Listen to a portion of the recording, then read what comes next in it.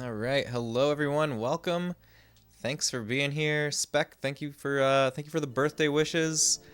This is my official birthday stream. Yeah, my birthday is a little bit later this week, but we're celebrating today, and I thought it would be very fun to celebrate with a game that's very near and dear to my heart, which is Donkey Kong Country 3. So I think that this game is very underrated in present day. Birdhouse Brian, hello. Thank you for Happy Hatch Day. Welcome in. I hope you're having a great day. Usually I always say I hope you're having a great night, but it's daytime for me now. Which I guess there are plenty of people that watch when it's daytime for them too, so who knows? Maybe I should just say have a great night anyways. Yeah, so when I was growing up, I like grew up right with the Donkey Kong Country games. Like I was the perfect age for 1, 2, and 3 as they were coming out. And back then, when I was a young space robot arm, I thought that the series just kept getting better and better with each one, and 3 was my favorite. For a very long time. I do have to admit that going back to it today, I think that it's the weakest of the trilogy. Maybe that's gonna change with this playthrough. You know, I might play through it now and say, what was I thinking? This is just as good as it was when I was in 3rd grade. But as of the last time that I played it, I was like, yeah, I can see what everyone's saying. 2 is really the best, but this is still an amazing game. There's a lot of people that just say that this game isn't even good. I think that's dead wrong. I think it's an amazing game. It's right up there with DKC 1 and 2. So yeah, it's a game that's very near and dear to my heart. So that's why I chose to play it on a special occasion. So I hope you guys all enjoy it as much as I do. When someone says a game is bad, I think of all the actually bad games and laugh. Yeah, I'm with you, Brian. I think that there's something to love about almost every game. It's very, very rare for me to play a game and just have nothing about it that I can enjoy, you know? But I think this is a really, really great game. There's so many things to enjoy about DKC3. Let me think if there's any other front matter that should be discussed. Oh yeah, we have the official Nintendo Player's Guide that we're playing along with. We're going to play along with today. And my hope is that we could use this and perhaps 100% the game today. Megan, thank you so much for the bits and welcome. I hope today is going well. Thank you so much, Megan. Yeah, we're going to play along with this, and my hope is that I can 100% the game. Let's see, there's bonus coins to find, there's DK coins to find, like this guy right here on the preview screen. Maybe enough to get Bubsy. You want me to take these bits and go buy a copy of Bubsy? That's almost enough. It's only like $7, right? Oh my god, just got that your name is a pun on megahertz. Yeah, you got it, Brian. You figured it out. Congrats. There's also banana birds, which is my favorite collectible in this game, I think, because they're so weird. They are birds that have the body of a banana. I need to find all the banana birds. You should get something that makes you happy, which is not Bubsy, I think. Thank you, Megan. Thank you for saying so. Thank you for accepting that Bubsy doesn't make me happy. It makes me happy in some ways. I just don't think that the act of playing it would make me happy.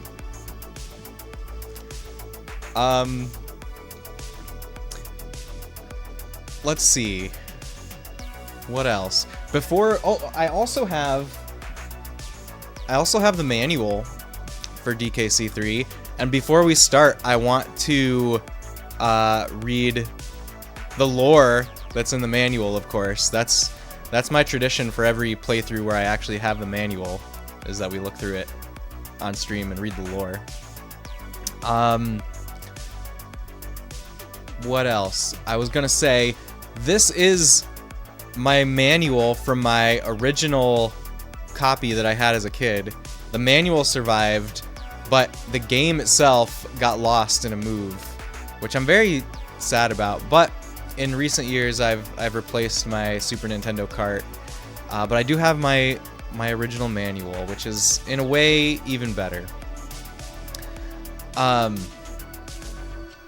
then I guess I'll also show you guys. I have this custom game cases box for it. I bought these for a lot of the games in my collection that are just like special games to me.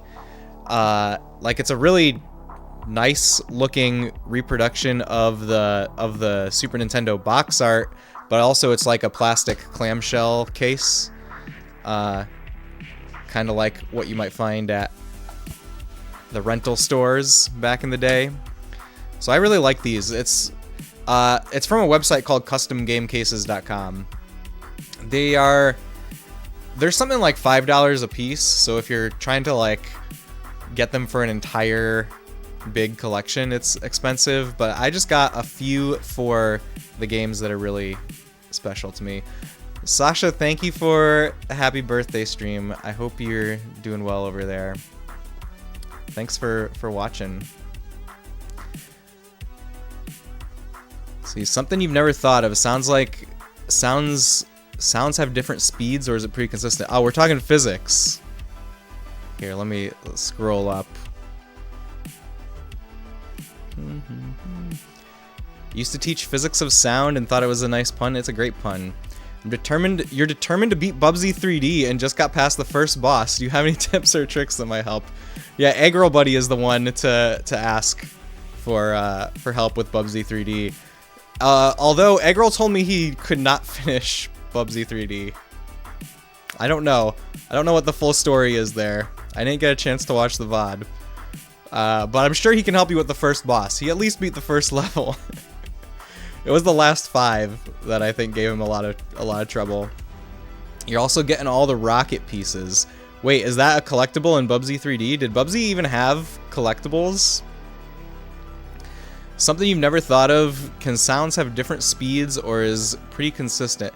The speed of sound is... So, I know that you were asking Megan, the sound physicist, but I also have a science background, and I can answer that. The speed of sound is constant depending through given a medium. So like, well, given air at a certain temperature and pressure, that gives you one speed of sound. You change the temperature, you change what the gas is made out of, or if it's liquid or solid, or you change the temperature or the pressure, that will change the speed of sound. But what the frequency of a sound means, it's like its pitch that changes. Like, you know, obviously a lower note on an instrument has a different frequency than a higher note. Anyways, that's my 1 minute or less physics lecture. I will go back to video games now. Is there even a good ending of Bubsy? Oh wait, yeah, every level has 2 hidden rocket pieces and you don't get them all, you get a bad ending. Is there even a good ending? That's a good question. We need to ask Eggroll if he shows up today. Everyone make a note to ask Eggroll about the different endings and if any of them are good. Can sound travel through a vacuum? No, because sound is... I said it was only going to be a 1 minute lecture. Okay, this is how sound works. You have a particle that gets pushed by this thing that makes the sound. It pushes the particle in front of it, and that pushes the next particle, and they vibrate and back and forth. So if there's no particles, that's what the vacuum is. If there's no particles, there's no sound, because sound just means those particles are moving.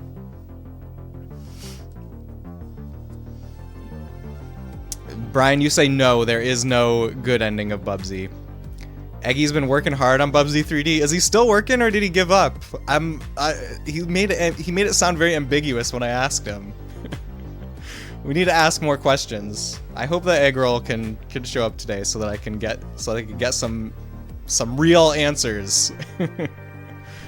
You're welcome, Brian. I hope you learned something. And Megan, you can tell me how good or bad my explanation was. Alright, the manual. Let's read the manual.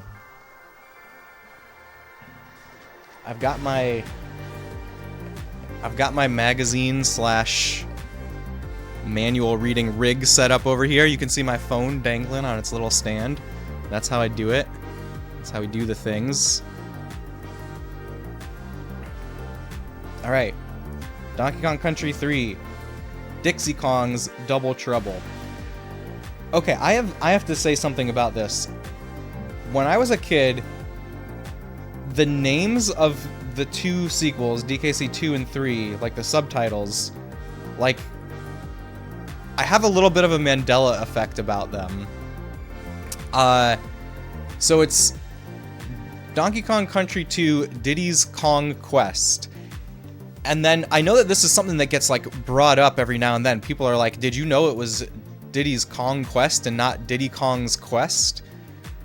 And that is what I always thought it was when I was little. But then at some point, I thought that I was wrong and that it was Diddy Kong's Quest. And I was like, why didn't they make it that cool pun that I thought of? And then I have a similar thing with DKC 3. I thought it was Dixie Kong's Triple Trouble, but it's Double Trouble. Did anyone like journey through the same universes that I did to have these Mandela effects? You learned a lot. I'm glad. Spooter, hello, happy birthday, my friend. I hope your day is as radical as you. Thank you, Spooter. Thank you so much, and thanks for being here. I hope you're having a great day too. We're gonna get into DKC 3 in a minute, but first we're going to look at the manual. Most importantly, the story. That's what we need to spend time on. Trouble again. I just noticed something. On my game, it's rated KA, but in this manual, it's rated E. Now, I know that they came from 2 separate copies, but I wonder if there's a version of the manual that has KA. Need to look this up. We need to go on a journey. Trouble again. Months after their victory against King K. Rool and his many baddies, the Kongs were still celebrating, soaking up the sun in their favorite glade on DK Island. Donkey Kong and Diddy Kong, often slung in hammocks, hit the music and spent the day chilling out with banana milkshakes. If she couldn't think of anything better to do, Dixie Kong sometimes joined them. Look at this picture of them, by the way. Don't they look so happy and cool? This morning, though, Dixie was surprised to find Diddy's room deserted. Up and about so early? That wasn't like him. It was only as she turned to leave that she spotted the scribbled note on the table. Gone exploring the islands with DK, it read. Back tomorrow. Dixie could remember the last 3 times that they'd already tried this plan. Each time they'd never made it further than the beach. That's where she first went looking for them. She realized well before she got to the beach that it was far too quiet for Donkey and Diddy to be anywhere near. Surely they hadn't followed one of their harebrained schemes all the way through for once. The sun moved slowly across the sky and melted on the western horizon. Dixie hoped that her friends were having fun wherever they were, as she settled into bed with a yawn. Oh look, here's the note. That's Diddy Kong's real handwriting, if you guys were ever wondering. Is it though? Let's continue reading. When morning came again, another brief swing through the branches confirmed that Diddy was still off on his little expedition. Dixie found herself starting to worry. She could only imagine what kind of trouble Donkey Kong and Diddy Kong were into. As the day crawled on and the night fell on the jungle, neither of the primates showed up. Again, Dixie could do nothing but head home to bed and hope that they'd be back by dawn. The next day came, but neither Donkey nor Diddy returned. Dixie had to find out what those 2 primates were doing. She made her way to the southern part of DK Island and swam to the nearest mainland. When she got there, she happened upon Wrinkly Kong's home. Wrinkly Kong told Dixie that the boys had passed by, but they hadn't said where they were going. She suggested that maybe the boys visited Funky Kong at his beach shop. As Dixie was leaving, Wrinkly asked if she'd look for the mysterious banana birds. The birds have been seen in the cave across from Funky's rentals, but no one seemed to know how to get them out. Dixie agreed and thanked Wrinkly for her help. She set out to see Funky at his shop. Funky Kong was busy working on one of his inventions, and his shop was full of unusual items. He can find use for anything that he gets his hands on. Funky told Dixie that the only visitor he's had all week was Kitty Kong. Funky pointed across the room to the cuddly toddler who was chewing on an old spare tire. Funky asked Dixie if she wanted to take Kitty with her. He's strong and can take good care of himself. Dixie agreed and the 2 were off. Before they left, Funky told them to keep their eyes peeled for some cool junk. He also told them to visit his friendly pals, the Brothers Bear, for help. Once on their travels, Dixie and Kitty discover a whole new collection of Kremlings who seem to have a new master named Chaos. There we go. That's the DKC3 lore. What do you guys think? Let's just take a peek through and see if there's any other cool stuff in the manual. Oh, I love the controller layout. Did my connection die here? Why you do this, camera? Hold on. Let me restart it.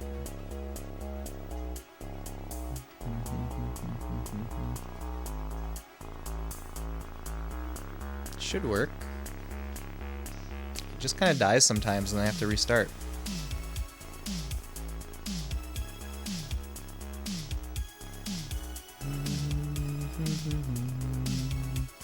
Well, I'll tell you guys that I'm looking at a really cool picture of the Super Nintendo controller. Let me restart the whole app that connects here.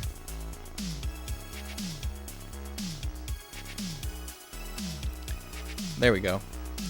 So this was happening before. Last time this happened, I thought it was because my phone battery was dying, but Maybe it's something else. There's Dixie and Kitty's moves. Oh, let's read the descriptions of them and their advantages. Dixie Kong is in the starring role as she quests across the islands in search of her friends. She has terrific adventuring abilities as she navigates through terrain with her helicopter spin. Dixie's advantages.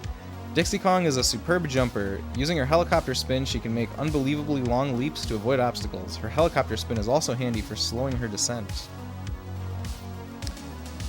Did you know Alium invented the N64 controller? Is that why it has space for 3 hands? Dixie was your favorite character in DKC 2 and 3?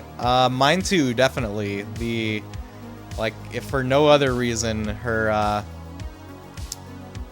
helicopter spin is OP. Kitty's design is so much worse than every other character's. You know, I kind of agree. Oh, let me tell you another thing that really bothers me. Up until now, all the main characters, their initials were DK. But now Kitty is the first one that's not a D in the front of his name. So he's not a DK. And I just don't know why they couldn't think of another D name for him. They should have thought of another D name. Did you know that Gunpei Yokoi invented the D-pad? I did not know that Gunpei Yokoi specifically invented the D-pad, but I know that he invented a whole lot of awesome things. Kitty's a portly toddler with lots of power. He can reveal secret areas by breaking down doors and smashing the ground. He's much like Donkey and Diddy Kong in the way he seems to get into trouble all the time.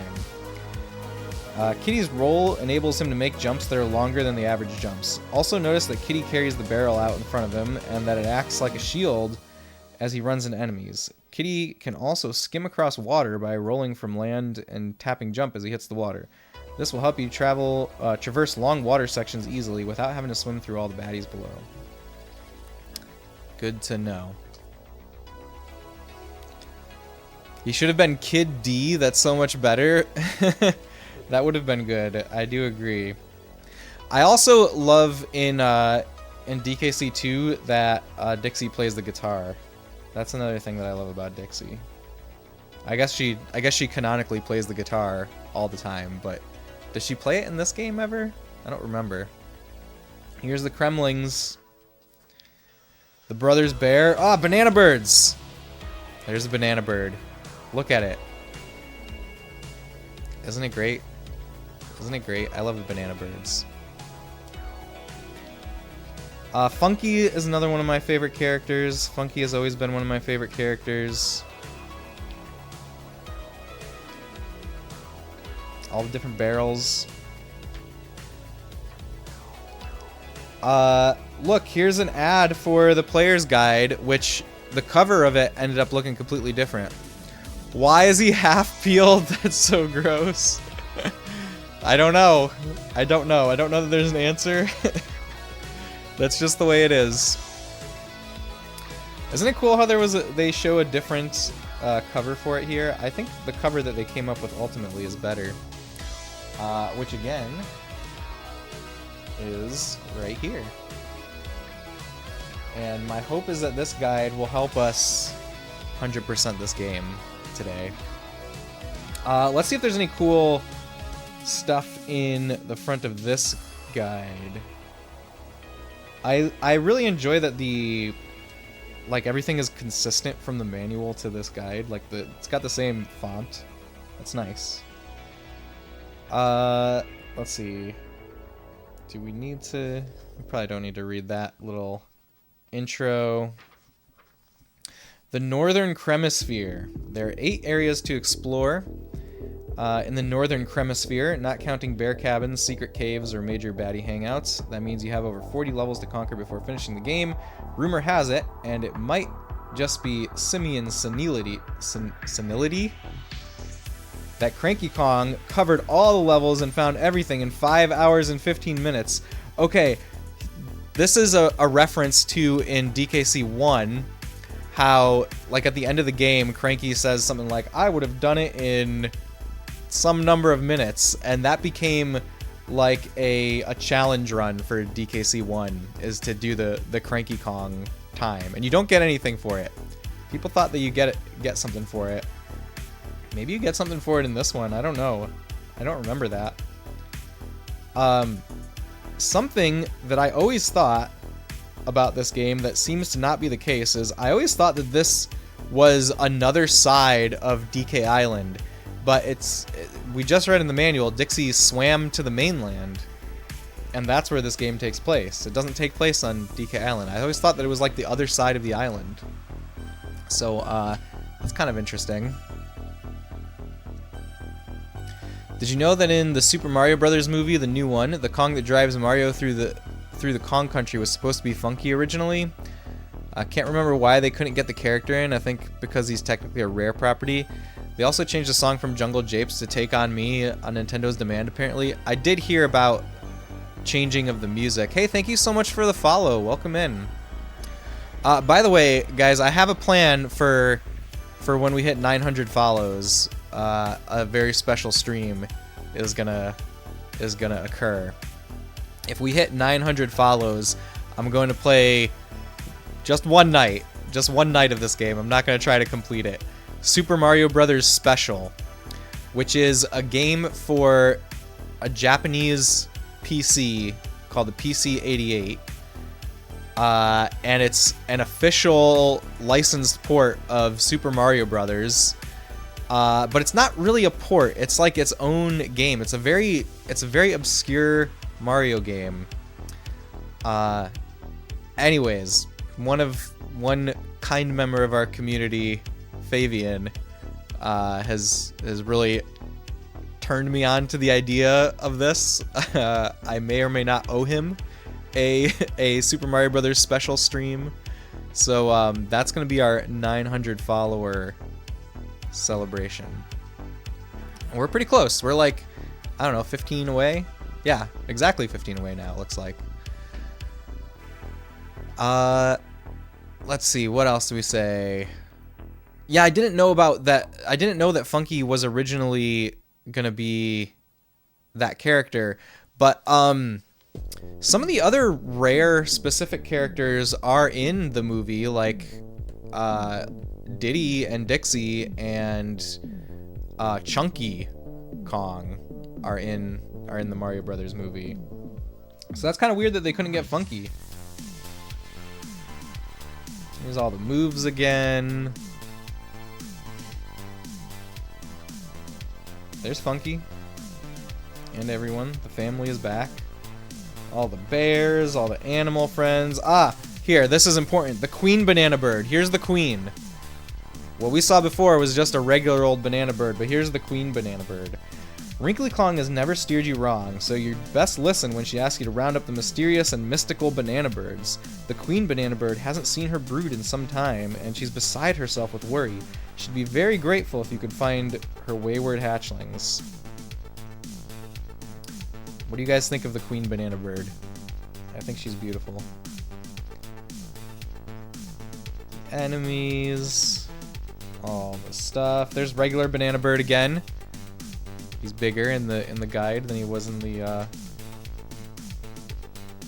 manual. Oh, this is going to be important for 100%ing. How does your flag wave? You can learn a lot from the way the flags flutter on the map screen. If you look closely, you can tell how many bonus or DK coins you found in a world and which levels are still hiding secrets. To learn to read the flags, check out the examples below. A black Kremling flag means a level hasn't been conquered. A pink flag means Dixie finished the level first, while a blue flag indicates that Kitty completed the level the first time. A yellow pennant flaps next to your pink or blue flag if you defeat Coin and win the DK coin, but there's a difference between a furled and unfurled flag, as you'll learn below. An unfurled flag flapping in the breeze means that you found all the bonus coins in the level. The flag will barely stir if the level still has secrets or treasures to discover. There's a secret in the stage names. Go to a level and check the stage name. If an exclamation point appears behind the title, you found all the bonus coins. Alright, we're going to need to pay attention to that. Alright, our first area is Link Orangatanga. One thing that is really awesome about this guide is the high-res renders of all the graphics from the game. It's really cool to see them. Alright, so it's time to get into the game, I think. Let's do that. Where's my controller? Where's my coffee? I need that.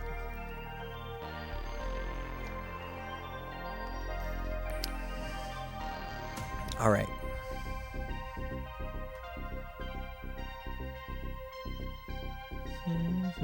By the way, this image up here I found, this is an actual rare render. I just think it's so perfect for stream overlay. I hope you guys like it. I'm kind of sad that I'm gonna cover it up with the guide here. I'm gonna cover it up with the guide for now. It's pretty great. Yeah, I love it. If the guide camera dies, we'll go back to them. Let's see. Game audio. Where's my TV remote? I also need to turn up the TV volume. What have I done with that? Oh, I have to get up for it. Hold on a second. Love your shirt. Thank you, Brian. Thank you. It's my most partyish shirt that I own.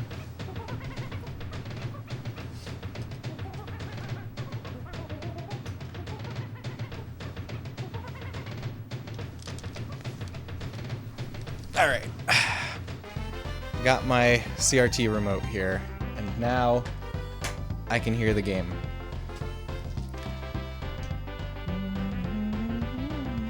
Let's see, controller. Can it not? Oh.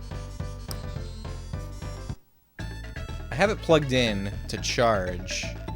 Okay, I think it's working. It's charging while usable. I have a 8BitDo Super Nintendo controller that I really love. It's 2.4 gigahertz wireless. It's really nice. Okay, I don't have any files on this because, yeah, I recently bought this copy of the game because my, not like super recently, like a couple years ago, because my original childhood copy vanished in a move, sadly. So there's no files on here, except for one that I used to test. Alright, what name can we fit here? This is always fun to figure out. I think we can at least fit the word space. We can exactly fit the name space. There we go.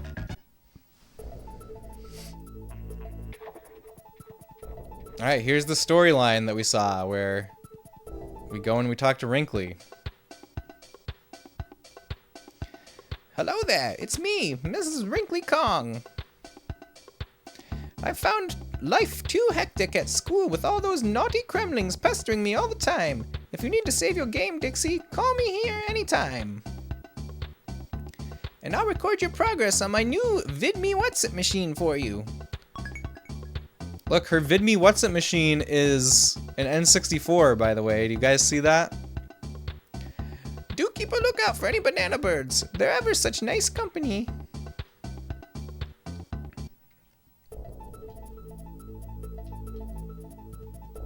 It blows my mind that Spyro came out after Crash 3 did.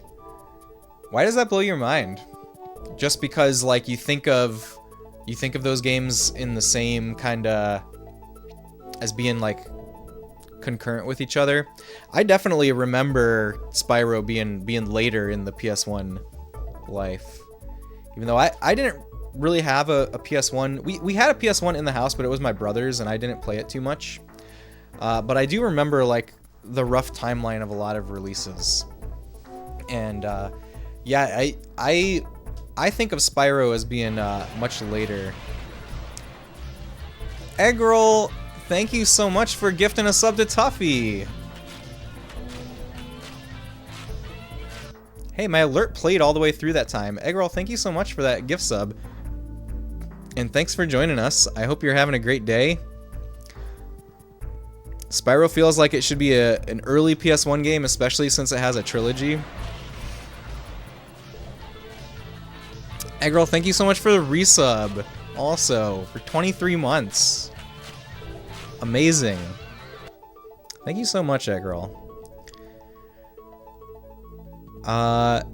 Eggroll, Brian has questions for you. Eggy, we must know about Bubsy. It's true that lots of Bubsy questions have been asked, and I didn't have all the answers. For one, did you beat the game? For two, what ending did you get? For three, was it worth getting the good ending? I guess is the question. Let's see. Happy birthday. Hope it's a great one this year. Thank you, Eggroll. It's going great so far. Thanks a lot for being here.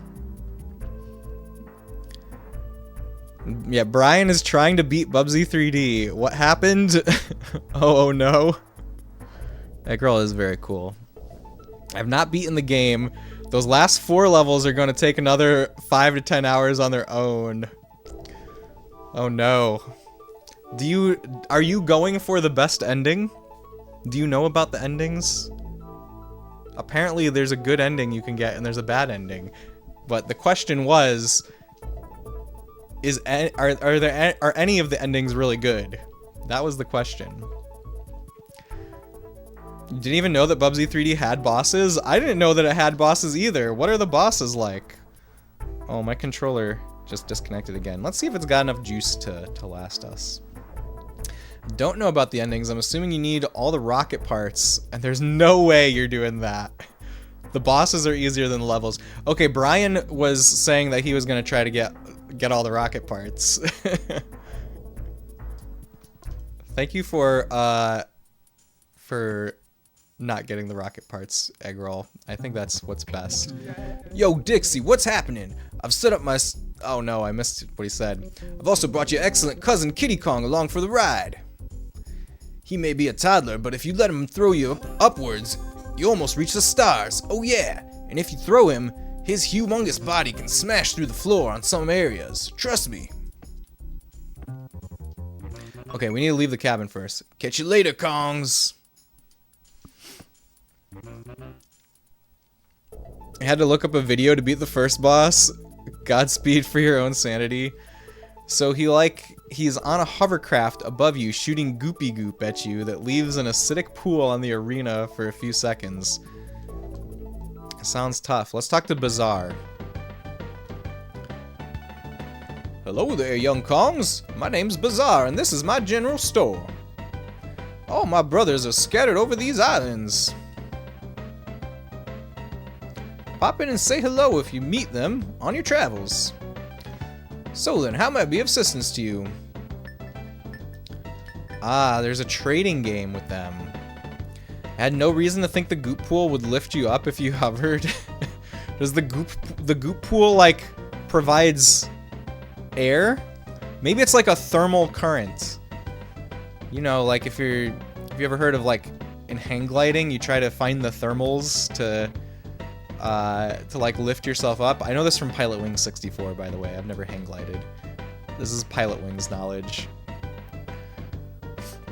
I think the first boss's explosions also let you rise up. Look at these intense pro Bubsy tips that are being discoursed here. Where's the shell from? This shell was found at the bottom of Lake Orangatanga and is pretty rare. As 5 bear coins, it's a bargain. Would you like to purchase this fine specimen? I would, but I don't have the money. Not interested? Never mind. I'm sure some lucky person will snap it up soon. What will it be on this fine day, Kongs? Is that a mirror? Yes, but it's no ordinary one, though. It was Cranky's great-grandfather's. Can't let it go for less than 50 coins. Can I interest you in buying? Nah. Not interested? I hope you're sure, because I don't think it's going to stay here very long. Nothing today, thanks. Catch you later, Kongs. I'm open 24 hours, you know. So I'm giving the bears a southern accent because it's the only thing that I could think of how to do quickly enough. But they're totally like Canadian, I think. I think this whole place is like Canada. That's That's how it is in my mind, at least. How's Donkey Kong 3? This is your favorite one, right? So, when I was a young space robot arm, this was definitely my favorite one. But coming back to it as an adult, I do think that it's probably the weakest out of the 3 on Super Nintendo. However, I still think it's very underrated overall, and it's a really amazing game. And there's a lot of people that say, like, don't even bother with DKC3, and I think that's, like, so wrong. But yeah, I think it's really good. We're just starting. We're just starting now, though. You think Donkey Kong 3 takes place in Canada? It takes place in the Northern Hemisphere. Let me show you.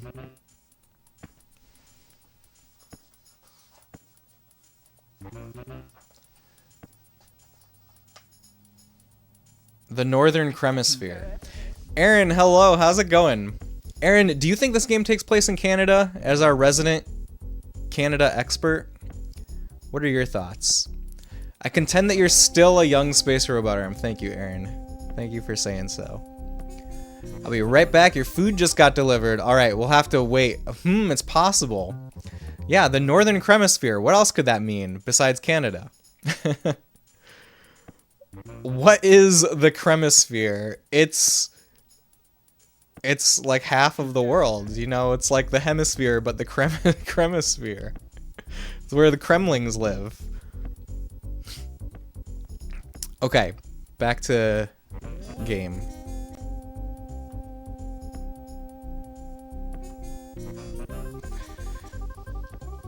Motorboat. Oh, I'm the Tower of Power too sweet to be sour. Yo, hombres, got anything new yet? I don't. Time to catch some rays. Oh, I think this is where the first banana bird is. Bounty Beach.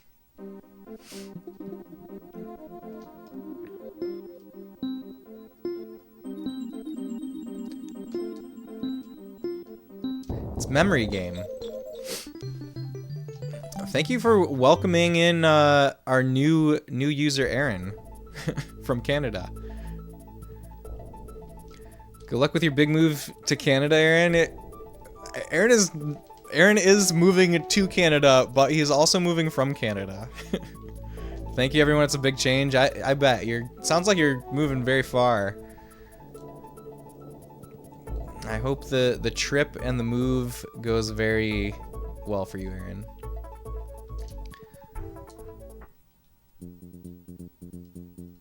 All right, Lakeside Limbo. We're finally on the first level.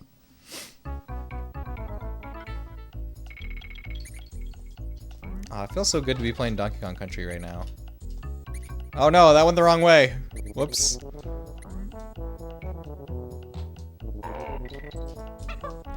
Okay, this is where Kitty can smash through the floor. Our first bonus stage.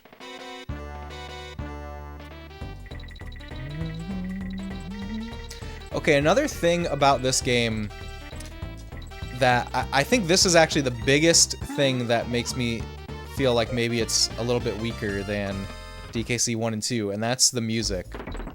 They had a different composer do most of the music for this game, as opposed to David Wise from DKC 1 and 2. And I think it's really noticeable. I definitely think I think I missed the, there was a one up there. Oh well. Yeah, I think it's really noticeable. I think it's missing that like special, like hard to describe soul of the DKC 1 and 2 music. But something that's very interesting is for the Game Boy Advance version, they brought David Wise in to do a new soundtrack. There's like several new songs in the Game Boy Advance version. And so the reason that I don't have a save file on this cartridge actually is last time I played through this game, instead of playing on the original cartridge, I played a ROM hack that used the Game Boy Advance soundtrack, and it was really cool. Very cool experience. Wait, oh. Ah, there we go. One up. Okay, let's see if I got everything. I don't know if I did. We did. We got the yellow flag and it's flying high.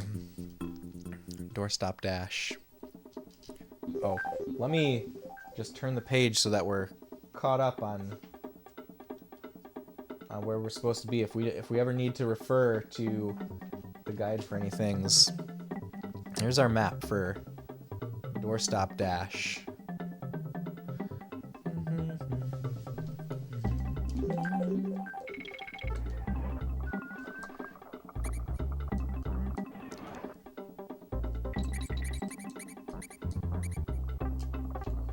Like the music is good, but it's not like, it's much more subdued. I think Donkey Kong Country 1 and 2 have some of the best pieces of music I've ever heard in my life. Oh no! I died on the second level. It's not going far enough. It's not going well so far is what I mean to say. It doesn't donk enough? Yeah, that's right. It doesn't donk enough. What do you think of the donk level of this soundtrack? Like, there's nothing in this game like Aquatic Ambience or Sticker Bush Symphony or Forest Interlude or any of those ones. There's nothing quite like that stuff in this game.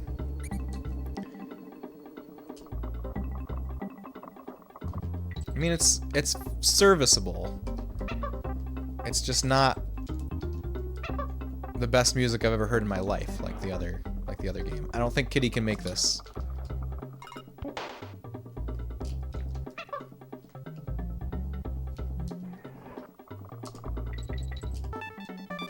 Here we go. As far as I've seen, there isn't an Aquatic Ambience or Sticker Bush Symphony. Yeah. I don't think there is. I don't think there's anything on that level. In fact, something that's funny about the Game Boy Advance one is the title screen music is a remix of Aquatic Ambience. Like, I feel like they specifically use that to be like, look, there's gonna be great music in this one. I mean, it could be because the music is in the Northern Hemisphere. That's true. The music is definitely in the Northern Hemisphere. I guess this is just what they listen to up here.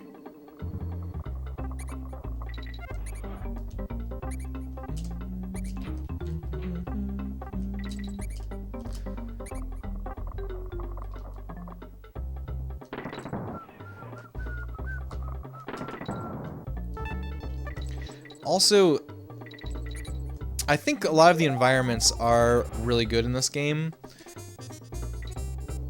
But yeah, the DKC 1 and 2 environments are on another level, I think. But we'll see. You know, this is just how I felt like a couple years ago, the last time I played through this game. And I'm perfectly open, perhaps even hoping that I feel differently this playthrough. And maybe after today I'll be like, yeah, actually this is the best DKC game. Ugh. This requires some finesse. Let me catch up on chat. Do you think the music is donk enough? Space Robot Arm professional. Professional donkologist. That's your quote, Eggroll. You're the one that said, do you think it's donk enough? Oh no, I guess I did ask it back to you. That's true. Thank you for the quote. Do you think music is more important to games back in the day than they are now? I feel like modern games tend to have more ambient tracks. There was a very recent, I think, interview with Nobuo Uematsu about that. And you know, for me, music is very important in games today and back in the days of yore. And what Uematsu said was that he feels like games have been chasing like symphonic, like movie style scores, and that's not necessarily right for games. And I tend to agree. Like, video game music has changed a lot towards sounding like trying to sound like movies. But I like retro game music a lot, obviously. Aren't you going to give your favorite relative a goodbye kiss? Sorry, Grant. Sorry, Wrinkly. I missed a bonus coin in that stage, by the way. Sadness. Let's talk to Barnacle. Hello there. How's it going, kitty? Barnacle's my name, and I've set up... Have you seen my shell collection? It's nearly complete. So he wants the shell. Cinematic is definitely a good word for it. Yeah, they're trying, like, there's a lot of games where they're trying to be like film scores. Now, I actually think that FF7 Rebirth is one of the best examples counter to that. The music in Rebirth is incredible, from like so many different angles. That's like a gold standard for modern video game music, I think. What was that? The Mario 64 castle theme? Oh yeah, Eggroll. Let me. Well, after we do this Smuggler's Cove, I'll go back there. Yes, it was. It absolutely was. And if you pay close attention, Wrinkly is playing an N64 there.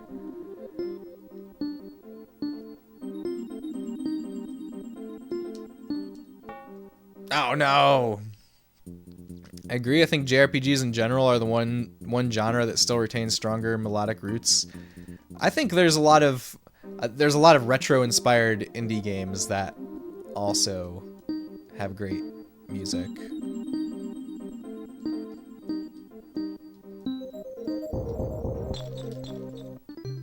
Also, on the subject of Rebirth, there's a certain thing that you do in Rebirth when you find the where are they called, the shrines, and you do that little mini game. It reminds me so much of this game. It's like it reminds me so much of getting Banana Birds. Look, she's playing N64. You see her N64 on the floor there in front of her TV? There it is. I always thought that was a really cool little crossover. You two agree, Spooter? Yeah. I think there's a lot of truth to it. Title Trouble. Okay, we need Dixie to go get that that barrel. Where's Dixie at? There she is.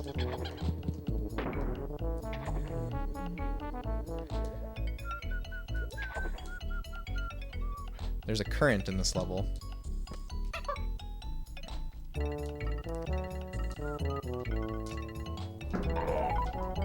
Yay! Oh, let's try the Diddy or the Kiddy Kong water skip thing. It's gonna take a minute. He can skip like a stone on water, I swear. I swear it's a thing. Look!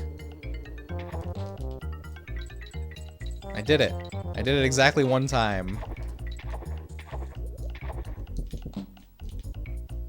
I always thought these barrel enemies were really weird.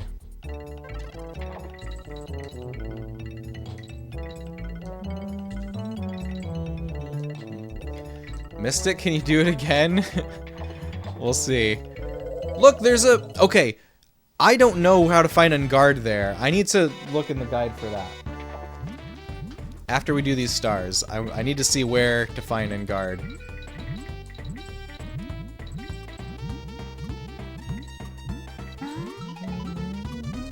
Where's the coin? There it is.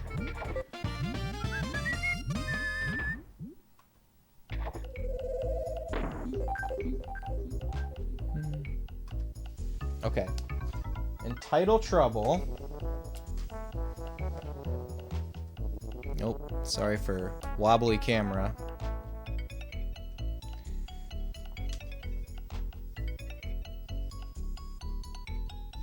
Here's Unguard. What's this W barrel? I don't remember what a W barrel is.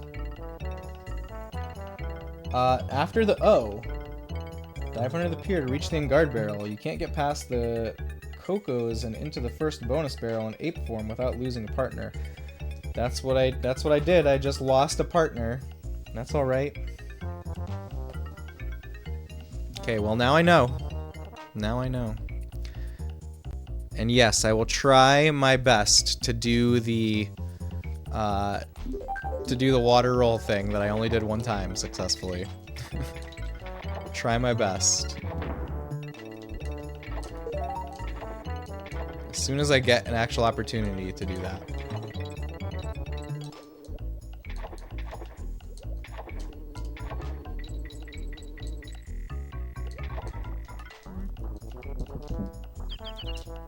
Ah! How do I get back up there? Oh no, I can't get the N.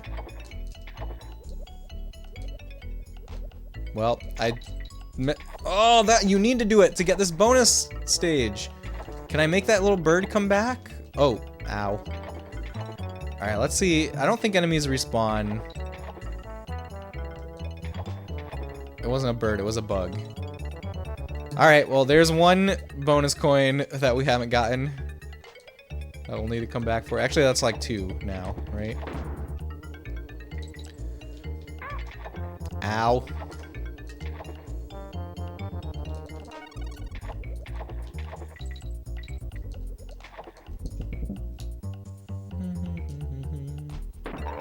Oh, and there's another thing that I need Kitty for here. There's so much. There's so much missing. Cog. That's right. We got Cog. We tried. All we got was Cog. Skidda's Row. Snow level. Let me turn my page.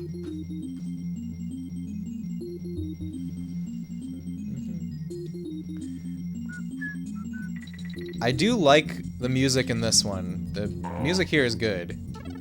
But it's still, like, just a little too subdued compared to stuff from the first 2 DKC games. I guess DKC 1 has a lot of that subdued stuff, but 2 doesn't.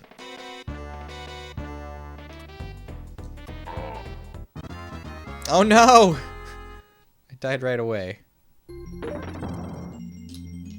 Let's see, can we go back and retry on that one? Oh yeah. That's nice.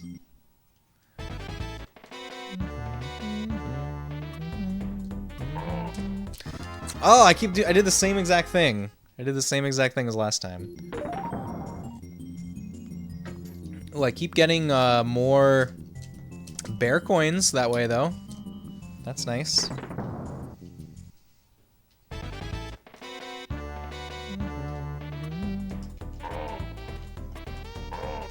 There we go. I'm doing it right this time.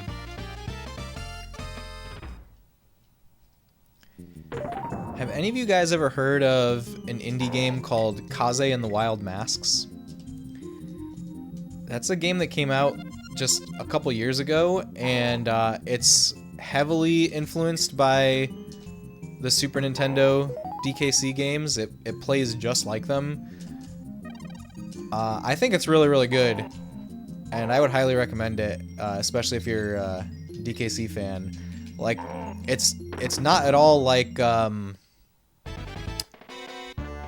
Donkey Kong Country Returns and Tropical Freeze. I think those games are very different than the Super Nintendo ones. But Kaze and the Wild Masks, a very cool game to check out. Spec, welcome back. I'm happy that your coffee was very good.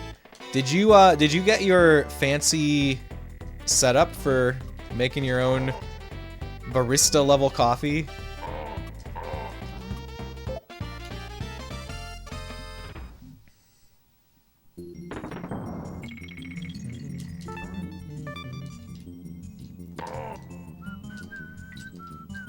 didn't get the fancy setup yet. Otherwise, you would have taken a lot less time to get coffee. Gotcha.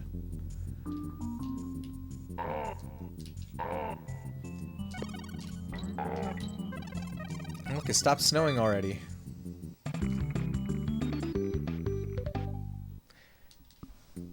So it doesn't show if you get the yellow flag, but it does show if the flag goes straight up.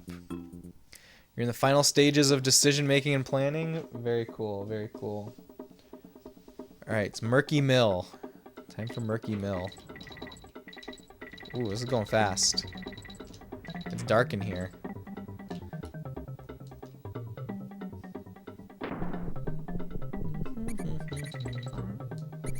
Okay, mechanic, very funny mechanic with Ellie the elephant is she is afraid of mice. And if you see one of these rats, she runs the other way. But if you like completely jump over them and jump on top of them, it's okay. I'm sure at some point I will make a mistake and you guys will see exactly what I'm talking about. Oh.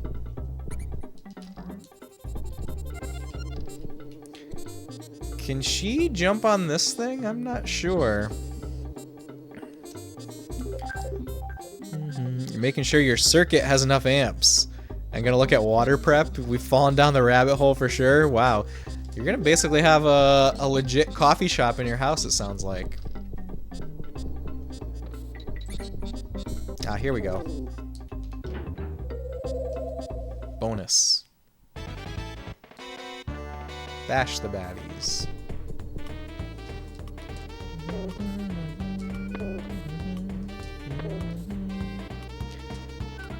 Oh no, I mistimed that. Oh, let it go. Got it. It gave me plenty of time there. It does seem to be that way. Coffee branch rebrand when? You're only getting one grinder though. Oh, there's the scared of the mouse thing. I probably need to bring this with me to get the coin.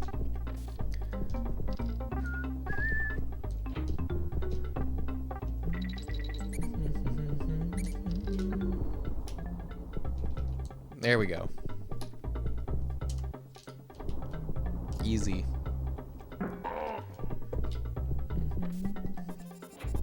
Ever since New Zealand, that's when Coffee Branch rebrand started.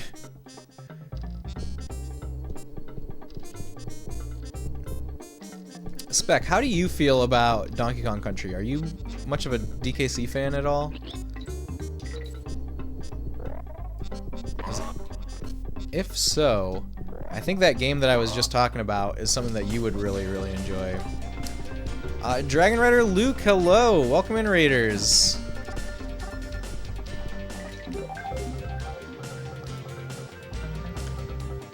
Let me go over here. Dragon Rider Luke, thank you so much for the raid. I hope you had a great stream. Raiders, I'm Space Robot Arm. I stream retro games of all genres and just try to represent classic games authentically, have a warm, nostalgic time on the couch, playing games with friends, and exploring video game history together. And today is a special stream. I'm celebrating my birthday, which is just a little bit later this week, but we're having our party today on Twitch, and we're playing Donkey Kong Country 3, a game that's very near and dear to my heart. Yeah, I hope you had a great stream. Thank you for the raid. We're just in the beginning of DKC 3, but my plan is to at least beat it, maybe 100% it today. That's what we've got going on here. Esprestrum branch. That's a lot of syllables and a lot of S's, but I believe in you, Spec. Thanks for welcoming in the Raiders.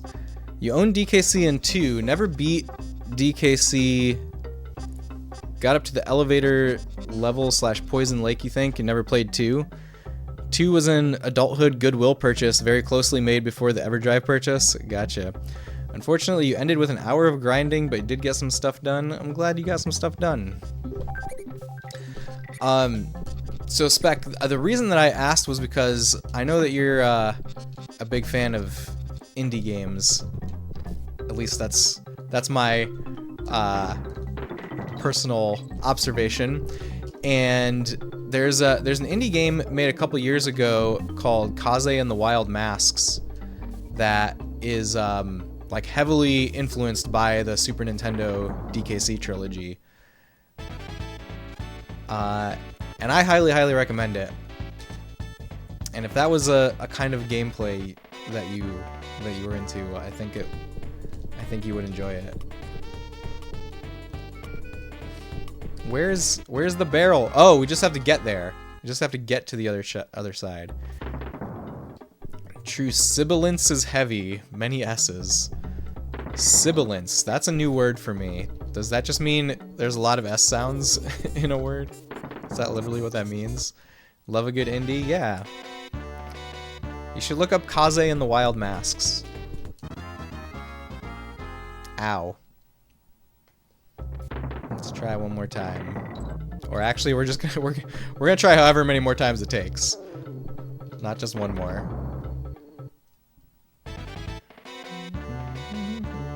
DKC 1, at least as a kid, was more difficult and fun to you. Wonder if that's changed since. It's been like 30-ish years.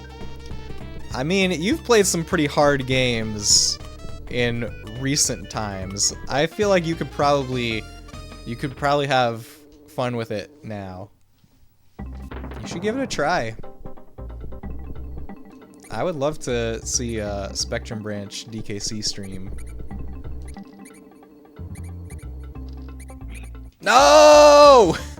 She saw the other one. She saw the other one and got scared. Possibly? I believe, Spec. Oh no, oh no, oh no. Okay, we're good. I don't think that I need to replay bonus areas, but let's just verify. Should that be your birthday gift to me? You playing DKC? That would be a great birthday gift, Spec.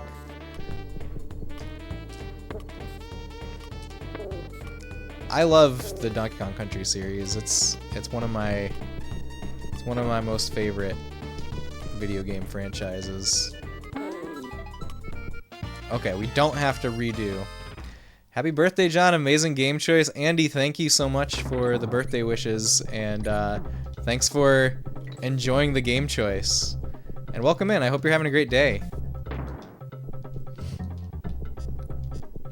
Okay, also don't need to get the DK coin again. I'll try to remember these things.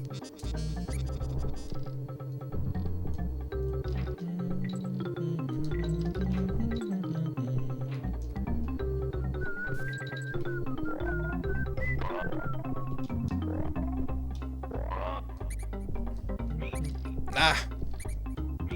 No! Okay, we need the barrel. Where's the barrel? There it is. And yeah, sibilance refers to the hissing S sound. It can be commonly spoken about when editing vocals. Oh. Thank you for that knowledge. New knowledge. And speech therapy. Very cool. Okay, so this is close to where I died, I think. Sincerely Sam, hello, welcome in. Thank you for the birthday wishes. And thanks for joining us. I hope you're having a great day. Okay, can I get another barrel?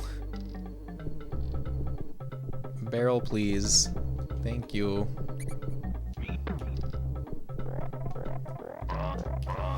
G! Ah! I was so close to getting that G. Doing well, thanks. How are you? I'm doing great. Having a great time playing a game that I love a lot. And hanging out with some cool people.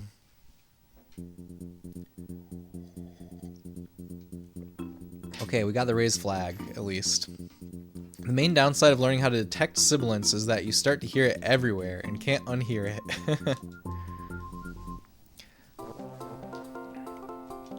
Does it specifically refer to the noise kind of generated on recordings of S sounds? My show's on the road and it's in every land.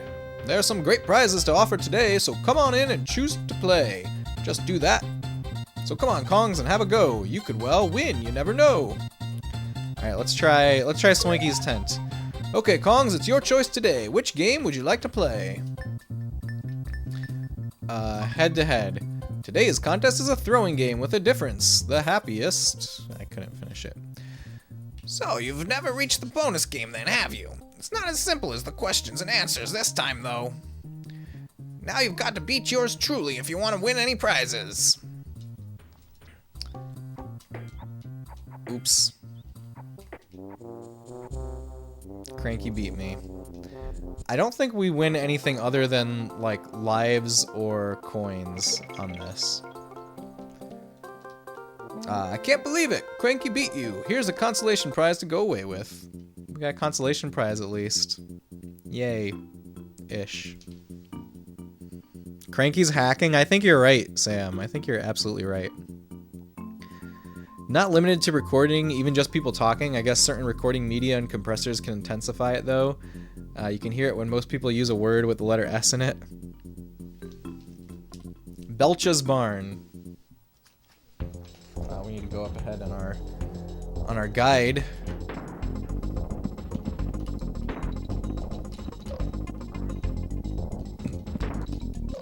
Okay, we need to feed him. We gotta just find the right trajectory to get these bugs in his mouth. Not quite there. I hope I don't die on the first boss. Oh my god! No! No! Well, that was a fail. Let's try again. Got lots of lives, it's fine. It'll be fine. Look how slow this one is going too.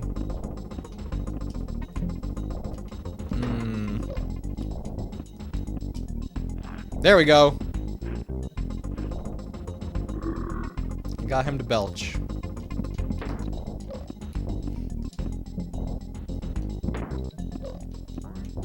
Ow! I keep accidentally killing the bugs.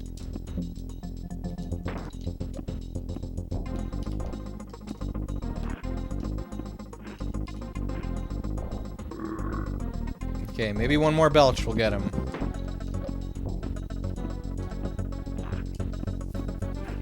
If you die to the first boss again, I'm afraid I'm gonna have to take your gamer card for like 2 minutes. Okay, Eggroll. I'm gonna try really hard to not die to him again. He's still alive! What the heck? He's supposed to fall there. Alright, that's gotta be it. Tough but fair, Eggroll. Thank you for being fair. Got it. I don't have to worry about Eggroll taking away my gamer card. Whew. Thank goodness. Thank you for the GG. Wow, he was barely hanging on there. I know, right? First try, exactly. Exactly. Cremwood Forest.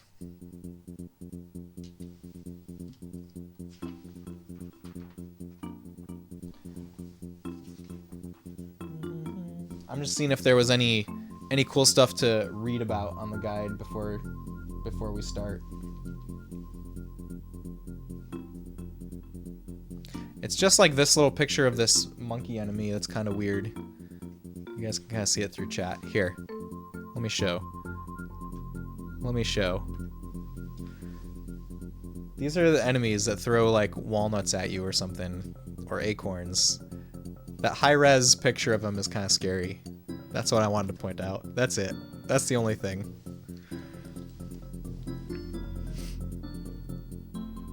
The Repo Man of gamer cards. So that's how Eggroll got all those gamer cards. Collect them like Infinity Stones. Can you play some kind of TCG with them? But does anyone have Eggroll's gamer card, the True Villain Origin Story? I take Eggroll's gamer card whenever he doesn't play Bubsy. Good, Aaron. Thank you for keeping egg roll in check there. It's all a delicate system of checks and balances here, and you're doing your part, Aaron. All right, we're climbing a tree. There's those weird monkeys. Wait a minute, I have to look at something here. I feel like... What's the thing that's on top of their heads? I always thought that they were wearing hats that were like... I don't know. I always thought they were wearing some kind of hat with like a... Like feathers on the top. I don't know why I thought that. But now that I saw the high-res render over here, I can see that that's not what it is. Weird. It's their hand. Is it their hand? I think you're right. I think it must be their hand. It must be. Thank you, Brian. Wow, look at that. I saw it. I saw them in a whole new light. Aaron, you'd do anything for Bubsy. Those are strong words. I think it's a hand. I always thought it was their other hand. Yeah, I guess it was. I always thought it was like a Roman centurion hat or something. I don't know if that's the right word, but like a hat that had like a red feather on top.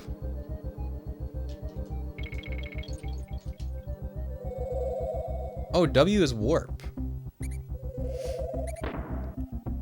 Hand hat. Wait, have we had an A-OK Bubsy stream? I don't think that we have. I don't think so. I missed all the stuff in this because I found a warp. Oh well. Let's continue. We'll go back on a second pass to get all the collectibles when the time comes.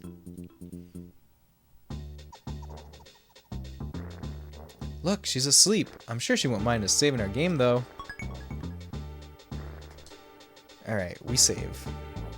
We don't get to see her playing Super Mario 64 yet. Only that one time.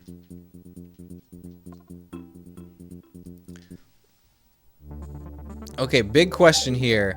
Are any of these main character Kongs in DK64?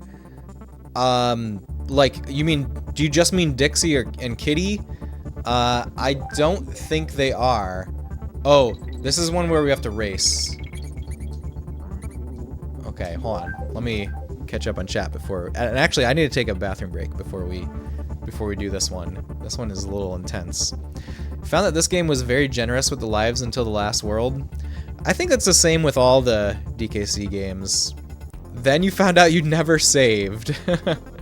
Well, sorry, Luke. Yeah, playable. Why would they not keep them?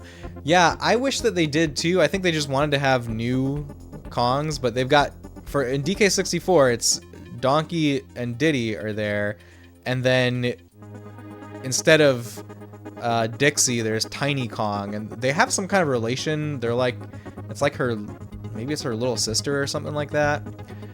And Chunky is kind of like Kitty, and then there's Lanky Kong. Those are all the DK64 Kongs. It's a tough way to find out. DKC 1 and 2 were way harder for you. Did you play them first? Do you think that could be why? You developed the skills by the time you got to 3? Okay, I'm gonna get up and use the bathroom, and when I get back, we'll do this race level. BRB.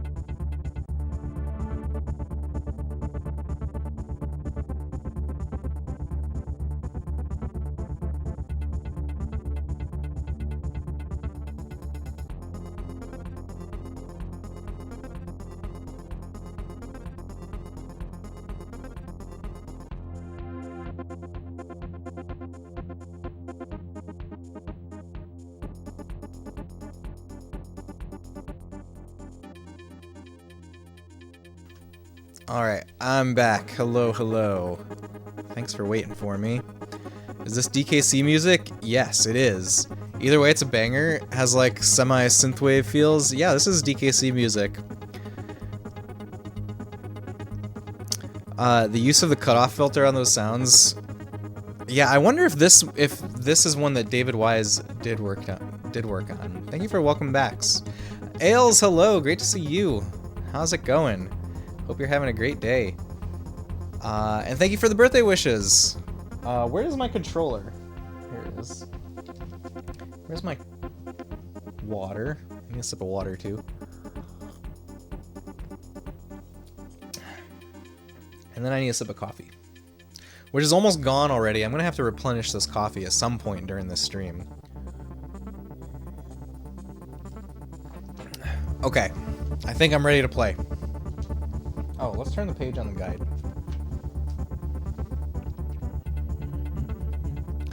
Also, there, so you guys can see if you're so inclined, our Nintendo Powers Player's Guide. Oh, okay, I wanted to back up and do the kitty thing, the kitty water skip thing, but that didn't work.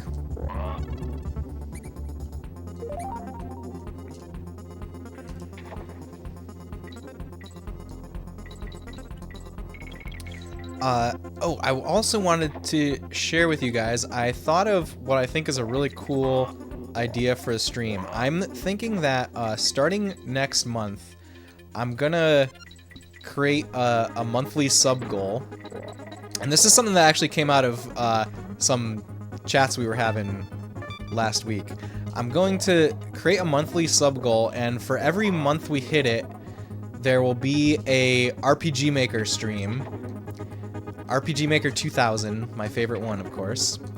And we'll slowly develop an RPG Maker game over time for every month that we hit the goal. And I'm probably gonna make it something that's like a little bit challenging for us to hit, just because you know, I still want it to be like a special event kind of deal. But I think it will be really fun and cool. So probably starting in May, I will implement that. What is the goal? Can it start now?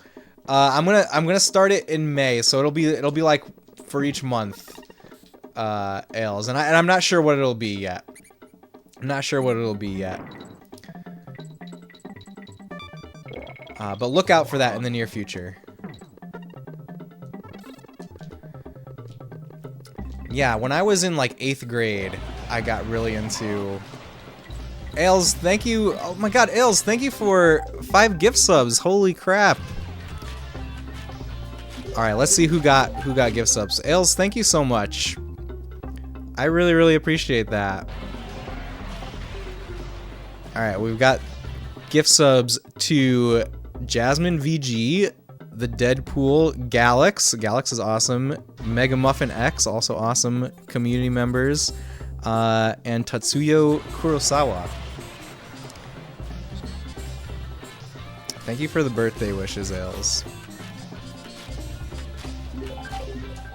Much appreciated.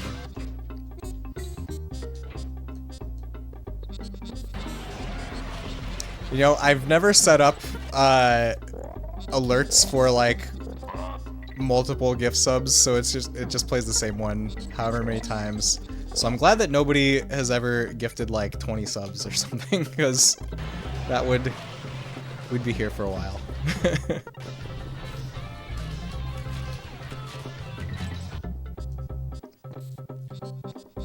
Alright.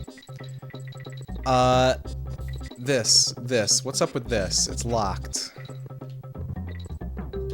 Is there a way to break the lock? Probably have Dixie throw me on it.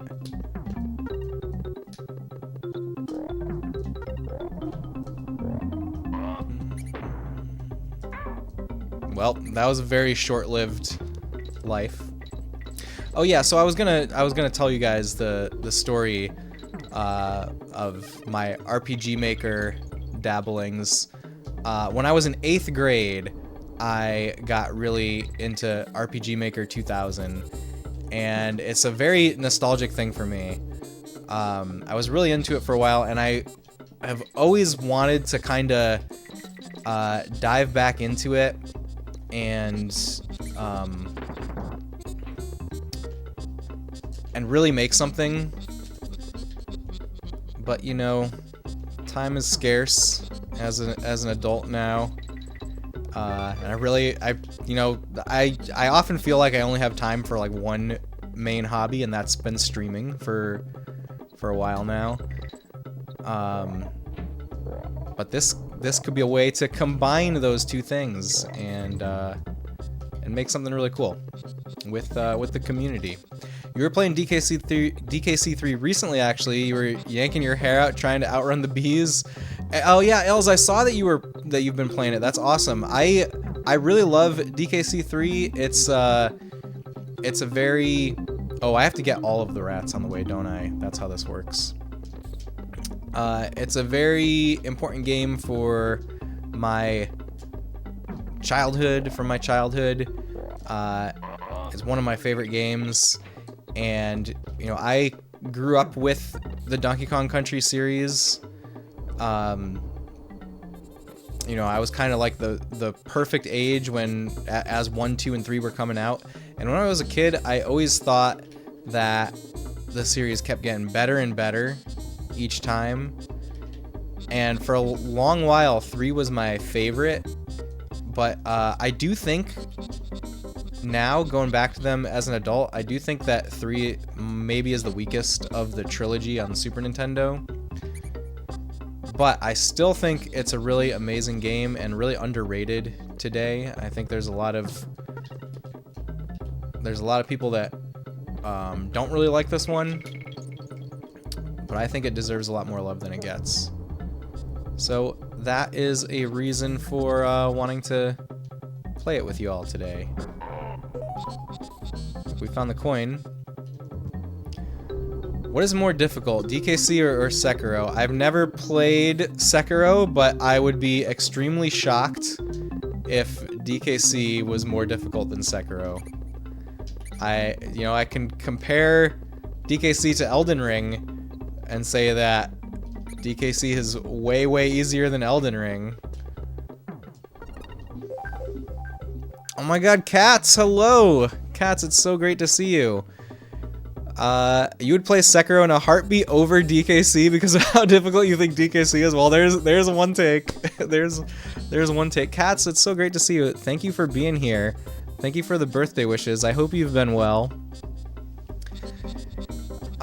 Nice, yeah, I'm playing it on the side. Your main retro game at the moment is Symphony. It's your first playthrough, enjoying it, but you still enjoy 2 and 1 first. We'll see.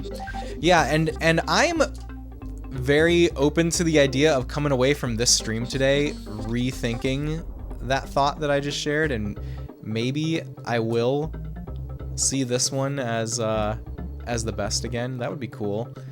But yeah, right now I think my rankings of the Super Nintendo DKC games are 2, 1, 3.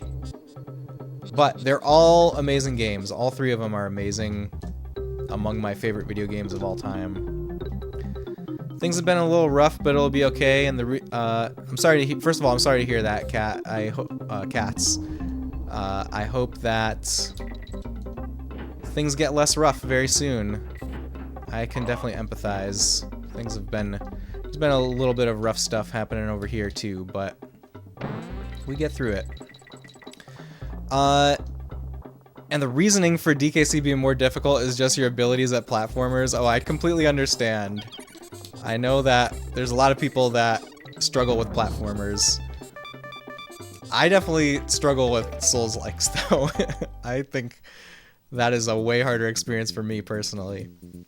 Also, dude, I love the shirt. Thank you. Thank you so much. I think this is my most festive shirt that I own. That's why I decided to wear it today. Oh, that was called Squeals on Wheels, by the way. All the levels have good names. I need to take the time to read them. Spring and Spiders. Heck, dude, we're gonna get through this rough stuff. I believe so, Cat. I believe. I keep saying Cat singular because I have another person in the community now who goes by just Cat, so I'm sorry. You are Cats plural. If you could teach me how to do some water skip, it might have a chance of improving going forward. Okay, Ails, next time I get an opportunity to do water skip, which by the way, I'm not good at either. But next time I get the opportunity, I'll sit there and I'll try to articulate exactly what I'm doing when I successfully water skip. Oh, it's okay, not worried about it. I just assumed cat or cats is addressed to you. Yes. Thank you, cats.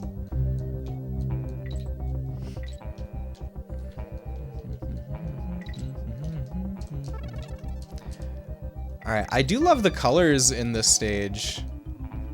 Like the green background and like the pinkish trees look really nice, don't they? No! I saw that coming. Oh, can I pick up a barrel as Squawks? No. I think there's another version of Squawks that can pick up barrels.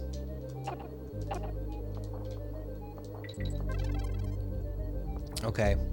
How do I hit this guy? There we go.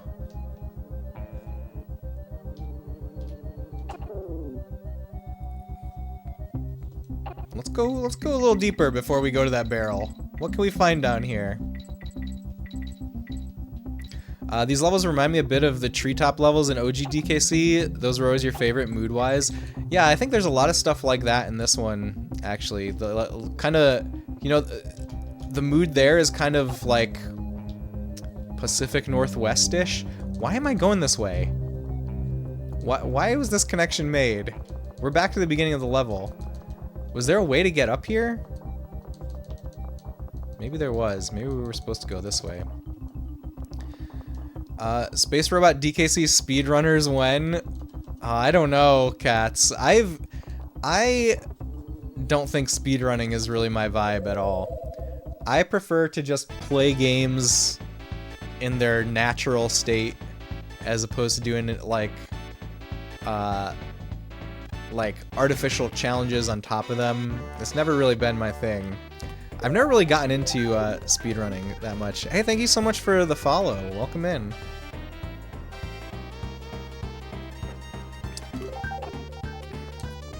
I do have a special stream planned for when we hit 900 followers.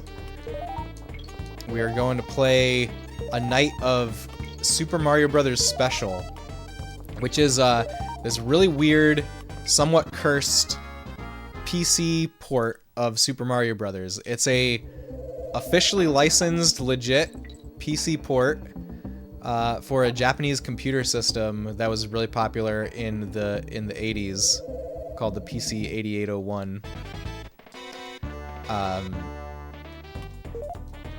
And that's like known for being a pretty bad game. It'll be interesting. Anyways, that's our 900 follower goal stream.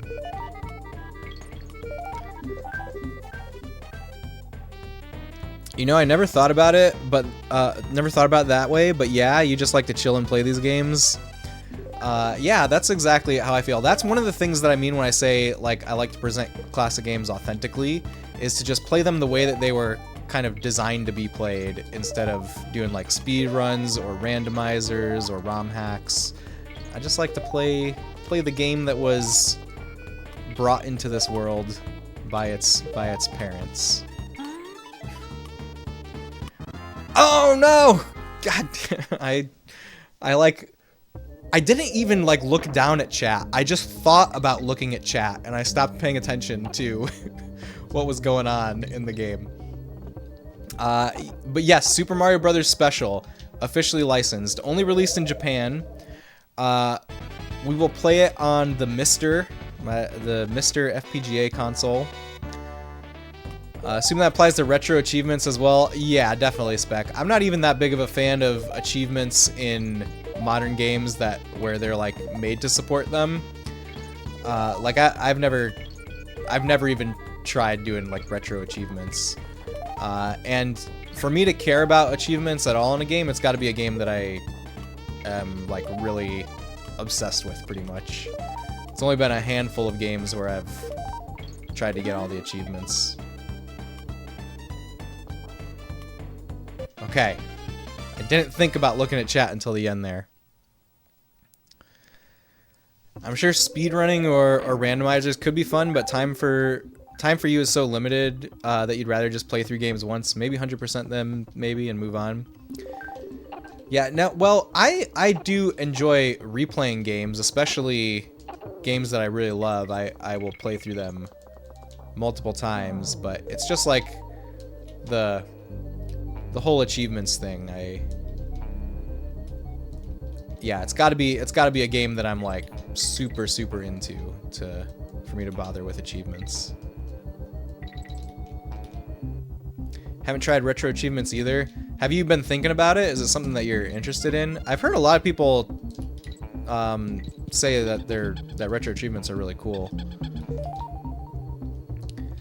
I don't know if there's a way to get them working with original hardware. Maybe there is, using a capture card. Okay, this is just begging for me to go down. Is that all that's here? Just was that a 3-up? I want more bananas. Actually, we don't need bananas that bad. Agree, Space Robot. People generally speak well of retro achievements if that's their vibe. Yeah, I've heard great things. Laganzar, hello. You got them working once for a little bit. It's pretty neat. Laganzar, how's it going? Hope you're having a great day. Did you get them working with RetroArch, or did you get them working with original hardware? Yeah, there's also another thing that I will say is, you know, this is kind of related to my feeling about retro achievements, but stuff like RetroArch and like setting up retro achievements, most of the time, when I have dabbled in that, I end up spending so much time configuring stuff and so little time actually playing games.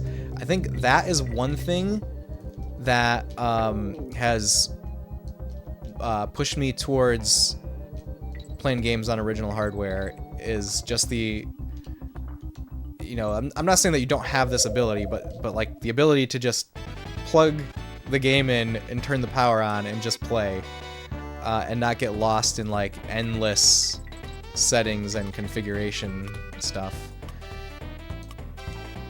I definitely want to be Dixie for this.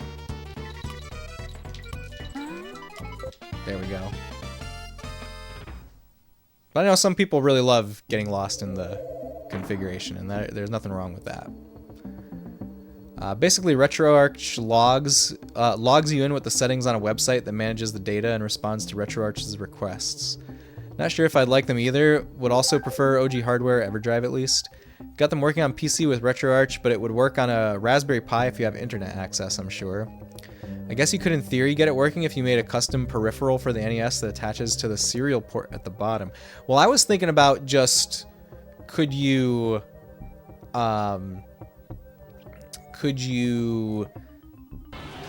use just the video? That's what I was looking for. Plunge, thank you so much for the resub, and thank you for the birthday wishes. Plunge, I hope you're having a great day. Thanks for being here. Thanks for joining us. EverDrives do have the USB out. That's true. I don't think there's any documentation about how to use it, though. Is there? Yeah, I was thinking about trying to use like just the video out with a capture device. I wonder if that would be possible. Azir, hello, welcome in. Hope you're having a great day. What's up? Didn't realize it was your birthday today. Feliz cumpleaños. Thank you. My real birthday is on Tuesday, but we're doing a special long stream today as my Twitch birthday party. Maybe, not sure how you'd go about that. You could also just modify the ROMs individually and play on an EverDrive. Yeah, but you would need to still communicate with the internet, right? I don't know. I'm sure some smart people could find a way to do it. Sure, conceptually there's a few ways a bunch of talented engineers could come up with. Yeah, exactly. This game is a treat. It may have been the black sheep of the trilogy, but still deserves plenty of love and appreciation. An SNES swan song. Yeah, that's also how I feel, Azir. I feel like this game is super underrated. But when I was a kid, this was actually my favorite of the DKC trilogy. Going back to it as an adult, I do think that 1 and 2 are better, but I still think this is an amazing game, very underrated today. My speedrunner friend uses the FX Pack Pro USB to automate splits. Oh, that's really, really cool. I wonder how much information is out there about how to do it. Taking the words right out of my mouth, including the person who isn't me, Tone. Yes, thank you, Laganzar. Great minds, great minds. It's still super solid, no slouch. Agree. Okay, where were we? We're climbing this tree. There's a letter over there. How do we get that letter? I need to take a moment to see if we can get the last letter there before we continue. There's no way to go back without dying, so there's got to be something that I'm missing though. I do have the guide. Let's look at the guide. I want to see. I have the Nintendo Power Players Guide over here. This is what is hopefully maybe gonna help us get to 100% completion. Maybe, if we're lucky. This is the stage we're on. There's the G. How do we get to that G? Do you have anything to say about the G? There's a warp barrel here.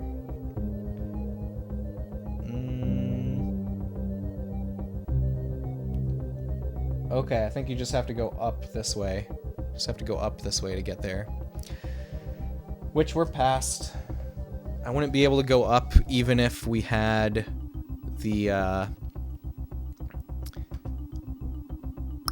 even if I jumped down and sacrificed a Kong,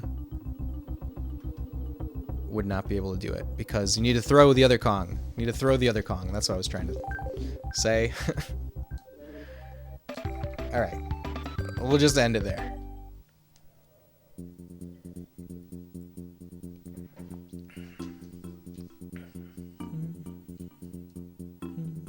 Oh! We can go buy the seashell.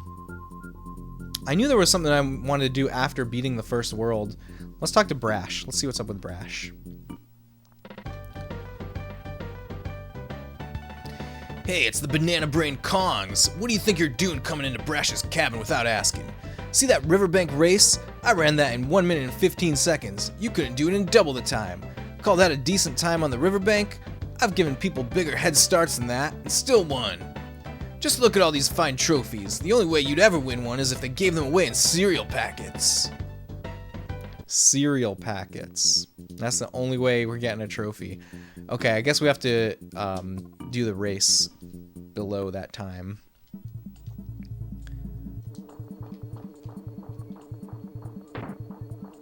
Wait, what's going? How do you get this? Oh! I know.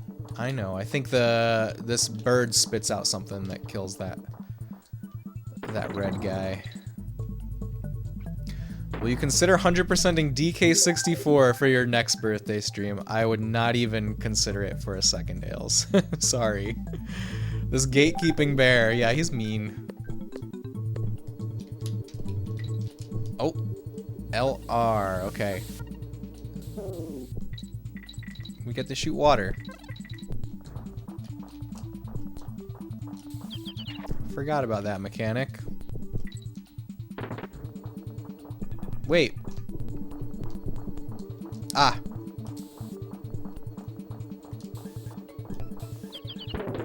There we go. Look at that. Finding stuff. I actually am not a big fan of DK64. DK64 is a game that I was really disappointed with as a kid because DKC 1, 2, and 3 were such important games for me growing up. I was like looking forward to a Donkey Kong Country N64 game ever since the N64 came into being, basically. And I don't know, it's just like such a chore to play. Like, it's so long and grindy. I've never even beaten it. And I played it a lot. It's not for lack of trying. I've definitely played a lot of DK64 as a kid, especially. Someday I would love to finish it, but I would never love to 100% it, I don't think. It is very long, especially 100%. Yes. I don't think I have any desire to do that.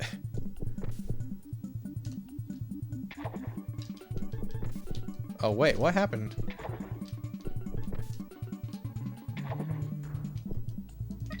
Here we go. DK64 is one of those I really want to love this games. Yes, that's true for me too. Like, it might be the first game that I was ever really disappointed in, to be honest.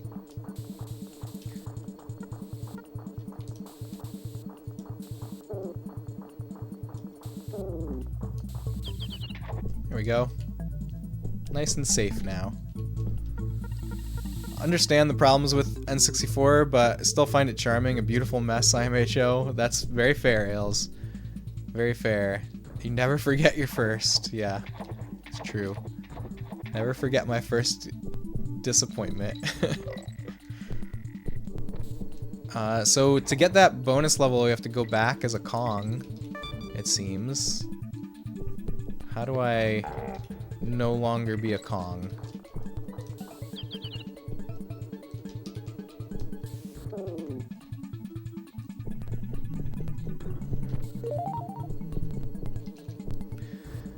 Which in hindsight I don't even agree with, but still at the time. Oh, yours might be FF12. Yeah, you know, I really liked FF12. I never finished FF12 though. I've told this story a couple times. The reason that I've never finished FF12 is not because I didn't like it or anything like that. The reason is because I lost my memory card. I was playing FF12 a lot when I was on when I was in college on an internship that was in a different state. I'm gonna see what the guide has to say about this bonus stage that we missed, because it feels like we're going back too far. That happened to you too, Aaron? Look at that, we're missing memory card twins. So like when I traveled back from that internship, I guess I never found where I packed the memory card. The funny thing is that like 15 years later, I finally found that memory card. I found it in a like a laptop bag that I must have brought on that trip. And my save file is still there. It's at like 20 hours or something. I've often thought about going back and finishing FF12 in my original save file, but I think I probably need to start it again from scratch. Rydia, hello. Thank you so much for the birthday wishes. Rydia, I hope you're having a great day. Thank you for joining us. How are you doing today? Oh yeah, I was gonna look at the guide for that one bonus level. You're doing great? Awesome. I'm glad to hear it. Okay, bonus areas. Pick up the barrels and press up as you throw them into the water. It will float where it lands. Carry another barrel with you when you jump to the floating barrel. Use this barrel to create another stepping stone. Okay, so I think we got to that one, right? May as well play Zodiac Age while you're at it. I don't know, Luke. I mean, I really enjoyed the original one. I think I might play the original. I know that a lot of people say Zodiac Age is a big improvement, but I'm also a fan of just playing the original, even if it's lacks quality of life improvements. You're a fan of DKC? Me too, Rydia. It's one of my favorite video game franchises, especially the Super Nintendo trilogy. Wingman, good late afternoon and happy birthday, SRA. Hope the day finds you well. How goes the 100% run? It's going great, Wingman. Thank you for joining us. Thank you for the birthday wishes. I hope you're having a great day too. We haven't gotten into the 100% side of things yet. We're just trying to get through the game, and then we'll do a pass.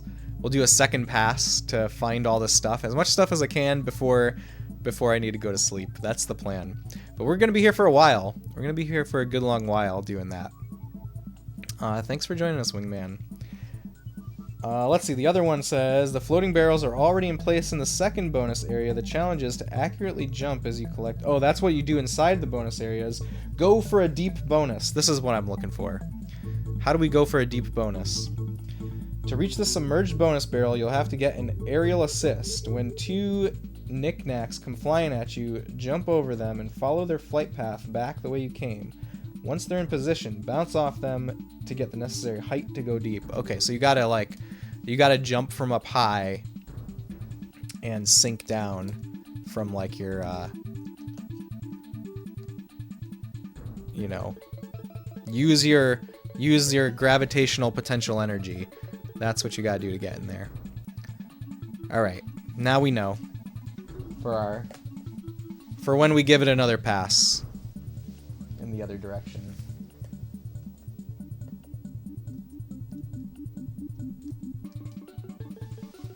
Sorry, I'm trying to adjust the camera frame over there so that it's not all lopsided. Anyways, yes, let's go finish level.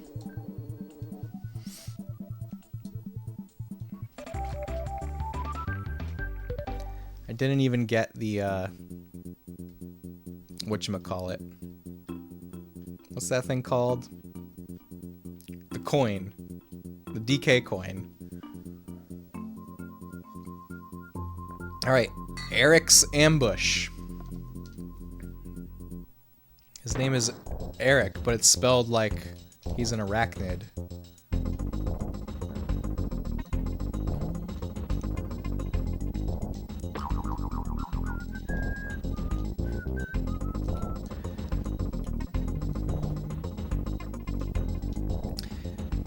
Hey, have any of you guys ever played the second Yooka-Laylee game? You know, there's this game called Yooka-Laylee that was made to be like a spiritual successor to Banjo-Kazooie, and I think Yooka-Laylee, the first one, was kind of not super well received, but they made a sequel called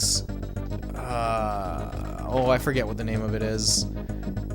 It's Yooka-Laylee and the something something. But yeah, the second one is a side-scroller, supposed to be really good, and I think that one plays much more like the Donkey Kong Country games, which I think is really, really cool. Yooka-Laylee and the Impossible Lair, thank you. Let me catch up also. There's a second one, yes, you have. The side-scroller one's supposed to be really good. The second is way better and easier. What do you think about the DK coin mechanic in this game? Liked it in the first few stages, but I feel like DKC2 had the better idea with them. I think that the mechanic from DKC2 is basically just, you know, find the hidden thing, but the bonus stages are already finding the hidden thing. JB! We'll catch up on that in a second. Let me welcome our raiders. JB, thank you so much for the raid. How's it going? Everyone, if you're not following JB already, please give him a follow. Very cool retro streamer. You're playing Street Fighter? What the heck? That's awesome, JB. What were you getting up to with Street Fighter? Tell us all about it. Beat, hello, welcome in. Rich Lich Glitch, hello, welcome in. Let's see, what else do we have? We're shuffling in. Thank you for shuffling, everyone. Okay, so for those of you who are joining over here for the first time, I'm Space Robot Arm. I stream retro games of all genres.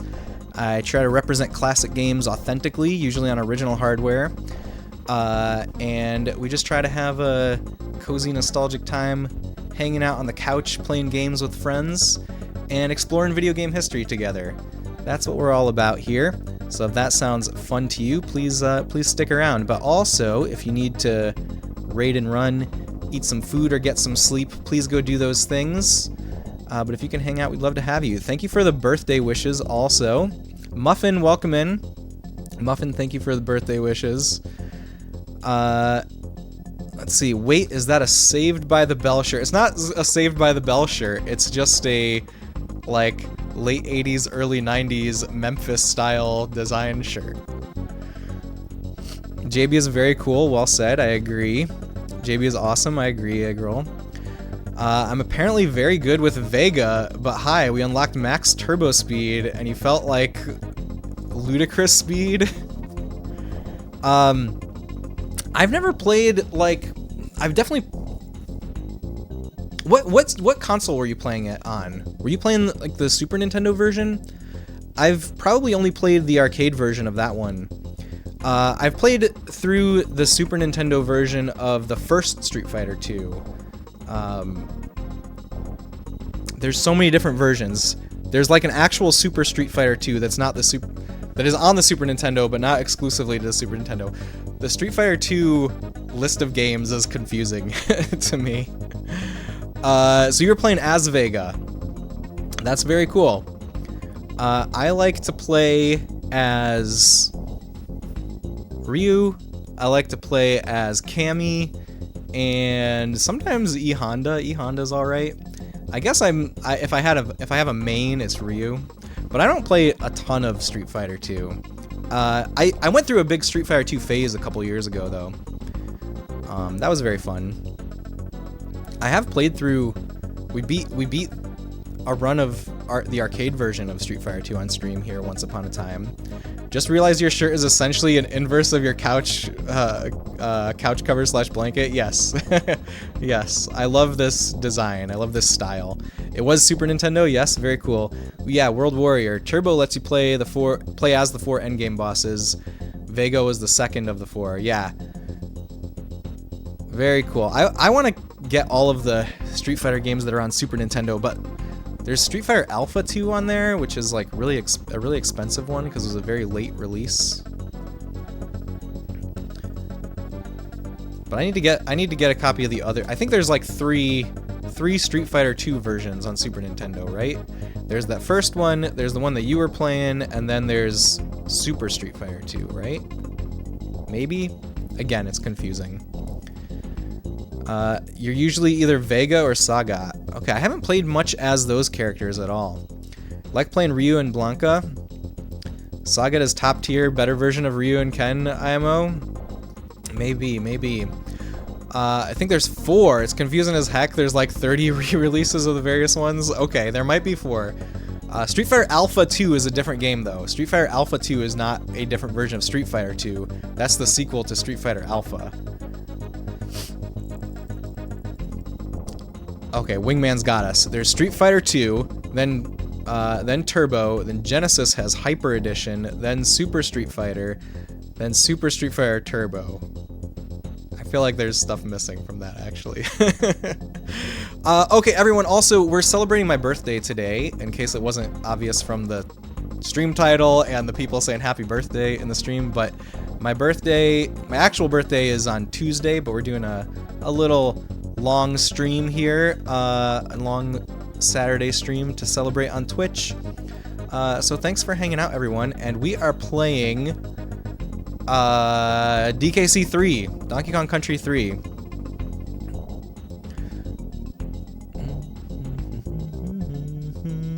Those were the big releases you remember. OMG, I'm so slow. Happy birthday. Thank you, Laganzar. No worries. No worries at all.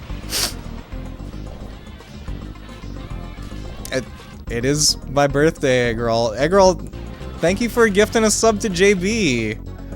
I'm just messing. I've been here an hour. Thank you so much for the gift sub, Eggroll. I really appreciate it. Okay, we're fighting a boss right now, actually. And we were talking about something before you guys came in. Hold on, let me go back up. Remember what we were talking about, because we didn't finish it. before y'all raiders shuffled in. We were talking about Yooka-Laylee. We were talking about the game Yooka-Laylee and the Impossible Lair, which is supposed to be really good. Oh, and we were also talking about the difference in the DK coin mechanic between DKC 2 and 3. And what I was gonna say to Ailes, who asked this, was I feel like the DKC coin, or the DK coin in 2 is just like find the hidden thing, but you already have that with the bonus stages. So I like that in 3 they did something different with it. Because you've already got that mechanic here too, because you still have the hidden bonus stages to find, which is exactly the same, in my opinion, as finding the DK coin. Let's see. All right, I think that's what we had to catch up on. DKC3 is actually great for what it is. I know there are detractors, but it did a lot of things right. Had all the DKC SNES games as a kid. Loved these games, but some endgame levels are awful. So I don't remember much about those endgame levels, but hopefully we're gonna find out today. Last time I played through this game, I did not do all the endgame stuff, but if we have time to get through it today, that's what the plan is. I think Evelyn Fisher did fine as the composer. Wise is goated, of course, but she did fine with this one. I also think it's fine, but it's definitely missing that like amazing, beautiful soul of the first two. I think that's one of the things that's missing about it. Hey, let me catch up on chat, and then I'll tell my personal DKC3 history and feelings. It's a fair point. See what you mean. Those are all the versions of Street Fighter 2. There's also the Alpha series.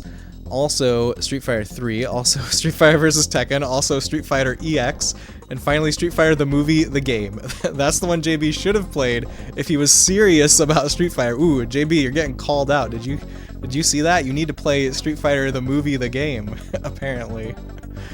Love the open world map of DKC3 with the little key items and such. I do too. Okay, so my feelings about DKC3. When I was a young space robot arm, I was like the ripe age for the DKC trilogy. Like, I grew up as they were coming out, and at the time, I thought each one kept getting better and better, and I loved DKC3. I thought it was my favorite in the series for a long time, until really coming back to them as an adult. And I do have to admit now that I think 3 is probably the weakest of the 3 on Super Nintendo. However, like you guys were saying, there are a lot of detractors from this game. I still think it's an amazing game that is like right up there with the first 2. It's just a little bit weaker. And I think that DKC3 is super underrated in its time. I think there are some things that kind of put it lower. I think the biggest one is the music. But it's still an amazing video game. It holds up, and I hope you guys agree. You don't have to agree, but I'm gonna share this game with y'all, and maybe you'll see the light if you don't already. Heard the movie was actually a good one, believe it or not, but I don't get to hear Raul Julia scream, "Game over!" Arcade edition or nothing. Those are two. Yeah. There's two separate Street Fighter. There's two separate Street Fighter the movie games. Movie games. Does that sentence make sense? I don't think so. There's two separate games. There is the arcade version and the console version, and they're completely different. And apparently the arcade version is actually good. If you had to choose between DKC3 and Super Mario World, which one you going with? There's no wrong answer, just wondering. Definitely Super Mario World. It's definitely Super Mario World for me. You go Super Mario World over DKC3, but 2 over World. See, I'm not sure about DKC2 over Super Mario World. That's a lot closer for me also. I don't know. Alright, let's see if we can beat this boss. Thanks again for the raid, JB. I really appreciate it. Ah! I knew something like that was gonna happen if I unpaused. It always does. You're right, your encyclopedic knowledge of retro gaming always impresses me, SRA. Thank you, Els. I'm glad to be of impress. Okay, spit your little gumballs at me. Dang it. Oh, there's the kitty cry. That's our first time hearing kitty cry. Every other time I died, I guess it was either falling off a cliff or with Dixie. I think Mario World is my #1 choice for platformer on the SNES, but Link to the Past is my favorite game on the SNES. Yeah, I think favorite platformer is definitely a toss-up between Super Mario World, Donkey Kong Country 2, and Yoshi's Island. Okay, why am I doing so poorly at this? I totally forgot, by the way, when I unpaused last that I had to go and pick this up from the top. I forgot that was a thing.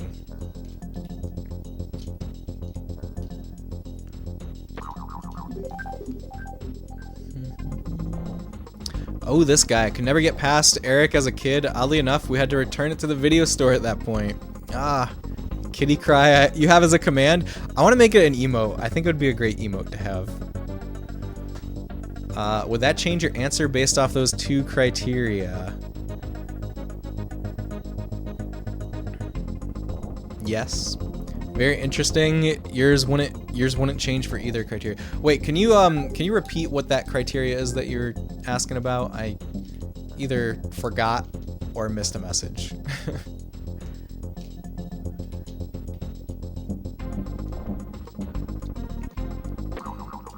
If only one could remain in existence, you feel like there would be enough games in the Super Mario Brothers franchise that are like Super Mario World that you would preserve DKC3 because there's really only one like it. This was the original question you asked. What's the scenario only one of them can remain in existence, or just which one is better? Oh, okay. Interesting. I don't know. Super Mario World is very special to me, but I do understand that point.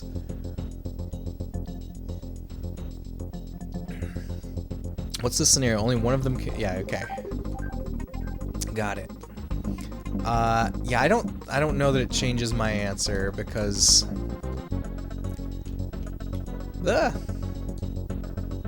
Super Mario World is my first video game that I ever played.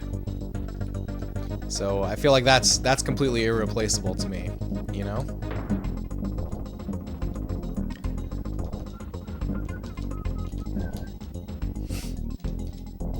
I do think this guy was definitely challenging for me as a kid.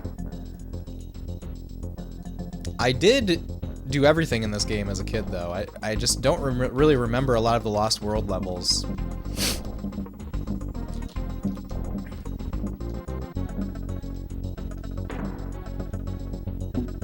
Got him. Ooh, he gave us a patch.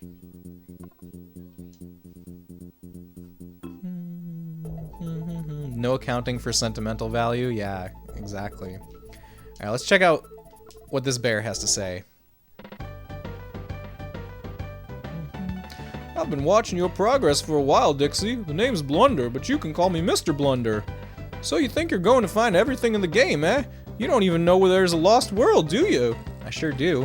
Whoops! I think I just let the cat out of the bag. We did know that. It's fine. Don't worry.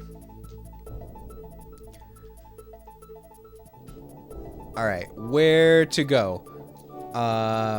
Funky.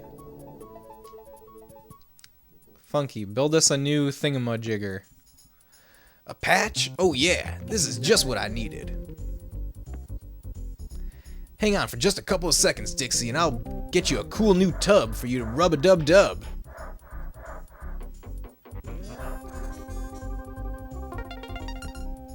Hovercraft. Alright, we're leaving though.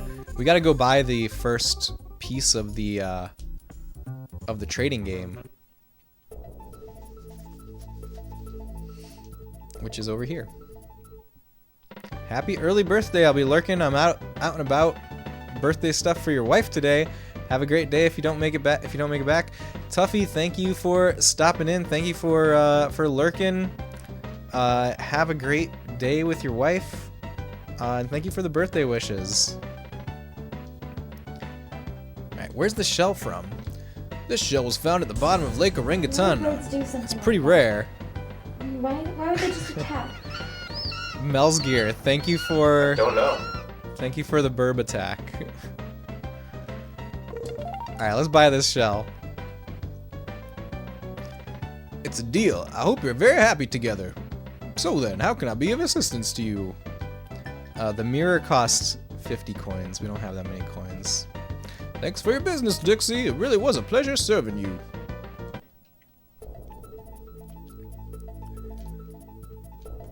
Alright, let's see about this hovercraft.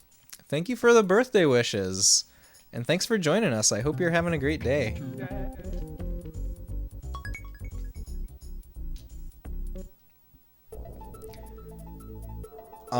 Well, now we can go to the bear over here. Because he wants the shell.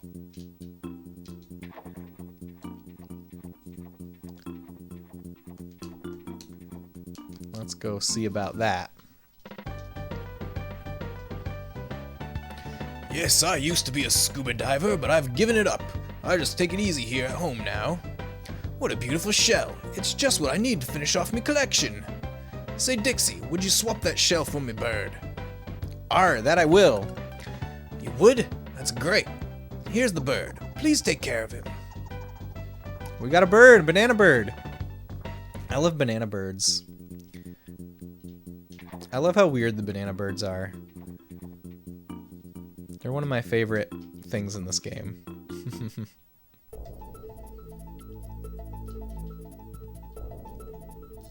Alright, whoops. We can go this way now. We can hop over these rocks. Concave. How's DKC 3 going? It's going great, Sasha. We just finished the second world. We're collecting banana birds. Here's another banana bird. Look at him flying around, flapping his little banana wings. We just got hovercraft. We can't go up the waterfall yet. But we've got a hovercraft. We can hop over rocks so we can go to the next place. Okay. What do you do here? You just go around in a circle? Optimus, hello! Thank you, Optimus, for the birthday wishes. Optimus, how are you doing? That's right, hovercraft. This is how you unlock the Lost World, is to like go around in a circle here. I might be doing it wrong though. Oh no, I did it! Secret discovered. I love that. I love that you find the Lost World like that. That's so cool to me. Let's see if we can do anything in it yet. Boomer's Bomb Shelter. You're great cooking some chicken stir fry for the fam and egg rolls. Nice. Very cool. Something about being too dangerous or something. My brothers might be happy with those dull bear coins, but I'm only interested in gold coins with B on them. If you hand me 15 coins, this beauty will be primed and ready to blow. Then you'll see why they call me Boomer. No way, you crazy bear. No? Perhaps you should go and play with your dollies instead. Sure. We just don't have enough. I would totally pay him. I just don't have enough coins right now. Optimus, chicken stir fry and egg rolls sounds delicious. I hope you guys have a great dinner. For a moment I thought Bowser's Keep from Super Mario World was going to emerge. It would be cool if it did. What do you guys think? Factory or waterfall area? Actually, we'll go to the bear house over here, Bramble's bungalow first, but let me know which one of these you guys think I should do first. Factory or waterfall?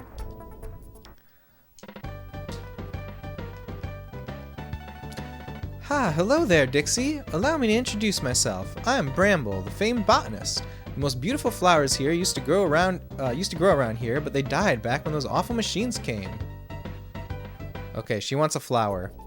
Okay, Laganzer says waterfall. Okay, can't go up there. All right, waterfall. I like it. Let's do waterfall. Actually, I'm curious what order the guide has them in. We'll go the waterfall either way, but I'm just curious what which order is suggested over here.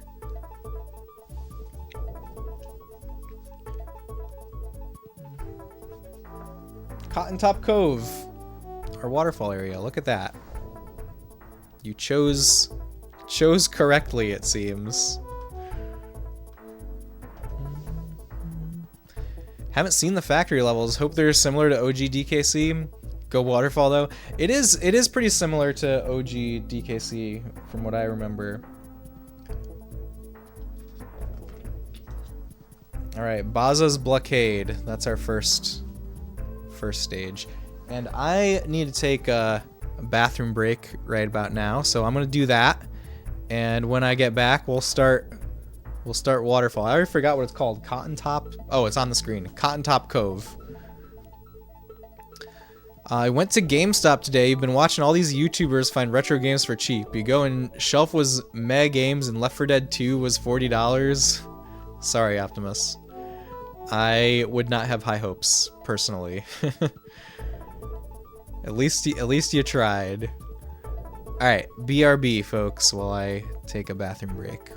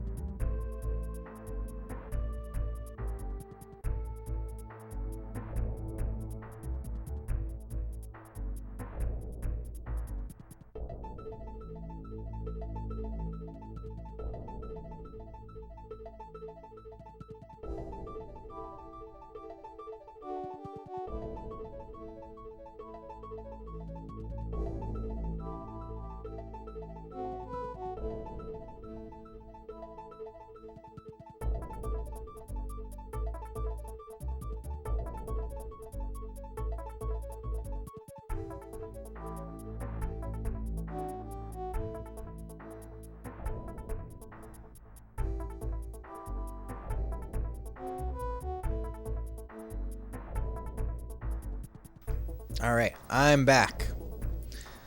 Let's see, Wingman. That reminds you saw the Xbox was celebrating the life of Akira Toriyama with a Blue Dragon dynamic background, and you went and looked how much the game was on eBay. $50. It was on sale digital for Xbox for $6, so you picked it up. You picked it up digitally. That's cool, Wingman. I'm glad I got a copy of that game when I did then. I think I paid like $12 for it like 2 years ago or so. Yeah, it really does seem like Xbox 360 games and games from that generation are starting to go up in price. I have made a particular effort to pick up JRPGs for the 360 whenever I see them, because they're always like, you know, they up until recently, I haven't looked at prices super recently, I guess. They've been like, you know, they're like $8 a piece for stuff like Lost Odyssey, Blue Dragon, Eternal Sonata. What are some others? There's a bunch. I have a big collection now of JRPGs on the 360. I've been playing Blue Dragon for like a year and a half, though. You know, other games keep popping up that displace Blue Dragon, but I want to finish Blue Dragon eventually. I was playing it a little. I got back into it right before FF7 Rebirth came out, and it's hard to play two big JRPGs at a time like that. I could do like one console JRPG and one handheld JRPG simultaneously, and like maybe a third one on stream. But like off stream, I can't play two big console RPGs at the same time. You have Blue Dragon, got it for like $18 sealed. When was that, Optimus? JRPGs for the 360 are gonna fly up, you think so? I wouldn't be surprised. I wouldn't be surprised. This is not investment advice. Anyone who happens to be taking it that way, not at all. But I just think they're very cool. It's a cool set of games. Oh, that was a few weeks ago you got for $18 sealed. Very nice. All right, Cotton Top Cove. Let's talk to Blue. Oh, he's not feeling great. Hello there, Dixie. How are you? My name's Blue. Pleased to meet you.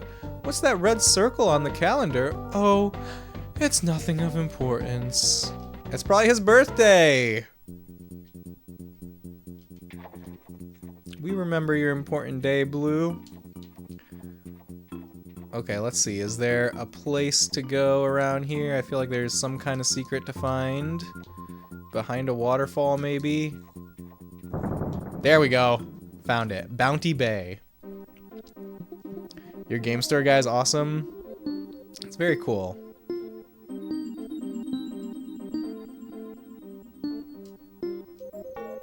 Ah! Dang it.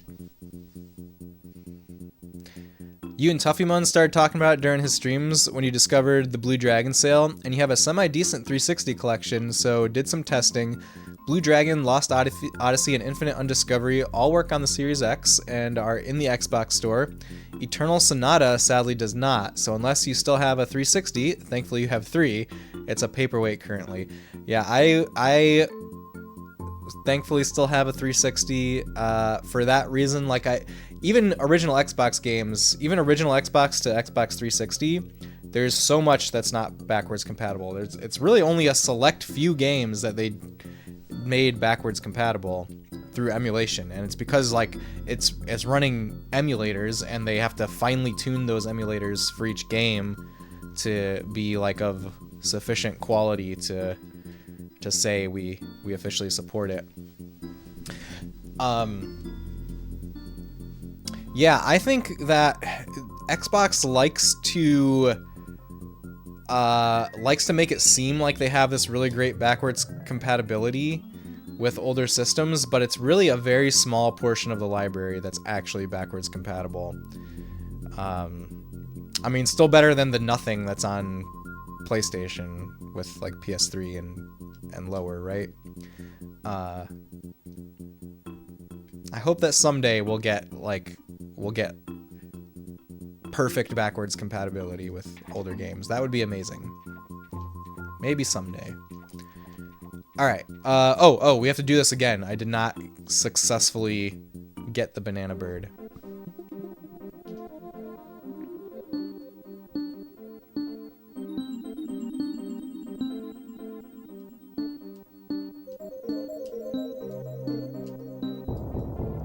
Yeah. You heard Eternal Sonata is better on the PS3, so you might look into that version. Interesting. I would believe that.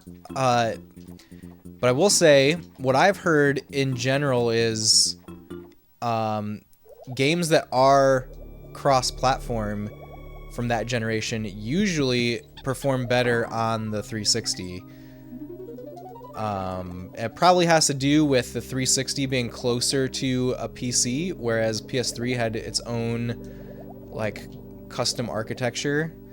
Actually, PS3 is like the last video game console that had a unique architecture that you could like really develop games to get the best out of. I'll tell you what I mean by that more in a second. But what was that? Where was I going with that? I guess just usually games are better performing on the 360, but for sure there could be corner cases like Eternal Sonata that play better on PS3. But yeah, what I mean with like PS3 having its unique architecture, like if you look at the games released at the beginning of a console's life compared to the games released at the end, especially with older consoles, you usually see like a dramatic change in quality of like graphics, and especially like look at the Super Nintendo, like look at Donkey Kong Country 3 compared to Super Mario World. That's because over time developers learn how to really get the absolute best out of the specific console's computing architecture. And PS3 was the last console that had that. Like Xbox 360 and PS4 and Xbox One, they're all just basically PCs with a custom operating system. And I think during the 7th gen, which is 360 PS3, I think, since game development was being done on like Windows computers, they were able to get better performance on a console that behaved more similarly to a Windows computer. Which is why, that's the reason that I think a lot of games end up performing better on 360. I think there may be more stuff on the PS3 version. Let me research. PS3 version has new quests, new endings, 2 more playable characters, new dungeons, new customization options. Oh, so did it not release simultaneously? Was it like, did it come out on PS3 later as kind of like a I don't know, Game of the Year edition kind of thing? Even though I don't know if Eternal Sonata really won any Game of the Year awards, but you know what I mean by that? Like a complete edition. I did not realize that. I remember when that game came out thinking that it was a 360 exclusive, but then I learned later there was a PS3 version, and I didn't realize that they had like a staggered release like that. Which sounds like it's the case. PS3 versions didn't start performing better than 360 versions until really late in its life cycle. Even for cross-platform games? That's cool, Optimus. Thanks for the info there. I died in the same spot again. Snowmans, hello. How's it going? Thank you for the birthday wishes, and thanks for being here. How's it going, Snowmans? I hope you are having a lovely day. This level, well, I wasn't even trying, and I feel like I did a kitty cry. Going okay? I'm glad it's going okay. Both released in Japan the same date. Checking US release dates. Huh, I wonder why there's all that extra content on the PS3 version then. There's a few games you forgot which ones they perform better on PS3. Jeez. Yeah, I'm sure it's not a steadfast, like always true type of thing. It's just a like a rule of thumb. I always go for the PS3 versions because that is the main console that I had during that time. I didn't get a PS3 until way later. And so like my nostalgia is there for the 360, but not as much for the PS3.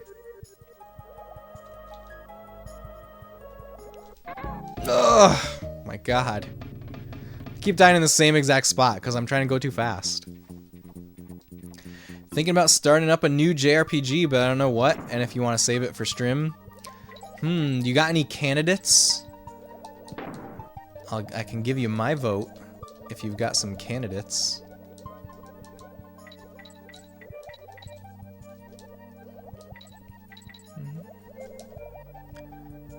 Let's not die in the same spot again. FF3, maybe Saga. Thank you for Mock. Snow, FF3 is my least favorite Final Fantasy game. That game hurt me. So my vote goes to anything besides that.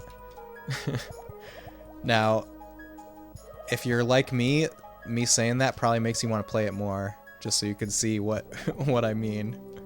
Really, yeah, FF3 is the one mainline FF game that I've played that I like actively dislike. I liked it for a long time. I would say I loved it for the first half of the game, but never has the second half of a game soured my opinion so much as with Final Fantasy III.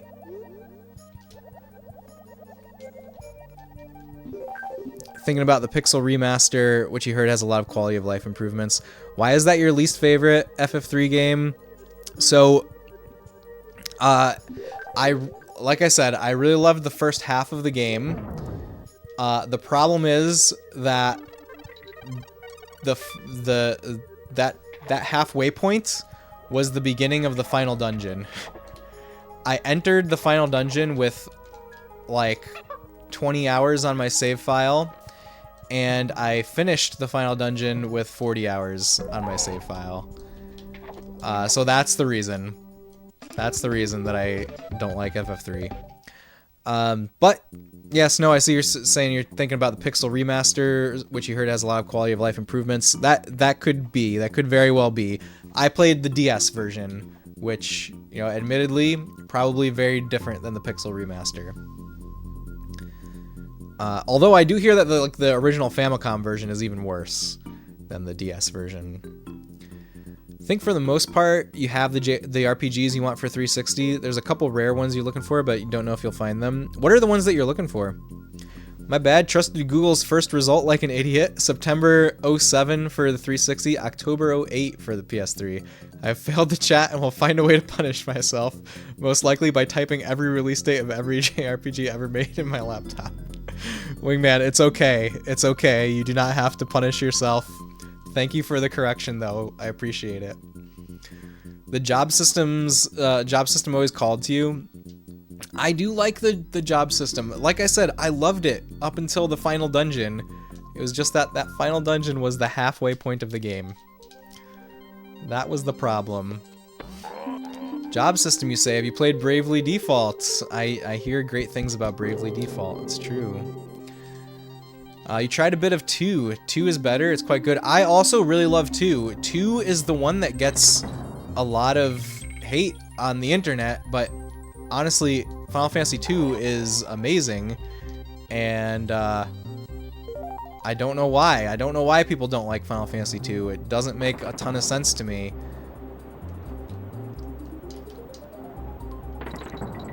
Here, let's get those bananas.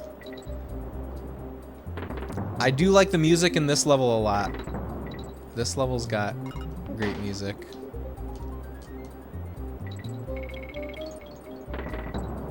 Wait, what was that?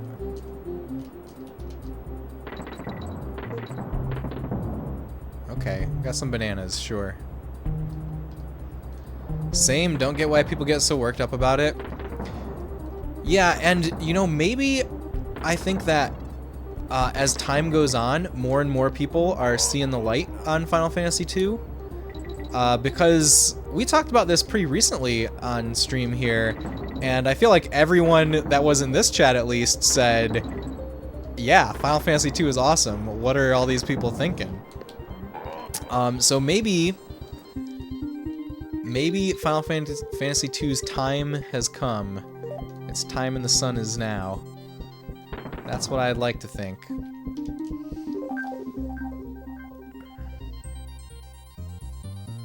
Have to admit, you really love your modded GameCube. That's awesome, Optimus. Yeah, that software, the homebrew software Swiss, is really amazing. You can do a lot of really powerful things with it. You're a 2 enjoyer for sure. I'm with you, Aaron. Thank you for loving 2, for enjoying 2. The storyline compared to 1 was worlds above in terms of depth. Yeah, for sure. For sure. It's the first Final Fantasy with a real story. Like, Final Fantasy has storylines because of FF2. Why did that have to happen? And there was actual characters, yeah. You think FF2 is fun? Yeah. I think FF2 is really great. Fight Your Fate, hello. Hey buddy, how have you been? It's been a while. Happy birthday. Your birthday was two days ago. Happy birthday to you, Fight Your Fate. Thank you for joining us. Thanks for being here. I hope you're having a good one, and thank you for the birthday wishes. People say 4 started the characters with complicated backstories. Nope, sorry. Yeah, those are the people that haven't played 2. Oh god, I missed so many stars. I don't think we're making it this time. Need to retry this. Cats! Hello! Cat Crasher Raiders! I feel like FF games with odd numbers were the ones that stuck more to freedom of choices. Yeah, I believe that, Luke. Thank you for the shout out for Cat. Hold on a second. Let me go over here and say welcome Raiders, welcome Cat. Thank you so much for the raid. If you're joining for the first time, I'm Space Robot Arm. I stream retro games of all genres and try to represent classic games authentically here and just have a great time hanging out on the couch with friends, playing video games, exploring video game history together. So if those things sound good to you, then please join us. But if you need to raid and run, Cat or Raiders, if you need to get some sleep or eat some food or anything like that, please do those things. But if you can hang out, we'd love to have you here. We are doing a special stream today, a special long stream, because it is my birthday on Tuesday, and we're celebrating here on Twitch today. This is the birthday party. And we're playing Donkey Kong Country 3, a game that's very near and dear to my heart. And we're having a great time. So, Kat, what were you up to? I saw that you were playing Tony Hawk's Underground 2. Is that what you ended on? Did you play anything else? Tell us all about it. Yes, thank you for the shout out. And yes, everyone, if you're not following Cat Crasher already, please give Cat a follow. Cat's a really, really cool person that really into retro games and CRTs and stuff. And it's a great, cozy time over there too. Rad Rich, welcome in and welcome in and thank you for the birthday wishes. Let's see. Yeah, we're playing Donkey Kong Country 3. The plan is to beat it in one stream here, and maybe, if we're lucky, 100% it. Maybe. We stuck with Underground 2 all stream, one of your core memories as a child. Awesome. Yeah, I was telling you recently that I played a lot of the first 3 Tony Hawk games, Pro Skater 1, 2, and 3, and then I also played a lot of Underground 1 when that came out. I played that on the GameCube, and then I also played a good amount of Pro Skater 4 and Underground 2. I got those for original Xbox when I got my 360. You know, there were a couple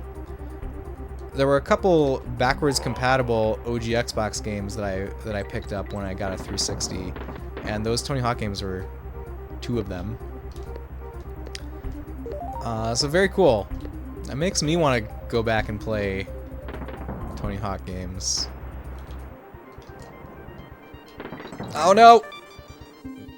Poorly timed. Okay, we gotta find the right place to be.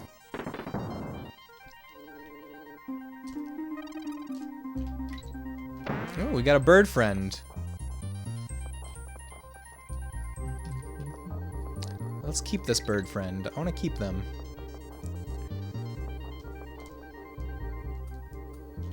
Ah! As soon as I hit the jump button, I saw that it wasn't ending well.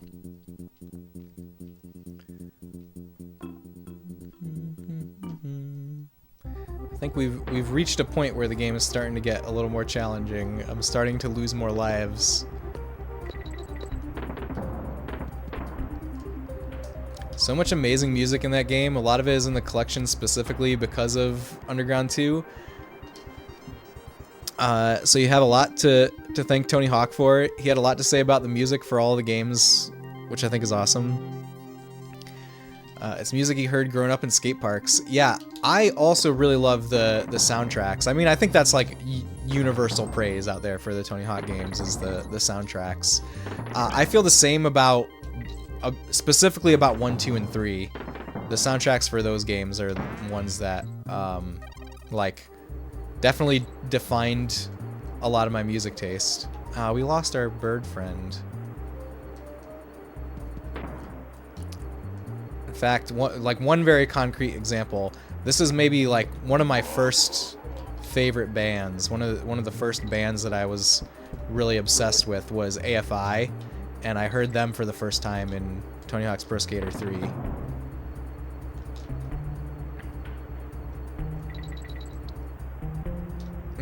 I missed something. Oh well. Oh, we missed an O. We just got Kung. It's only Kung.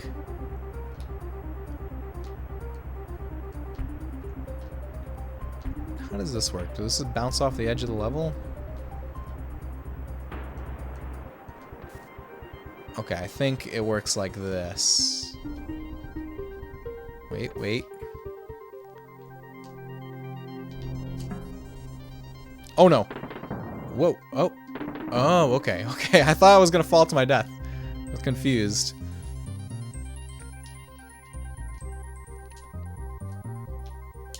I went behind the waterfall. Wish I could skateboard, was never really good at it. Real life and games. Same Optimus, stop describing me. You like longboarding? Well, you haven't in forever, but that's good enough for you, I guess. Feeling the wind in your hair, going longboarding. I don't talk about this a ton on stream, but I've definitely brought it up before, but I used to be really into skateboarding. In my teenage years especially.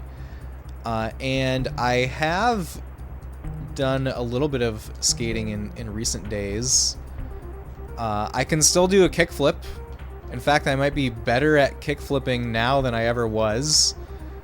Although it's been like a few months since I've gotten on a skateboard at this point. But I really want to build a half pipe in my backyard, actually. That's one of my goal projects. Maybe someday I will do that. I actually budgeted it out, looked up all the materials and stuff to build a half pipe during the pandemic, but it ended up being at the point where lumber was insanely expensive during the pandemic, so it never worked out. But one of these days, maybe one of these days. Okay, we can't do it from this way. Wingman, you think a lot of people that think that Nintendo games are easy, and most are to a point. If you just play through the game beginning to end, the games are mostly easy. It's when you start doing the optional stuff, Nintendo games can get brutal. Example, 3D Mario World, Super Mario 3D World. Easy to beat and finish. Still to this day, can't get past the last optional content levels. I think there's a lot of truth to that. One example that I played, and I know this is not like, this is more of like a second-party Nintendo game, but Kirby's Dream Land 2 ended up being way harder than I expected it to be, because in order, my goal with any game that I play is to get the credits to roll. If I can make the credits roll, then I can consider it complete. But in Kirby's Dream Land 2, it's one of those games where if you don't get the best ending, it doesn't even give you credits. And to get the best ending, you have to go and find all of the collectibles, and doing that gets really hard. And the last boss is ridiculously hard in that game too. Anonymous gifter, thank you so much for a gift sub to Kat. Really appreciate it. Didn't know that. That's awesome. A lot of busted knees. I don't know. Maybe I don't feel like my knees got too busted from skateboarding. I never got like a serious injury from skateboarding. Oh damn, that's massive props. People don't know how difficult just a kickflip is. Yes, kickflipping took many, many attempts. You've only been able to do an ollie. That's still really good, Radrich. My good buddy used to longboard in NYC, right in Manhattan. He used to record himself doing it. Don't know how he did it. He would have died. That's very cool, Optimus. That's very cool. Did you have a long mane of hair that you let flow in the wind while skateboarding? Yes, Eggroll, yes. Well, except, you know, if I went to a skate park, I would always be wearing a helmet, of course. But yes. Okay, back to trying to get this DK coin. Maybe Dixie. Maybe we try rolling this barrel with Dixie, and it'll go easier. Yes, I do believe that Dixie is the way to go.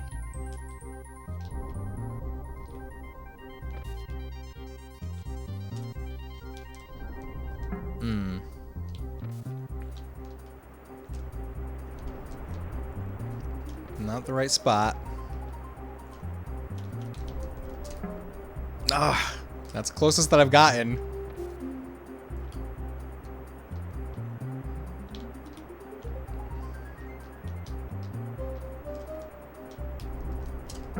Got him! Finally. Thank goodness. Alright, onwards we... Oh, that's how you're actually supposed to do it. I see now. I see how you're actually supposed to do it now. Oh, here's the end of the level at least. So we got that going for us. Oh, my coffee has run dry. I'm gonna need another coffee at some point, I think. And you don't have anywhere to go. You'll make dinner in a couple hours at the earliest, so you'd love to hang out. Please hang out, Kat. We'd love to have you. Wrinkly's still sleeping. We can't catch her playing the N64. We've only caught her playing N64 once.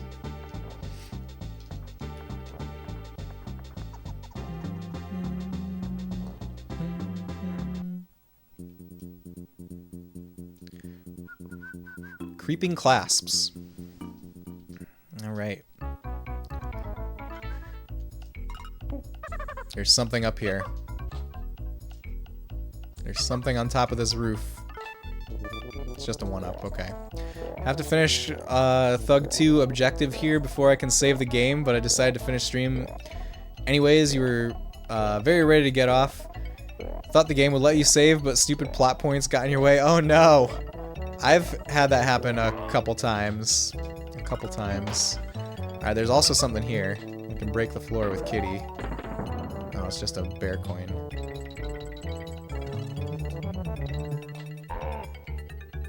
Oh, there might be an opportunity to do some water skipping with Kitty in this one. You'll do it off stream here, it's fine. Yeah, that's perfectly acceptable, Kat.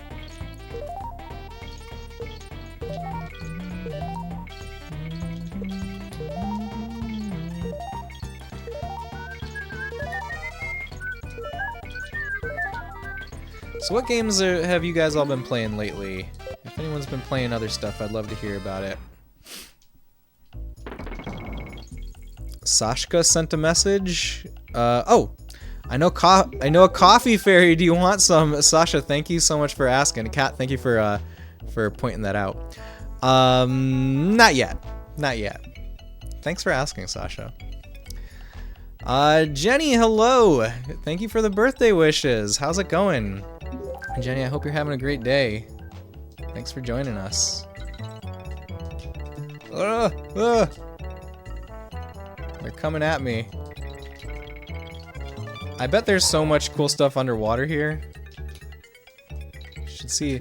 Let's see what the guide says is underwater. I don't want to risk going underwater myself. Quest for Glory again. Oh, that's what you're playing, Laganzer? Very cool. Very cool. I hope that's going well. Yeah, it's going great over here, Jenny. We have the official Nintendo Player's Guide for DKC3 right here that we're gonna be using to get us maybe to 100%. Maybe. Also, I need to adjust camera a little bit. Sorry. I think we got a good view now. We can see almost the whole thing on the frame. Nice, that's awesome. Thank you. Yeah, I love having guides on stream, on camera like this. I think it's very fun because when I was a kid, this is how I would play games. Anytime that I could get my hands on the strategy guide, I would love to do that. Especially, usually just the official ones. It would have to be one that was like sanctioned by the developer. Like I couldn't use an unauthorized guide. That felt like cheating. But if it's one that was published by the developer, or at least like licensed by the developer, then it felt fair and part of the game. Does that make sense? Does anybody else? Does that resonate with any of you guys? 100%. We're going for it. That's the goal. We're going long today. So, you know, we're gonna go through our first pass of just the levels as normal, and then perhaps we will go back and find all the things. It doesn't show us anything underwater here. It doesn't show anything underwater, so I guess we're good.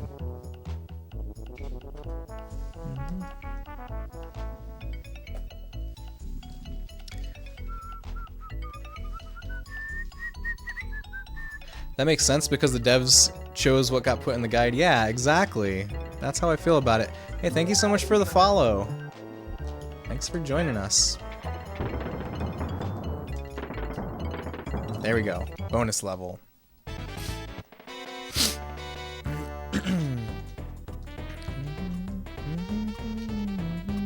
Yeah, and I feel like there's a very different experience between using a published paper guide like this versus looking stuff up online also.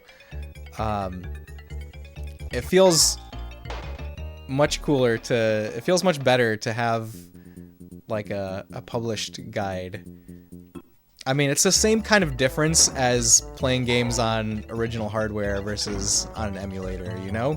It's like the exact same difference in feel, if that makes sense.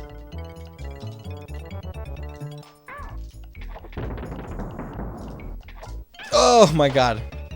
Timing of this. The timing was hard here.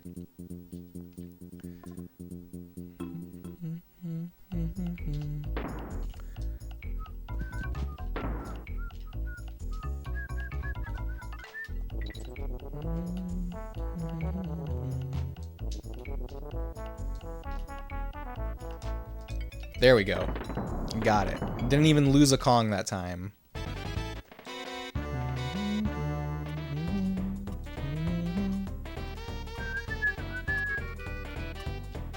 What am I doing here? Just getting to the end?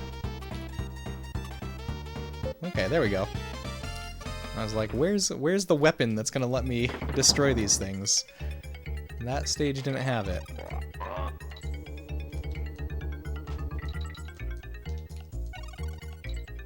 Oh! We got the G at least. We got the full Kong. Okay, I'm scared here. No! Ah! Alright, made it.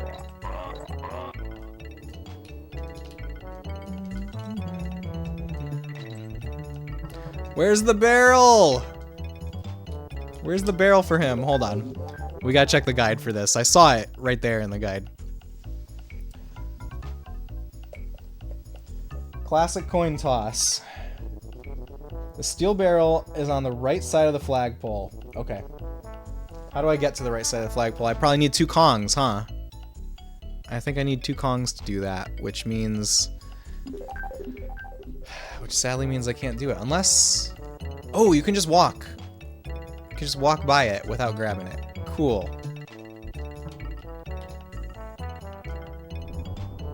That didn't work. Let's try again.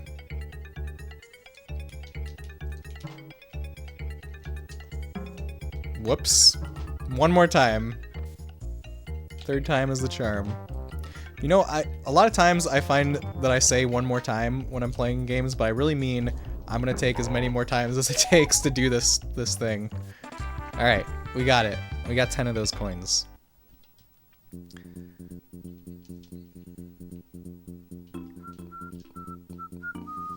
Tracker Barrel Trek. Let's see. I forget what goes on in this one. I see what it looks like on the map. I need to take a bathroom break. I'll be right back. Thanks for hanging out, everyone. See you in just a few.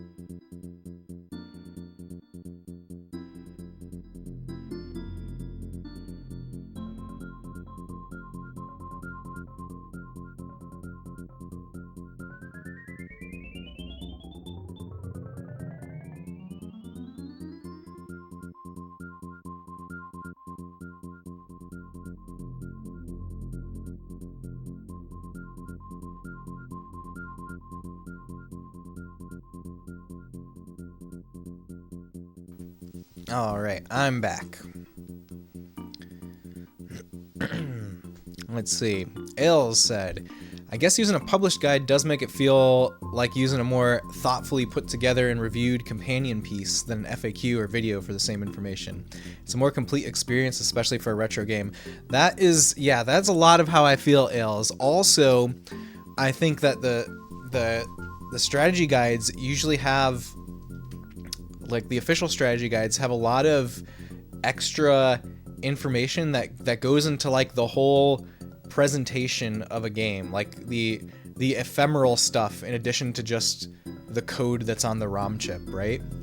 I feel like that's a big part of, like, what a game was and how it was presented to the world. So that's another thing that I love about guides is yeah, the ephemeral material that goes along with a game. And the water looks very green in this stage. Okay, it's called this because the barrels track your movement. Got it. That's what the T is for. What's over here? Why are there two paths? Why is there a path behind the waterfall? Just because it's cool, I guess?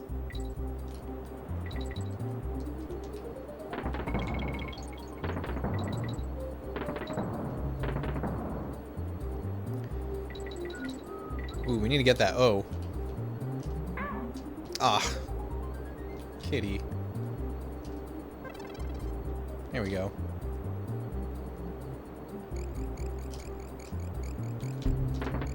Yeah, and this, the DKC guide is one that I had as a kid.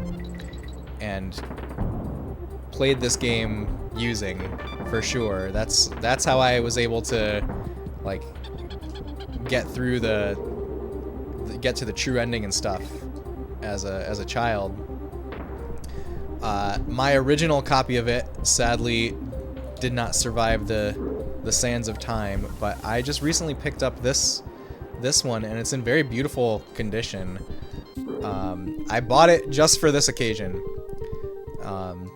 It wasn't super expensive or anything, but I also love collecting strategy guides. You guys probably know this about me, like, you know that I love collecting old gaming magazines too. But I'm like, I was on like a roll just browsing eBay for strategy guides recently.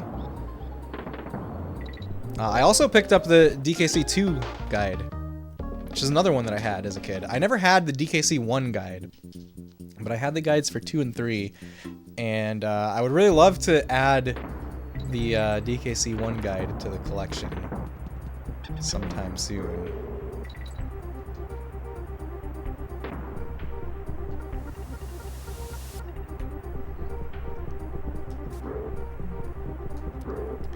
And I've also been browsing, just like waiting for a deal to pop up on the Chrono Trigger Player's Guide. Chrono Trigger Player's Guide goes for a lot. That one is expensive, but you know, with stuff like strategy guides, it's a lot less. Like the price has a lot more variance than for games. So if you're patient, I think you can get good deals on that kind of stuff. Oh my god, John, you just made me realize what a fool I am.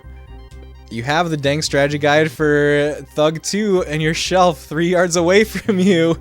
Cat, bust out that guide and figure out what you gotta do for that mission. Chrono Trigger guide is very pretty. I agree. Want the Mario RPG one? Me too. The Mediterranean, hello. Welcome in. Thank you so much for the raid. You definitely have strategy guides for your favorite SNES, N64 era games you slowed down with GameCube. I had a lot for Super Nintendo and N64, but a lot of them did not survive, unfortunately. Here, let me go and welcome the Mediterranean and Raiders. Hello. Incoming alien invasion. Thank you for the alien invasion. I'm Space Robot Arm. I stream retro games of all genres, and we try to represent classic games authentically here, usually on original hardware, and just have a cool time playing games on the couch with friends and exploring video game history together. So if that sounds like your vibe, please feel free to stick around. But also, if you need to raid and run, if you need to eat some food or get some sleep, please go do those things. But if you can hang out, we'd love to have you. See, we got Let's Do the John. Welcome in. Thank you for joining in the raid.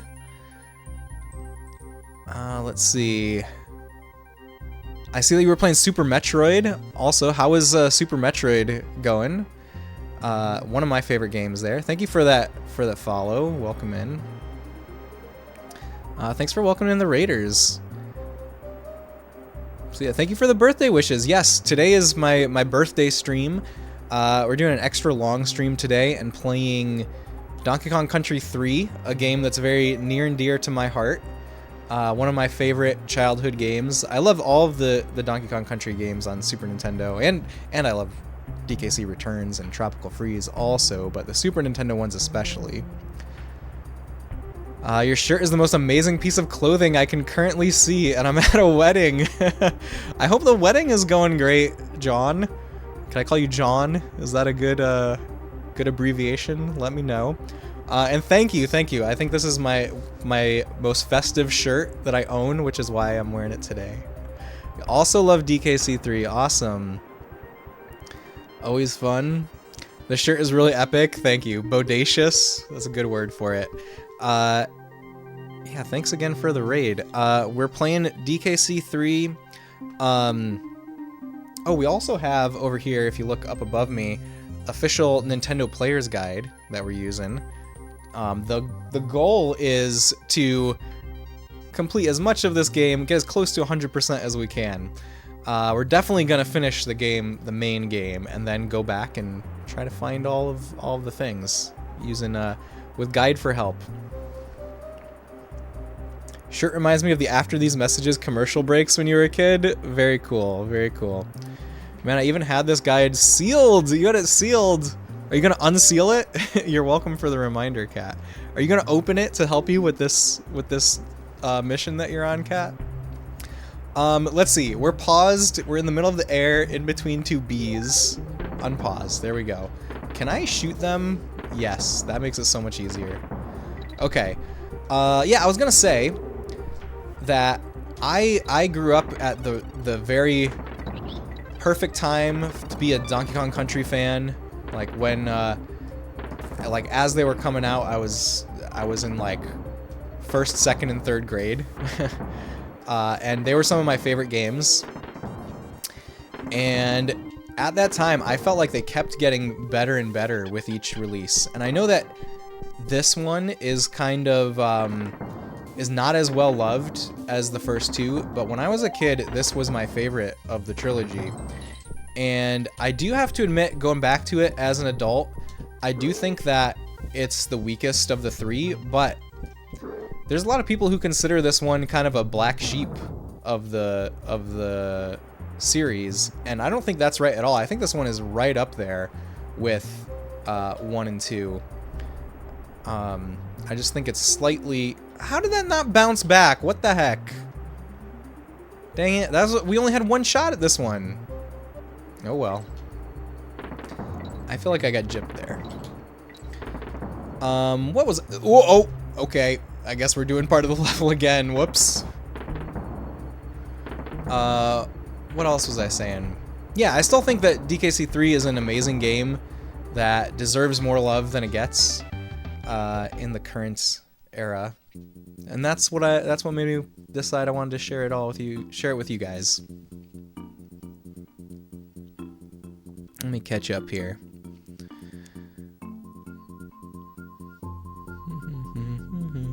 You unsealed it when you got it, but it's super clean. You only browsed it once. You bought it in like October or something. Very cool. Your best time on DKC3 is 105%, 5 hours and 3 minutes.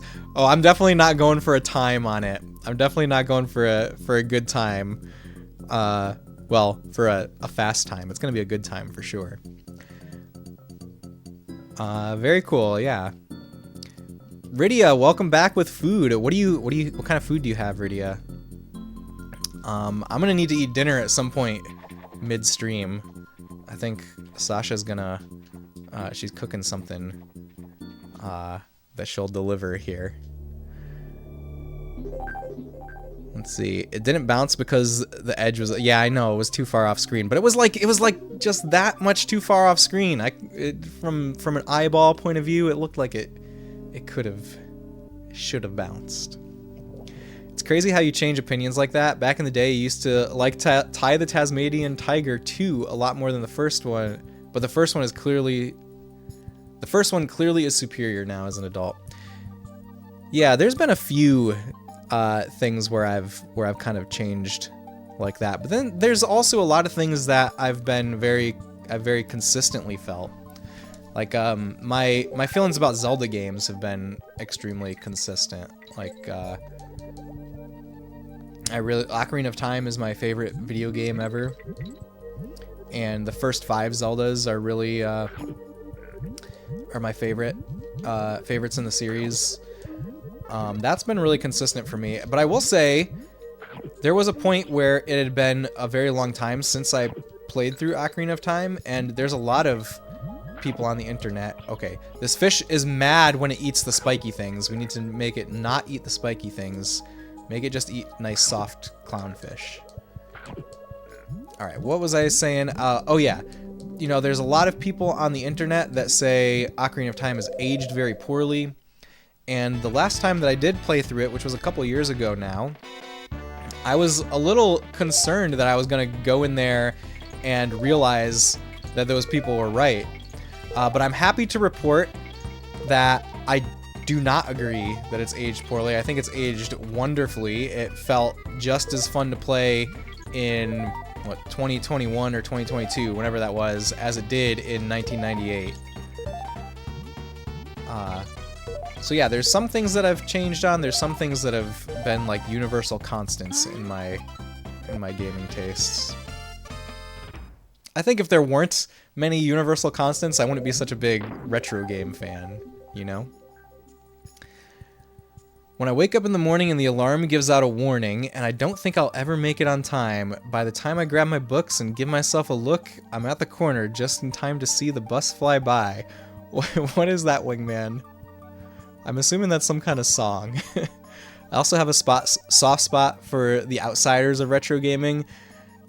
Yes, and I think, Laganzar, I think there are a lot of people that have that soft spot for the outsiders, and over time, the outsiders have become insiders because of that.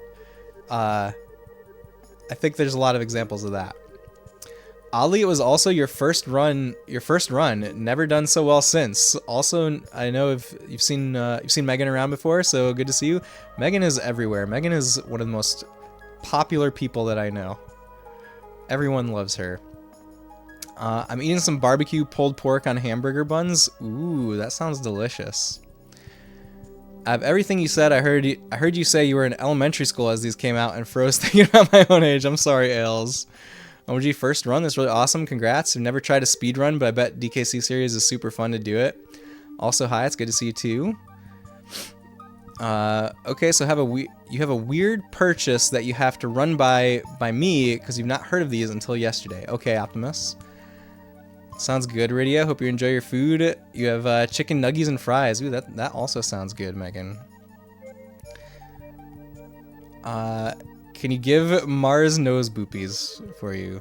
I'm sure Optimus will oblige. It's alright because I'm saved by the bell. Are you saved by a bell? Okay. Clearly I'm uncultured and don't know the Saved by the Bell theme song, but thank you for teaching me this culture. He's busy begging for his food right now. He somehow knows what time it is. You agree regarding Ocarina of Time? It's what you usually recommend to new people to the series. Very cool. She's omnipresent. It's true. Megan is so cool. I agree. Aaron is also cool. I agree with that too. I think the people that report that are the people who can't play older games. Your buddy who grew up playing games with you from NES to current, and whenever you try to get him to play N64 games, he says he can't play because the graphics are so blocky to him. I think those are the people that think Ocarina of Time hasn't aged well. Maybe. But does your brother play modern 3D games that are not as blocky? I wonder. I do think that a lot of people that are from the generation where they were N64 is a time when they weren't playing games. I think a lot of people that say N64 has aged badly are people from that age group. So I think there's something to that. But I wonder about younger people going back and playing N64, what they think about it. Or people my age. I was at a ripe age for N64.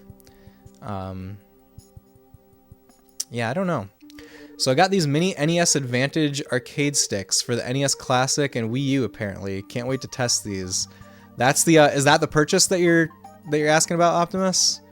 It sounds like you've already made the purchase though, right? It sounds interesting. Totally agree. When I eat mac and cheese, I love it every time still. I don't need a fancy new recipe and think less of classic don't need a fancy new recipe and then think less of classic mac and cheese. Of course, new Zelda games are great, but they don't make the older ones less impactful. Yeah, that's how I feel too. Pretty sure that cats have watches. They have that weird attachment like the nunchucks. Oh yeah, I know what you're talking about. Yeah, that's the same connector for the NES Classic. No worries. In your defense, probably about your age and just watched it way too young. Wait, what are we talking about? Oh, Saved by the Bell. Yeah, I kind of missed Saved by the Bell. I was probably just a little too young for Saved by the Bell. I do love the look of Saved by the Bell, though. I've gone back and watched a few episodes of it, and I love the way it looks. I love the vibe of it. True, everyone here is super duper cool. I agree 100%. Thank you for saying that, Megan. Alium designed the N64 controller. That's what we learned today.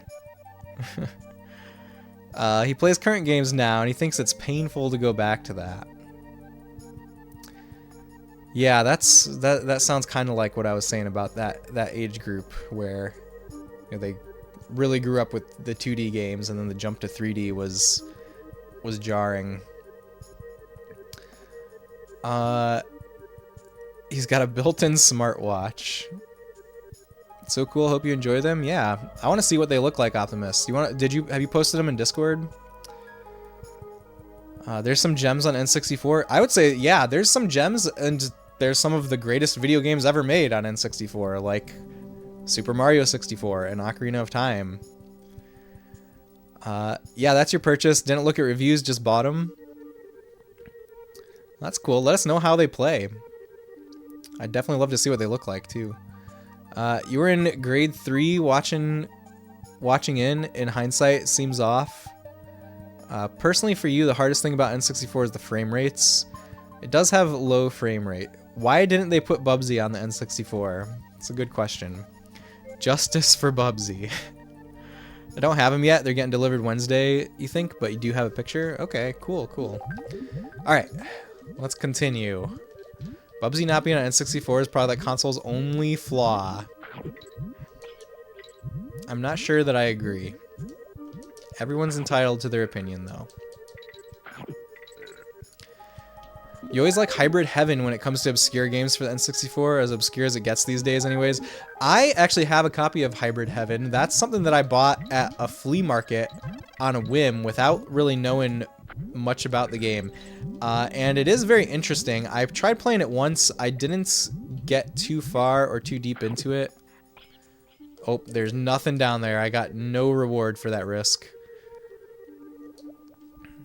Eat that fish, please. Thank you. I'm definitely interested in trying more of Hybrid Heaven. It's always funny to hear how people sometimes defend the gen they grew up with and then dismiss things before and after. You've been gaming since the Atari 2600 and can find things I cherish and find charming from each generation. Yeah, I feel the same as you, Ails.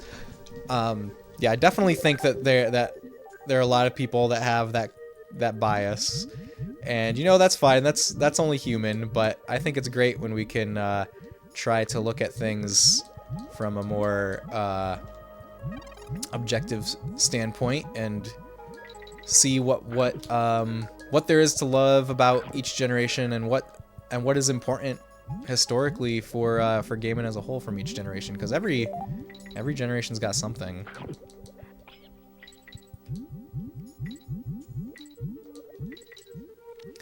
That game has no idea what it wants to be, but in kind of an endearing way. That sounds like it tracks with my brief experience trying to play it. Like, I was not ready for the cutscenes in it, I think. I wasn't ready for how much story there was going to be in Hybrid Heaven. Like, I just saw there was a game made by Konami, and I thought, you know, Konami's made some great stuff. Maybe this is secretly great. I don't know if that is true. Uh-oh. Oh, no. Oh, no. Okay, he's happy from eating Dixie. Sorry, Dixie. Oh, God. Eat the fish. Where'd he go? Oh, he's burping. That means he's not getting anything from eating them, I think. He's at maximum blueness already. Why is it telling me to go up here? Is there something up there? Yeah, I would love to hear what games you guys think are hidden gems on N64, by the way. If anyone has others. Okay, there's something up here.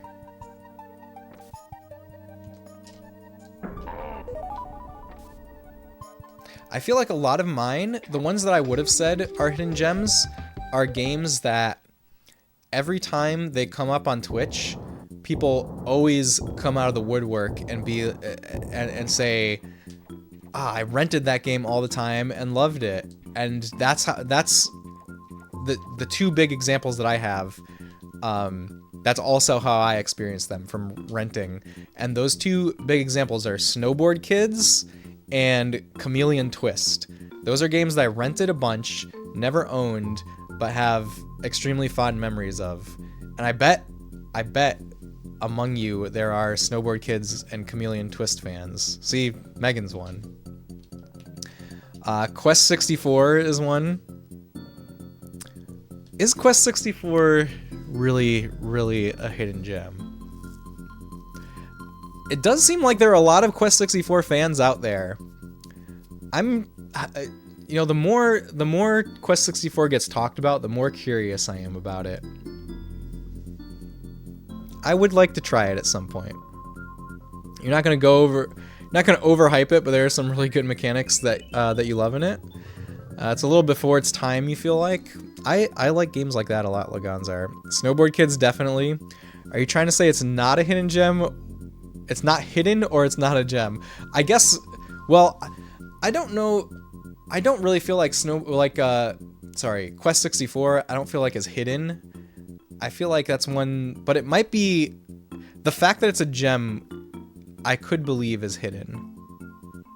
I know that Spectrum Branch played it and really enjoyed it. Also Bone Chalk. It sounds like both of them are high on Quest 64. It intrigues me. I'm so old, I always rented NES games. You're mature and wise, Optimus. Cannot tell which one you're questioning. I'm questioning the gem. I'm definitely questioning the gem. No, it's not great, but 6s aren't bad. Jet Force Gemini, loved it and didn't like shooters before then. Also Mischief Makers, though you didn't play it. You're always very charmed by the trailers and art style. So Jet Force Gemini is one of my favorite N64 games. That game has become very forgotten over the years. I felt like Jet Force Gemini was pretty big when it first came out, but it's definitely one that has become forgotten. And I do think that the it getting a release on Nintendo Switch Online has given it a little bit of a boost. But yeah, more people need to play Jet Force Gemini. That is a great game. I have never played Mischief Makers myself, but I'm definitely interested in it. You rented Adventures of Bayou Billy for weeks. Finally bought it and still couldn't beat it. I've heard not the best things about that game, Optimus. Do you like that game? Kids acting damn fools. Thanks for welcoming us in. Great vibe in here. Catch you next time. Mediterranean, thank you again so much for the raid. And thanks for hanging out. And I hope to see you again soon. Ogre Battle 64 is really cool. I hear great things about Ogre Battle 64. Your friend Suji loves that game so much. I always hear about Suji having great taste. Nespa, hello, welcome. Ness, it's great to see you. Thank you for joining us. I hope you're having a great day. Mischief Makers was also really cool. Nice, it looks so fun. You liked it because you used to like Pitfall, and it kind of reminded you of it with extra stuff. Oh, interesting. Oh, we're already at the boss. Squirt's Showdown. Blast Corps was a really fun game. I rented Blast Corps multiple times and could never figure it out. I never figured out how I was supposed to play Blast Corps. I believe that if I did ever figure it out, it probably is good. And I would love to do that at some point because, yeah, that's a game that I remember being hyped up in Nintendo Power, and then I rented it and was like, what am I even supposed to do here?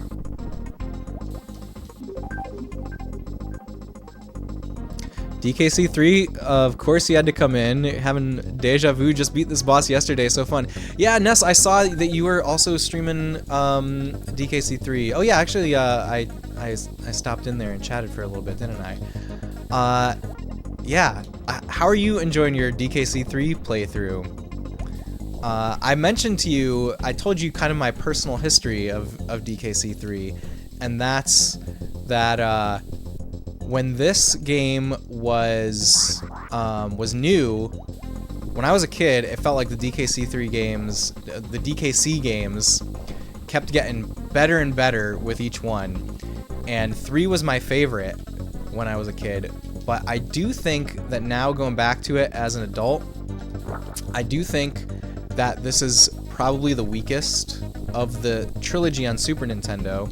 And I'm curious how you're feeling now that you've gotten deeper into it, because I know you were like, I don't think so when I said that. But yeah, I do think overall that this game is very underrated. I do think it's an amazing video game, and it's right up there with DKC 1 and 2. But there are a lot of people out there today that say that this game isn't even worth the time. It's like nothing compared to the first 2. But I think that's dead wrong.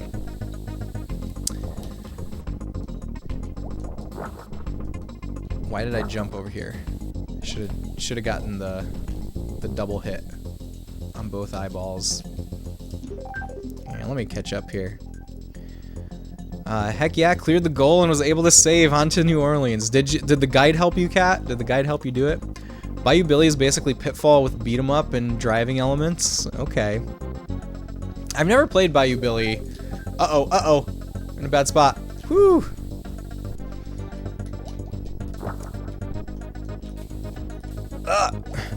Okay, this boss is scary. Yes, this boss is really disturbing. I 100% agree. Also, a thing that I've been wanting to say since this fight started, this is definitely giving me flashbacks to Contra 3, which we just beat on stream. There's a boss in Contra 3 that does a similar thing. It's way harder in Contra 3 than in this one. But do you guys know what I'm talking about? Like the big Terminator thing in Contra 3. Okay, we got some skis, but we can go to Mechanos first. Well, the nostalgia factor is still very high for me. I see how the reskin of a lot of the enemies can seem like a cop-out, and it seems really easy comparatively so far. Still love it. The overworld interactions and the Brothers Bear side quests alone add a lot of enjoyability for you.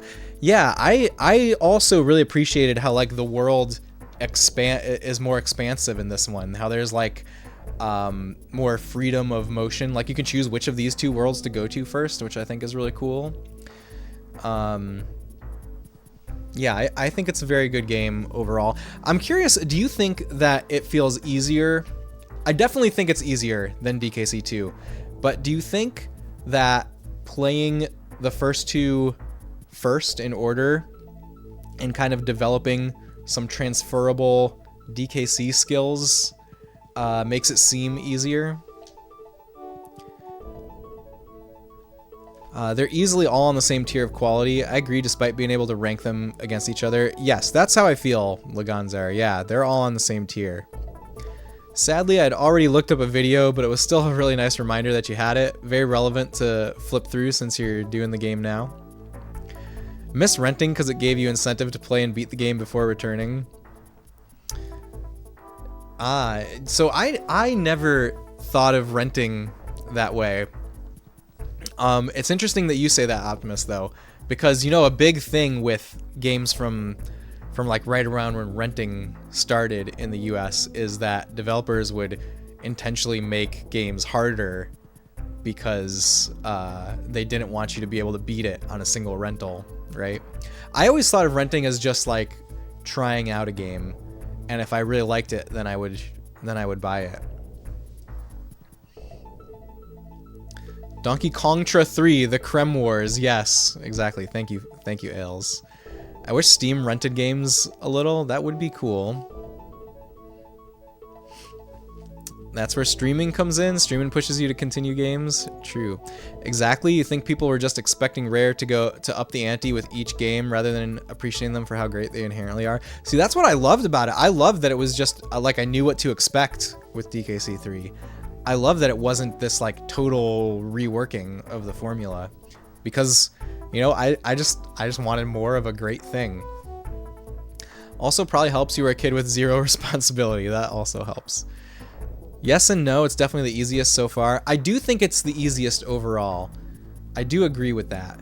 But I don't think the margin is extremely big between 2 and 3. Well, now that I think more about it, maybe it is. Maybe there is a big margin in difficulty there. I'm not sure. I'd have to like play them back to back and really think about it. Haven't gone back and replayed them with the advanced skills you already had. Gotcha. Didn't know about developers until recently. Wish you knew back then. DKC 2 is still the toughest, and Donkey Kong Land titles are surprisingly even harder. Ah, Donkey Kong Land. I love Donkey Kong Land 1. I played that game on stream a while back. I didn't finish it on stream. It was like a random off schedule night, so I finished it off stream. But would love to play Donkey Kong Land again. Donkey Kong Land is really cool, interesting, and a good game. Land 2 and 3 I haven't gone back to in a while. But those ones I feel like are much more just straight ahead ports-ish of the country games, but Land 1 is its own unique thing. I say a little because I feel like if they did, it'd probably snowball and make things worse. Wait, a little what? I lost what we were talking about there. Sorry, Laganzar. Oh, Steam renting games, I see. That's not a title you've heard of. What's it on? Donkey Kong Land? That's on Game Boy.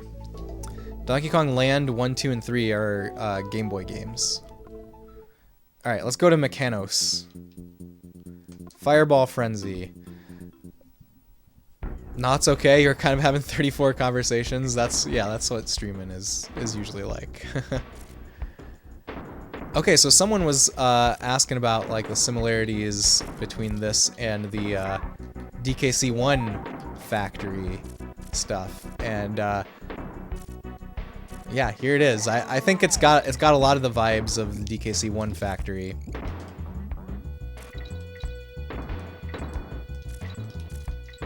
I think it's very cool.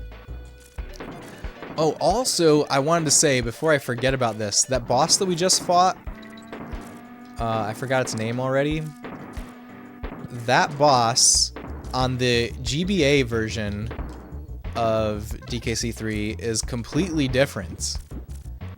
It's kind of wild how different that boss is. Like, you fight it underwater, for one. Yeah, I think it's just a completely different boss. It's very interesting, the differences in the GBA version. Lovely little banana yellow Game Boy carts of frustration.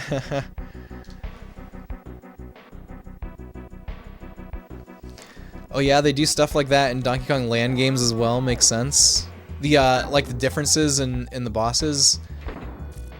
Yeah, I definitely played probably all the way through Donkey Kong Land 2 and 3 and 1 when I was a kid, but 1 I played recently, but Donkey Kong Land 2 and 3 I haven't touched in many years, and would definitely like to do those on stream at some point. Maybe even replay Donkey Kong Land 1 on stream. You were floored at how big Donkey Kong Land 2 is? That is very interesting. Oh no! Why did I think I had time there? Okay, hopefully there's something here that's gonna make it worth my— No! No! Dang it. It's basically DKC2. Yeah, that's the thing that I was kind of getting at. Like those games, Donkey Kong Land 1 is a totally unique, separate sequel to Donkey Kong Country, but Donkey Kong Land 2 and Donkey Kong Land 3 are much more like Game Boy ports of DKC 2 and 3. I know there's still some differences for sure. Ah, okay, we made it finally. We got there. Bash the baddies.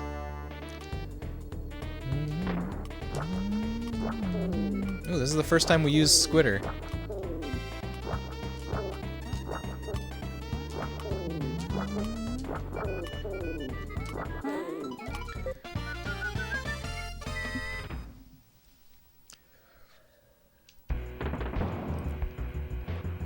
You know, one thing that this game loses points for, in my opinion, is Kitty.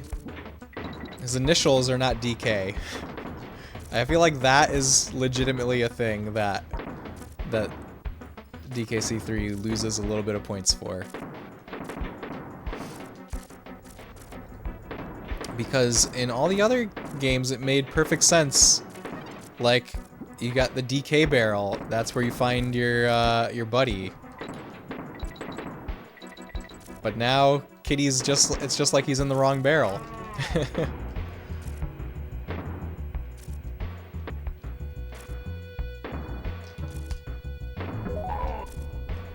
DK coin obtained. Oh god. We made it.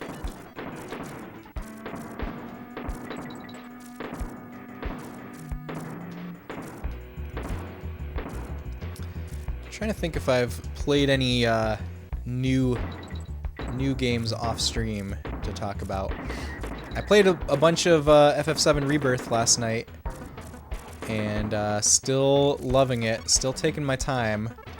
I think I've still got a good ways left to go in Rebirth, and I'm happy for that. I'm happy to have a game that I can just like have for a long period of time. Maybe he has a first name we don't know, like Tails, like Dennis. See, but they should have made that his proper name then. If he was Dennis Kong, I'd be cool with it. I'd prefer that, as long as his initials were DK. Morning, Kongs. Brigadier Bazooka here, all present and correct. I fought in the Crimean War, don't you know, but I've retired from the service. Who's Big Bessie? She's only the biggest and greatest cannon of all time. What a beauty! I have lots of old artillery, you know, but Bessie's my favorite. What a noise!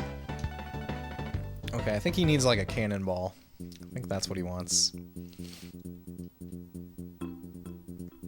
Demolition drain pipe. I think these levels are some of the hardest in my opinion. Not this one. There's one where you're like swimming in these pipes. And there's something that makes the camera go the wrong way. Or not the camera, the controls. Like it reverses the controls. Oh, that was a bonus that we missed. Oh, I thought we were going to go under that thing. How do you guys feel about these levels? Like this is the equivalent of the minecart levels, clearly. I think these levels are probably greatly benefit from playing on a CRT, because the timing is so important.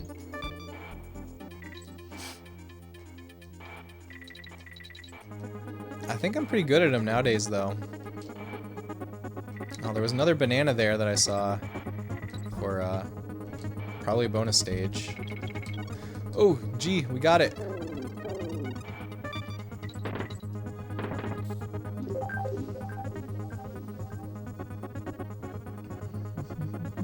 The water is purple in the last world, so you go the opposite direction.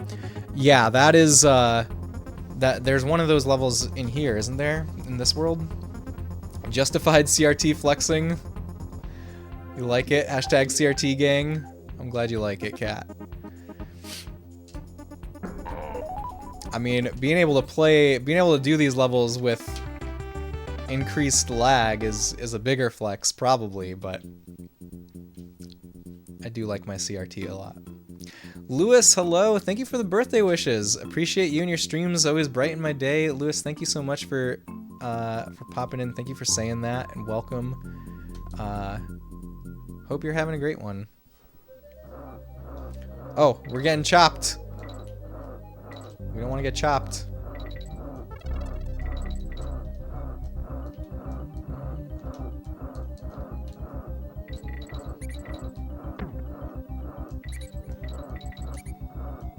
I wish the screen would go faster. I don't like slowing down, but I also like seeing what's in front of me. Okay, well, apparently all I have to do is mess up just a little bit, and that's the entire length of the scroll. So maybe we're fine. Hello, bonus. You played them on NSO? DKC games, you mean? The minecart levels? How was it? Did it feel good on NSO? I'm sure it does. Like, I feel like the NSO emulation is really good. By God, I love my CRTs. I'm so happy I got into all this. I would cry. CRTs are great. I'm happy too, and I'm happy for you, Kat.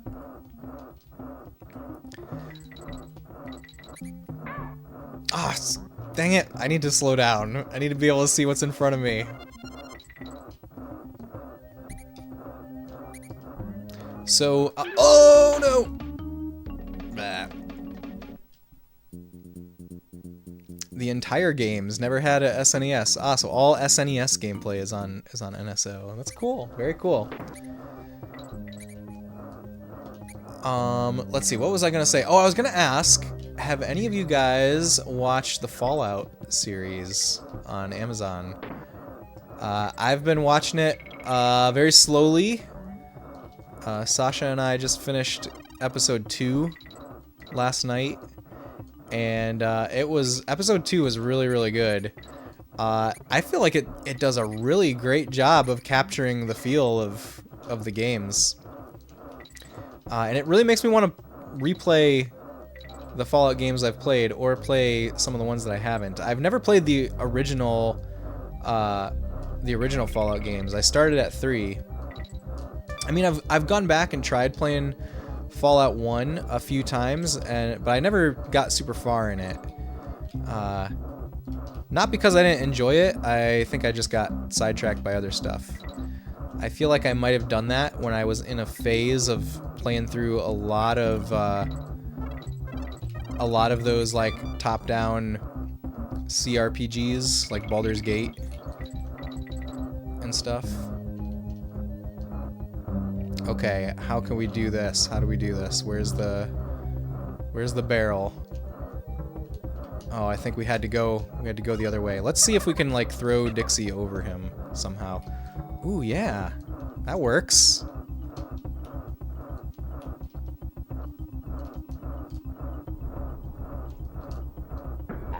Got it. I think it wanted me to go the other way, but I think we just kind of did a little sequence break. I don't know why that word was so hard to say. You weren't interested, but people say it's amazing, so maybe you need to. Yeah, I think it's really good. I wasn't expecting much from it, to be honest. But yeah, I've been really liking. You haven't yet, but thankfully I've only heard good things. Yeah. Ah, she's playing N64. Those of you who picked up on the fact that this is Mario 64 music, you can see she's playing her N64 here. And this is, yeah, it's a little rendition of the Super Mario 64 castle theme. I really like it. Like, the differences here are really good, I think. And you've heard that a lot as well, that it felt like a Fallout side mission every episode. Yeah, it feels a lot like the games. I really appreciate it. Alright, save. Love that teaser. Yes, yeah, because this game came out are like very slightly after N64 actually, but pretty much like the same holiday season as N64. So yeah, this is like, you know, a little glimpse at the future.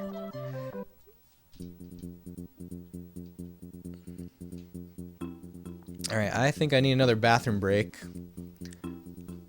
So let me go do that. Also, I'm getting kind of hungry.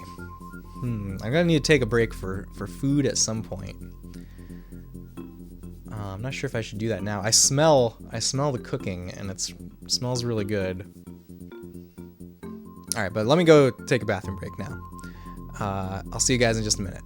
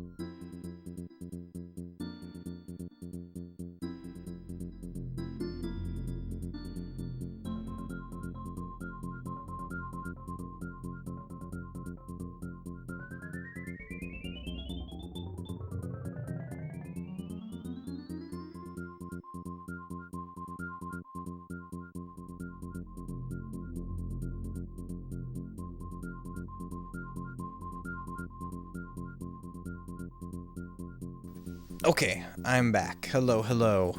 Oh, Casey's here. Let me see. Oh, wait, did we get a raid? Oh my god, we got a BRB raid. Hello, raiders. Let me welcome you guys properly. Let me scroll up. Hold on just a second. I was just taking a bathroom break and arranging my dinner plans. So let me see what we've got going on here. Scuffed Cath. Hello, hello. Oh my god, there's so much love for this raid. I gotta go way back up. Okay, I found it. I found where the raid came in. Windy, hello. Thank you for the birthday wishes, Windy. You came in before the raid. Oh right, take your time. Let's see. Yes, Scuffed Cath, hello. Scuffed Cath, if you need to raid and run, first of all, let me say, please go do that. Please go do any post-stream stuff you need to do. That goes for the raiders as well. But thank you so much for the raid. I hope you had a great stream. Thank you for the birthday wishes. Yes, this is the official birthday stream. And we're playing Donkey Kong Country 3 here. I'm Space Robot Arm, if you don't know me. I stream retro games of all genres, and we try to represent classic games authentically here, usually on original hardware, is what that means. And we just try to have a cozy, nostalgic time on the couch, hanging out with friends, playing video games, and exploring video game history together. Thank you so much for the follow. Let's see, we've got Spicy the Warrior, hello. Liquefying Life, Mud Stuff. Thank you so much for all the birthday wishes, everyone. That Guy Imp, hello. Valkyrin. Let's see. Here, and if you don't mind, since I think this is our first time meeting Scuffed, I'm gonna read the Frosty Tools shout out, which is it's an AI generated thing. It looks at like your recent stream titles and stuff. So I think it's a really cool way to like get to know what a streamer is all about. So Scuffed Cath is the UK's red panda loving Togepi obsessed streamer who's all about that variety life. From being carried in Fortnite to chill puzzle sessions, she's got you covered. Cosplaying grandmas, ordering PS5s, and debating ketchup placements. Her streams are a wild ride. Whether it's a new game playthrough or a community tourney, Scuffed Cath keeps it fun and fresh. And don't forget the feet or lack thereof. That sounds like a wild time. I love it. See, hopefully it will be a nice surprise. It was! I think I'm getting to a point where I'm almost back, maybe. Oh, heck yes, how was Fortnite? Yeah, I'd love to hear about it. Let's see, yes, thank you so much for all the birthday wishes. It was good, thank you, a few dubs. Nice. For a second I was like, dubs, what does that mean? W's, wins, that's what it means, right? Let's go, it's so awesome, congrats on the dubs. Thank you for bringing your community over to celebrate. Yes, thank you so much. Casey, hello. Casey, great to see you. Thank you for joining us. Oh my god, Casey, is that... that emote that you posted is something that my kids told me about. Something that I learned from my kids. Is that Skibbity Toilet? How are we all? We're all doing great over here. Doing good here, enjoying the DKC3 vibes. How about you? Did you play Fortnite with the community? Like the new Avatar Last Airbender outfits? Ooh, that sounds cool. Casey is cool. Thank you for saying so. We had community games. Nice. I did get a raid. I figured it out. Thank you again for birthday wishes. Oh, you guys gave me so much birthday love. OMG, love your shirt. Casey, thank you so much. I like this shirt too. It's my most festive shirt that I own. That's why I wore it on this occasion. Thanks for saying hi to the Raiders and to Windy. Windy, how are you doing? I hope you're having a great day. Thanks for being here.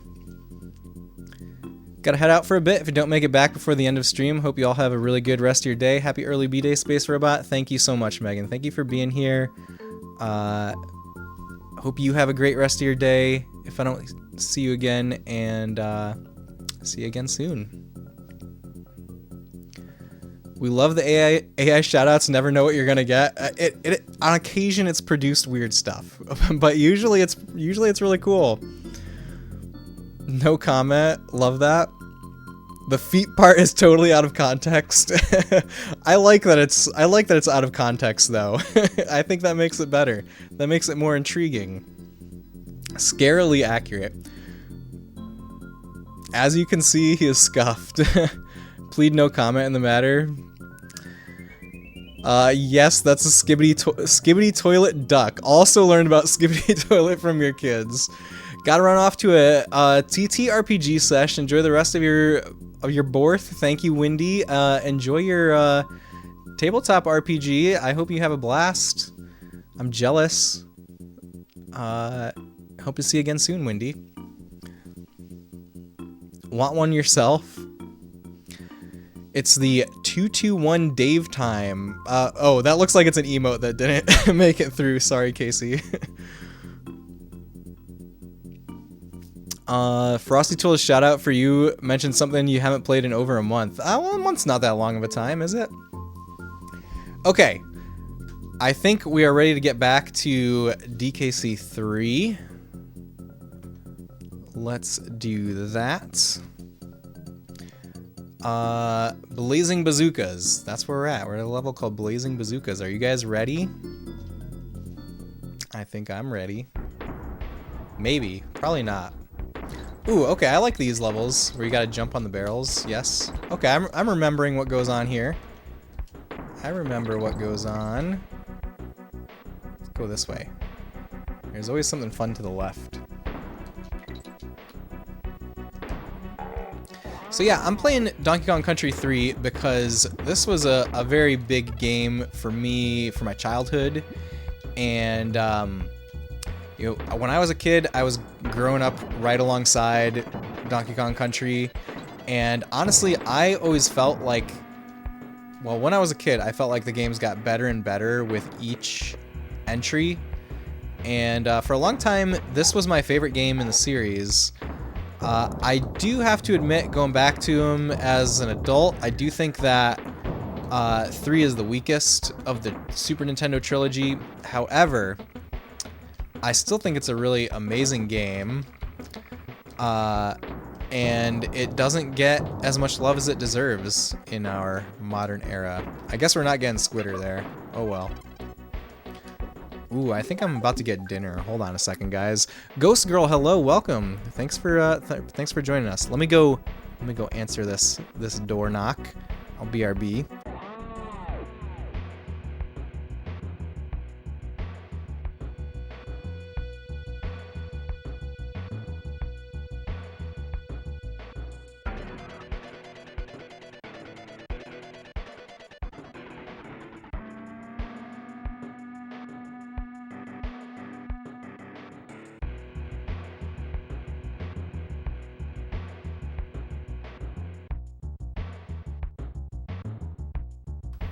Alright, yes.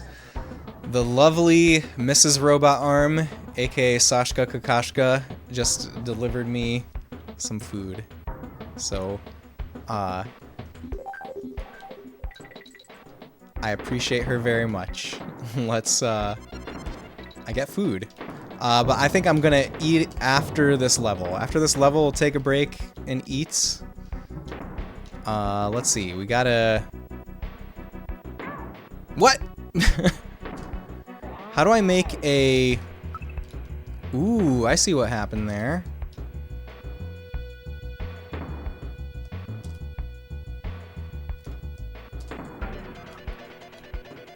Oh no! Oh no! Where did I land? How long is stream today? I'm planning on going at least until midnight. We're doing an extra long stream for to celebrate my birthday, and my hope maybe is to 100% this game. I don't know if we're gonna get there. We're at least gonna beat it, and then get as much stuff as we can. Oh, we switched it to TNT. What did that do? Wow, very cool. Thank you. Thank you for saying so.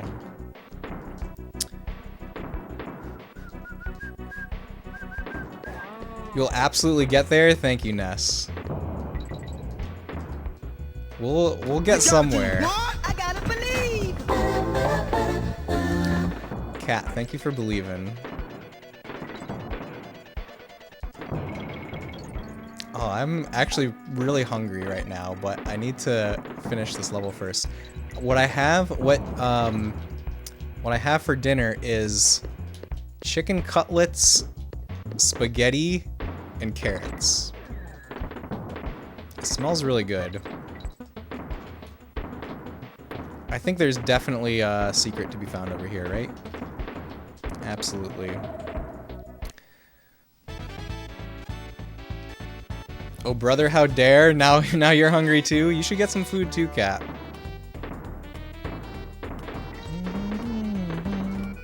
Wait, what do I have to do? Just find the coin on this one? Oh, whoops. Sounds good. It looks good and it smells really good.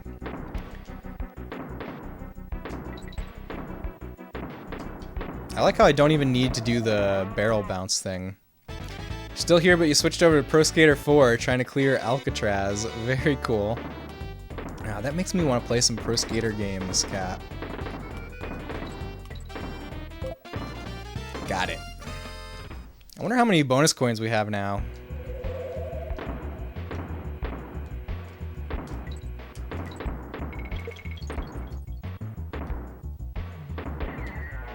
$32 bear coins. Not enough for that mirror yet. Oh! No!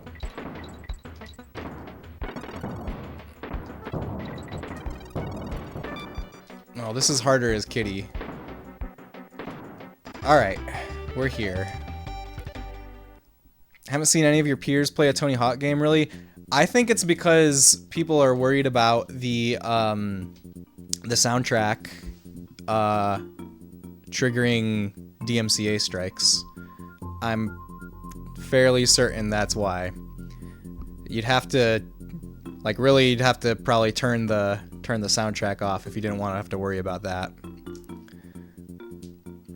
Music is a big part, yeah. Otherwise, you'd have streamed it. Yeah, I think it would get a lot more play on Twitch without the music.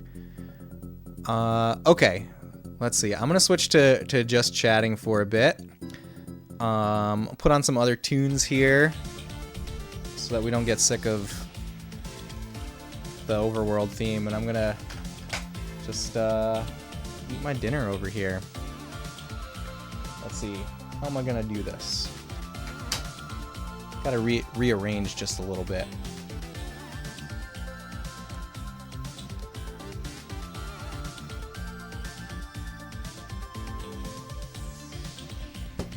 Here, I think that my tray that I use for magazine viewing can also serve as a little dinner tray over here. Although I'm not gonna put my dinner on camera, sorry. Let's see. You can always make it so the music doesn't show up in your VOD. That is true. You can do that. The only time it would happen is if you keep VODs up or clips of it. You'd have to be extremely unlucky to get a strike while live. Yeah, do you always delete your VODs, Cat? I don't delete mine. Viren, thank you for the birthday wishes. It's great to see you, Viren. How are you doing? We're taking a short little dinner break here from DKC3.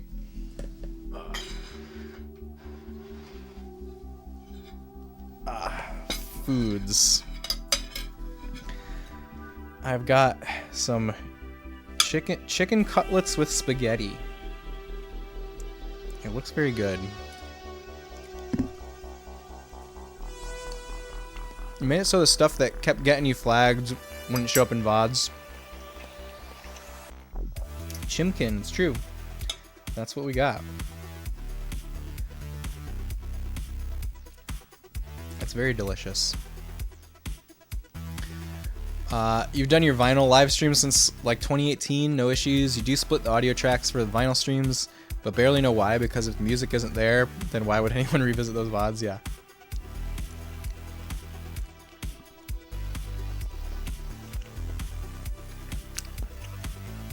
That does make sense.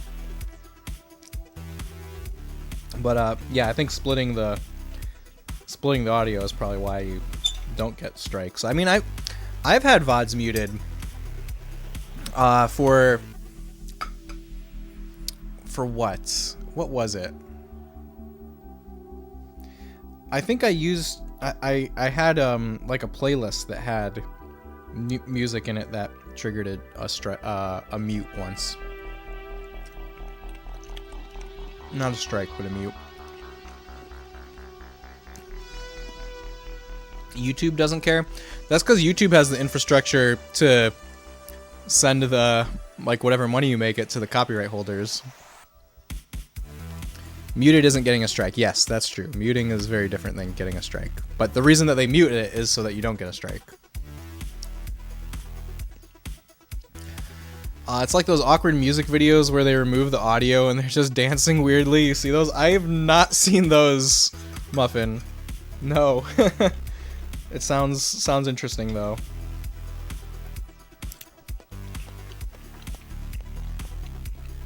Yeah, Twitch is saving your butt. Mm-hmm.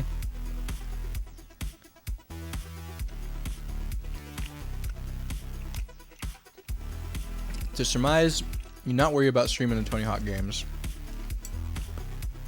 Yeah, that's fair enough. I personally wouldn't, probably wouldn't do it. But it's fair. Twitch is not saving your butt when they mute something for which you have repeatedly told them you have the license. I don't know. I don't know, Dragon. Probably depends on the specific case. You know, one thing that I hear gets muted all the time is music from Kingdom Hearts. Apparently, that's like a very consistent thing, is Kingdom Hearts music getting muted.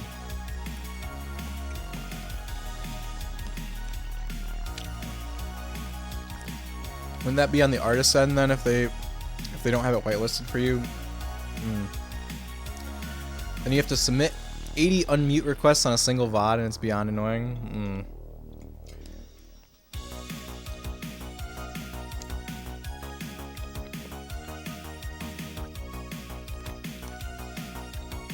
Yeah, I don't think I have a good way to show the plate. I'm sorry, Cat. You'll just have to trust me that it's good.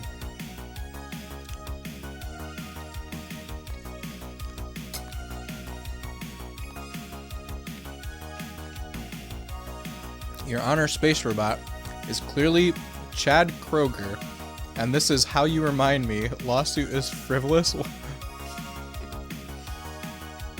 Thank you, Laganzar. I think I understand that message. It took me a minute to understand what you were saying, though. You trust Sashka? So, it was actually Sasha's mom that made it. She's here, hanging out with us. She's a good cook too.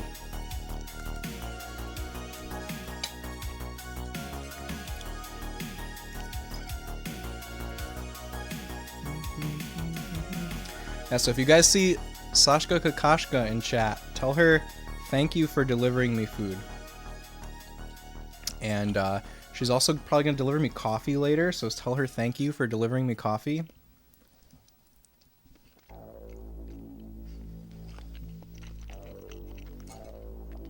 Also, let me say, she's just kind of starting to get into Twitch. You know, I've been doing this for a while, and I've talked about before how she's never really been super interested in Twitch, but you know, recently she's starting to like watch the stream a little bit more, and I'm really excited about it. It makes me happy. So if you see her in chat, please say hi and make her feel very welcome. Sashka's a real one. It's true, Casey. I agree.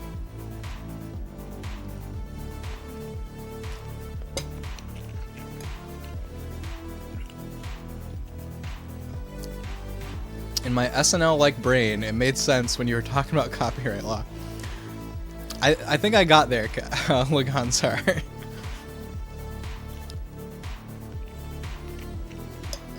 I do kind of wish I had a spoon to help me with spaghetti. I only have a fork and a knife. That's okay.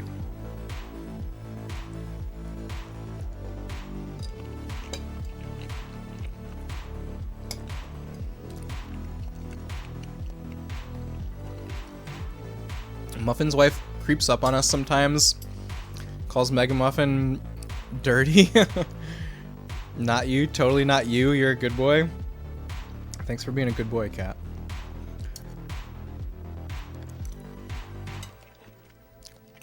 Listen, Mega Muffin X is one of the cleanest people I know.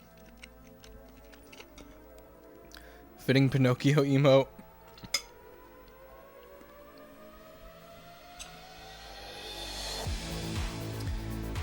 So, what is everyone up to for the weekend? Anybody got any cool plans? Or anybody playing any cool games?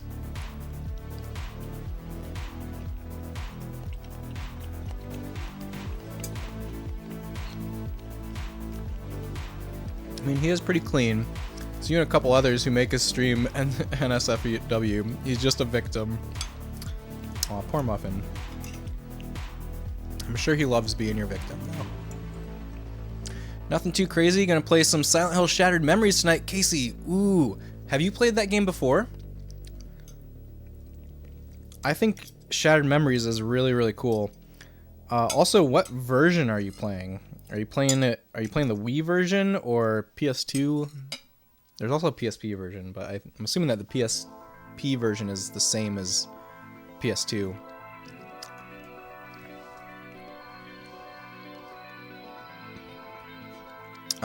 Your birthday is tomorrow, not much beside that. Wait, really, Aaron? Our birthdays are this close? Happy birthday, Aaron. Can everyone say happy birthday to Aggressively OK Gaming in chat, please? It's true, and she lurks and heckles you via text. Ghost Girl, you're gonna play Wind Waker for the first time tomorrow. Ooh, that's awesome. I love Wind Waker. I love Wind Waker a lot. I mean, I love the Legend of Zelda series a lot. There's very few Zelda games that I don't like. Wind Waker is a great one. I'm excited for you. Played a little bit of it when it came out. You're playing the PS2 version. It's very cool. I played it on the Wii, and I think it does have some really cool uses of the Wii remote. Like, you have a phone in the game, a cell phone, and it uses the Wii remote speaker, and you have to hold it up to your ear to hear it like it's a real phone. I always thought that was a really fun immersion thing that they did with the Wii version.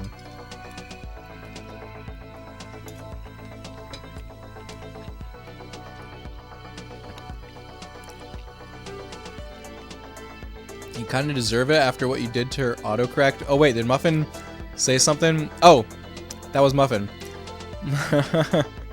I'm sorry you get heckled via text, Muffin. For some reason, I thought it was Kat that was saying that. You installed Fallout 76, and you think you're gonna be disappointed. I've never played Fallout 76. I did see, like, if you have Amazon Prime, that you can get Fallout 76 for free, and I claimed it last night right after I watched an episode of the Fallout TV show.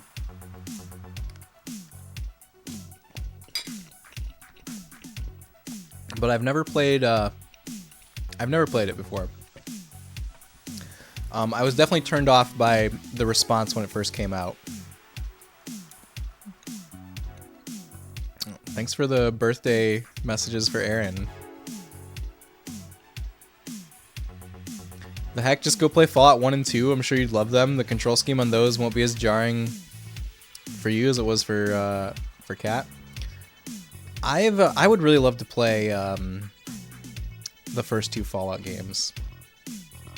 Really enjoying the Fallout TV show. Me too, Casey. I just watched the second episode of it. We're going through it fairly slowly, but the second episode was really, really good. The first episode I felt like was a little slow. It was good, but like every scene went on for just a little bit too long. The second episode, though, I was really loving it the whole time. You have one on DOS awaiting you on a Windows 98 PC. Ooh, that's awesome. I feel like I need to build a Windows 98 PC now that I have that that Trinitron PC monitor.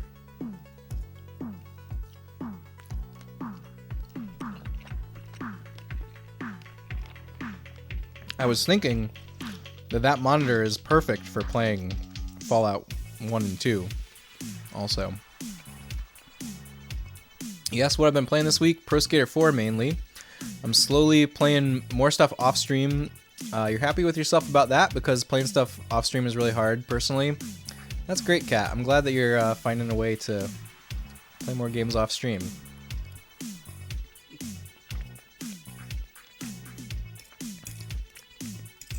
Kat, have you been keeping up with Earthbound? Did you get any farther there?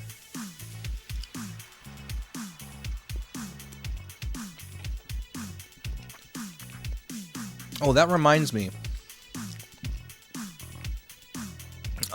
So we've been doing a monthly movie night in Discord.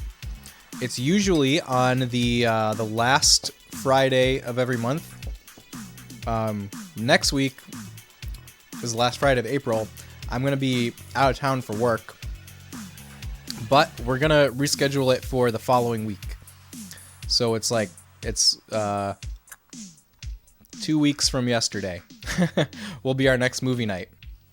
And I think that we're going to watch Final Fantasy The Spirits Within. Have any of you guys ever watched that movie before? Anyone have thoughts about it?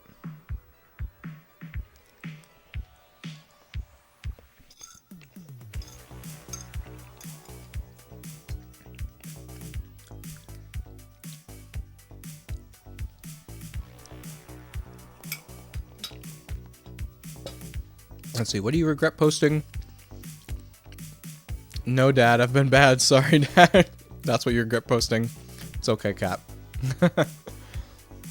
You tried, but you fell asleep last time you tried to watch it. It's not a good movie, I will say. But its existence is very, very fascinating.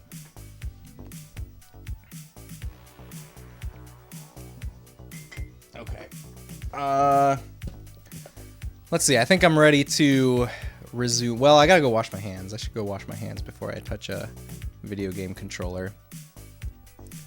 You went to the cinema and saw that? Memory Unlocked? Can't remember if you liked it. It's a very unremarkable movie, other than the fact that Square Enix bet their entire company on it and almost lost.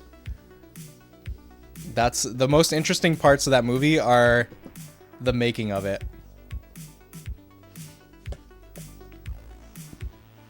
That's not a good one to immortalize.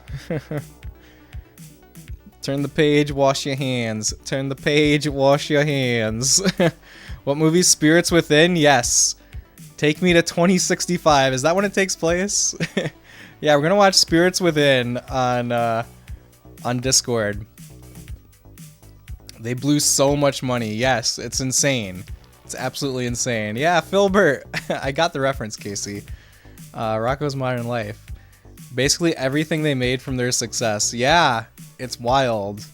It's absolutely wild. It's a turning point for Square. Hironobu Sakaguchi left the company because of Spirits Within. That's the reason it's now... No, Luke, that's not the reason that it's Square Enix and not Squaresoft.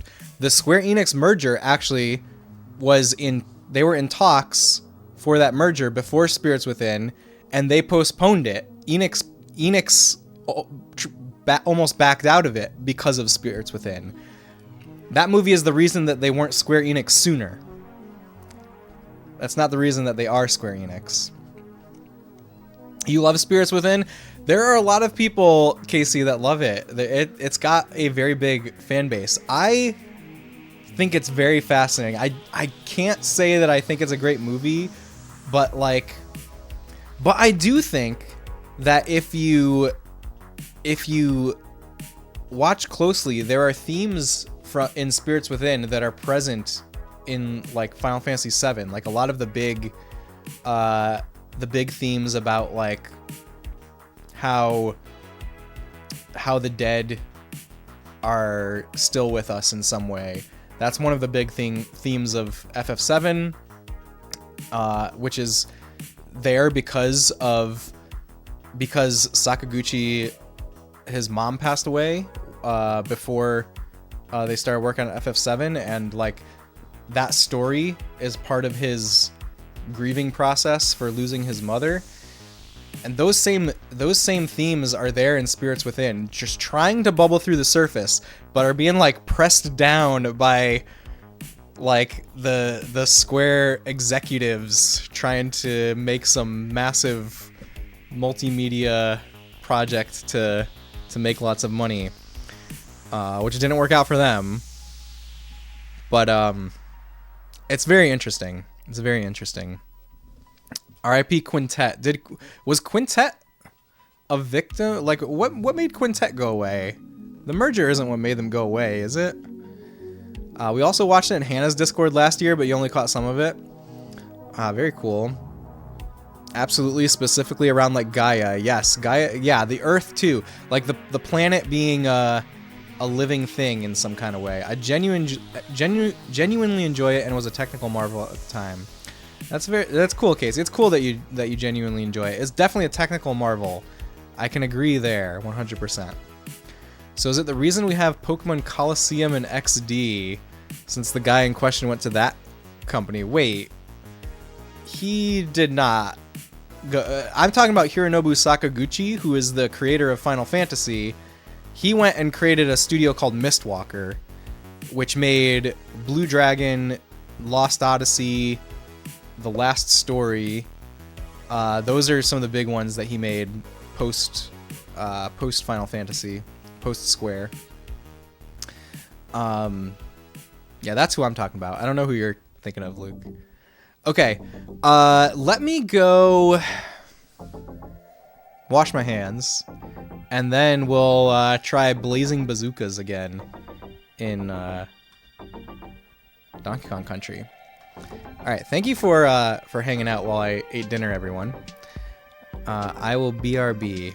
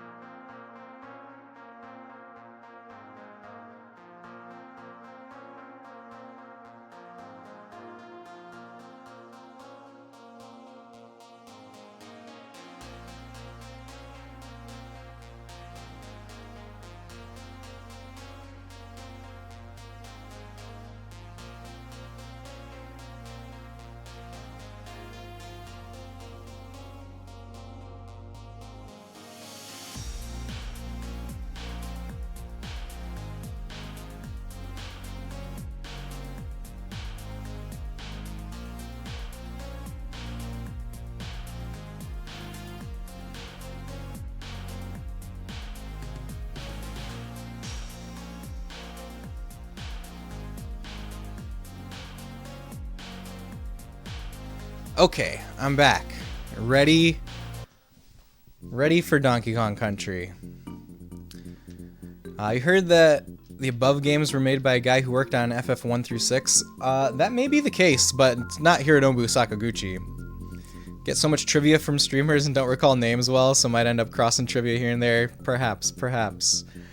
Yeah, I don't know if someone from Square worked on those games. It wouldn't surprise me, but I can say with pretty high confidence that it's not Sakaguchi.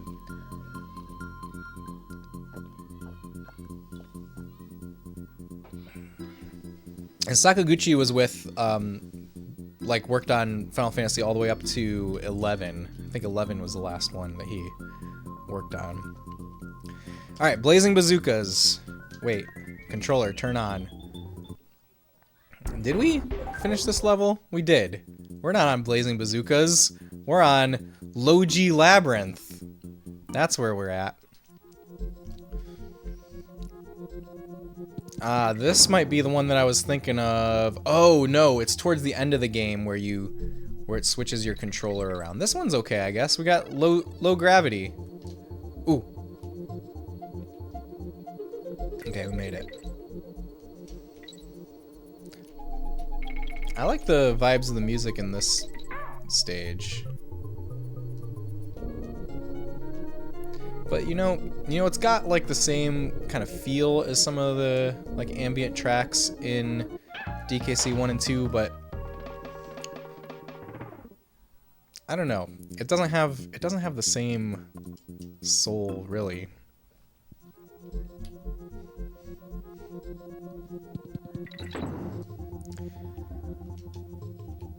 All right, let's see. What else do we have going on here? Ooh, that was not good. I made an announcement earlier about this, but I'll bring it up again. I've decided on a new sub-goal that we're gonna do, where each month I'm gonna have a sub-goal, and if we meet it, I will do a stream of RPG Maker 2000, which is the version of RPG Maker that I used a lot when I was in middle school. And slowly we'll develop a game together, which I think will be a lot of fun and very, very cool. See, there's so much left of this stream. What a treat you're giving us. Thank you. The treat is all mine, Kat. This is my birthday present is a long stream. That's what I told Sasha that I wanted for my birthday. Just give me a day where I can do a really long stream. So, give your thanks again to Sashka Kakashka if you see her. See, did you ever use Game Maker by Mark Overmars? I have not, Muffin. I've used a couple. I've messed around with a couple things, but RPG Maker 2000 is the big one that I used like back in the day. More recently, I've done a little bit of like homebrew development for a couple retro consoles. Like a friend and I started doing this with the Genesis. We started using this thing called SGDK, which is like Sega Genesis Development Kit, or maybe it's just Sega Development Kit, where you can code in C and then compile it into a Genesis ROM. We did a little bit of that, and then we also looked at this tool called NES Maker for making NES games, but NES Maker is kind of difficult to use, and also it's not free. And I just don't think that they have the support for it that they need.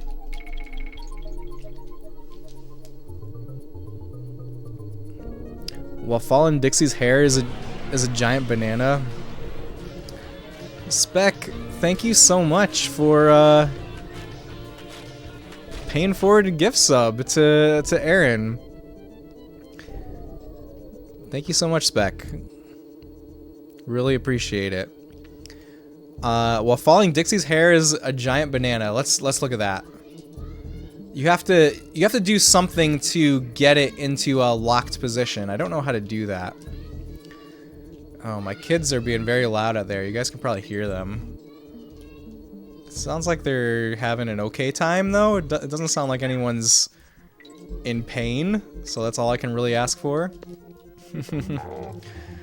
Just asking because you were dabbling with that software too in college. I've definitely heard of it. Shout out to Sashka and Mama Sash then. Thank you, Kat. You very briefly tried Game Maker. Small birthday gesture, happy B-Day and enjoy, okay? Thank you so much, Spec. I really, really appreciate it. When she's in the back. Oh, okay. You were almost suspecting you were making them up with how little you can hear them usually. Oh my god, Kat, thank you so much for gifting a sub to Laganzar. Thank you so much, Kat. Really, really appreciate it. JB, thanks for saying hi to Aaron. Let's see, what else did I miss? Anything? I think we're caught up. Okay, we gotta go this way. Oh, there's nothing but bananas here.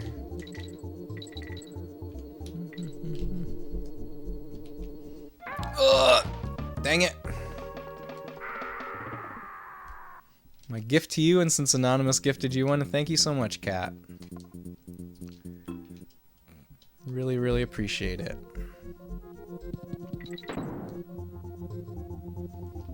Am I still at the beginning? I still haven't even gotten the checkpoint in this one. Aaron! Thank you so much. Gift sub to Ford. Aaron, thank you so much.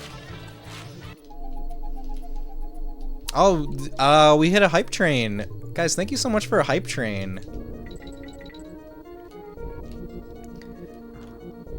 Choo choo. I really appreciate everything, guys.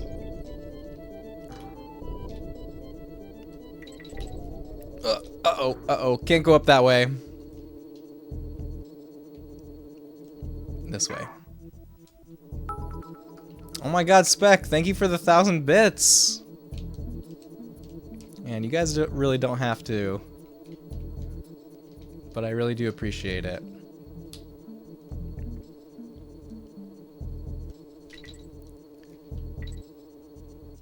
And now I should probably do like text to speech for bits. I mean, you didn't put any text there. That would have been spoken anyways, but I should figure that out. I should do some kind of text to speech thing. Those are always fun.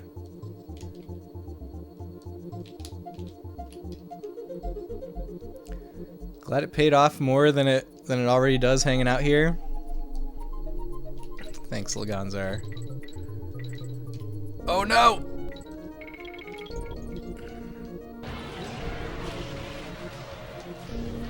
Jenny, thank you so much for gifting a sub to Stellar.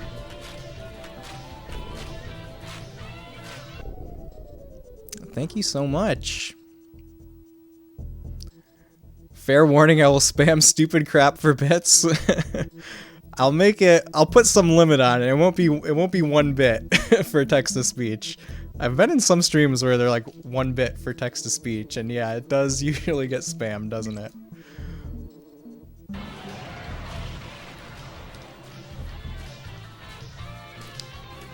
What is going on here?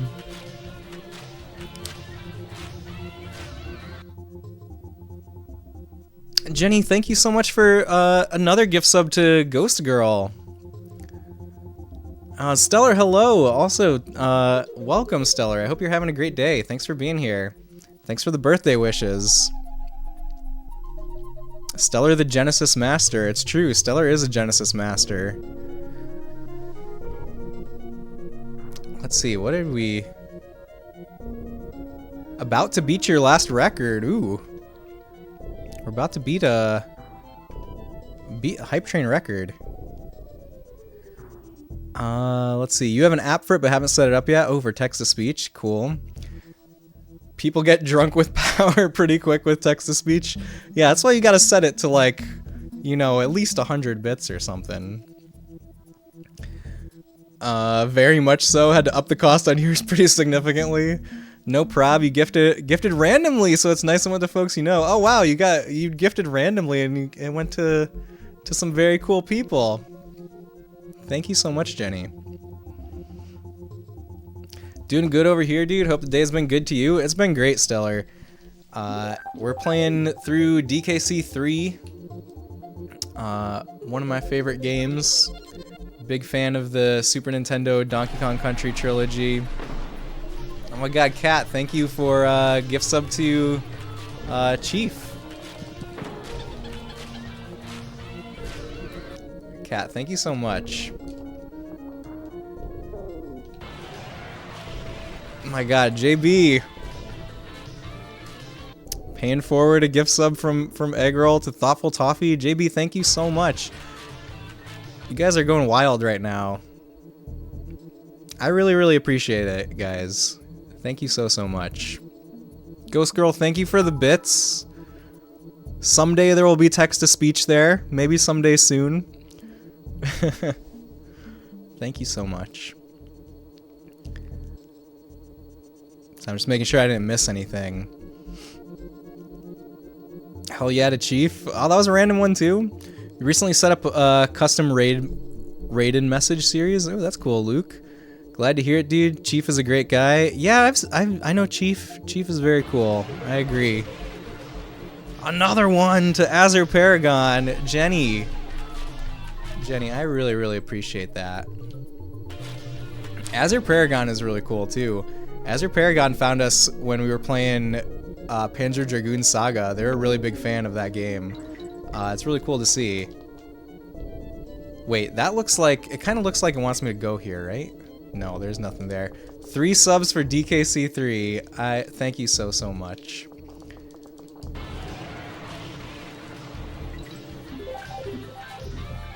Was that Kat?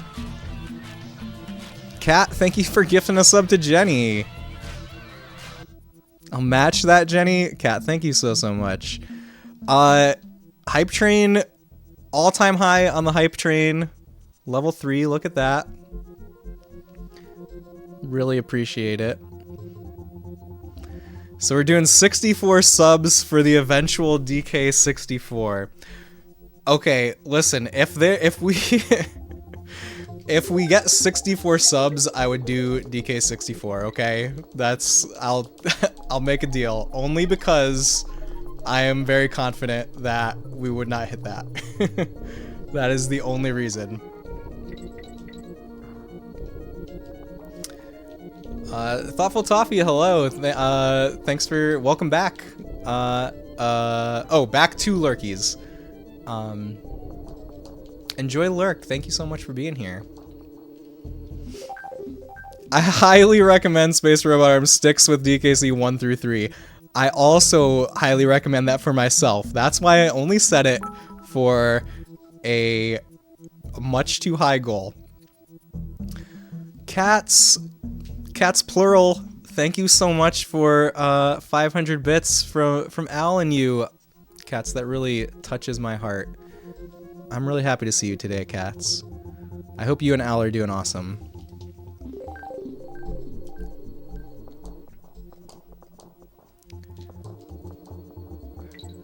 I feel like I've been on this level for a very long time now.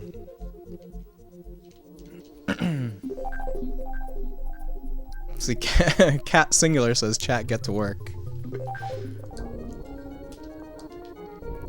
No, please do not get to work trying to make me play DK64. DK64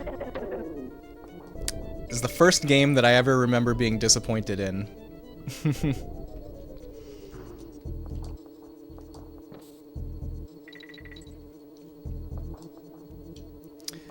Yes, singular cat meet plural cats. We were talking the Cats drinking tea was in here before, and I kept saying cat singular because I'm so used to Cat Crasher now.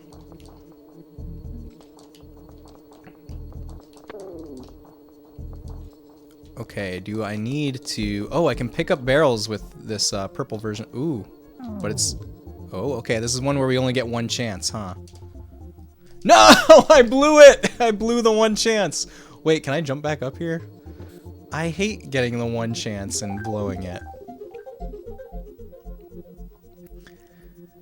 You don't have an expansion pack yet, so can't play DK64.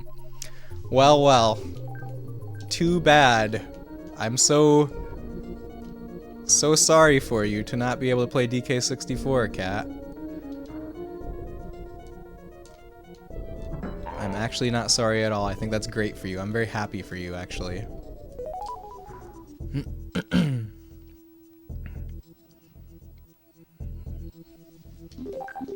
Okay. We're gonna finish this level. Maybe. Did I get a checkpoint? I really hope that I did. Oh god, Kitty, you're slow. We're slow in 0G.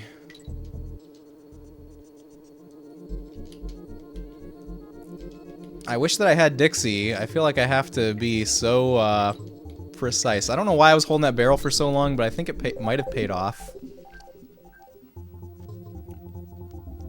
You'll buy one eventually. Honestly, it was not long ago that you learned there was a DK64, like a couple years ago. Don't understand how it went by you, because it's not a great game. It's not like remembered fondly by a lot of people.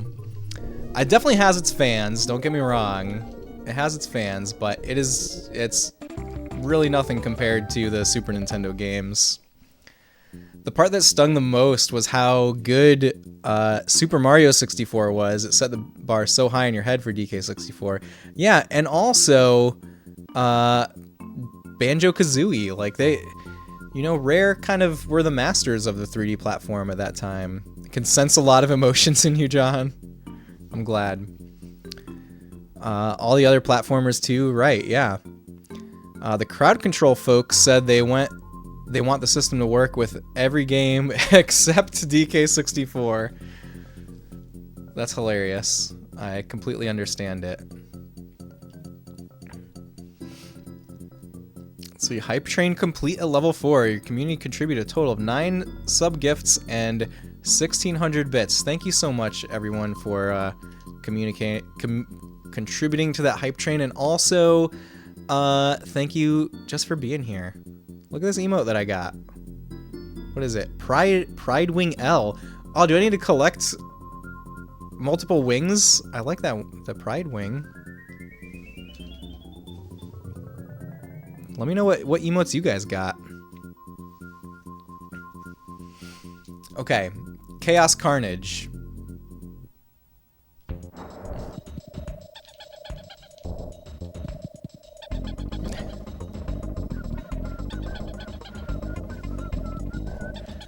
Oh, he's saying something.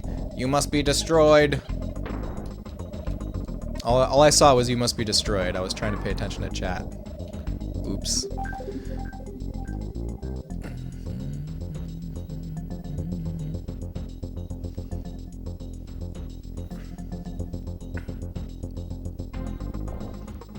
You want gay emotes too? That's the closest you have to a standing ovation. Didn't get anything. What? You're supposed to get an emote if you added to the Hype Train. Maybe it just didn't show up. Maybe you need to refresh. Reminds you of Ho-Oh. That'd be cool. It'd be cool to like make a composite emote out of it that was Ho-Oh. That'd be fun. Alright, I gotta remember how to fight this boss. In hindsight, it looks like the slow clap, which sends the opposite message. Wait a sec, I need to... Oh, was that the,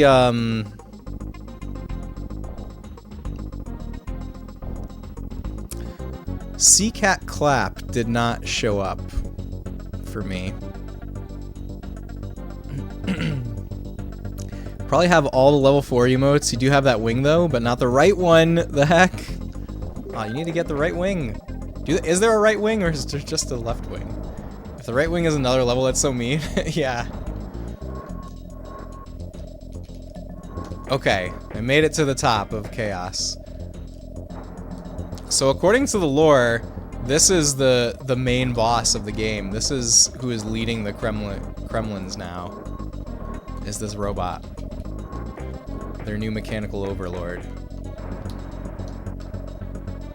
If it's coded as L, then there should be a right? That's what makes sense to me.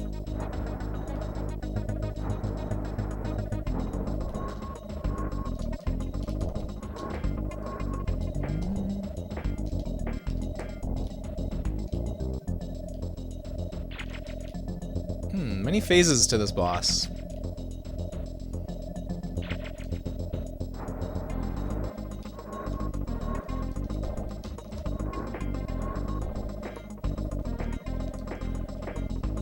I think we're getting lasers again.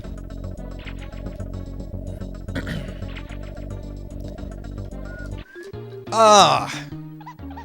Dang it. We try again. We'll be fine. That was the case for these snowman arms you use for random emotes. Yeah, there's a left and a right. That makes perfect sense.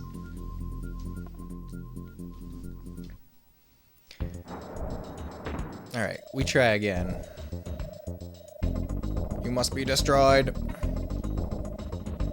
I saw his text for just a little bit that time.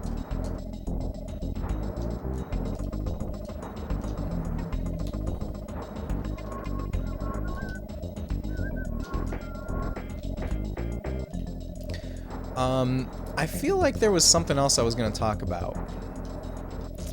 What was it? I don't know.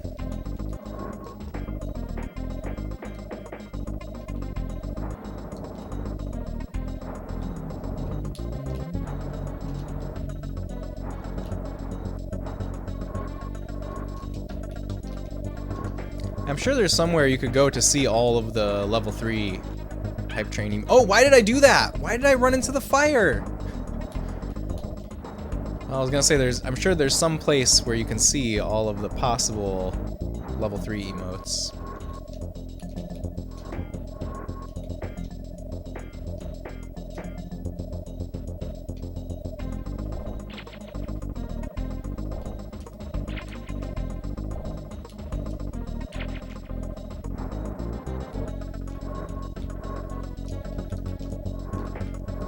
Can't be many more hits. I've been shot at by lasers twice. That's when I died last time, was during the second round of laser fire. What? Ah! I really need a kitty crying emote. I really need that. I need to just like rip the sprite animation out of the game to make that an emote.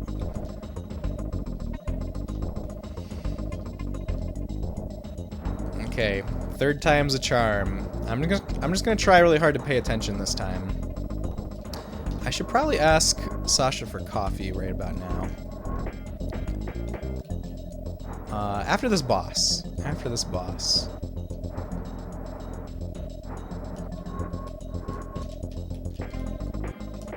I think Twitch has made more emotes finally, but for the longest time, Twitch told you had all the hype emotes already, which is horrible. With how much money people pump into Twitch, they can't get artists to make. They can't get artists to make a heck ton of emotes.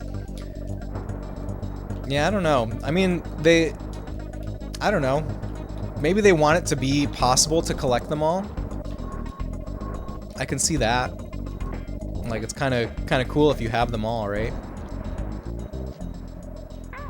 Ah, why did I do that? I did the same thing again. I walked towards the fire. I thought the lasers were gonna come, but we're not at laser time yet.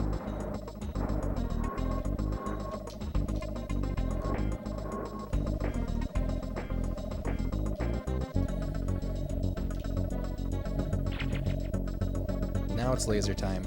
Laser time is when I really need a second Kong. The other stuff is easy to avoid. This one's kind of hard.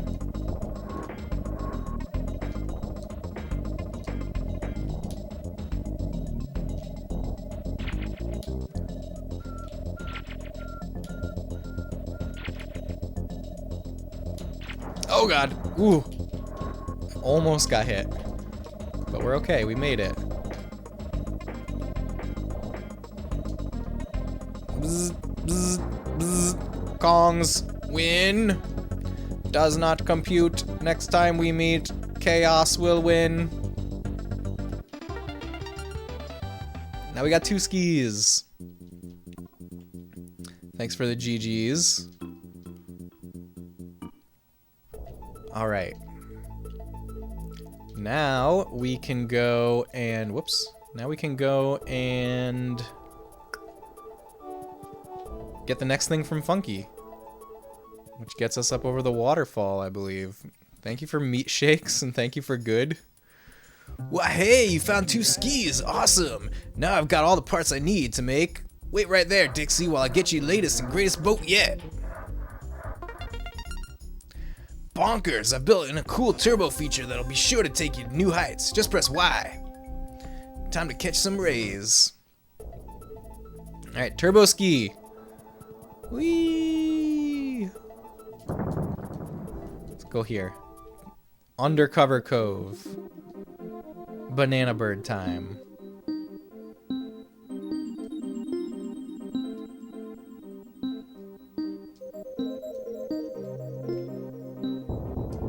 Vehicle upgrade. I know, it's exciting. I think we're in Act 3 of the game now, maybe.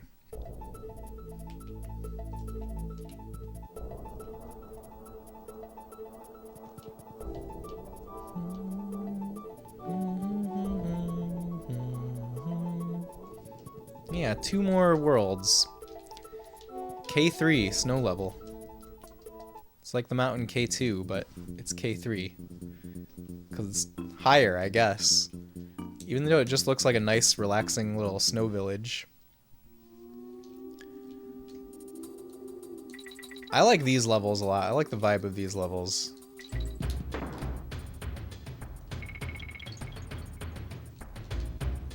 Oh! I didn't know there was gonna be a explosive barrel there.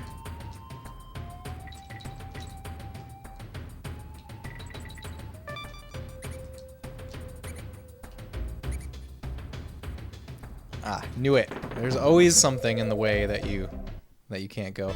Gotta head out, but have a great rest of stream. Jenny, thank you so much for hanging out. Thank you for those gift subs again. And I hope you have a great rest of your night. And thanks for being here. Hope to see you again real soon. Ow. Why'd I do that?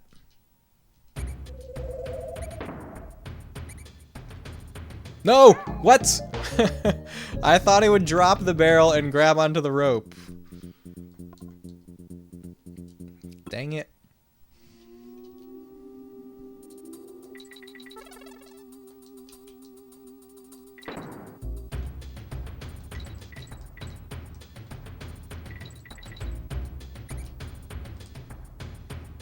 Alright.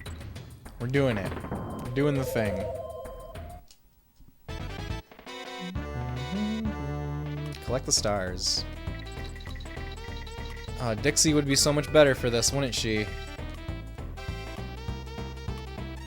Oh, we got it. Maybe I should just swap to Dixie, though. Oh,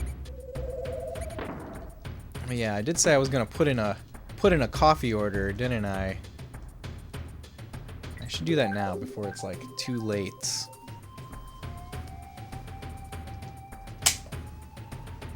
One second.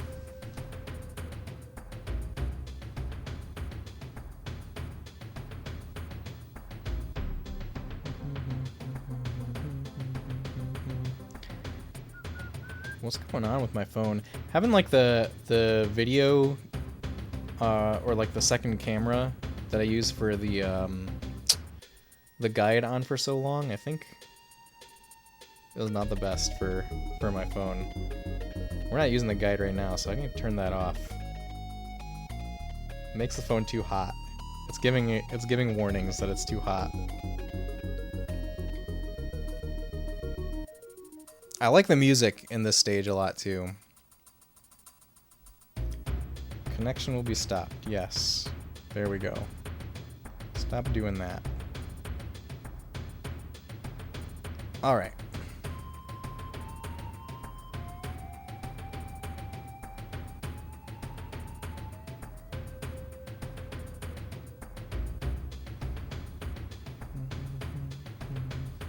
Okay. My coffee order has been made.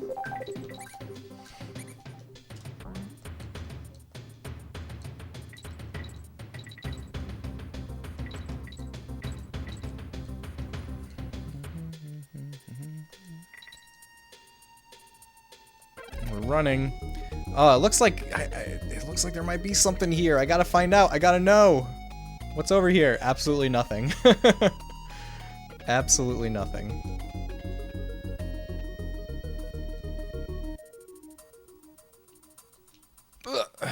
Alright, you looked up the hype train thing, and each participant gets one random emote from whatever level is available. Oh yeah, that's what we were saying, Luke. That is correct. Oh, we gotta run fast enough. We gotta run over there so he flips around by the time the barrel gets to him.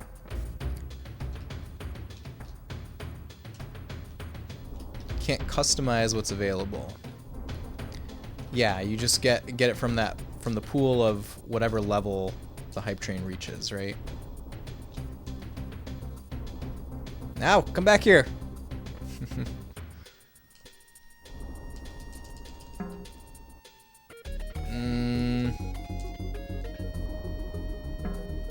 Will it go slower if I use Dixie?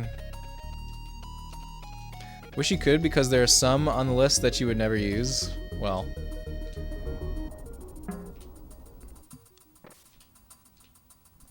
What if I ricochet it? No? How did I get it, like, almost right the first time? I got it so close to right the first time. There's 5 emotes per level.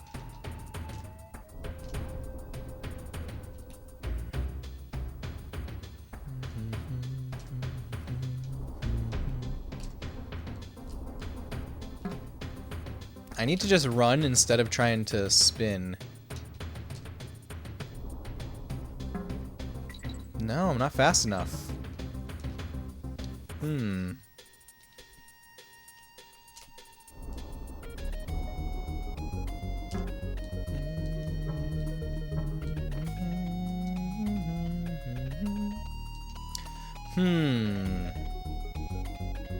There's a lot of space up there.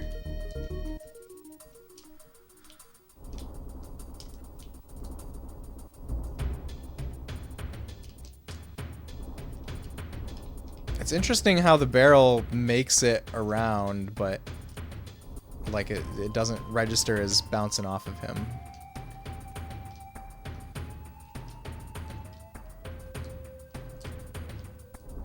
Oh! That was the closest I've come. How did I do that?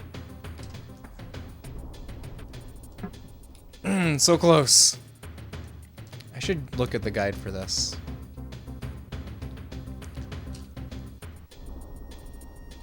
Oh, that's the closest we've come. We're getting closer and closer every time.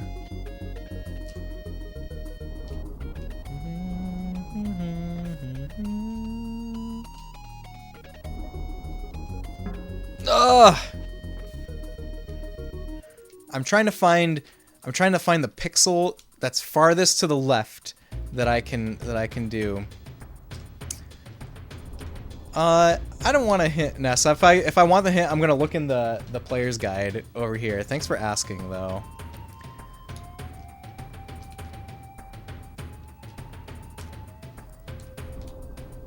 And I think I am gonna look in the player's guide, but just a couple more tries. Also, never want hints. Fair. Yeah, I think it's more fun to not get hints. Although, I do like hints when they come from, like, officially published guides and magazines. I think that's a lot of fun and closer to the way that I experienced these games back in the day. Alright. Yeah, so you only use the manuals.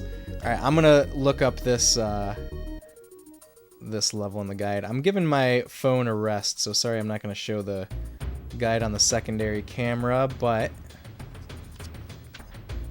I will show you guys on the just chatting screen. Here's where we are. Ooh, can we see? Maybe this page is more informative. Okay. Coins crevice. Have Kitty throw the steel barrel up to the right and run back to the left as the barrel rolls on the overhead passage. It's hard to get ahead of the barrel, but if you use Kitty's roll, you'll come out ahead. Alright, so it says use Kitty. Let's use Kitty.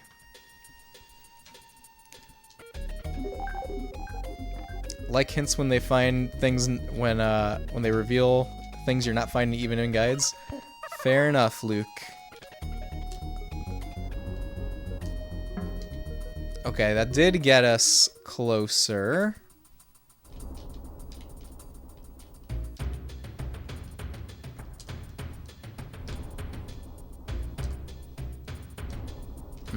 Not quite.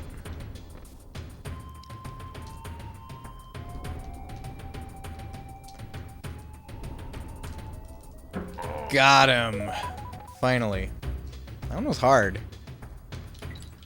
That needed very precise timing.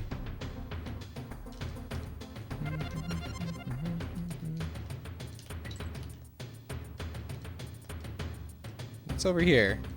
Absolutely nothing. This is just a place where you can fall down.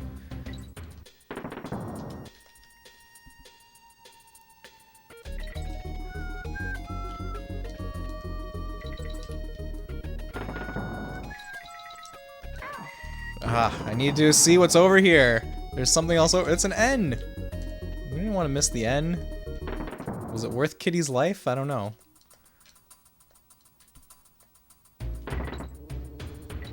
Woo!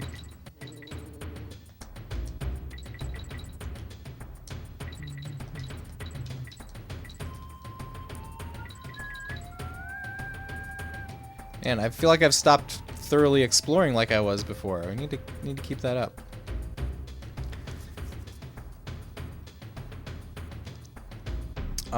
Like when you would really just like a manual but just don't have one, such as knowing about the run button in Super Metroid. Yes. Well, that's like stuff that would be in the manual. That's completely different. I would usually look in the manual though. Ah!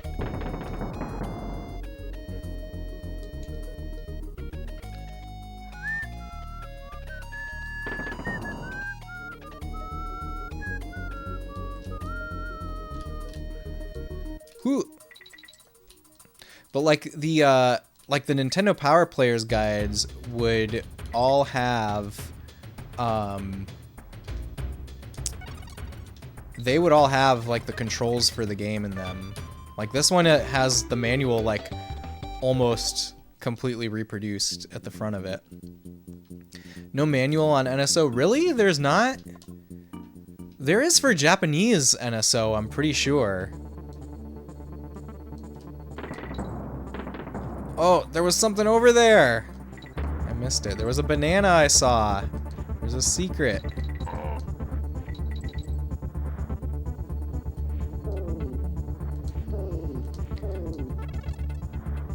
Because I know even the English manuals are all available on Japanese Nintendo website. Like very high quality scans of all the English manuals for NSO games. I mean, like, and almost all manuals have been scanned and are online somewhere, even if they're not officially available. Oof. I like this snow level. I like the toboggan concept. It works very well for a minecart-esque stage. Oh, there's bonus. I don't know how to get to that. That one will come back for later with the guide.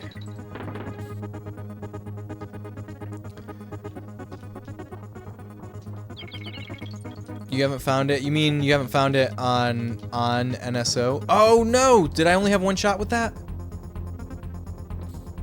No, we're good. We're good.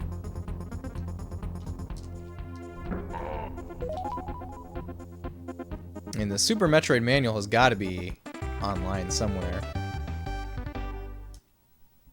Could always tank it with your other Kong. That's true. I could.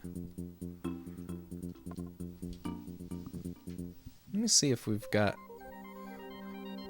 I don't know if Sasha got my coffee request.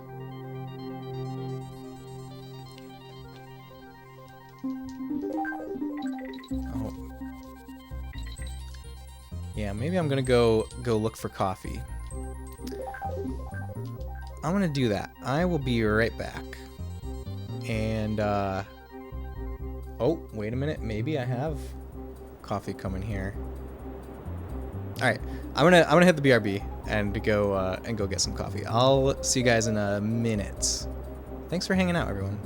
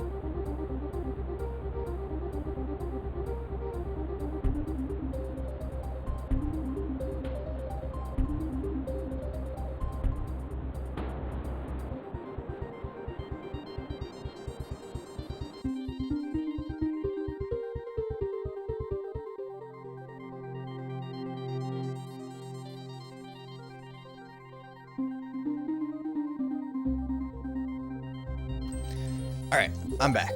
Coffee is en route. Alright, we continue game. It's another waterfall level. It's a cold waterfall level, though.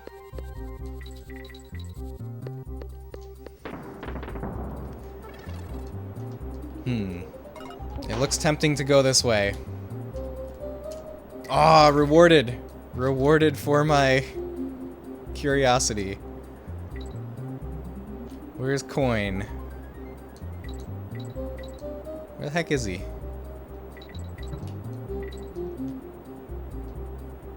Huh. How do we do this one?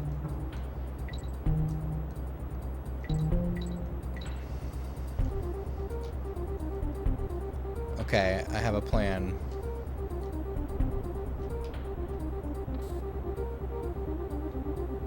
Did it disappear? I lost it. I got too far ahead, but that's the plan.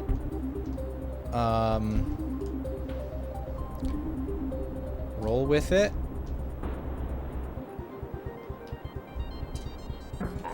Got him.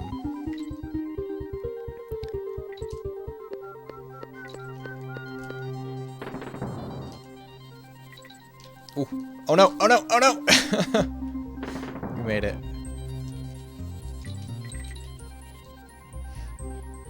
So, I need to think of another retro game for me to be playing off stream, because my main one for a while, for like the last month or more, was Contra 3. And I finally beat Contra 3. And I haven't started anything new on the retro side of things. Of course, been playing FF7 Rebirth off stream a ton. But I usually have a couple games going, and usually at least one retro game. I was playing Phantasy Star 2 for a while, and I kind of fell off of that when Rebirth came out, just because, you know, it's hard to keep up multiple RPGs at a time. But maybe I should get back into Phantasy Star 2. Phantasy Star 2 is a graph paper map kind of experience, and I really enjoy it. I'm really loving it. Azure, thank you for thanking Jenny for the gift sub. You're playing 3 RPGs? What are you playing, Luke? What games you playing?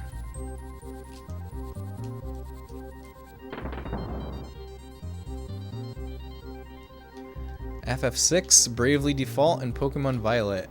Very nice. Alright, made it.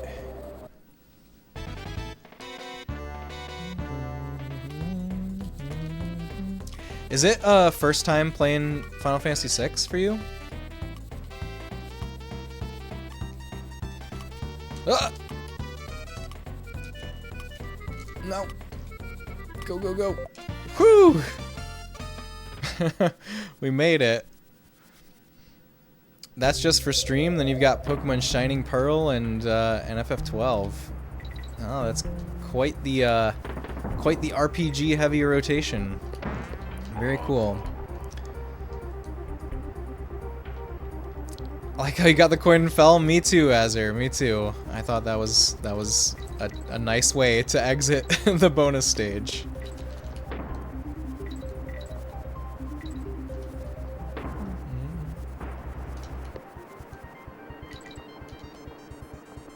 Oh god, wait. It's not that simple. Okay, well, we're here. I don't know if the parakeet here can kill the bees.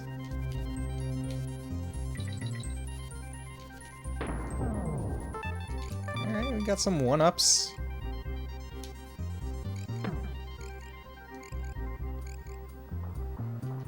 Oh no! I needed that barrel for this. Oh well. You've been using a guide for all this stuff you had a feeling was present, but couldn't figure out on your own? That's fair.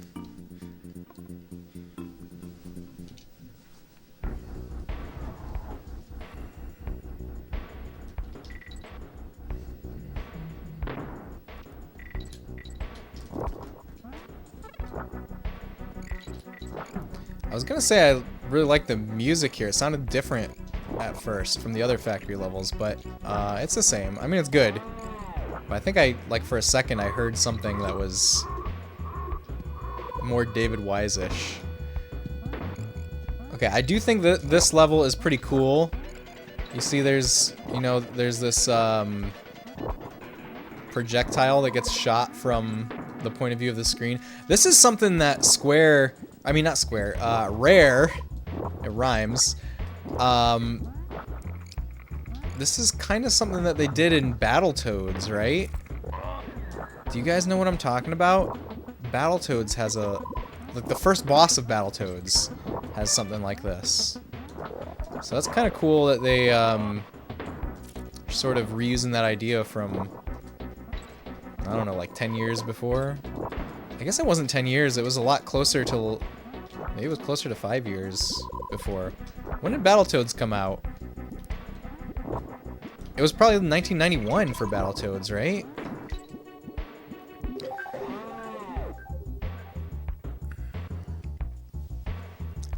Like how that's spelled A and Y and bananas right when you need to press those buttons. Oh, you like how it's spelled? Yeah, it's very cool. They've done that like throughout the game. Also in the stages with the elephant, it tells you that. Also DKC2 had something like that. Okay, we need to go get that bear coin.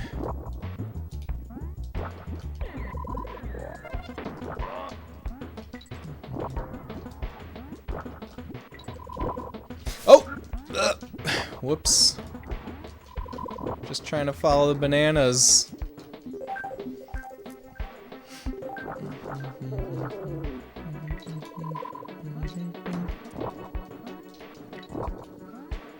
Have any of you guys ever played Battletoads? Someday I would love to play through and beat Battletoads. I think that would be like a pretty cool gaming achievement. I wonder if it's harder than Contra 3. Would really love to hear from someone who's beaten both Battletoads and Contra 3 hard mode, which one was easier. Oh god, there's so many of them. Yep, it was part of your childhood. How is the SNES game? SNES Battletoads? I've never played SNES Battletoads, but there's a couple, right? There's Battletoads and Double Dragon, and isn't there another one? I feel like there's at least two. You've been using a guide for the FF6 Coliseum. I don't remember the Colosseum.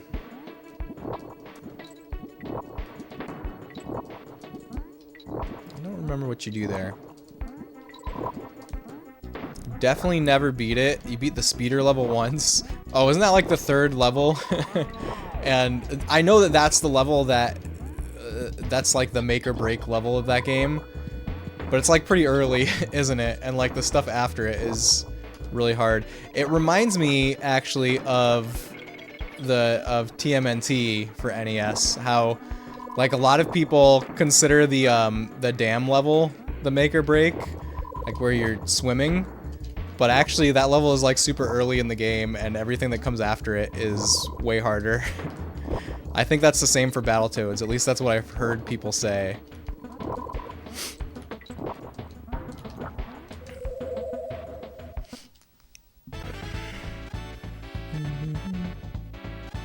You could beat the first levels probably with your eyes closed. That's always fun in those kind of like harder old games where each new level is like a exponential challenge compared to the last one. I feel like those kind of games are very satisfying to go through. Angela! Here, we'll come back and get caught up on chat after we welcome the Angela Raiders. Here, let me go over here. Angela, thank you so much for the raid. I hope you had an amazing stream. Tell us what you were up to, and folks, if you're not already following Angela, please give hello Kitten Lover, thank you for saying hi paisanos. Please give Angela a follow if you're not doing so already. Angela is very awesome. I saw you were playing Breath of the Wild recently. Big Zelda fan, big Nintendo fan, big N64 fan. Oh, I typed the wrong username, sorry about that. Kitten Lover, I don't know if you stream. I meant to shout out Angela, my bad. But if you stream Kitten Lover, let us know, since we accidentally shouted you out. Here, let's do this. This is, my brain was looking at the redeem and typing, and you know how it goes. Let's see. Thank you for the birthday wishes. Kitten Lover, Crescendo, Angela, thank you so much for happy birthday. Sherry, hello Sherry, I hope you're having a great night. Thanks for coming with the Angela raid. Original Channel 84, welcome. It's great to see you too, Angela. You don't. Okay, Kitten Lover does not stream. Thank you for clarifying. Ooh, I have a coffee delivery from the wonderful Mrs. Robot Arm. Thank you so much. Thank you for that raid. I mean, follow. See, look at this streamer brain stuff that's going on right now. Thank you for the follow. And thank you for the raid. Yes, Breath of the Wild today. You played more Yoshi's Story. I would really love to play Yoshi's Story. Also, let me get you the big shout out now that it's probably off cooldown. Hopefully. Let's see. Yoshi's Story is awesome. I would love to replay that. That's another childhood game of mine. Let's see.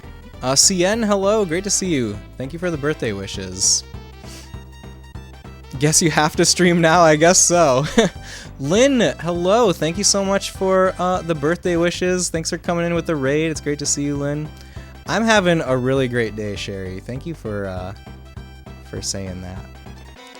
Hypostein, hello. I haven't even gotten to actually introducing myself to you guys. Okay. I'm like all over the place right now. I'm Space Robot Arm. I stream retro games of all genres, and my goals are to represent classic games authentically, usually on original hardware, and just have a great nostalgic time playing games on the couch with friends and exploring video game history together. So that's what we're all about over here. Angela, thank you again so much for the raid. If you need to raid and run, if you need to get some sleep or eat some food or anything like that, please go do those things. But of course, if you can hang out, we'd love to have you. Brain be braining, it's true. My brain is braining so hard right now. Your shirt is the coolest. I hope you're having the best day. Thank you, Really Rascally Grandpa. This is the coolest shirt that I own, which is why I wore it today. See, Mrs. Robot Arm, is that name Italian? No, it's not. Fergal Stack Streams, welcome. I hope you're having a great day. Thanks for joining us. I absolutely love this game. Got it mastered front to back. Oh, that's awesome. It's okay, you're doing great. Thank you, Sherry. Thank you for saying so. Okay, now also, now that the big shout out is actually off cooldown, again, let me say, please go give Angela a follow, everyone. Angela's very, very awesome. Okay, thank you so much for the follow. And what we're doing over here is, yes, obviously it's my birthday stream. This is my Twitch birthday party. It's just an extra long stream. That's about it. Realize you never followed me, Lagaya. Thank you so much for the follow. I really appreciate it, and no worries ever about thinking you should have followed me earlier or anything like that. Please never, nobody ever stress out about something like that. You gotta love a Saved by the Bell reminiscent shirt. Yes, I love it. Also we have our couch, which is also in the Memphis tradition. Birthday streams are so fun. Yeah, so we're just doing a long stream to celebrate today, and I'm playing a game that is very near and dear to my heart. It's Donkey Kong Country 3 on the Super Nintendo. I grew up alongside the Donkey Kong Country series. Negatron, thank you so much for that gift sub to CN. And thank you for the birthday wishes. I really, really appreciate it, Negatron. So what I was saying is I grew up alongside the DKC series, and when I was a kid, I really felt like they were just getting better and better with every game, and this one was my favorite for a very long time. I do have to admit, going back to it as an adult, it's probably the weakest on the Super Nintendo of the trilogy. However, there's a lot of people out there that are like complete detractors of this game that say it's like not even good. I think it's an amazing game. It's still right up there with DKC 1 and 2. It's just a little bit lower. And so I think it's very underrated today, and that's a reason that I want to share it with you all. You've never played DK before. Would you like to, Sherry? Is it something that's in your future, do you think? Alright, so we're in a bonus stage right now. Okay, Donkey Kong Country is not actually a first-person shooter. This is like a little bonus stage. For those of you who have never seen it. And this is a pretty cool level where you've got to like avoid this mysterious enemy that's shooting at you from first person, and in the bonus stage we get to be the mysterious enemy. That's all that's going on with this. Okay, where's the coin? Coin. There you are. You'd love to try it? I heard it's kind of a tough game though. I think it's, it can certainly be tough if you don't have a lot of experience with platformers, absolutely. But as far as platformers go, I think it's kind of on par with like Super Mario World or Super Mario Brothers 3. Which I know, those games are hard for a lot of folks, especially if you didn't like grow up with them. I believe in you though, Sherry. I think you could do it. You 100%ed the first DKC, but you had moved on to the N64 by the time the sequels came out. Well, the sequels came out... DKC 2 came out before N64, but I understand what you mean, Fergal. Just didn't get a chance to play them. First 3 DKC games are on NSO. That's true, that's true. I think... Do you... Oh, never mind. I was thinking of something else.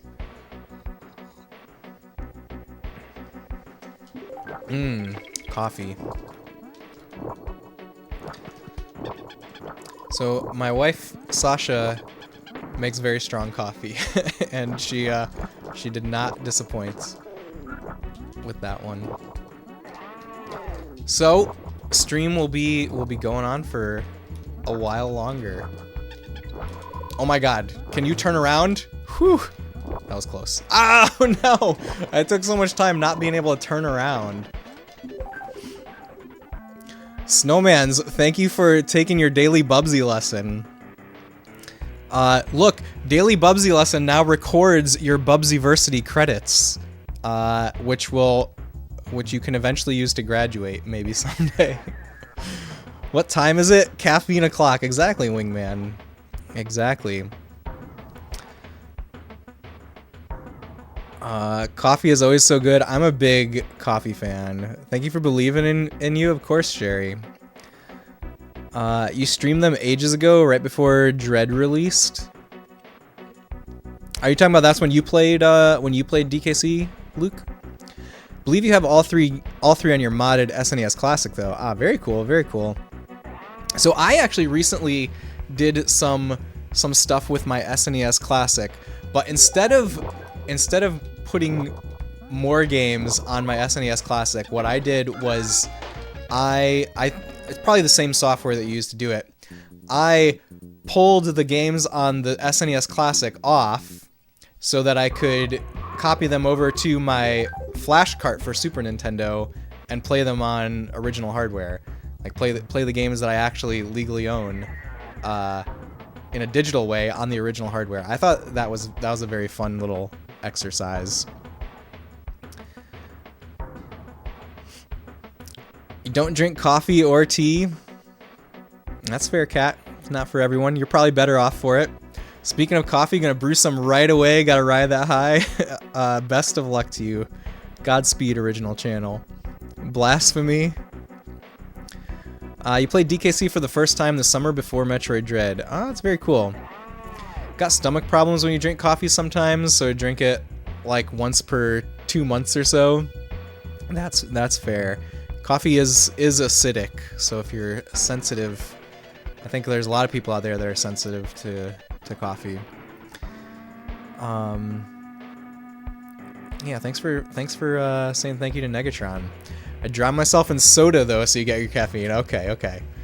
Gonna make some pasta with bacon bits and pesto. Ooh, that sounds great, Cat. I hope you enjoy. I hope it comes out great.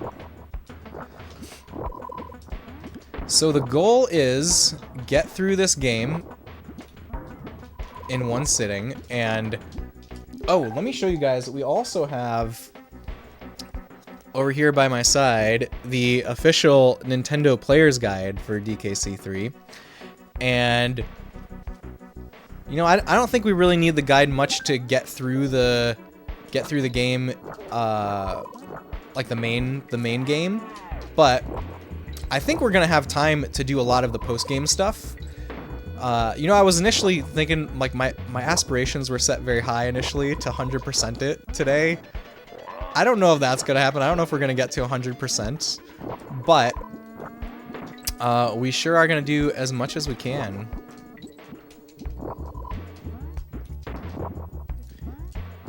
And maybe we'll come back to our save file someday in the future if we don't 100% today. See, do you like tea and hot chocolate? You do like tea and hot chocolate a lot, though? Those are both very good. I agree.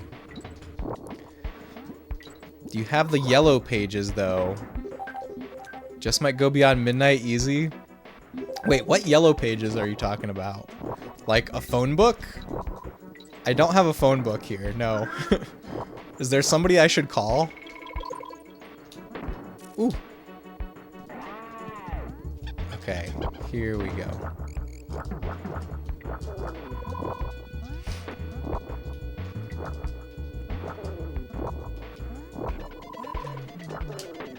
Yeah. Where did I die last time? Was it right here? I think it might have been. What's the other way? Oh, it's the G! Good thing we went there. Reggie Filsamy. That's who I should call? Should I tell him to release Mother 3? Okay, we're kind of in a rough place here.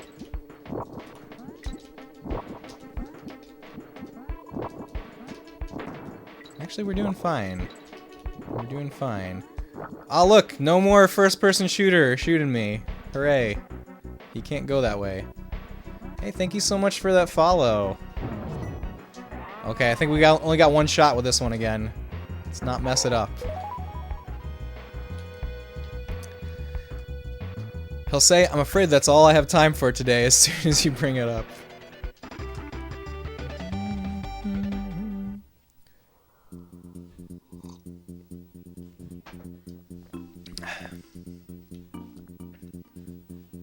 Lemguin Lounge. Lemguin is like a penguin, I think. I don't know what makes them Lem instead of Pen. You miss him as president? He was very memeable. He was very memeable. I mean, the current president is also kind of memeable just because his name is Bowser. Funny face and all, it's true. I think Doug Bowser is the person to chat with now, though. True, but Reggie is the one that needs to release Mother 3 still. I feel like there's still memes about that.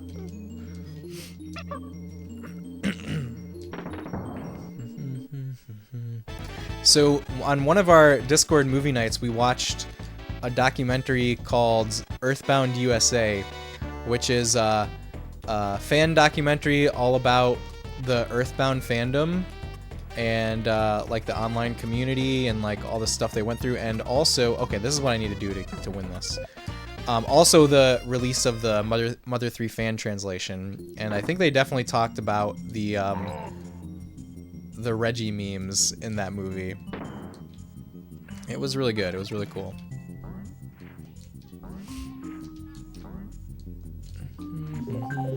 Reggie has it between the couch cushions, which almost made us cry. Very surprisingly, very surprising. You're talking about Earthbound USA. It's a really great film. I love it. Yeah, anyone here who's a fan of Earthbound or the Mother series should definitely check that out. It's made by the people that ran Starman.net or Starmen.net, which is like the biggest Earthbound fan site. And they're also the people that did the Mother 3 fan translation. When they met the Japanese guy that made us teary-eyed, yeah, Shigesato Itoi, who's the creator of the Mother series, that's who they interviewed. Yeah, they interview Shigesato Itoi in that movie, and yeah, it's really, really good. Highly recommend especially for fans of the Mother series, but also probably just for retro game fans in general. It's really good.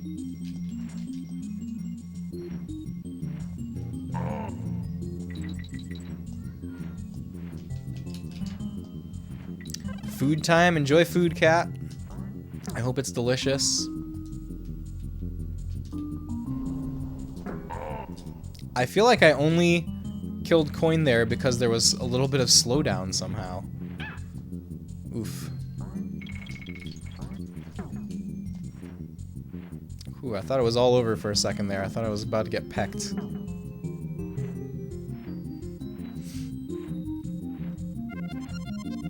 Yay, checkpoint.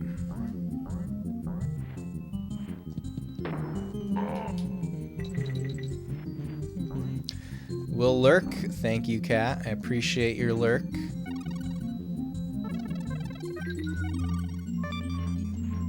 Ugh! Okay, we just got kitty. It's fine. Oh, how do you... Oh, we just go from the other side. I was like, how do I get past them? We just go around and walk in the same direction that they're moving. 30 stars.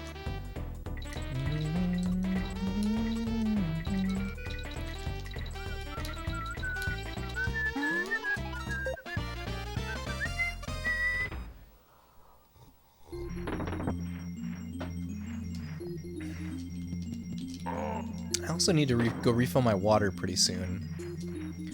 I'll have to take a break to do that in a little bit. Oh, we got an upright flag. It's the first time we got that in a while.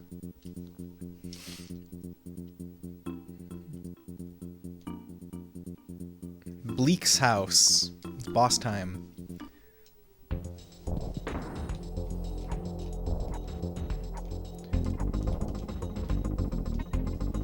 Ah, A is to throw snowballs. Can I reach him? Okay, I gotta press up. I got it. I got it. Oh, I see how it works. I see how it works.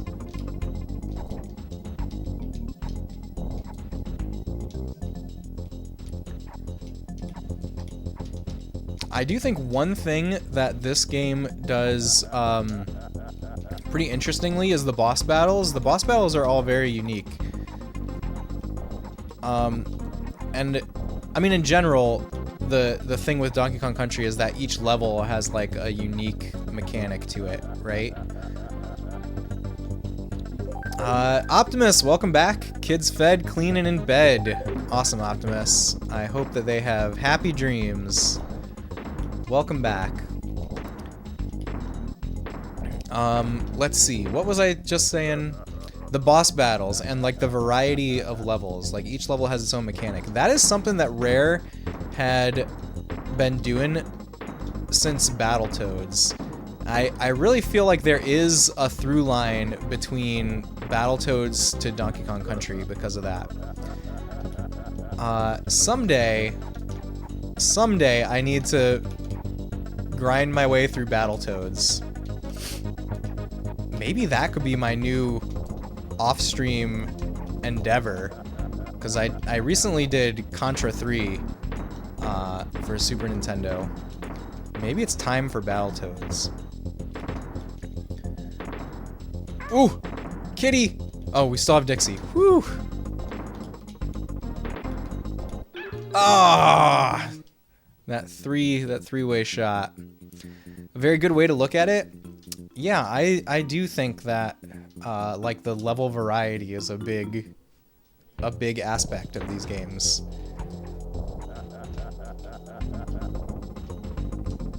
And yeah, the boss battles especially, like this. This is unlike anything that was in the first two games. We really got to hit that flashing spot, don't we?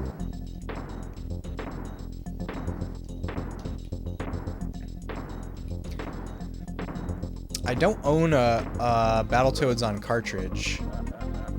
Of course, I have EverDrives for like almost all of my retro consoles, but I still get a lot of enjoyment out of collecting games and playing with physical cartridges. Maybe Battletoads is what I should put on my list for a game to look for next.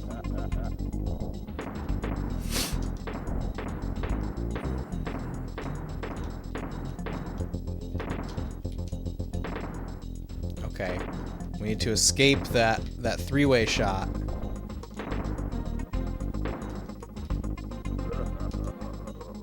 Oh, come on! Too slow.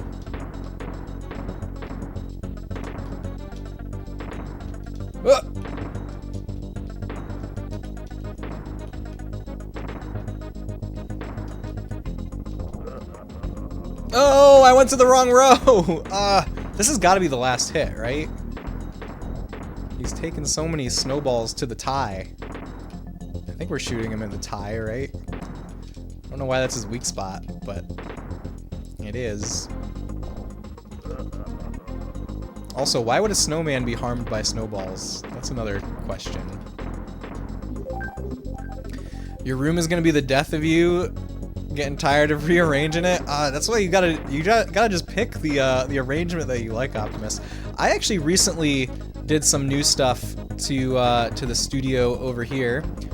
As some of you guys know, those of you that are in Discord know, I recently picked up a PC CRT monitor, and I needed a place to put it, so I got this cool little workbench off of Amazon. It was like pretty cheap, but it's pretty nice. Anyways, that's gonna become my retro PC station eventually. I need to get kind of like a separate keyboard and mouse for it. That's the next step. But right now I just have like the Mister set up over there on that monitor. And yeah, it's really nice. And okay, and I've been meaning to say this. We were talking a little bit about the Fallout series earlier, the Fallout TV show, and it's definitely made me want to play a Fallout game. I'm only 2 episodes in, but it's really, really good. And like that monitor is perfect for playing Fallout 1 and 2. So I think maybe I'm gonna do that pretty soon. I probably wouldn't play those games on stream. I haven't really done any PC games ever on stream, aside from the remasters of Wand of Gamelon and Faces of Evil, the CDI Zelda games. Your 12-foot long media stand is what's messing everything up currently. Optimus, do you need to borrow a chainsaw? Just chop that thing, chop a section off. You're good to go. Okay, Barter's Swap and Shop. Let's talk to Barter. Well, good day to you, Kongs. How are you? The name's Barter. Whoops, have you seen me washers? I swear he's been working on some super secret project, but I reckon it's just some silly pipe dream. I've been doing some home improvements, but look at the state of me. How will I know when I'm clean? What does he need? He needs washers? Like washers that you put on a bolt? It was great when you had one bookshelf full of games, but now it's taking up too much needed space. Can you modify it? Can you chop it down somehow? You're moving the media stand to the upstairs living room and using old school smaller TV stands. Oh, okay. Cool. Alright, Buzzer Barrage. Let's do this.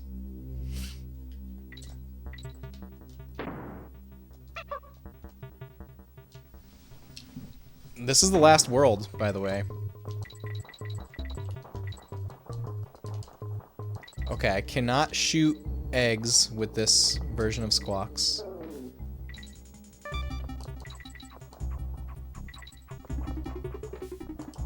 I feel like I have some memories of this level being a little hard. Oh, what the heck? I thought for sure he was gonna collide with that barrel.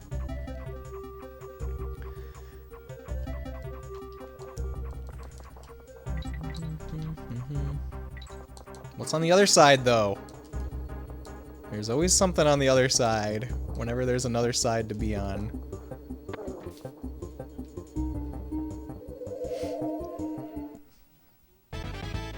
Bash the baddies.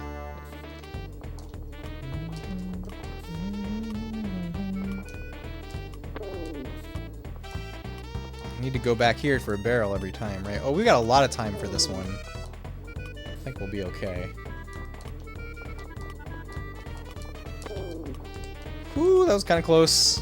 It's a little scary.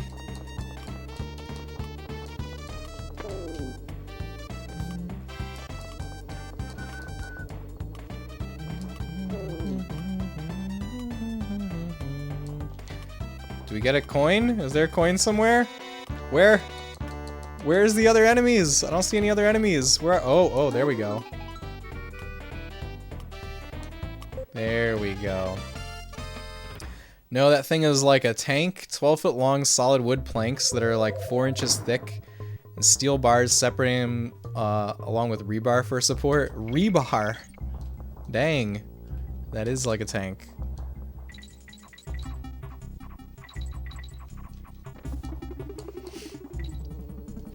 Yeah, I wish I had some good ideas, but my best idea is to chop it up. I don't know how feasible. It doesn't sound like it's very feasible.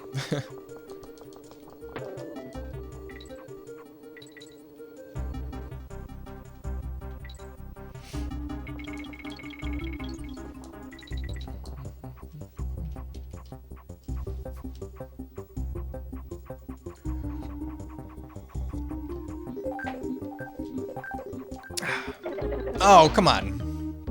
I went through all the effort of pausing to take my sip of coffee, and I still ran into the copter. And we didn't even get to a checkpoint. Come on.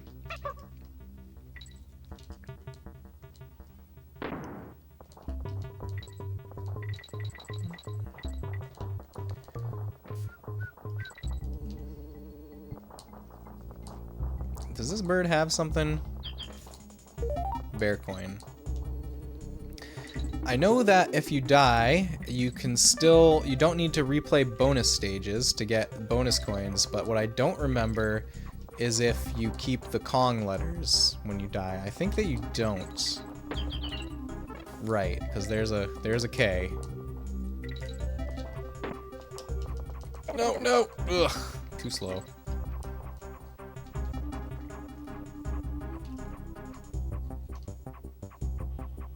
I'm scared here.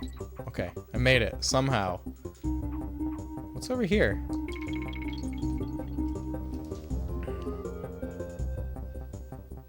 You routed them, sanded them, and stained them, and built that thing. You're either selling it or moving it. That's a really cool project, though, Optimus. It's kind of sad when you have to get rid of something that you built yourself, right?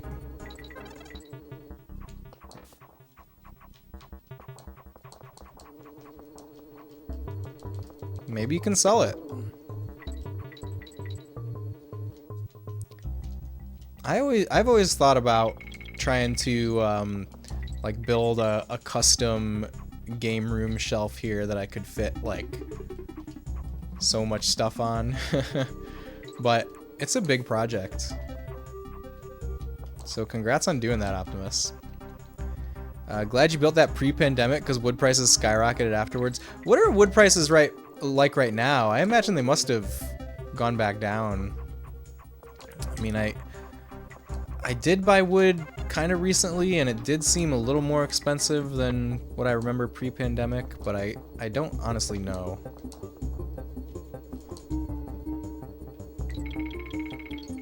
Alright, there's some bananas. Ah! Oh god.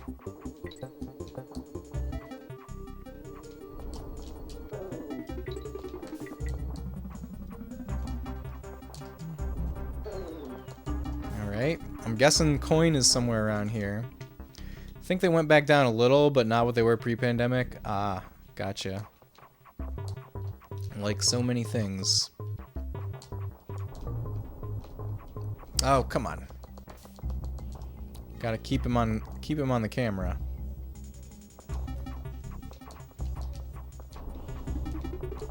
Ah, I keep losing the barrel just because I flap up a little bit. There we go. Alright, is there a copter coming through here? Yes, I almost gave up on it. I was almost about to be like, oh no, there's none. But then he came up and almost killed me.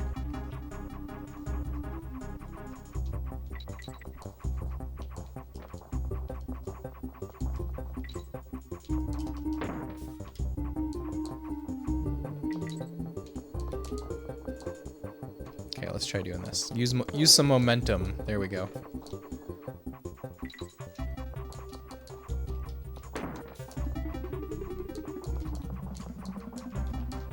I think this track, the music in this stage, is another example where the music here has like the vibe of DKC 1 and 2, but it's it's just missing that very special something.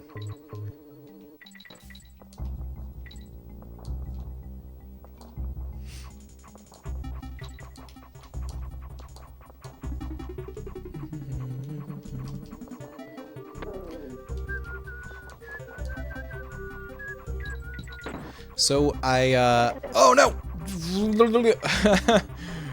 Okay, I made it.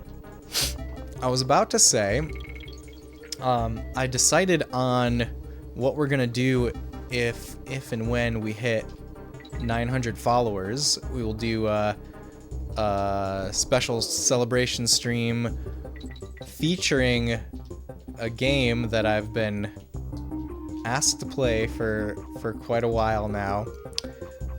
Super Mario Brothers Special, which is a PC port for a Japanese computer called the PC 8801.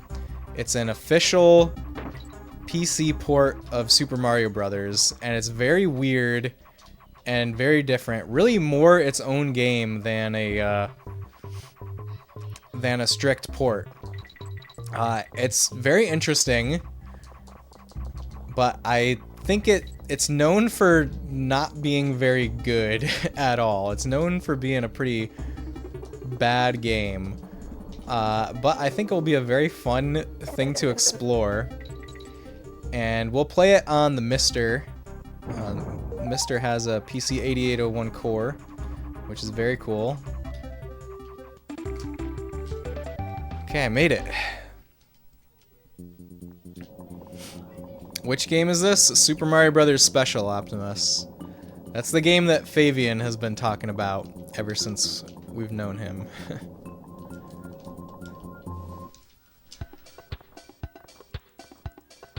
Memblish, mamble, shwerble. Sorry, kitty. I've just had my new teeth fitted. No problem, Wrinkly. We understand. It's good to have a visit from you, kitty. All you ever see on television these days is repeats. Look how many banana birds she has. I don't know how many banana birds there are. Benny's chair lifts. Good day, crazy kitty. My name is Benny. Me and my brother Bjorn run the chairlifts. Would you like to use my chairlift? It's lots of fun. Would you like to be using the chairlift? Okay. Okie dokie, strap yourself in and away you go.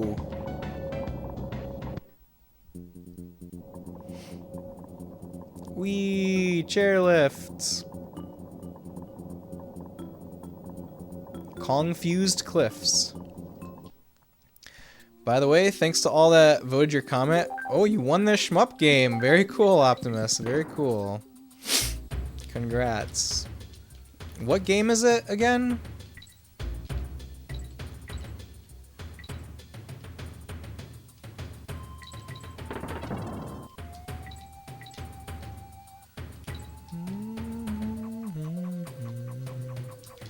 I remember this level being kind of hard too. I mean, we're in the last areas of the game.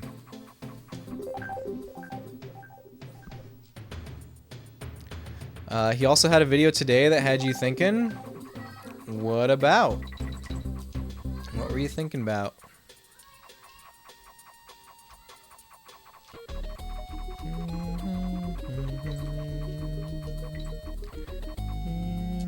No, what the heck? Dang it. No, my son is banging on the door.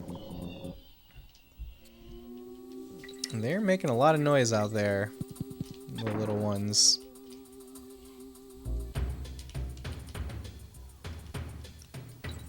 Sounds like they're having a grand time, though.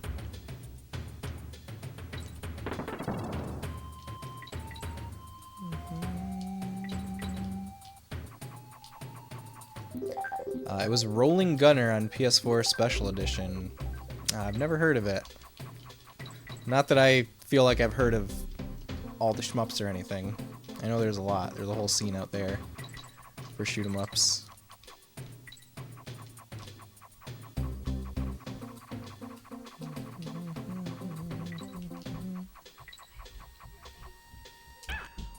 No, I did the same thing again.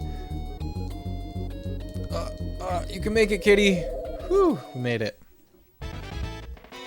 Find the coin. What? Aw. Do I get another chance at that one? Well, no, I guess not. So we mentioned the hardest bosses he's ever faced, and I was trying to think of your hardest bosses, and you don't know how many you've had. Well, what are some of the hardest bosses in games, in your opinion?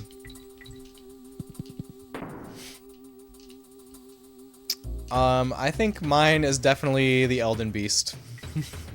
Definitely Elden Beast in Elden Ring. There's like not even a question.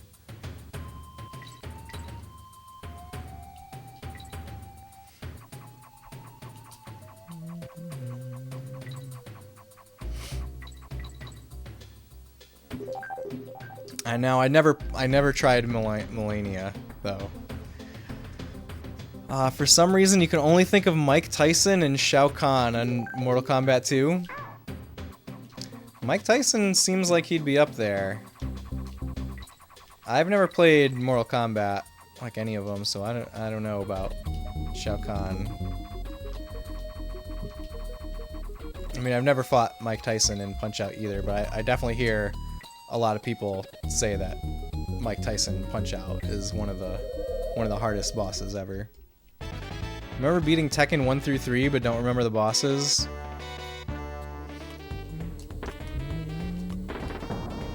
I've never like played through the stories of the Tekken games.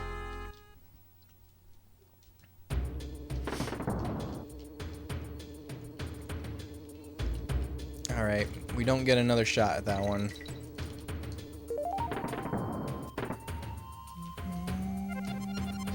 There's a checkpoint. You beat Soul Blade and Soul Calibur 2. I would love to play Soul Calibur 2, especially. Soul Calibur 2 is the one that has like has Link on the GameCube version, right? That's really the reason that I want to play it, is because it has Link in it. I mean, I hear that it's a great game in general, but you know, what gets me is that it has Link in it. Never gotten through Street Fighter. I think Street Fighter is a really fun fighting game to play through. That's like one of the only fighting games that I've played through like that. What do I do? Go. Ooh, I thought it was gonna count me as dying there. It didn't though, thank goodness.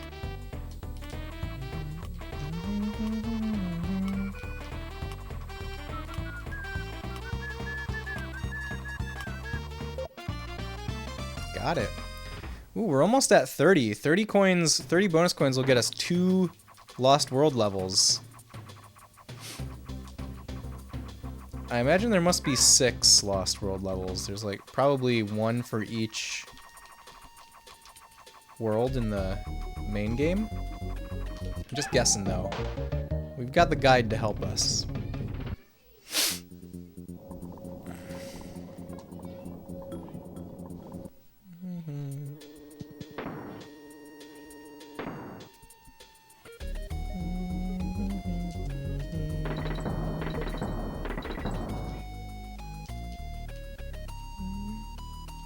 The music here is really good.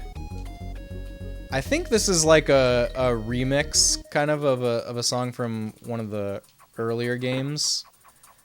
I could be wrong about that. I can't quite put my finger on it. But I do like this song a lot.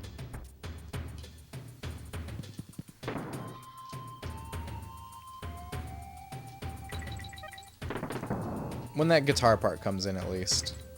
That's the best part.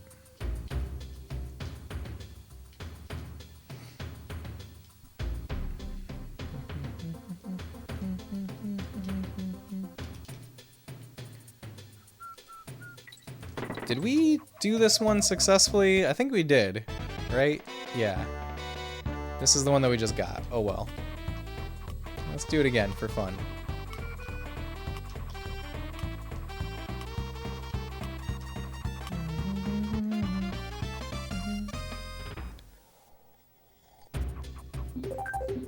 Link on GameCube, Spawn on Xbox, and Heihachi Mishima on PS2. I thought it was Darth Vader on PS2. I thought it had like Star Wars characters on PS2. Who is that other character? I don't know who that is. Am I thinking of something else?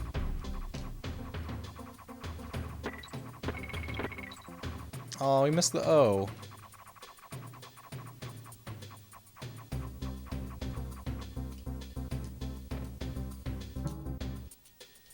Oh, he's in there. Coin is in there. Oh, I think I missed my chance. Oh, the little fireball dropped down. What the heck? That's Soul Calibur 5, you think? Or 4? Oh, okay. Final boss of the Tekken series. Oh, that's who that character is? Jin and Kazuya's grandfather / father. Cool. Okay, Soul Calibur 4 that has the Star Wars characters. Got it. Oh, I was so close to finishing this level.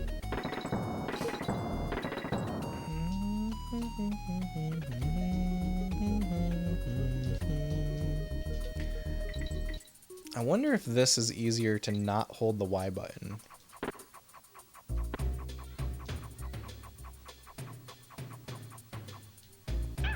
What? I don't like that I could get hit by that thing. That doesn't feel fair. I guess it's all fine. Because there's a DK barrel right after it. 360 has Yoda, PS3 had Vader. Oh, okay. Thank you for clarifying. What the heck?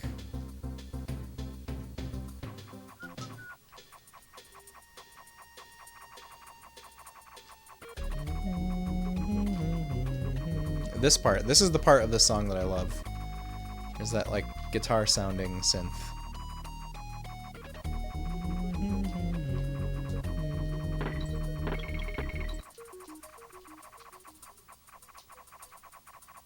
But, you know, it's still really subdued compared to the DKC 1 and 2 music.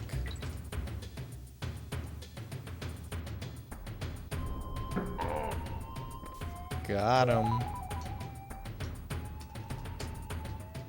Alright. We did the thing.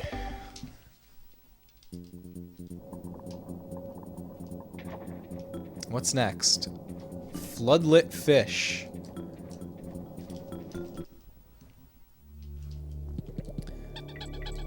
Oh, hopefully this one... It's very, very dark underwater level. Hopefully this one doesn't have, Oh, what? Okay, how do we make it light? I was gonna say, hopefully this one doesn't have, like, the flashing that DKC 1 has with squawks. Any of you guys who've played DKC 1 know exactly what I'm talking about.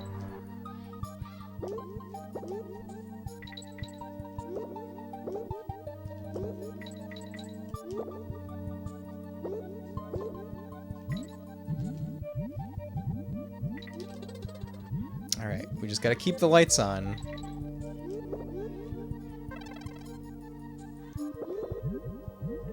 Oh, I hear my kids crying now. They were having too much fun, which is usually what happens. And someone ends up getting hurt. Don't know why you can't think of a memorable boss you battled, though. Maybe you're losing your memory. Really, you can't think of any memorable bosses? Mike Tyson is a really good one.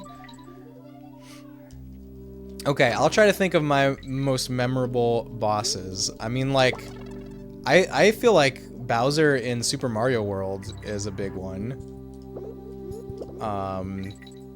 All of the K. Rool fights in the Donkey Kong Country games are big ones for me. Now, that doesn't mean that they're, like, super hard boss battles, I think, but when we're just talking memorable ones, the final boss of Ocarina of Time, I think, is like the most epic moment in video games.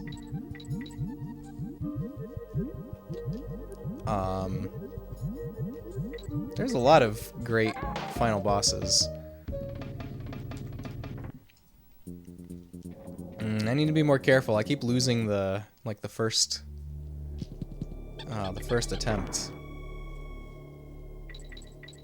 Or what I mean is I keep losing my partner before the level even starts. Like, I keep going and touching that guy for no reason.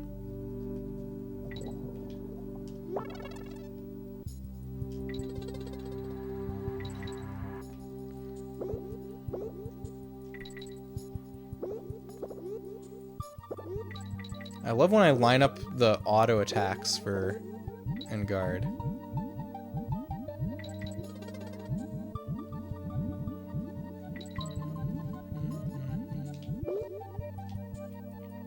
But I guess at the end of the day, Optimus, if you can't remember the boss, that by definition means it wasn't memorable, right?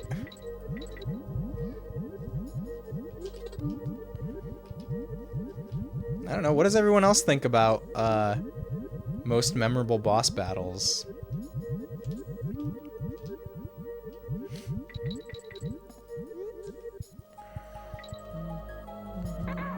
Oh, come on.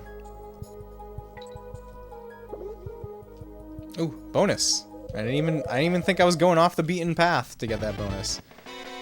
90 stars. Can we do it? It's very dark in here, but I think we can do it.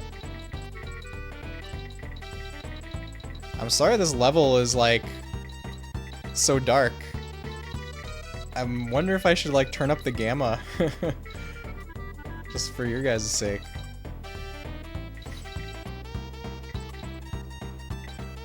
I know you can still kind of see stuff, but... I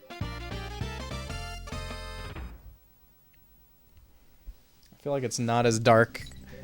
It's not as dark on my CRT screen as it is on the capture. At least that's the way it looks on my my OBS preview.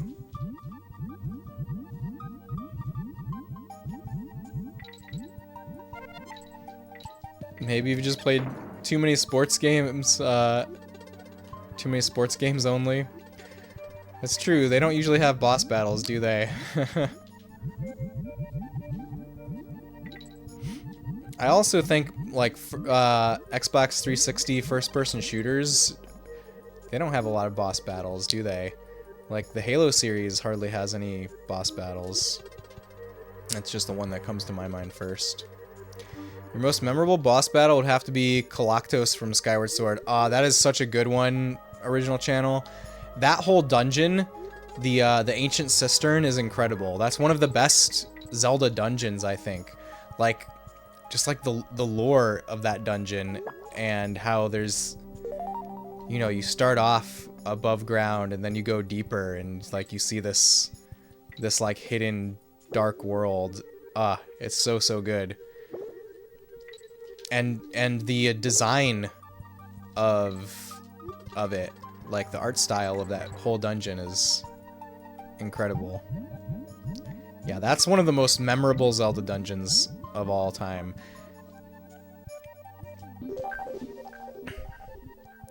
See, Kat, welcome back. You put Sambal Olek on your bacon. We'll see if I regret this. It's a Thai spice. Ooh, that's very brave, Kat. You beat a lot of FPS games, and they weren't really boss battles, just like levels to complete. Yeah, it's like the marriage of heaven and hell. Exactly. It's like yin and yang, like the light and the dark. It's so good. It just, yeah, really incredible dungeon. You know, one thing that I say a lot about Skyward Sword is, it's like the things that it does well, it's like some of the best of those things in the entire Zelda series. Like the music is amazing, the cutscenes are incredible, that dungeon, incredible. But then the things that it doesn't do so great, it's like the worst in the Zelda series. It's like the quality is just kind of all over the place in Skyward Sword. I know Skyward Sword's got a lot of fans, and I definitely enjoyed it when I finally got around to finishing it on the Switch. But I do think it's, for me personally, it's the weakest mainline Zelda game. But then it has stuff like the Ancient Cistern in it, which is just incredible. It's a mixed bag. Pothole Panic. Sakura, hello. Thank you for the birthday wishes. Also, that's a rad shirt. Thank you, Sakura. I've been saying that this is the fanciest shirt I own, which is why I wore it today. Sakura, I hope you're having a great night. Thanks for being here. You're afraid you had put too much on there. You usually have it in your ground beef while you fry it for tacos, but this is good. Ooh, I'm glad it came out good. Food is life, isn't it? It's true, Cat. I agree 100%.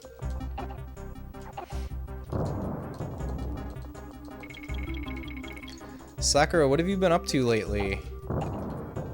Are you almost at the end of Lightning Returns?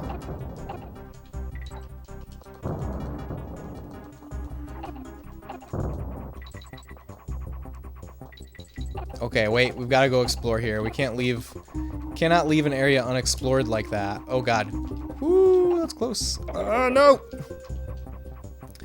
That is a cool and fancy shirt. It's very 80s and 90s. Yeah, it's exactly the aesthetic that I love. It's just a freaking coin. Are you serious? Why did I come here for just a coin?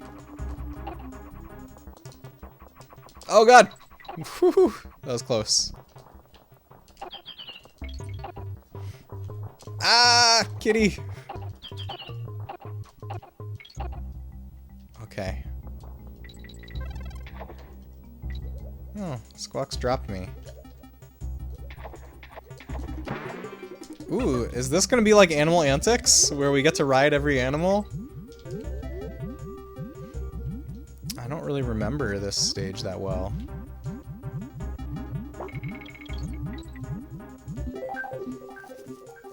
Oh, you beat it Thursday. Congrats on beating Lightning Returns. DKC3 is going great. I started this stream, you know, it's gonna be a long stream for my birthday, but I started thinking that there was a chance that I could 100% this game in one stream, but I don't think that's the case. I don't think we're gonna get to 100%, but we're gonna do as much post-game stuff as we can for sure.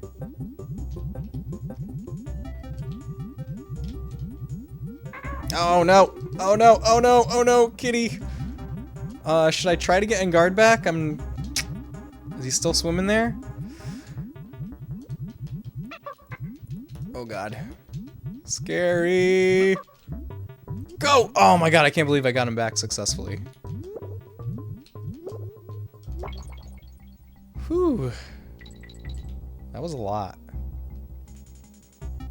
It's a very special stream. You're having a good time. Thank you, Kat. I'm glad. I'm so glad to hear that. It makes me very happy. Okay, we got some bananas. Never played DKC before. Looks hard. Saw Megan try to do Animal Antics. Megan succeeded at Animal Antics. This stage has the same concept as Animal Antics, where you're like riding every animal. But I do think that this one is nowhere near as hard as Animal Antics.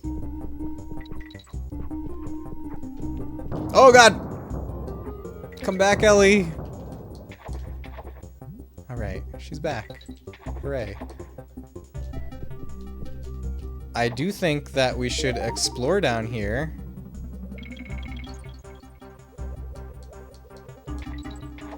Ooh, we can get that. You're a kind person, John. Thank you for saying so, Kat. I'm glad. Wait, what do I do now? Am I stuck? Animal Antics is extremely evil. Original channel. I have a channel point redemption where you can make me stop what I'm doing and play through Animal Antics until I beat it. No one's ever redeemed it.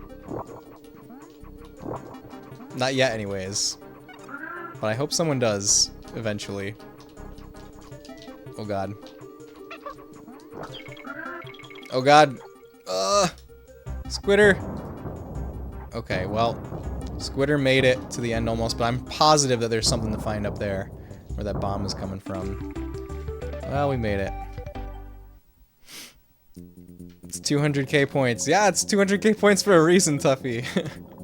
Hope you've been having fun. I've been having a blast, Tuffy. How are you doing? How's your day? Is today your wife's birthday, Tuffy? Can't afford that. Being my first time out here, I'm broke. Understandable. Original channel. Understandable. Yes, she's a 420 baby. Very cool. Tell her that I wish her a very happy birthday.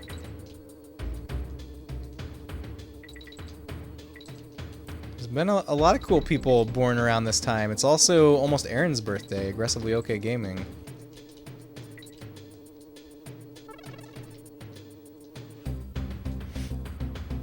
You're 190,800 away. I'm so hungry, I could eat an Octorok. Kat, I hope you find food very soon. It sounds like you have food though, so I'm glad. You're a 320 baby. Yeah, that you have the same birthday as my son, Sakura. I remember we figured that out. You have the same birthday as my little one. He just turned 5. Getting a refill. Good, very good. I'm glad you're getting a refill. She got to be a strong lady Viking. We went to a specialty range to toss axes. Oh, whoa, that's really cool. That's a really cool way to spend a birthday. Wow, I've never even heard of a place like that. Very awesome. 5 is a pretty cool age to be. I agree. He's having a blast being 5. He has gotten really into video games in recent months. He really loves Mario games. He beat Super Mario Odyssey all on his own. He also beat New Super Mario Bros. U. I think he used a lot of the Super Guide, the Luigi Super Guide for that, and also playing as Nabbit. But like Odyssey doesn't have features like that, and he got through Odyssey all by himself. Oh wow, I'm too scared to do axe throwing. You're worried you're gonna hurt yourself? It's understandable, Sakura. Odyssey is your first Mario game beat too? Look how much in common you have with him, Sakura. Well, actually, New Super Mario Bros. U was his first that he beat. But again, you know, he used a lot of the little kid features specifically for that one. But Odyssey was more of a like, you know, just the game playthrough. Oops, shouldn't have done that.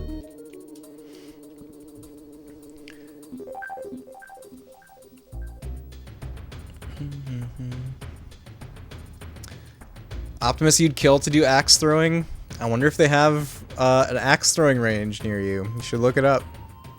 Do you think love can bloom even on a battlefield? Artificer Nemo, thank you for asking that question. What do you all think? Can love bloom even on a battlefield? It was super fun. It's set up well, and they take safety serious. Yeah, they've got to take safety serious there, right? That's awesome. Not good at platformers. Was really proud of yourself. I'm proud of you too, Sakura. Great work beating Super Mario Odyssey. Sakura, didn't you...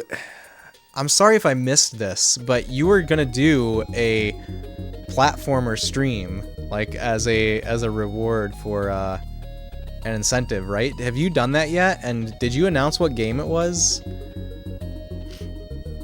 Artificer Nemo, hello. Oh, you've done axe throwing? That's awesome, Artificer Nemo. I hope you're having a great night. Thanks for joining. That's good. There were 3 nearby, so you imagine it's quite possible you have 1 near you. Oh wow, I did not know. Love can bloom anywhere. Thank you, Sakura. Thank you for telling us your answer. I really love your answer. Happy birthday to one of my favorite streamers, albeit laggy tonight. Really, it's laggy tonight? It doesn't say any dropped frames. I'm gonna blame your side for that, Artificer Nemo. Thank you for the birthday wishes, and thanks for joining us. I hope they take safety seriously. Yeah. Never gone axe throwing. I'm more of a bow and arrow kind of guy. Bow and arrow seems very cool too. Oh, it's tomorrow. You're doing Super Mario World. Very nice. Very nice. Your pause was literally a perfect pause. Wait, why was my pause a perfect pause? Oh, Kitty's face. Yeah, I like it. It's very good. What is his name, by the way? That's Kiddy Kong. Kitty, like Kiddy. He's a little kid Kong. No, it doesn't start with D, Sakura, and that infuriates me. It should start with D. I can't believe they named him something that didn't start with D. He broke the norms, I know. That is one thing that makes this game lose points. You know, I've talked about how I think this game is really underrated overall. I think it deserves a lot more love than it gets. But I will say, not naming Kitty something that starts with D was a mistake.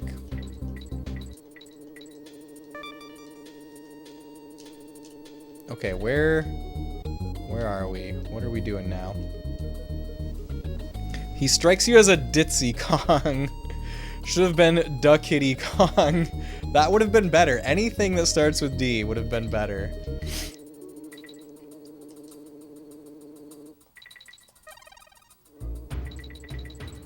Like, I'm a big fan of symmetry. We needed symmetry with the other Donkey Kong Country games. Oh, come on. Immediately I lose Dixie. Ooh, we found something.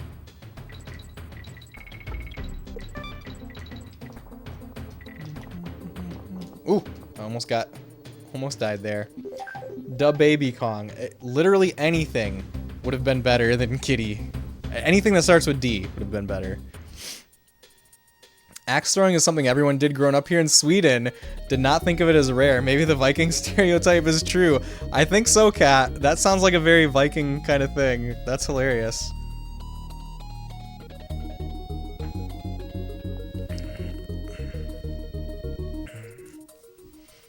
I like the Baby Kong. I do too.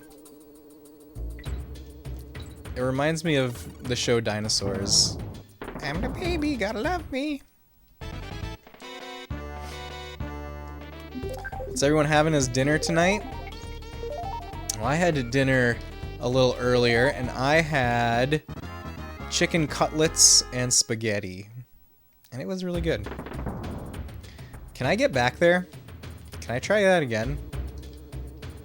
I think it's too dangerous to try again. I'm the baby, gotta love me. I'm so cute and very cuddly. Did he say that second part? I don't remember the second part. Barbos's Barrier. Oh, you know what? This is the boss that I was thinking of when I said that the waterfall boss was something that you fight underwater. I was thinking of this guy. Or girl, whoever they are. I was thinking of this boss. Do I need to do this? Oh god, what did I do? Why did I do that? Might go look it up. This boss is freaky as well. I agree. It's not as freaky as the waterfall one though, right?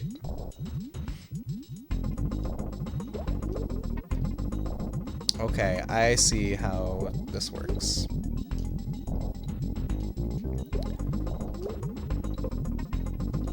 This is also a unique kind of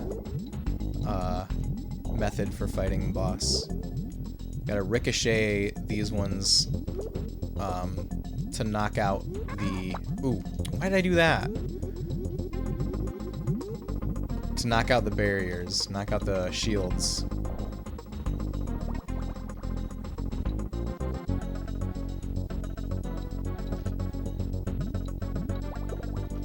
And then we got this section.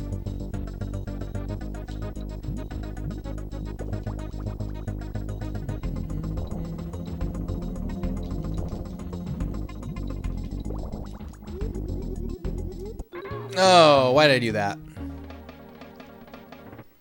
Oh yeah, when you say 100%, do you mean 100% or 102?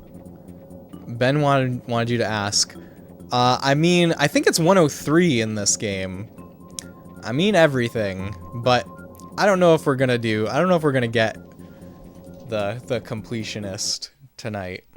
We'll do as much post-game stuff as we can, though.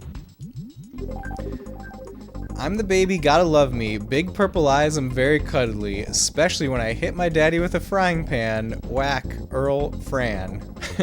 Thank you for the dinosaurs script, Tuffy. Remember flippin', trying to beat this boss as a kid? You're not a patient child. I remember getting very frustrated as a kid, specifically in Donkey Kong Country 2, with stuff like Animal Antics. I definitely banged my controller a lot as a kid. Proud to say I've never done that as an adult, but as a kid I definitely had some rage with some of the DKC2 levels specifically. I don't know if I don't remember. I think that I might have passed that phase by the time I got to DKC3. But I can very vividly remember getting extremely frustrated at Donkey Kong Country 2.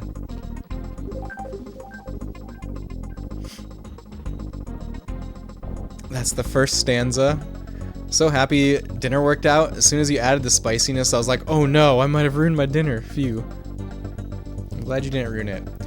Put the entire song on Discord. Thank you, Tuffy. Never tried to do any damage to hardware though, which is kind of surprising now that you think about it. Oh god.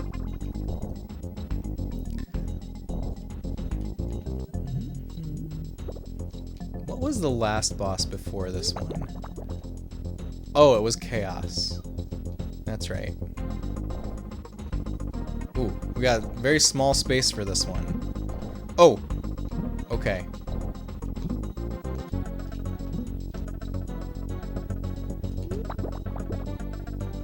Alright. What now? Oh no, it was the snowman. It was the snowman right before this one. Ah. We did not take care of our stuff growing up, sadly, but only because of negligence. Never slammed our controllers, etc. Had friends going crazy, though, and never understood it. Had a friend who used to scare you when he got angry with games. Oh, no. I definitely only ever got that frustrated when I was, like, by myself.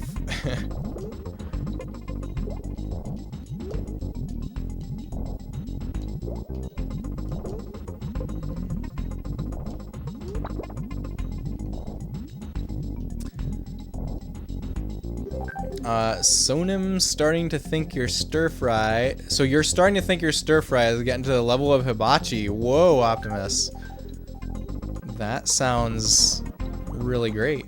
Can you make me hibachi, Optimus?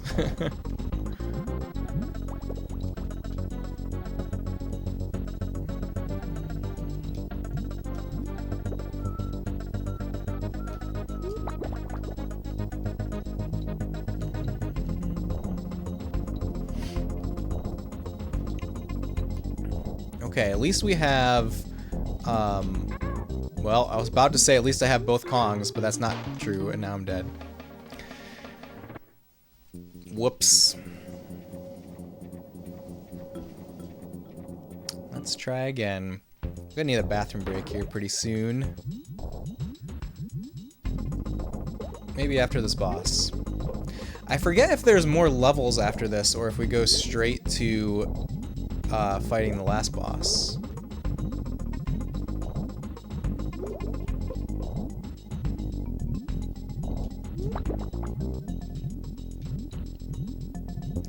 Your chicken stir fry today was so good, your kids devoured it along with your wife, had 2 helpings. You never do that? Very nice, Optimus. Whenever I make stir fry, I think it's pretty decent, but my kids will never eat it. Like, they will complain so hard if I make stir fry, which, you know, it's their loss, really.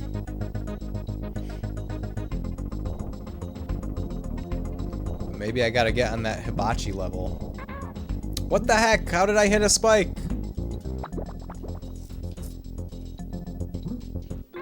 Ah! Your son complained about snow peas, but you made him eat it. Congrats on getting him to eat snow peas. Getting my kids to eat anything really is very difficult. Anything that's not junk food is such a struggle.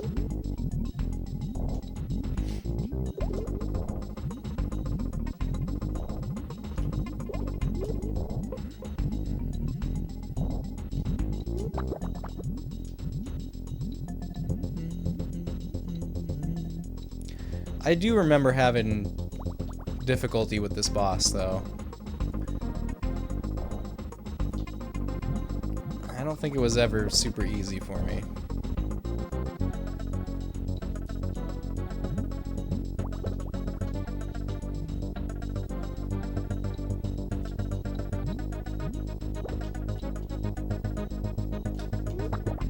Whew. You let him look at your games in your man cave? That's how you convince him? That's lucky that he's interested enough to do that, because my kids are not. Oh, dang. I mean, my 5-year-old, maybe he is a little bit, but my, Jackie! Oh my god, Jackie, thank you so much for that raid. Look at all this birthday love. Alright, let me go over here and do the old introduction. Hello, Jackie Raiders. If you don't know me, I'm Space Robot Arm. I stream retro games of all genres, and I try to present classic games authentically, usually original hardware. Never really play any like ROM hacks or speed runs or randomizers or anything like that. We just play the games the way they were brought into this world. And we just try to have a cozy, nostalgic time on the couch, playing games with friends and exploring video game history together. So if that sounds like your thing, then please join us. But Jackie and Raiders, if you need to get some sleep or eat some food or anything like that, any post-stream stuff, please go do that. But if you can hang out, we would absolutely love to have you. And everyone who's in here, if you're not already following Jackie, please give Jackie a follow. They are a really awesome streamer that I've been hanging out in Jackie's stream a lot lately. She's exploring a lot of retro games for the first time, and it's really, really cool.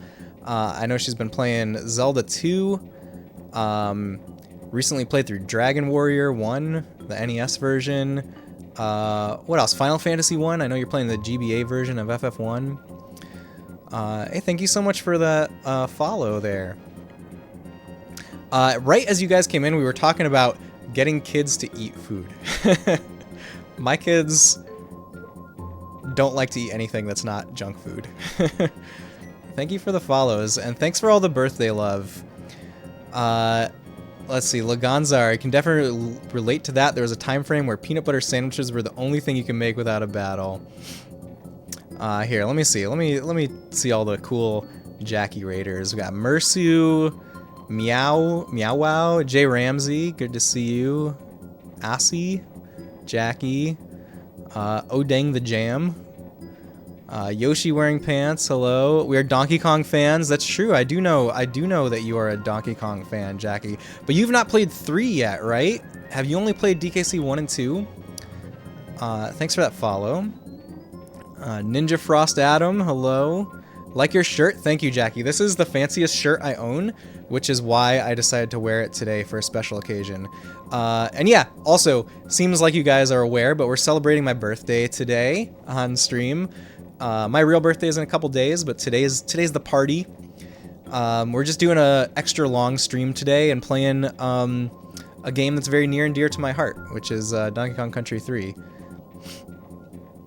Let's see, where was I going through here? Mutates, 8-Bit Trav, 43% Emo, hello, hello. Also, what were you playing, Jackie? What were you playing tonight? Mudita Heart, hello. Raiden from Jackie Soar, fan of retro RPGs, story games, game dev. Oh, that sounds very cool. Thanks for joining us with the raid. Oh wow, Dragon Warrior on NES, nice. Yeah, it's very cool. It's very cool Dragon Warrior streams that Jackie was doing. Zelda 2 kicked your butt tonight. Just 1 and 2 for Donkey Kong Country. Do you have plans to play 3? See, that is the coolest shirt. Thank you, thank you. You try and expand your kids' palates big time. They're not allowed to say I don't like it unless they really try it first. Yeah, it's tough, Optimus. I'm very impressed. I'm very impressed with you being able to have a handle on that.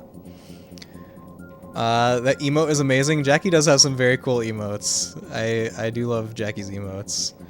Thanks for welcoming Raiders. It was really charming. Yeah, Dragon Quest 1 is really, really charming. Oh my god, Jackie. Last time that you were here, I was telling you about my Dragon Warrior map that my son drew on, and you asked, did you frame it? I haven't framed it yet, but since you asked that, I've been thinking about doing it. And I need to get a frame to fit this, but I have it like right here. I'll show you. Let's see. You do want to play 3, but you think you want to replay 1 and 2 first. That's very cool. You totally should. Okay, so the story here is when I played through Dragon Quest, I didn't play it on stream or anything. I played it off stream on my own time. But I played through. I tried to get the authentic experience, as I love to do, and I made graphs of all the art. This is the same thing that I said last time I brought up this story. I made maps on graph paper of all of the dungeons. And I have this this map of the final dungeon, and after I was done with it, my older son, he was 5 at the time, drew his interpretation of the main character in like the margin of it, and I really love it because it looks like, you know, the format of a video game magazine with like the key art on the side of the map. So here it is. This is his impression of our main character of Dragon Warrior, and here's my maps that I drew. Yeah, I definitely need to frame this piece of paper. I really love it. OMG, I love it. Aw, thank you guys. Thank you. Yeah, I love it too. Such a precious memory. It really is. It really is. And you're right. You're totally right. I do need to frame it. Well, it's really good. Thanks, Optimus. I've had it both ways, and the only difference you could think of between the two kids was the one who ate wider variety of foods, tried junk food at an older age. Wait, so you're saying you've had 2 kids and one of them is a picky eater and one is not? It's amazing. Thank you. He was 5 when he drew that? Yeah, he was 5 when he drew that. He's actually really into drawing. That's one of his favorite pastimes. He does nowadays. His main repertoire is Minecraft fan art. He draws Minecraft stuff all the time. But yeah, he got his start maybe with Dragon Quest characters. Also, my blanket over here has fallen down. I need to fix that. It's very important.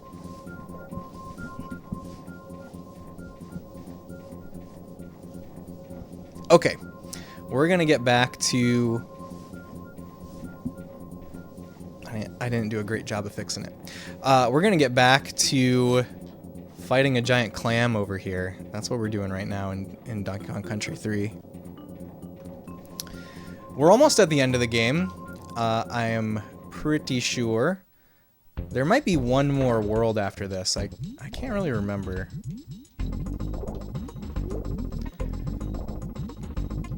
This clam is kind of tough. I'm not gonna lie. It's like the last phase that's really, really tough. One will only easily eat junk/processed foods without a fight, and the other one always ate basically whatever you gave them. I wish my kids would eat whatever I gave them. They don't want to eat anything. Like, every single meal is a struggle. And then, of course, every day at bedtime, we're like, it's bedtime, and they say, I'm hungry. And then they have to have some kind of snack. Of course, it's really hard to get them to eat the dinner that they didn't eat earlier. Have a wall in your garage/office that has all your kids' drawings and art. Oh, that's awesome, Optimus. We have something like that. We have in our dining room, we've got this like hanger thing to hang up a lot of their pictures on. Okay, I gotta think very carefully about that. Well, never mind. Gee, wonder why you're hungry. Yeah, exactly. That's the conversation that happens almost every single night, Laganzar. How's your kid feeling, by the way? Recovering from pneumonia still? Yeah, he's pretty much all better. Thanks for asking, Laganzar.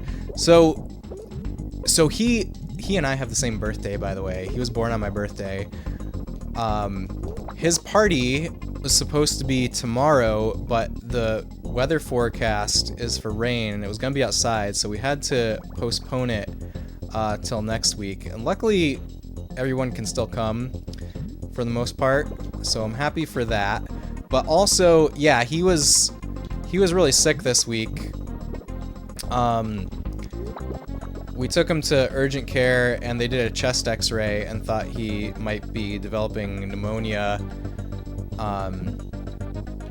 But fortunately, it seems like that's getting better. He hasn't had like the chest pain that he was having, but he also tested positive for strep. And since he got antibiotics, he's been doing better with that too. But it's kind of a blessing that the rain came so that he can take it easy for a little while longer. Of course, he was really upset that we had to reschedule it, but it'll be fine. He's doing all right. Maybe it's the 2-hour conversation you had instead of the food.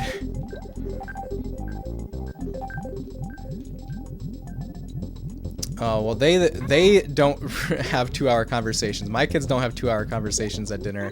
They take like 3 bites of their food and they say, "I'm done," and then they try to go away. And then sometimes we're successful in getting them to eat more, sometimes no.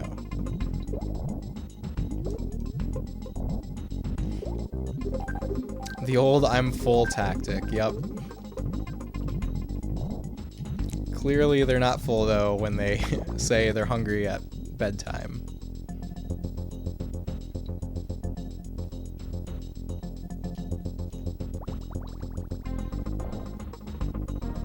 Ah! Okay, there we go. Oh, wrong way. It's fine. It's fine-ish. You know, every time I've tried this, I've been going on the left-hand side of the screen. I wonder if going on the right-hand side of the screen would make it easier for me somehow. I'm kind of afraid to try it. I guess we're trying it. Ugh. I just don't know how to avoid it. I don't know how to avoid. I gotta get over to the right farther, I guess. Your son just tries debating you, very frustrating. My older son does a lot of debating, frustrating debating techniques. Your kids try the "I'm full" tactic. That's when you break out a treat or dessert they want to eat. All of a sudden they're hungry again. See, if I did that, there would be no way that they would eat the food in front of them instead of the dessert. Like, I don't know, maybe, I don't know. It's hard. Getting kids to eat, especially getting them to eat healthy, very, very hard. Well, why do I need to eat vegetables? What happens? Well, does that always happen? Finish that food or watch me eat this cake by myself. They would cry. They might not finish the food either. But they'd definitely cry.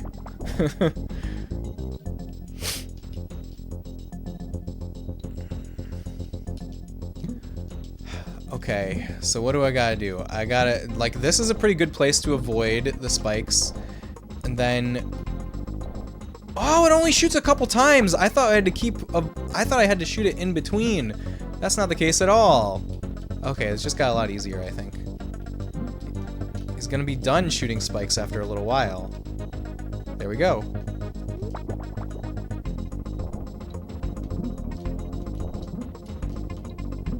Probably gotta avoid like 6 spikes this time. Oh, they're getting faster though.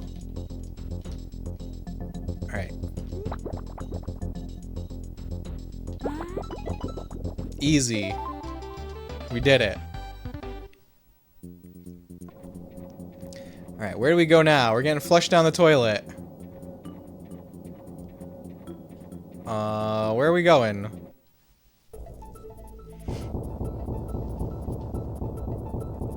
There's the castle. Let's go to it. Easy peasy. Chaos Core. Oh, there are levels to beat here. Oh, I feel like I remember there being something where you do a figure 8 around those 2 stones. I gotta try that. Okay, first I need to take a bathroom break. Maybe go grab a snack real quick too. I might do that. We've been talking about eating so much. So I'm gonna BRB for just a couple minutes. I'll be back soon. Thank you for hanging out, everyone. See ya real soon. I'll read this last message. Oh boy, that was a lot of pasta, but I finished my plate. Can I have some cake? See what you did, Optimus? You announced that you have cake. You got some takers. All right, BRB.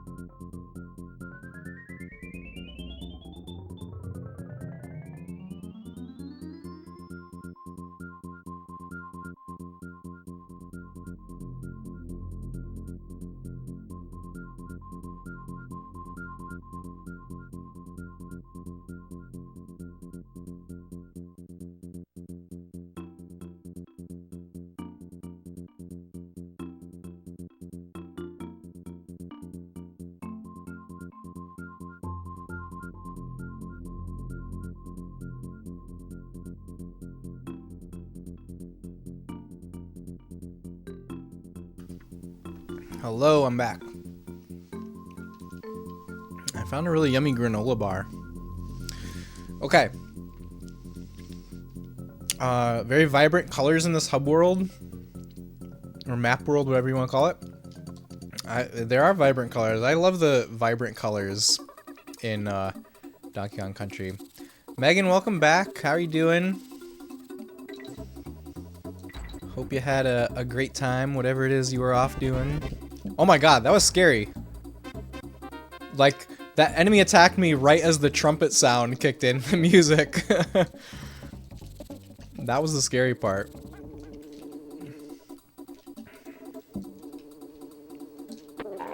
Oh god. A little scary.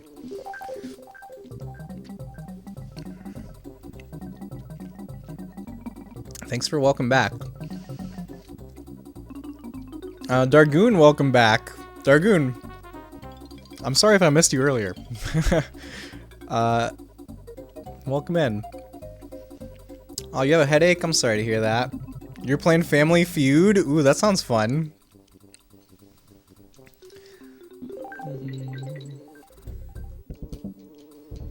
That's something you think is lacking in the Crash Bandicoot sequels. The first game you follow along this trail, it's really cute to see Crash traverse across the map. In the sequels, you just pick levels from a much smaller area. I think it's way less creative. Yeah, I think that is kind of a artifact of the time. I think, you know, when did Crash 1 come out? Like, it had to be in development alongside Super Mario 64, right? Because, you know, the standard for, like, platforming games, up until that point was, like, the overworld map, like you see in this game. And then Super Mario 64 kind of set the standard for 3D platformers to have, like, a hub world kind of deal. I know that's what's in Crash 3. I don't really remember what it looks like in Crash 2. But I know Crash 3 kind of has a hub world where you walk around and enter the levels. So I think it was just, like, kind of the standards of the times that resulted in that.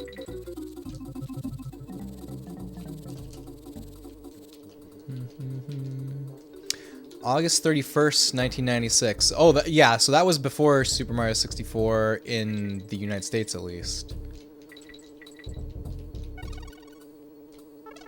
Yeah, so it was before the new standard was set, I think. Wow, I didn't find any secrets in here. Is there? Oh, wait. We at least found one thing. Is this gonna come back? Yay.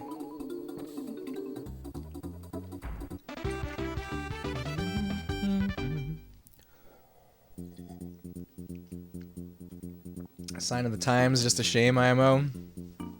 I understand. Baffle's Code Room. Let's check out Baffle's Code Room. Hey, hi there, kitty. How are you doing? My name's Baffle, the master of code. We've got a problem at the moment. I can't break a code I've been working on. Maybe I should reflect on it. She needs the mirror. She needs the mirror. We can go buy that mirror. Let's go. Let's go buy the mirror and bring it to her. It's a minor detail, but you really enjoyed the first game's level selector. In general, I really enjoy, yeah, like these kind of overhead maps for overworlds. I enjoy them a lot. Just realized, is Kitty wearing a onesie? Yes, Kitty is definitely wearing a onesie.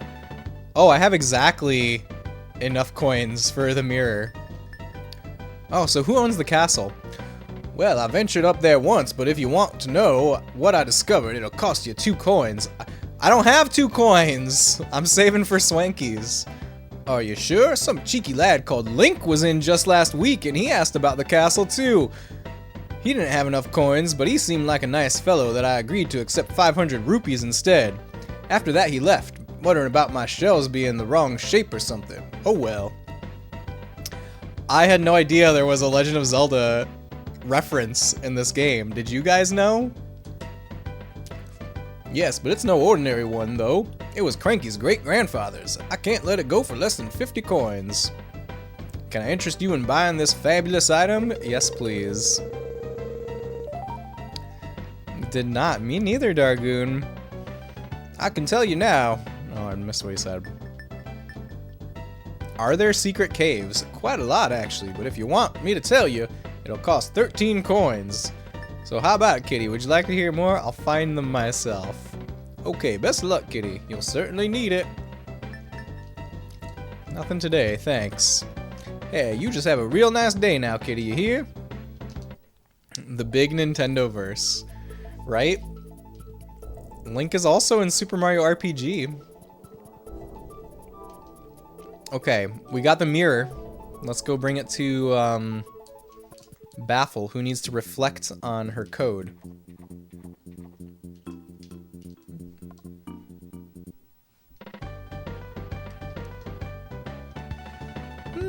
This code is really bugging me. Perhaps I'm looking at this thing the wrong way around. Hey Kitty, is that a mirror you've got there?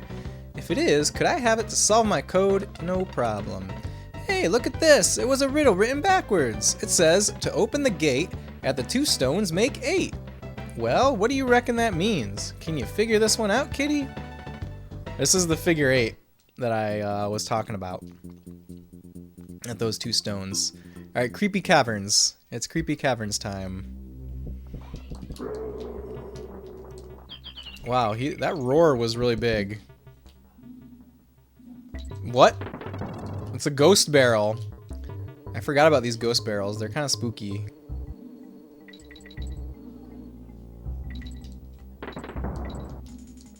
Very spooky barrels. Would you guys get in one? Would you get in any Donkey Kong Country barrels? I wonder what it feels like to be blasted out of a barrel. Oops, wrong way. What?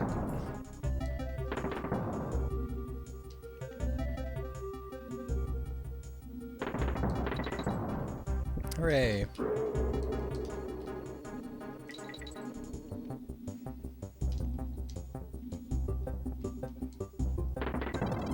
Oh, we got an O. No! I forgot that the barrel was gonna disappear. Oh no, no! Ugh. I expected it to go like counterclockwise, but that's not what happened.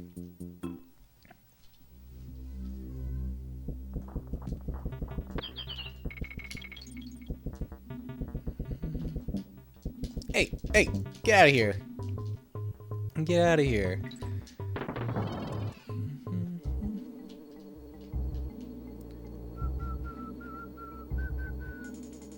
Ooh, we're very close to hitting 900 follows. Oh no, my timing was very poor there. So I have a plan for doing a special stream when we hit 900 followers. The plan is to play a game called Super Mario Bros. Special, which is a official PC port of Super Mario Brothers for a Japanese computer called the PC 8801, and I think it's developed by HAL. I might be misremembering that part, but it is like a real licensed Nintendo game, Mario platformer for a PC system, and it's very weird. And most people say not good. Oh no, I almost died. And then I died anyways. I tried to back out of my jump, but there was no backing out. Hey John, by the way, I'm now working on the track. You're working on the Trackmobile now. Your old job from 3 years ago, starting this Monday. Congrats on the job. Congrats on the job, Dargoon. I hope you're happy over there. Soccer is cool. I agree.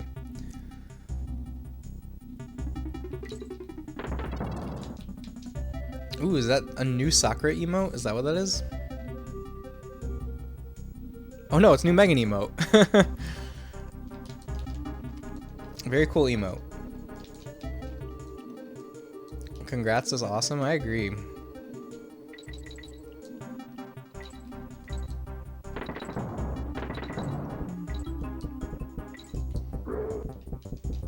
got a bunch of new ones. It's very exciting, very exciting. The Bulby is your fave. I saw the Bulby. It's very nice. I like it a lot.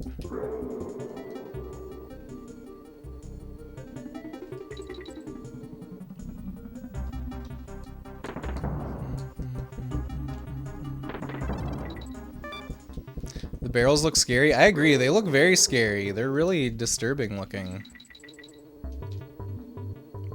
I wonder what it feels like to jump inside of one. Thank you guys, it's the same company, different posting, and a 10K raise. Congrats on 10K raise, that's awesome. It does sound very great. Okay, there's gotta be something over here, right? Sure is. 50 stars. Easy.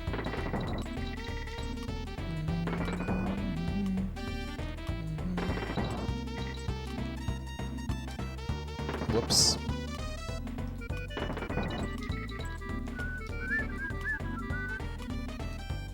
Pretty much only want to go in this barrel when it points straight up.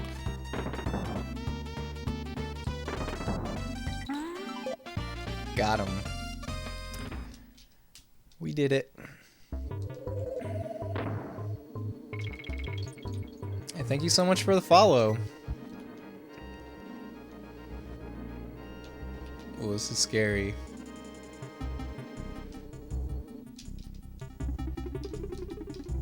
Epian Dragovian, hello. How's it going? Thanks for joining us. I hope you're having a great night.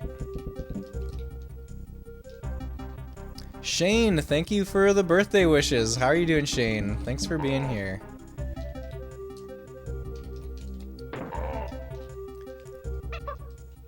Super happy, and the bonus is not bad either. Very awesome.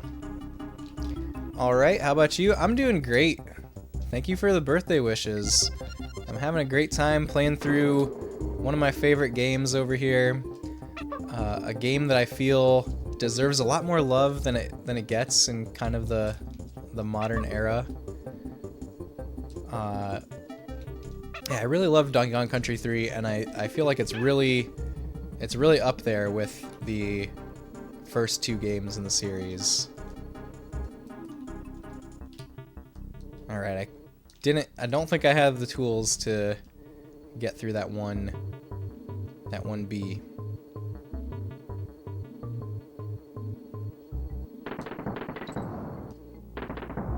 There we go. We're doing the things. DKC3 is great. I agree, Shane. So, when I was growing up, I grew up right alongside the Donkey Kong Country games, and I always felt like they just kept getting better and better with every release. And for a long time, 3 was my favorite in the series. I do have to admit that going back to it, as an adult, it is probably the weakest of the 3. But, come on. But it is still really good. It's right up there alongside DKC 1 and 2.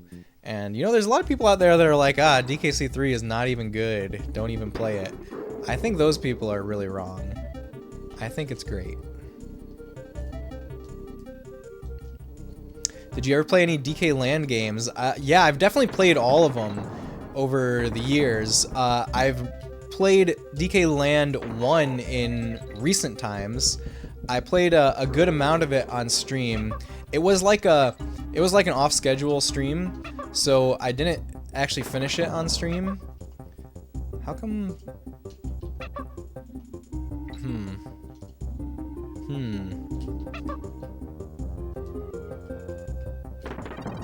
Okay, interesting. I almost finished it on stream, but it was getting late that night, so I didn't end up finishing it, and I finished it later off stream. But I would love to replay Donkey Kong Land 1 again on stream, because I think Donkey Kong Land 1 is really cool. Donkey Kong Land 2 and 3 are really more like just Game Boy ports of the DKC games. But Donkey Kong Land 1 is like totally a unique alternate sequel to Donkey Kong Country, and that's really cool.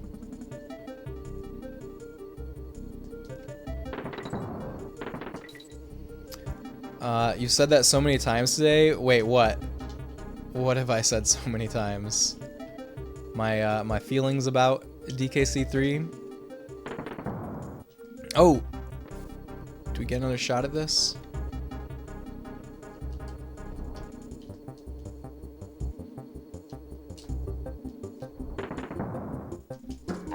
Got him.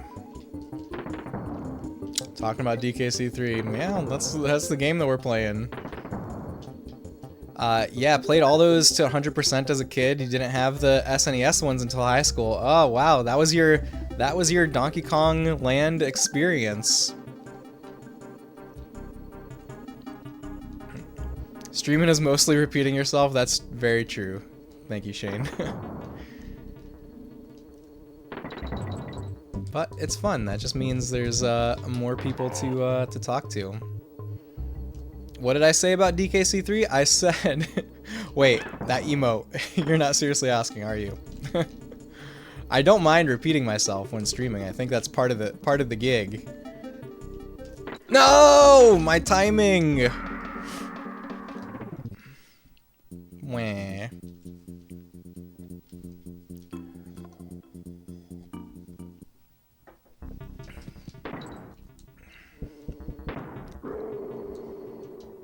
Oh, I gotta keep that DK barrel for this. This is like the only time that I feel like you need to use a DK barrel to... Wait, I can use one of these guys. I can use one of these guys.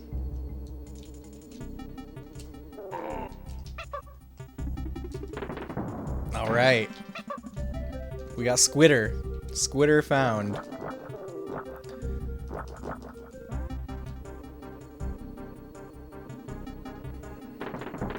Do you guys have a favorite animal buddy in Donkey Kong Country games? I'm pretty partial to Rambi. Maybe that's a very vanilla answer. But you know, Rambi is kind of the canonical animal buddy. Oh no, infinite loop! No! We're here until this web goes away. That was pretty funny. I've never seen that. Whoever is it's not the fish. Oh, really? And Guard is probably like number 2 for me. Mystical Odyssey, thank you so much for the birthday wishes and welcome in. I hope you're having a great night. It's great to see ya. What have you been up to, Mystical Odyssey? Alright, bonus. We got there. Good thing the web is temporary. Yeah, if not, then we'd be done. Gingerbeard Baker, hello. Gingerbeard Baker, you've subbed for 20 months. Holy moly! Thank you so much for the resub and the birthday wishes. I hope you're having a great night. Thanks for being here.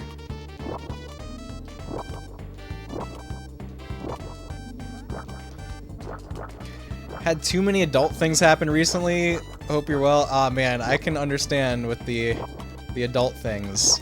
I feel like I should have paused, but I didn't, and now we're in trouble. Oops. Well, I hope all your adult things have gone well. Yeah, I'm doing great, Mystical Odyssey. Thanks for asking. What'd you get for your B-Day? I got a day of streaming.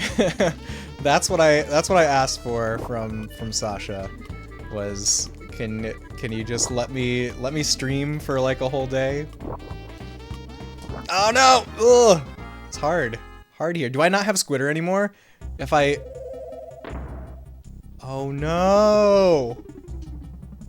I don't think we can do it without Squitter, right? I don't think we can do it without Squitter. Oh no! Let's see. Can we do Oh, Dixie. We could have done it with Dixie, maybe. Let's try one more time. Also, Dargoon, I don't know if you've checked the Discord recently. I did post about one thing that I picked up. One very cool thing that I found on Facebook Marketplace is a PC monitor, and it's a Sony Trinitron monitor, but it's branded as Silicon Graphics, which is a company that did a lot of like early 3D rendering stuff, like a lot of movies from the late 80s, early 90s that had CGI were made on Silicon Graphics workstations. So this is like a monitor that came from one of those computers. It's got 1997 as the manufacturing date on it. And I'm really excited about it. Number one, because I haven't had a PC CRT. That was like the type of a type of CRT that's not currently in my house, or that wasn't in my house before. But this one is just a very like rare and unique kind of find with the Silicon Graphics branding. So that is something that I picked up for myself recently as kind of a birthday present, and I'm planning. I want to set up like a retro PC gaming station in the studio. So that's one thing that I'm going to use it for. Is it in hardware? I think it was in general that we were talking about it. I should actually post some more pictures because I got it like actually set up now. I've got a cool little desk for it and everything.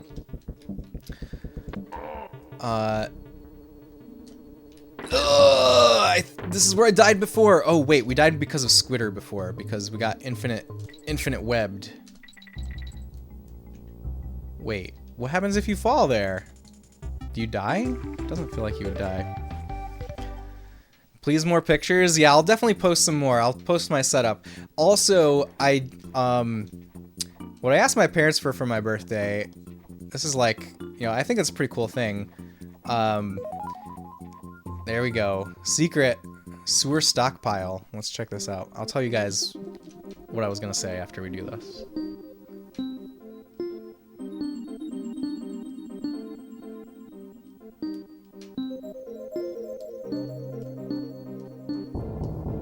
Got it. Banana bird freed. Okay. To kind of go with this monitor, have you guys seen the 8-bit dough NES styled keyboard?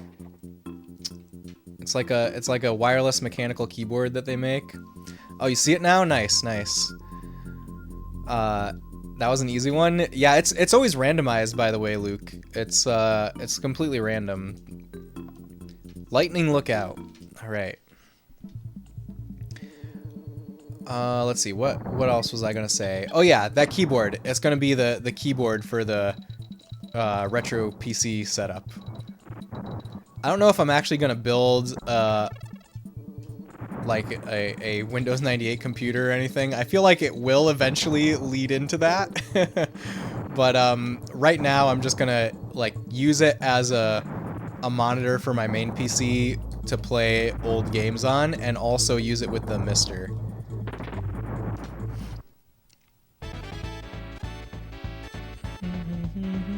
Hell yeah, finally cleared Alcatraz. Finally get to see a new map. Alcatraz is fun on paper, but pretty stale in practice. Well, congrats on clearing it, Cat. You're doing lots of work over there. What do I have to do? Was this find the... destroy the baddies? Okay, yeah. It was destroy the baddies. Got it. Did you pay full price or make an offer? I made an offer. I worked out a deal with the guy. He was clearly like a CRT collector aficionado also, and he was just trying to clear out space. So I got it for, I got it for the price of someone who knew what they had, but like it wasn't like a miraculous find or anything. But I got a really fair price on it. I also Fabian gave me his thoughts on pricing as well, because he like deals in that kind of stuff on a regular basis. So I think I got a pretty good price on it. Oh no.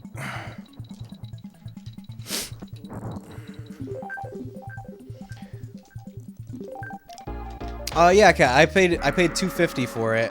$250 USD.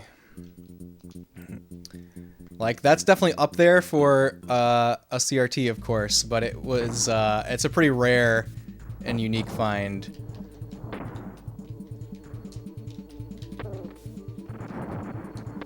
Like, definitely if you're just looking for any old CRT, you know, those of you who are listening who like are maybe not like intimately familiar, if you're just looking for any old CRT to play retro games on, you should probably try to get one for free if you're in the United States at least. But this was like a collector's item kind of deal, you know. What was the screen size? It's 17 inches. Happy for you, that's great news. Thanks, Dargoon. Yeah, it's very cool. Dargoon, I would love to play Aliens vs. Predator 2 on it. That would be really awesome. I'm gonna have to do that soon.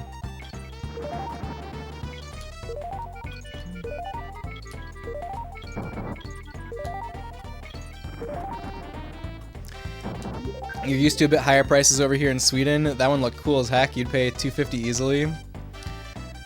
You can do that right now. Yeah, I can. With that CRT monitor, geometry as well, very nice. Yeah, the geometry is beautiful on it. It's definitely been very well maintained. Oh no, I was just about to release Kitty. What the heck? Yeah, that kind of CRT is just impossible to find these days. Yeah, it was a very rare find. You've never seen one, actually. I've never seen one either. I mean, I think that you're looking at stuff like that probably more regularly than I am, Optimus, but I do check on I do look at CRTs on Facebook Marketplace every now and then, just in case something like that comes up. And yeah, I've never seen something like that. Like, the Silicon Graphics branding is like the absolute, like, coolest thing about it. Like, also, for those of you that don't know, Silicon Graphics partnered with Nintendo to make the N64. So there's a good chance that this monitor was used to develop N64 games, even. I mean, I'm sure whatever it was used for, it was used for something really cool in its day.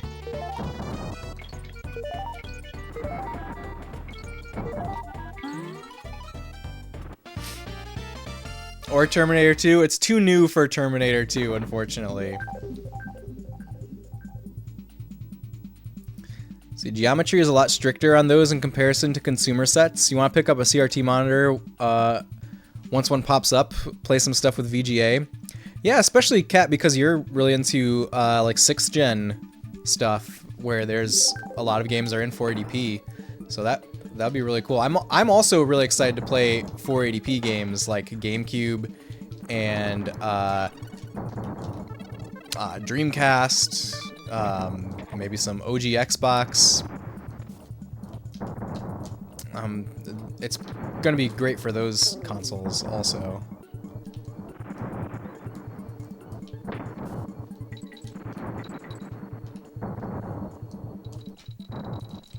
Oh.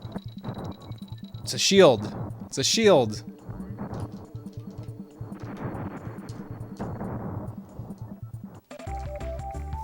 Ooh, we got upright flag. Let's see, what did I miss here? Heather, hello Heather. Thank you so much for the birthday wishes. Can't hear at the moment? Gotcha, Heather. Well, it's great to see you. Thanks for stopping in. Let's see, what did I miss? You have to play AVP2 now. I want this so bad. I would like you to replay DQ5 someday. I don't know if I'd play AVP2 on stream, Dargoon. Maybe I can do like a YouTube playthrough of it. It's a little different from my normal streaming content, but I guess it's not outside the realm of possibility, but I wouldn't be thinking about doing it anytime soon. Yeah, I do like that game a lot. Someday I'll replay DQ5 also. Yeah, the monitor is from 1997, so it wouldn't have been used for Terminator 2, unfortunately. You could technically play Xbox 360 on it. I sure could. Yeah, that's true as well. I think 480i looks amazing though, to be honest. It gets a bad rap. No complaints playing this Pro Skater disc, can tell you that much. Yeah, I think 480i can look really good too, for sure. You could play AVP2 on Discord. I could just watch you. That could be cool, Dargoon. Maybe. Yeah, maybe. I mean, there's a lot of games that I want to get to. But if and when I play AVP2, I will let you know, and you can come hang out on Discord with me while I play it. That'd be fun. And everyone is invited, of course. I've done a few like kind of low-key, just hanging out in Discord kind of streams. It's really fun. I feel like there's a brick in my tummy. All this pasta, compact. Oh no, cat. Coindozer clamber. Pasta can be dangerous like that. It's true. I love the animation of these pink coins. How they're kind of sped up. I guess this is technically Coindozer and not just coin anymore.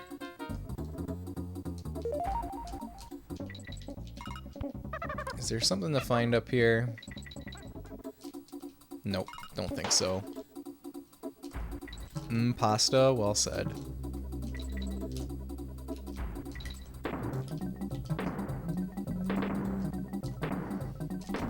Man, I really love this game.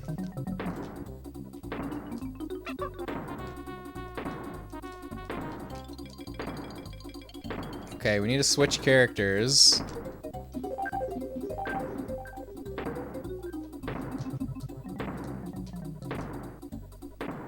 I can't switch characters.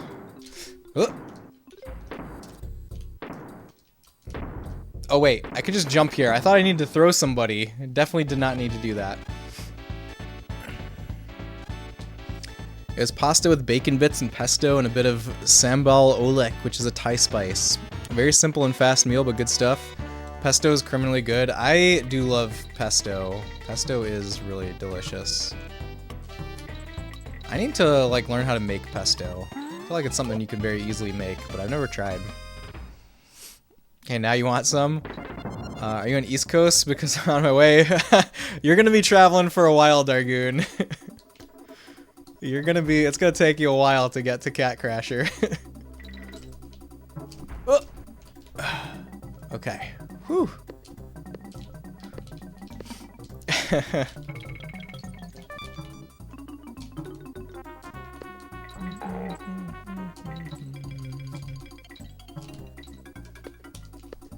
Oh.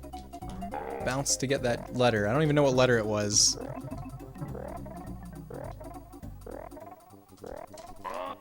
No! No! Oh my god. I can just throw Dixie up to this. We don't have to go through all that weird bouncing stuff. On my way to John's couch instead. Hope you have pasta. I did have some pasta for dinner. I had some spaghetti. Oh no! Oh! Come on. Sasha, hello. How's the game going? It's great. We're almost at the end. We're almost at the end. Except I just failed this bonus stage. Oh no, oh no, oh my god! Well, it was going great.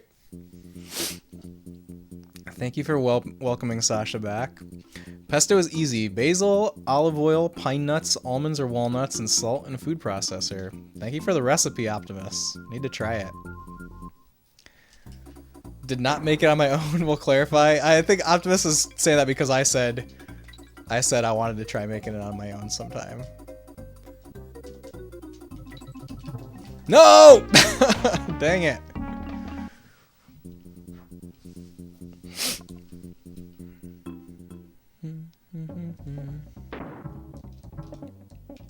Thanks for saying hello to Sasha.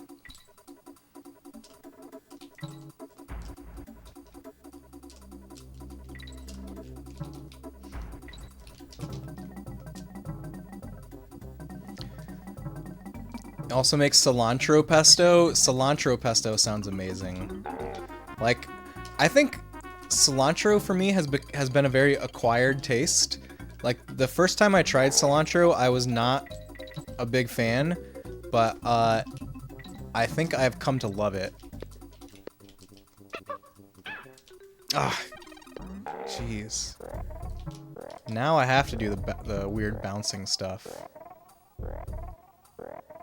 How can I do this? Nope. Can't bounce up there.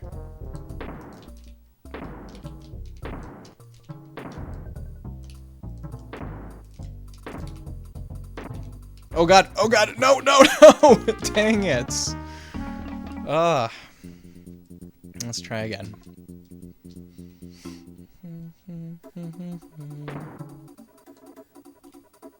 Where's Dixie? Dixie, where are you? There you are. Okay, I want to be Kitty here so that I can throw Dixie up to the bonus barrel.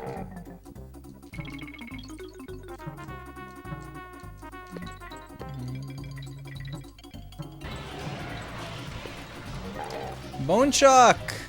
Hello, Bonechuck. Bonechuck, thank you so much for that resub for 31 months. Bonechuck, I think you might be my longest sub. I think you might be. Bonechuck, I hope you're having a great night. Thank you for the birthday wishes. Thank you for the good night to all. Welcome in. By the way, I'm no chef. Never worked in a kitchen in your life. Just like cooking. Well, thank you for all the insight, Optimus. I think your recipes sound great. Bonechuck, what you been up to lately? Bonechuck, I was in a stream where someone was talking about Kudelka, and we were talking about how great the voice acting is in that game, and they said that Kudelka was the voice actors in that game were theater actors, and they were recording in the same room, which is very different from the normal way that PS1 game voice acting was recorded. And the reason I'm bringing this up is because, like, in that stream, obviously I was like, yeah, I've watched some Kudelka, and the voice acting really blew me away, how kind of like hard hitting it was. And that was, of course, when you were streaming it. And I wasn't sure if you knew that fact that they used theater actors.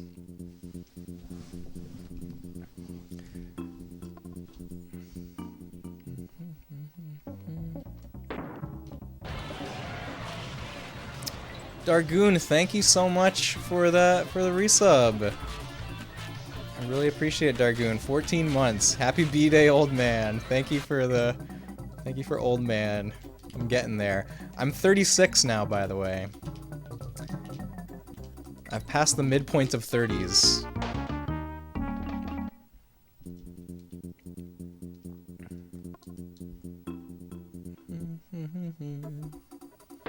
Got 10 years on me. All right, that's good. That means 10 years of youth await me, at least, at the very least.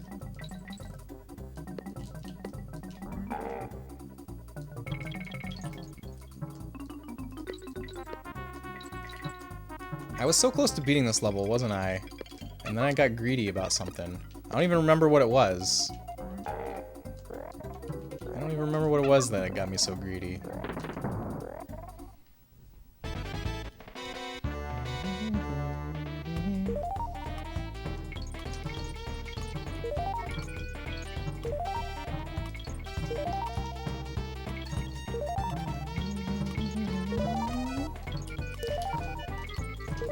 The bananas are hidden in this, like behind the tree sometimes.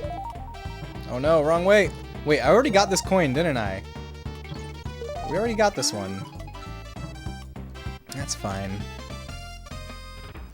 It really carries that raw authenticity of actually performing in the same space. Thought you remember the voice actors performing on the actual soundstage together, but it didn't know they were theater actors. It makes a lot of sense though.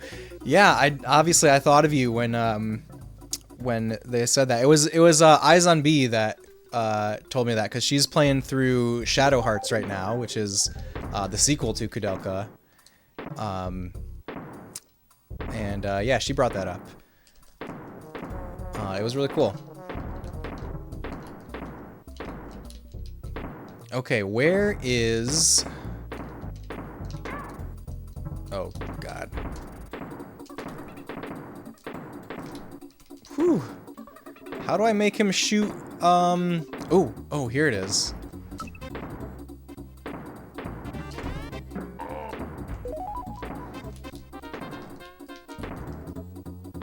Okay. Okay. Okay. Made it. There's still more level. There's enough level left to justify a DK barrel here. No! No! Oh my god. Oh my god, I'm alive somehow. Whew, that was... I saw my life flash before my eyes. Darth Mohawk, hello! It's going great, Darth Mohawk. How are you? Thanks for being here. Welcome. That was intense. My life flashed before my eyes there. Alright, how do I do this without dying?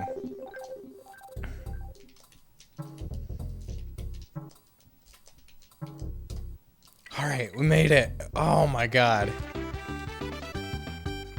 You think I need more emotes, Dargoon? I think we're filled up on emotes right now, actually, so we gotta get a higher, we gotta get more sub points, I think, to unlock more emotes. This is one of the later stages, isn't it? How far are we? Okay, you see that castle with the glowing purple window? That's the last boss. So this is, I think, is the second to last level right here, Darth Mohawk. Oh, this is the purple water that changes the controller direction. I have to press left on the controller to move to the right. Very confusing. This is a mechanic from the last boss of DKC 2, by the way.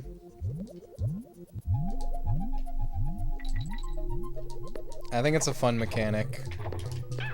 It really tests your brain.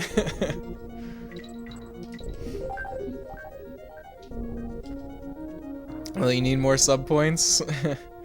Oh geez, we're all in. It's true. This is the one. Here's the fun thing. When you leave, is the water reverses again. Yep, only when you're in the water are the controls reversed. And I really enjoy how it's like a callback to the K. Rool fight in DKC 2, though.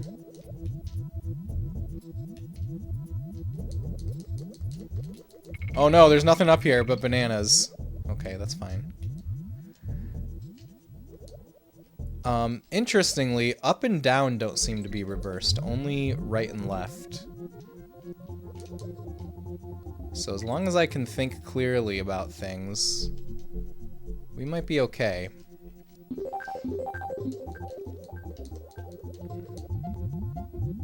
What's over here? Oh, bonus stage? We gotta go for it. Of course we gotta go for it. This level took you so much concentration. I believe it. Bash the baddies.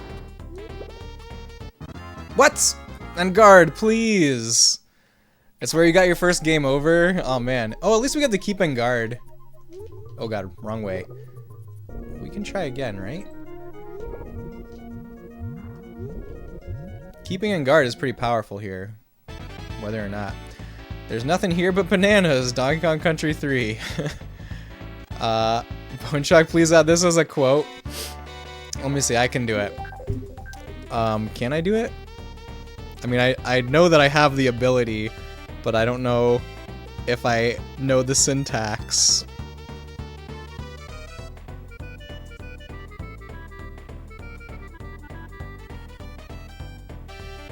It is add quote. Oh, you added the quote, maybe. Look, wait, can anybody do it? Anybody can add quotes? Oh no. I might need to change that. But there we go, I added it. I didn't know you could either, Cat. See, Eggroll is the only one that ever uses the quote thing.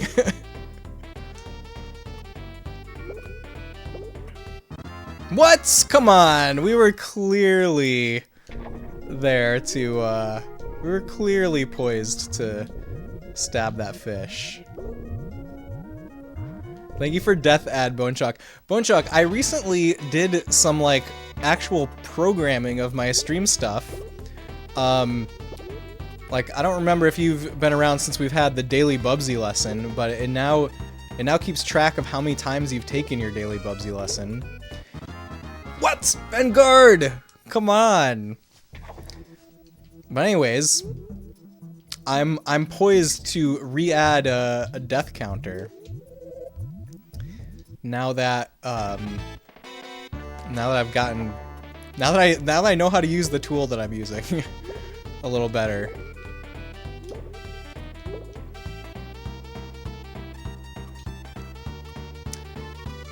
Thank you for taking your daily Bubsy lesson. Look, you now have 1 Bubsy-versity credit. Maybe someday you'll have enough credits to graduate. You did it, it's true.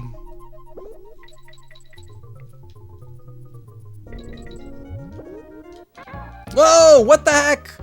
And guard, usually, I feel like usually he can attack enemies from that angle.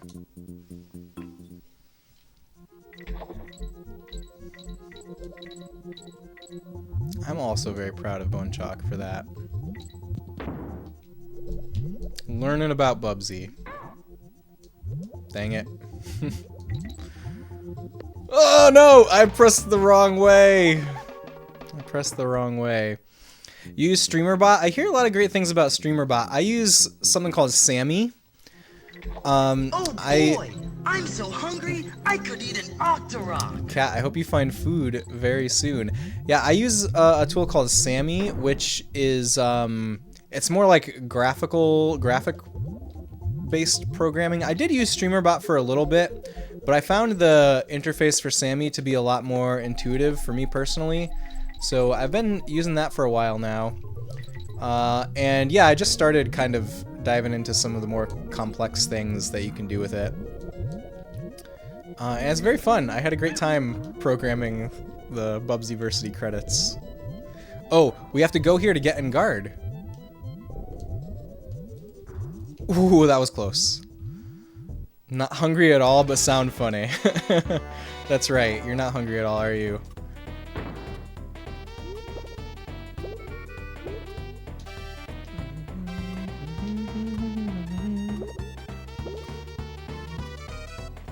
And I would really love to play the CDI Zelda games again one of these days. Maybe we should make that an annual thing somehow. I've been hankering for CDI Zelda a little bit. I do have a physical copy of Arzette pre-ordered, but that hasn't hasn't gotten here yet. Although, oh, what the heck? Although they did say that it would be shipping much sooner than initially anticipated. I do really want to play Arzette. You just got StreamerBot recently, but did learn enough to make a game. Ooh, what kind of game did you make in it? Like something that viewers can like play via commands and stuff?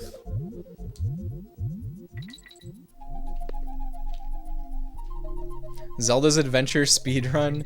I would love to play Zelda's Adventure again. I think Zelda's Adventure is so interesting because it's the one that people never talk about, even though it's like the weirdest. I mean, the Faces of Evil and Wand of Gamelon are very charming and hilarious for sure, but Zelda's Adventure is like really deeply cursed and weird. More people need to see Zelda's Adventure. And you know, I did my Zelda's Adventure streams at a time where I wasn't really saving any VODs, and I deeply regret that now. 'Cause, like, there's not a lot of footage of that game out there. Need to do it eventually. Megan, thank you for redeeming your daily Bubsy lesson. You've received your very first Bubsy-versity credit. Look at that.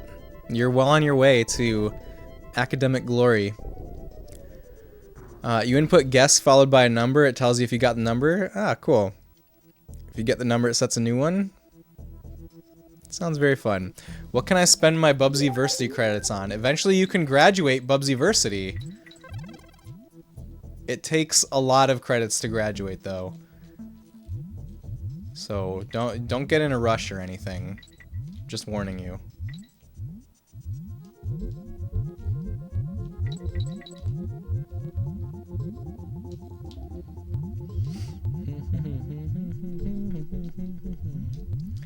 Okay, this fish.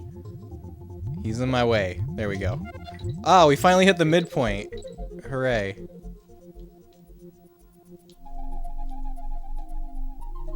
I think I'm just gonna take it nice and slow through this level. Why? Why'd you turn around? There's a DK barrel not too far back, but I don't really think it's ever worth going back for DK barrels, unfortunately.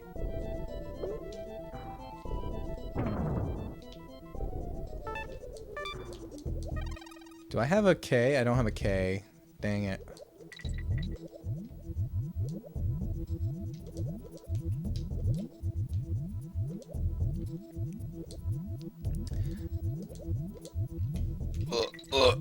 Okay, made it. Made it. Oh! No! Should have gone back for that DK barrel, huh? This one's pretty hard. It's definitely the hardest level so far, I think, which makes sense. I think it's the second to last. Or maybe it's the last actual level.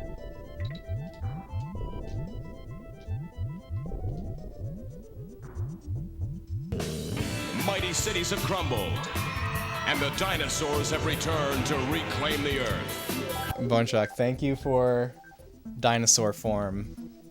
Think you know what will help? I think you're right. I think this will help. Roar. Alright, now that I have assumed dinosaur form, we will absolutely be able to get through this level. No question.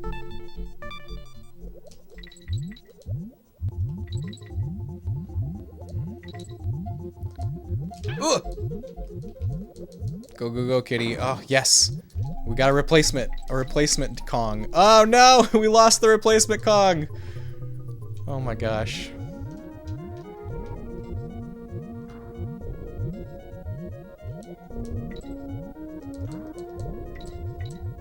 Follow the bananas, follow the bananas, follow the bananas. Go fast.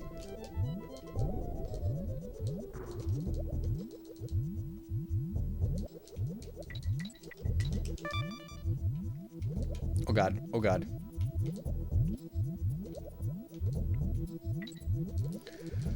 Whew. There was something over there, but I don't want to risk it. Ah, okay, we can at least go see what's over here. Like, there's no enemies. So as soon as I see an enemy, I might be peacing out. Can we get around him? Okay, there we go. There's another way up.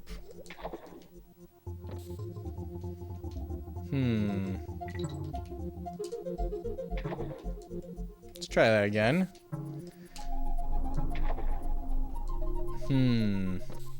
Let's try this. Nope. One more try, maybe. Then we gotta try something else. What was I thinking about doing? I don't remember. I don't remember with the thought that I had. I already... Ooh, we got it! Okay. There we go. Hooray. Alright, we made it. You're right, Bone Shock. The dinosaur form did help. Imagine that. Castle Chaos. Let's go save. This is a good time to save, I think. She's playing Super Mario 64. You gotta do what? I gotta believe. Thank you for believing. It's true. And you gotta believe.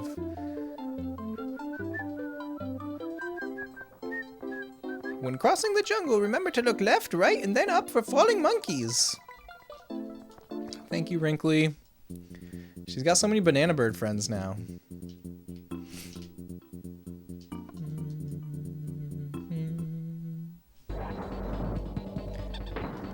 Alright, we're here. It's chaos. Kong's back. Bzz. This time, chaos will be victorious. We'll see about that. We'll see about that. I don't think he's right. Oh, look, there's a barrel over there. We probably need to get this barrel. It didn't work out right. Did not work out.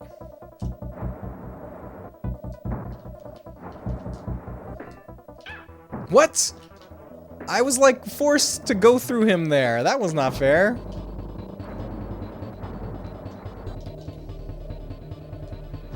What's happening now? Okay. Look, do you guys see that curtain in the background? It kind of looked like there was something behind the curtain on the other side of the screen. On the other side of the battlefield, I mean. Look, what is that? What is that?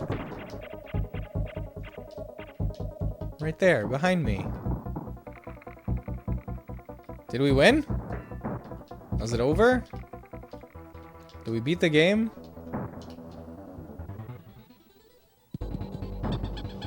Oh my god, it's K-Rool! Oh no, what have you done? My wife's going to kill me. I used all her best pots and pans to make him. And then you just cast him aside. As if he were a stack of empty tins. I thought that's what he was. What? How dare you? Chaos was my ticket to world domination. And I'd have gotten away with it. If it wasn't for you meddling kids. I guess it just isn't your day, is it? Well, you may have roasted my robot, but I'm the master chef around here. And I reckon it's about time your goose was cooked. He's gonna cook our goose.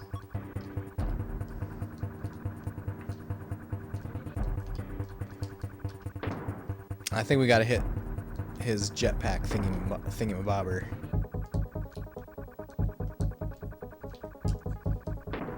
Oh, nope. I was wrong. What do we have to hit? Always make sure your goose is fully cooked. That's true. I wouldn't want to eat half-cooked goose. Alright, dinosaur streamer time has ended. We will transform back to human, but thank you again, Bonechock, for helping us get through the that backwards level.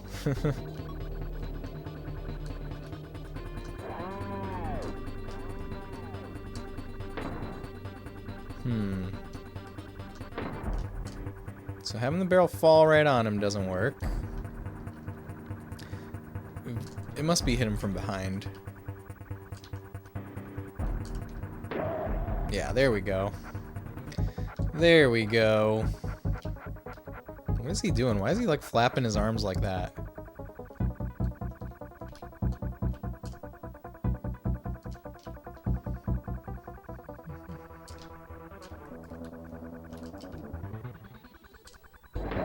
Get out of here, K-Rool. K-Rool needs to work a little harder on his robot if it took that little effort to beat it. I agree. I agree. It doesn't seem like he... doesn't seem like his design was very well thought out. Alright, what are we doing now? Oh. There's... Oh no! It's fine. Everything is fine.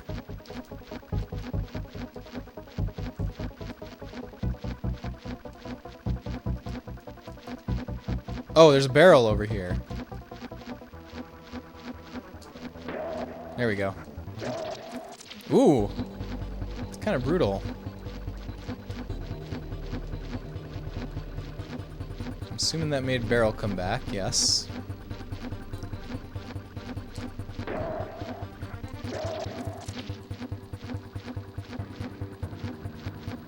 Oh. What is he doing?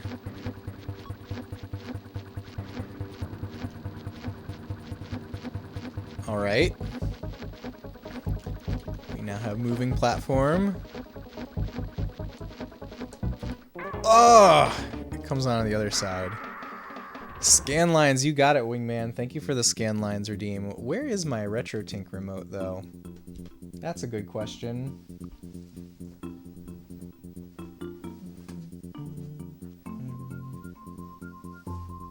I think I have to get up. I think I have to get up to find it. Let me do that. I should probably stretch anyways.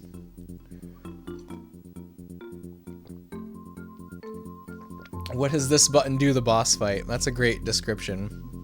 Don't get up, it's okay. No, I'm gonna get up. Sorry, Wingman.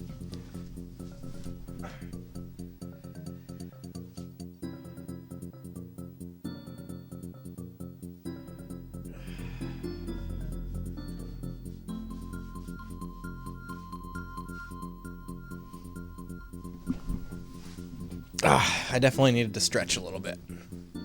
So it's all good. Alright, scan lines. There we go. We'll do the aperture grill for you.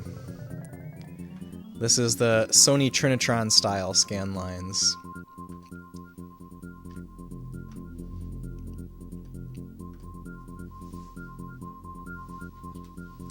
Okay. Not easy getting up when you're an old man. I believe it.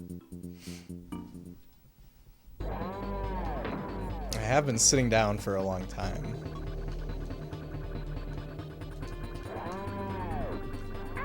Oh no.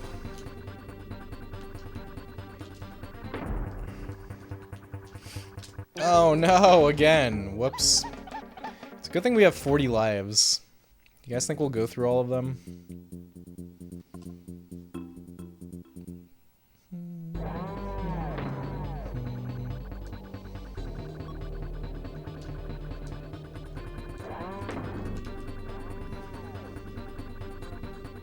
I'm just gonna wait here. You grunt and sigh every time you get up. I understand, Wingman.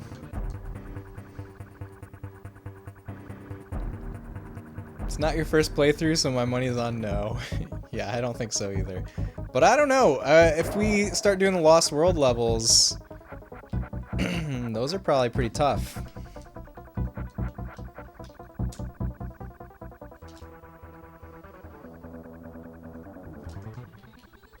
Can I get him from here? Nope.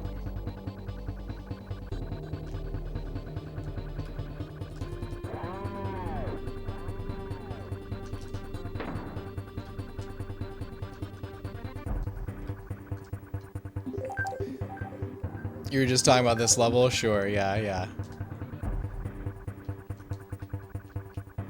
Well, thanks for believing in me.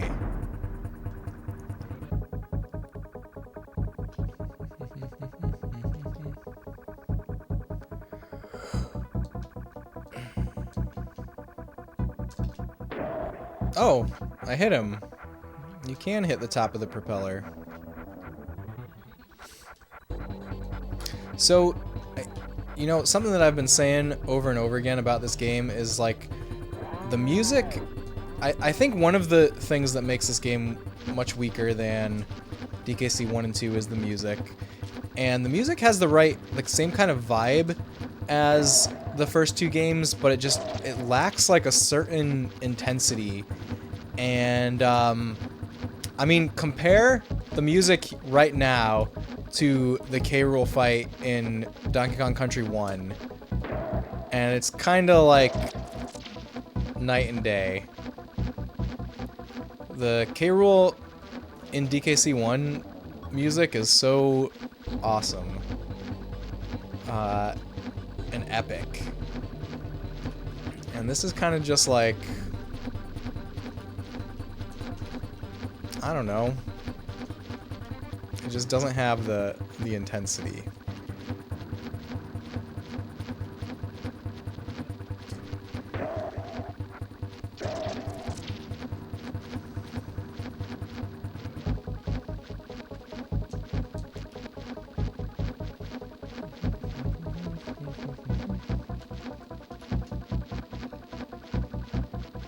Is it this final level?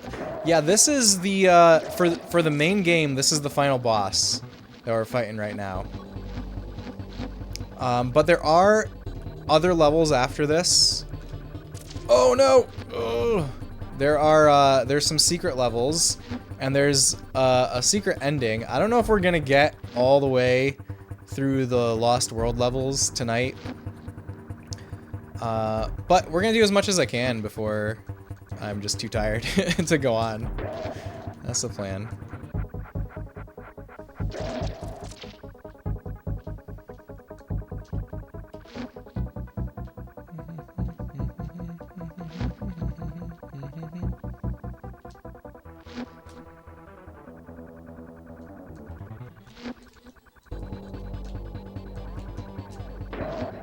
Here we go.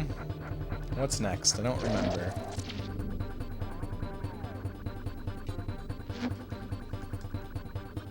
More of this, okay.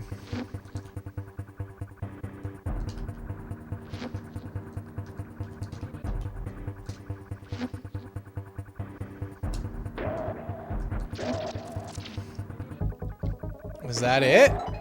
No way, that's it? Yeah, he's a very easy boss compared to Donkey Kong Country 1 and 2. Look! We found them! Aw, where's Dixie? 1 minute I was dreaming about the world's biggest pile of bananas. The next I was a power-crazed madman. They were inside chaos. Hey, don't worry, Donkey. Thanks to Dixie, it's over. Do you see Dixie here? What about Kitty? I'm impressed. I bet even Cranky would be after that performance. Look at these gangsters. Nope, not really. Right, you go this way, Kitty, and I'll go that way. You wouldn't hit a guy with glasses, would you? I missed what was going on there. Dixie Kong's photo album. We made it. Kremling Creeps. Do you have a Scanlines profile on? I sure do. Yep. Courtesy of Wingman. Yeah, the timer kind of blends into my shirt, doesn't it? Okay, we got Kabul. Recoil. By the way, this is like one of my favorite things from this style of game is at the end when they show you the names of all the enemies and all the characters. We have Aperture Grill right now, Cat. Clasp.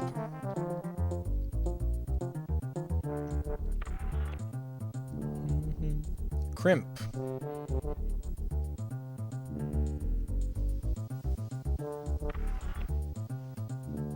Crumple.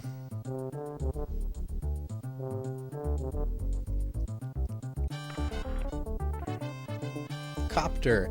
Look, they kept the tradition of naming all the Kremlings names starting with K, but they couldn't make Kitty's name start with a D. Why? Okay, Skidda doesn't start with a K, but they have enough that do start with K. Bazooka.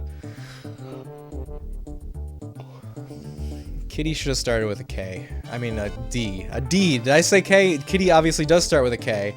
Kitty needs to start with a D. I mean, he needs to be named something different than Kitty. That's what I'm trying to say. Coin. We didn't even see those guys. Kitty is a Kremling in disguise. Oh my god, Luke, you might be right. Terror Firma Tough Guys. So instead of Kitty, we would get, what, Dinky Kong? I think Dinky was originally a name for Diddy. Like one of the potential names for Diddy. was Dinky Kong. And I think they chose not to do that consciously. But I don't care what his name would be as long as it started with D. Somebody in here earlier suggested Da Baby Kong, which would be great. I think that would have been great.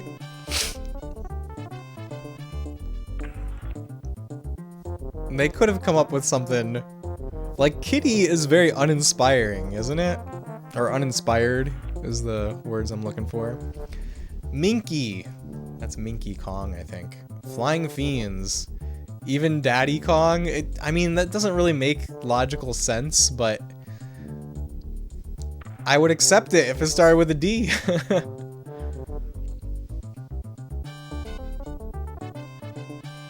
Oh, we didn't see that bird either. Swoopy.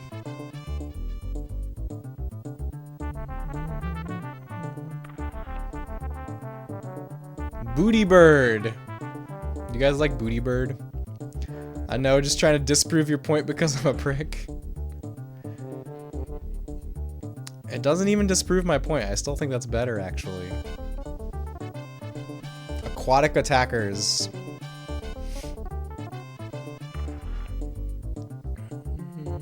Coco.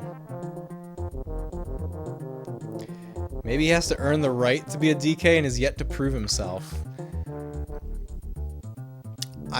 You know, maybe Luke, but I just want when he's in a DK barrel for it to make sense. That's what I want.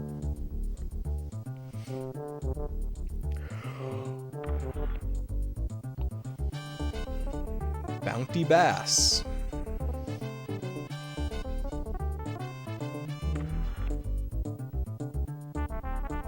Baza.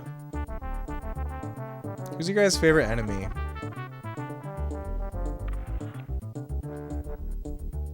Gleeman Bream. I don't know why Gleeman Bream was so funny to me. Big time bad guys. Belcha. I think we died to Belcha, didn't we? Yeah, we died to Belcha. That was a while ago. Eric.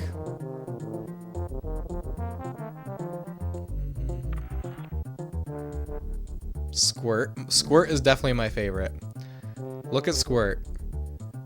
I love Squirt. It reminds me of the movie Mac and Me. Okay, Scanline's timer has come to a close. Thank you, Wingman, for that redeem. Oh, this is Bleak. Oh, you guys are missing the picture. Sorry you guys missed Bleak. That's alright. He's just a snowman.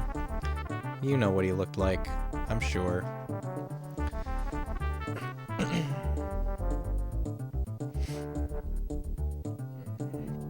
There's K. Rool. What's his name in this? It's like Baron von K. Rool or something like that. Baron K. Rulenstein. That's his name. First class friends. First class friends.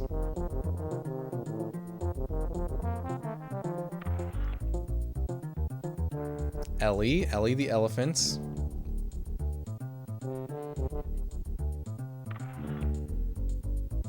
Squitter. I like how Squitter wears shoes on all 8 legs. I forget this thing's name. Perry. That's what I thought it was. Perry the parakeet, of course. I feel like in this game there's some character names that are very uninspired. Like Ellie the elephant, Perry the parakeet. They leave something to be desired, I think. Brothers Bear. We got Bazaar, Barnacle. There's a lot to do with those bears that we haven't done yet. Brash, Blunder.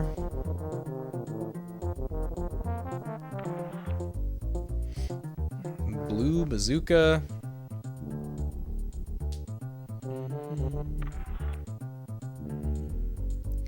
Blizzard, Bramble, Bocifer. Is there a bear named Bocifer? There should be. Benny and Bjorn, Barter. Snowman's thanking for that meat shake. Baffle Boomer.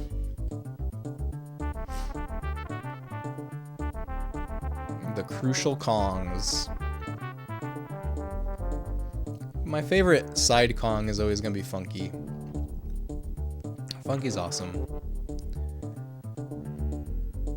Funky Kong, there he is.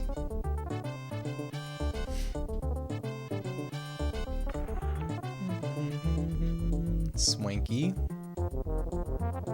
We didn't do Swanky's game very much. We didn't really need to. Wrinkly's really good. I especially like Wrinkly in this game because she plays on 64. Obviously, Cranky is classic.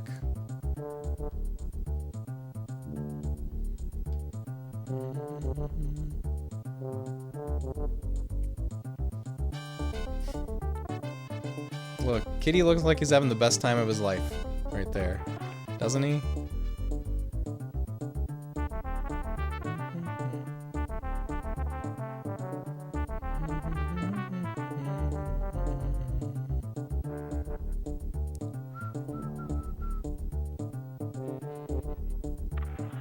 Bye, Dixie. That was funny.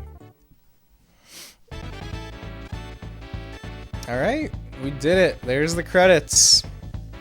Well, we at least got through the game. We'll probably go another 50 minutes, 52 minutes or so. Go till at least midnight. And do some of the do some of the post-game stuff. See how many Lost World levels we can get. Thanks, Sasha. Look at this rotating. I know, what an effect. See, I remember thinking as a kid how much more round this cylinder looked than anything on the N64. And obviously they were using very, very different technique here.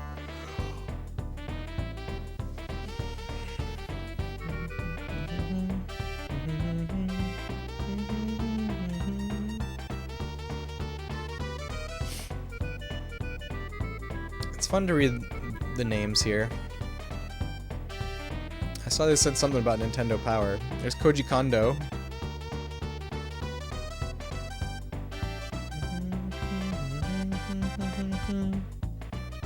Thanks, Cat. Who else do I don't recognize anybody else.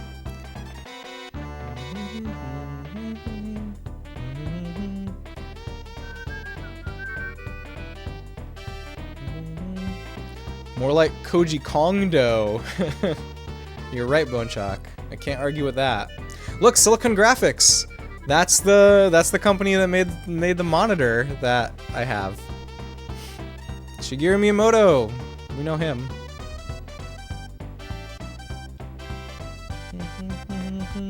Tim Stamper, the head of Rare.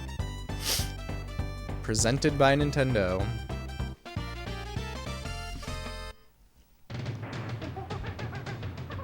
All-time greats. We did not make it. I'm a puny primate, according to this. Swanky Funky Craig. Who is Craig?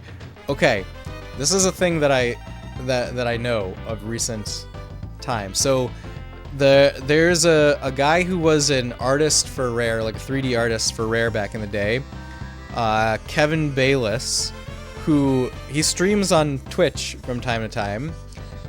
He's actually the like the guy that came up with Diddy originally, Diddy's design. And he streams on Twitch, and he did a series of streams where he was like creating a new Kong. Like he just made a new gorilla character. And he named his new Kong Craig. And I wonder if it's the same Craig here. I don't know. It's possible. It's interesting. Okay. What's next?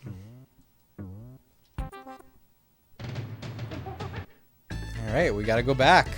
We're only 58%. Look, I like how I've been live for over 8 hours, but the game time here is less than 4 hours. I wonder how it counts. Okay.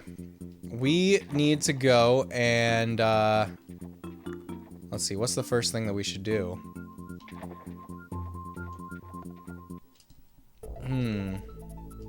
We could go do a Lost World level. Or we could try doing the banana bird stuff. Here, let's get the guide going. Let me get my guide camera going again. And see what they have to say. See what Nintendo Power recommends we do.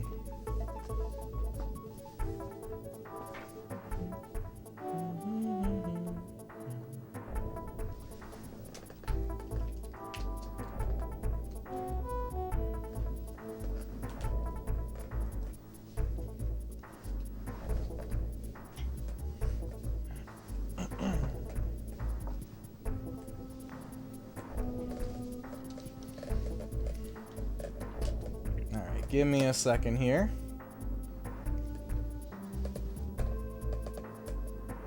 Say 1 minute in real life is 30 seconds in game, but like I wonder if it only counts time while you're in, like while you're in the middle of a stage, or something like that. It seems like it's doing something like that.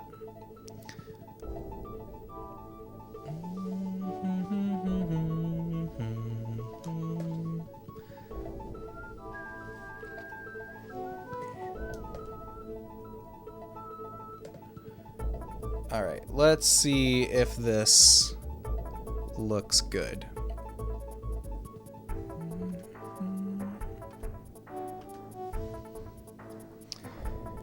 Fun fact, Cranky Kong's stated record for how fast he beats this game is only a little slower than the speedrun world record. Oh wow, that's pretty cool. I didn't know that.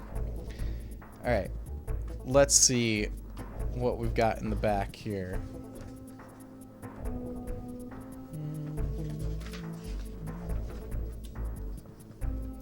Krematoa. Okay, what Lost World? Okay, we found the Lost World. More bang for your buck. You will meet Boomer Bear near the entrance to Krematoa. Boomer's specialty is blasting stuff, which is why his brothers hid him away in the Lost World. With all his explosive toys, he was simply too dangerous for the surface world. In order to enter the different levels of Krematoa, you need to hire Boomer to blast away the rocky roadblocks. As a coin collector, Boomer won't accept the common bear coins, though. He takes only the elusive bonus coins as payment for his services, and you'll need the entire haul from all the levels in order to open every location in the Lost World. Let's see, is this what we should focus on, or should we see about doing like the bear trading stuff?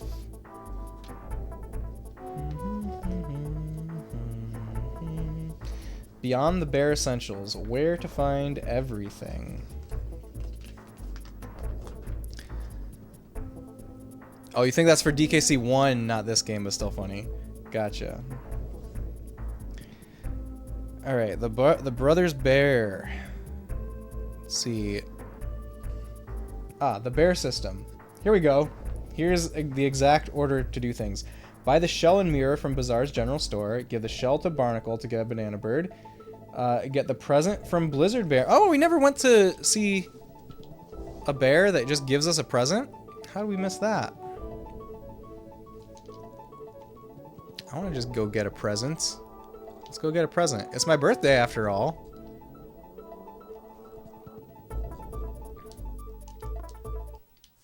Let's go. Either way, it sounds like a grisly scene. I see what you did, Bonechuck. I'm very proud of you for coming up with that one. Great work. Where? Oh, I see where it lives, maybe? There we go. Blizzard's base camp. My word, how on earth did you find me up here? Well, never mind about that. My name's Blizzard. I've been up here for weeks getting ready for my attempt to conquer K3. It looks like I'm going to miss my best friend Blue's birthday. Say, could you do me a favor, kitty? Sno problem. That's great. Could you take him this present for me? Please, I'd be ever so grateful. Alright, blue is... Where's blue?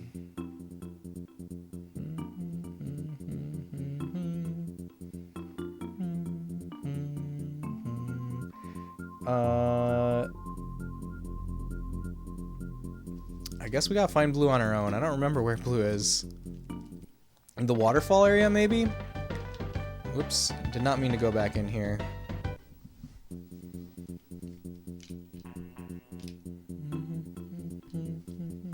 The next step on the guide is go to Barter's swap shop and trade the mirror for the wrench.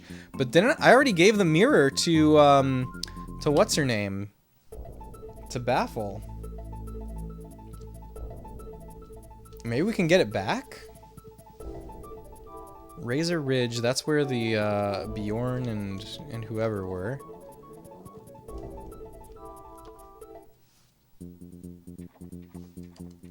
Can we get the mirror back from her?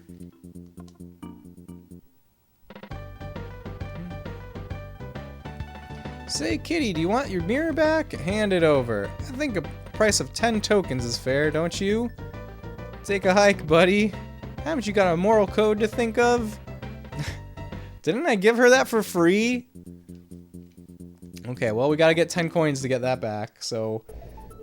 what's next? Give the wrench to Bjorn, talk to Baffle, go back to the barter shop, buy back the mirror, take the mirror to Baffle, go up the trail from Bramble's bungalow to get the flower, and return it to him for a banana bird. Oh! Up the trail. Is this? Oh, that's Barter's shop. Oh, there's the flower. I see the flower. It's over here.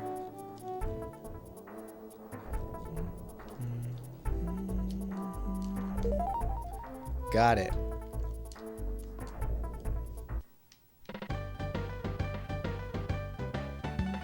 I'm glad these horrible machines are destroyed. Perhaps my beautiful flowers can start to grow again now. You've got one. A perfect Flapperius petalus pungus. Would you let me have it? I'd be ever so grateful. We got a banana bird! You're too generous, Kitty. Here, have this. Banana Goldus flutterus. Or, I meant banana bird. I finished studying its abilities. Some of them are quite magical. I'll have you know. Alright, magical banana bird. Let's go. That's exactly what we want. Oh, here. I have my guide open, by the way. For you guys to see. Okay, next it says after that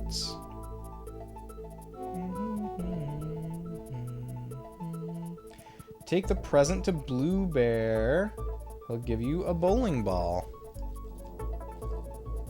I think blue is over here. Blue's Beach Hut. A present for me? Oh, thank you, Kitty. You've really made my day. Let's have a look inside. Ooh, he's happy now, I think. Oh, it's a bowling ball. Well, it's far too heavy for me. I know. Why don't you have it, Kitty? Yay, we got bowling ball. Okay, we obviously bring this to the general. The general bear who wants to fire his cannon. He lives over this way. Cremwood Forest.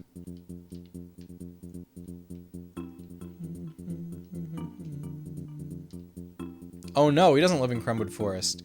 For Cremwood Forest, we have to do the race. You know what? Let's do this race. Let's do this race. Let me practice my my skipping with Kitty. And maybe we'll get coins. I didn't do it.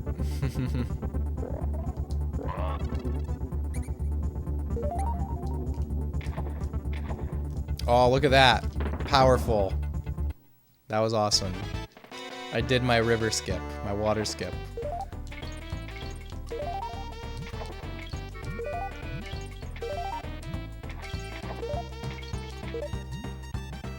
Spooter, hello. How goes the game? We win in? Yeah, Spooter, we beat the game proper. Now we're just doing some post-game stuff until bedtime for me. But yep, we saved DK and Diddy.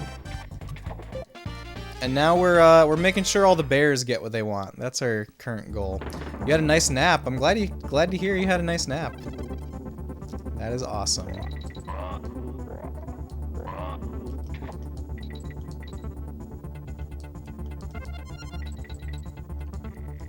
Oh, we're beating the best time so far. Can't go back that, unfortunately. Really need Kitty for this.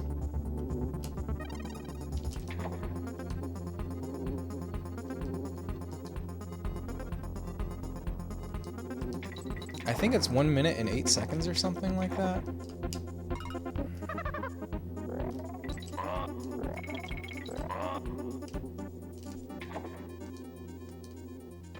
I don't think we could have jumped over that one. Oh, we got Kong letters. New record! I think that's what we needed to get. Let's go talk to the other guy now. Brash. What? You can't have beaten my time. I've held that record for the last 2 years running. You made me so angry I could. 115 was the record to beat. Cool, we beat it.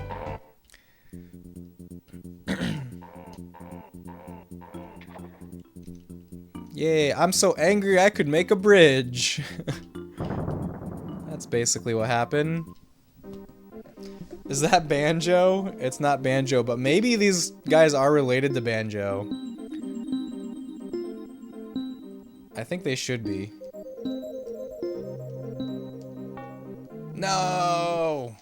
Gotta try again. Ugh, I need to reorient a little bit.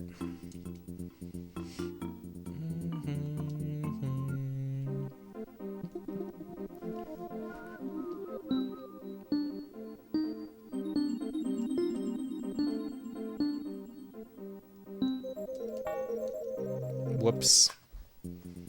Need to try that again.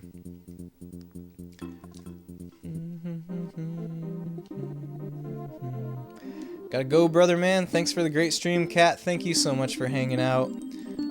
Appreciate you as always. Thank you for those gift subs earlier too.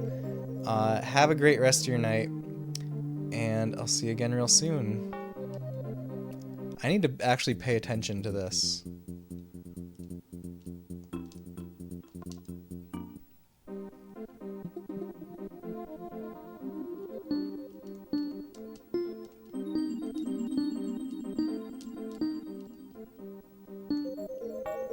No!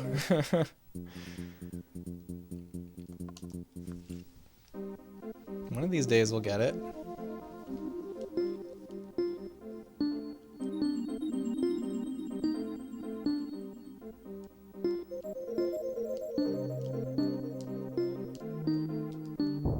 Yay, finally. We got a little banana friend. Banana bird friend. Cool, now we can go to the general. Also, maybe, hopefully I got enough coins to buy back the mirror. That would be cool.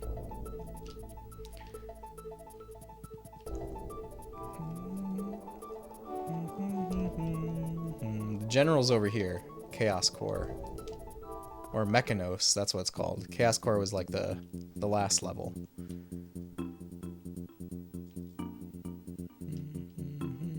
Oh, his cabin's up front.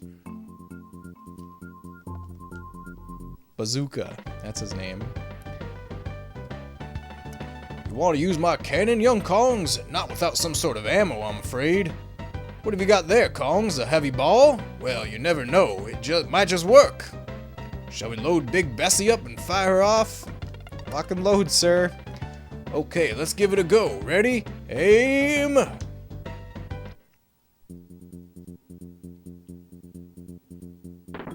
Fire! Sky High Secret. Ooh.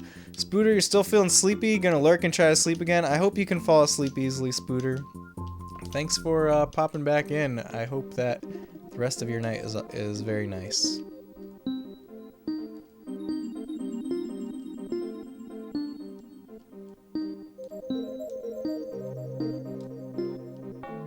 No! I was off by 1, I think. Thank you for birthday wishes, Spooter.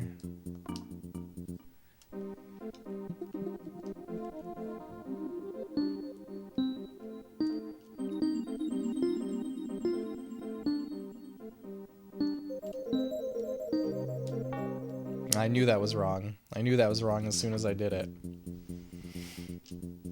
Oh, I don't want any help with it, Luke.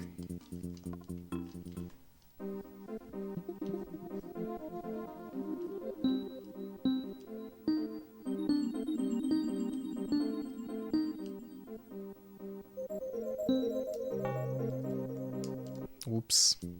Okay, one more try. Well, you know, this is the theme here. I say one more try, but I really mean as many more tries as it takes.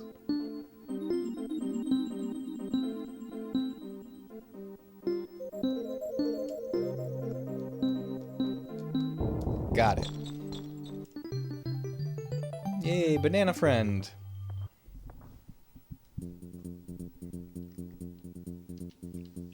Okay, what does it say to do now over here? Take the bowling ball to Bazooka Bear so he can fire his cannon. Oh, that's kind of the last thing. And here's the pictures of all the bears, by the way. Up here is where I'm showing the guide.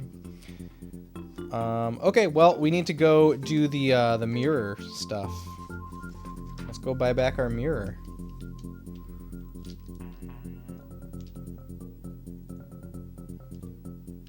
Set up your keypad so you could type it, because for the life of you can't recall where those letters are on your keyboard while doing this. That makes sense.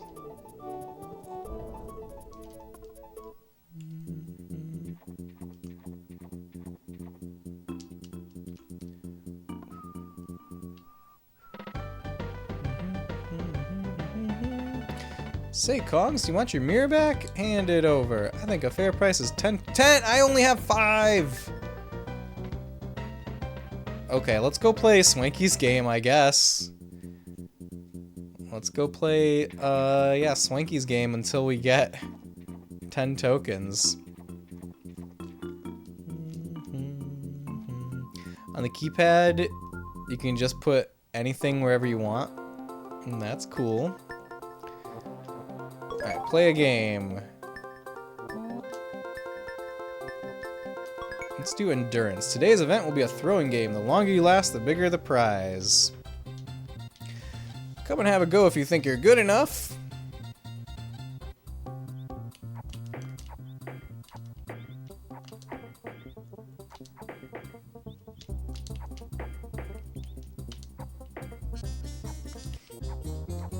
I win! Yay, hopefully we won at least 5 coins. Did you see my last shot? It went clean through. I missed it. Those are all just bananas. I don't see very... Okay, that's a good amount of coins. Thank you for coins, Swanky.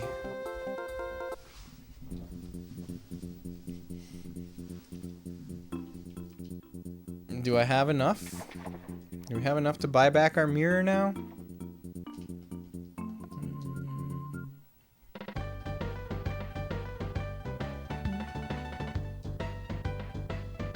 Only 7.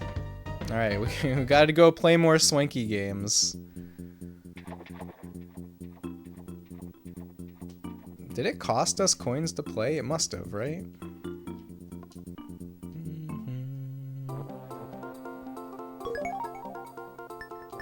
It doesn't say how much it costs to play. Oh, I guess it costs 5 to play. That doesn't make sense. Okay, what did we do last time? Endurance? Seemed to be pretty snappy. You chips are chumps. I can't believe you'd even try to beat me.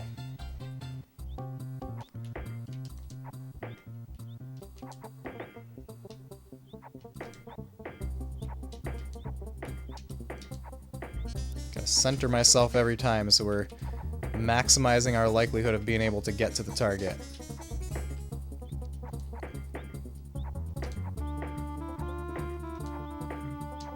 Is it like whoever misses first is out?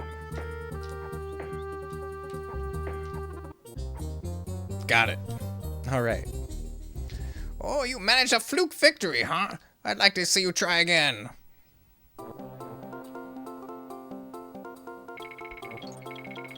One, two, three, four. We're up to 9. We gotta play one more game. It costs 2 just to check out the set of games. Oh, interesting.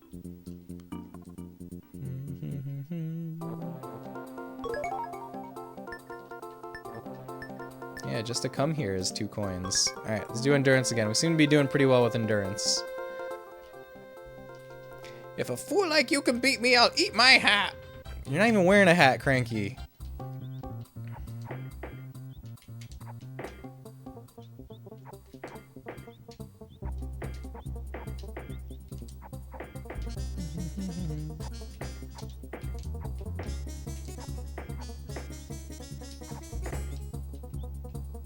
Sorry, I'm concentrating really intensely right now.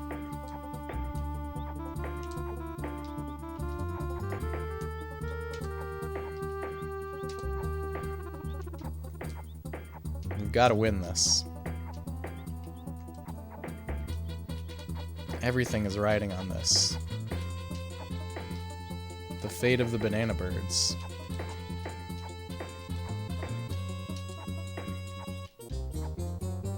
Whew.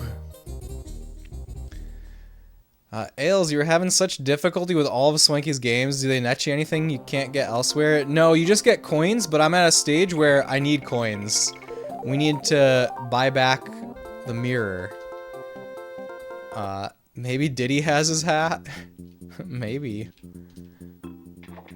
I don't know. It doesn't seem really like Cranky's style, though. Thank you for GG. Now we can buy back this mirror. I'm only was doing Swanky stuff because I needed coins as quickly as possible. Okay, Kongs, here you go. Alright, now where do we bring this? We bring this to Barter's Swap and Shop. Okay, let's go there.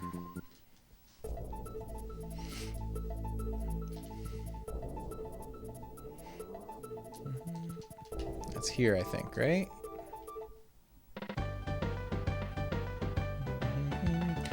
Grubby, well, my hands might be a bit dirty, but how do you know you're not lying about my face? Is that a mirror? If it is, could I possibly borrow it? Well, certainly. Thanks for that, Kongs. Oh no, look at the state of me. I'm a wreck. Take this wrench. I don't need it now. Mediterranean, welcome back. How are you doing?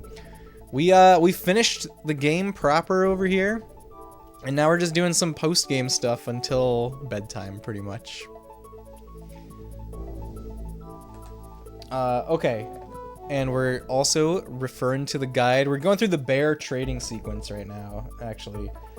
Take the wrench to Bjorn so he can fix his chairlift. All right, go fix the chairlift. That's our next goal.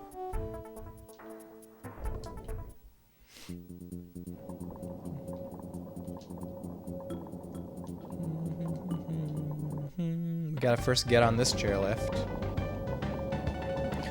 Would you like to use my chairlift? It's lots of fun.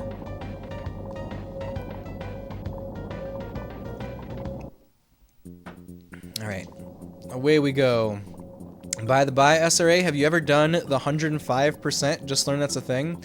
I didn't know, the number that I had in my mind was 103%. I don't know if I've ever done it. I know for sure I've done all the Lost World levels and done like all of the different endings. But I don't know about 105%. I probably have not found all the DK coins before. Hey, you found my wrench. Could I have it back? It's yours anyway. Thank you, you top Kongs. You may use this ski lift for free from now on. Yay, we're top Kongs. Alright, secrets time. More banana birds. Clifftop cache.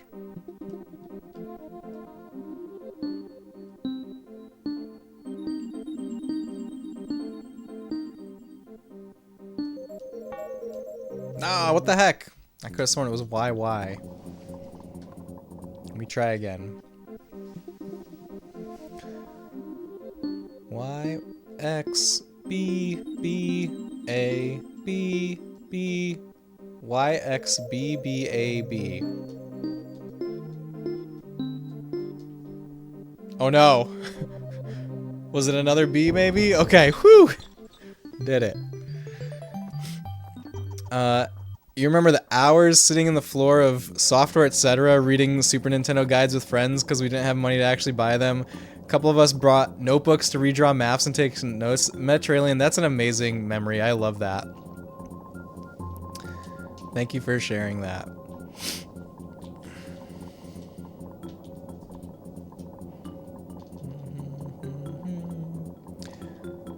Alright, let's go back down. Oh, what's next on the guide? Let's see.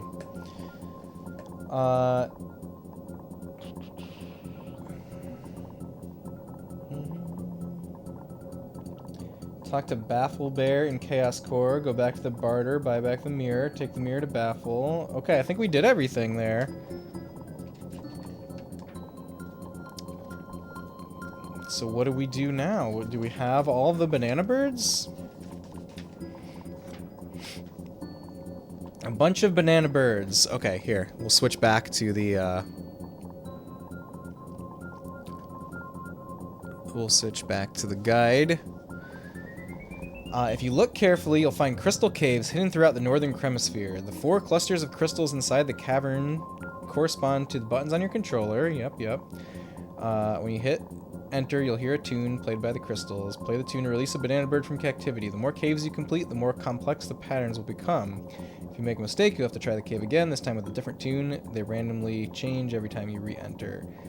Okay, so Bounty Beach, Smuggler's Cove, we've definitely done that one. Barnacles Island, yep, we got that. Eric's Hoard, I think we got that one, right? Yep, because we did the race. Concave, Bounty Bay, I think we got that one. Undercover Cove, Brambles Bungalow. Yep, the flower grew. Sewer Stockpile. Okay, we did that one. Glacial Grotto. That one we have not done. In the icy area of K3, go west from Blizzard's base camp to reach Glacial Grotto. Okay. Let's go. Glacial Grotto. It's our next location.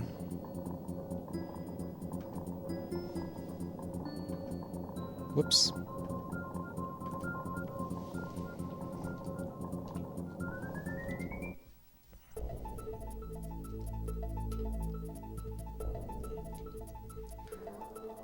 Let's see. Oh, wait. I just went right past it. That is obviously over here. It's quite the comprehensive guide. Yeah, it's the official Nintendo Player's Guide.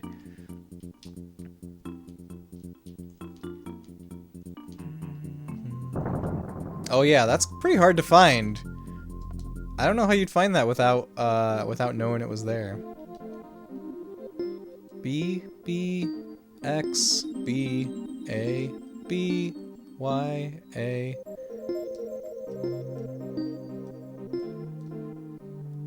Oh, don't know if it was X or A.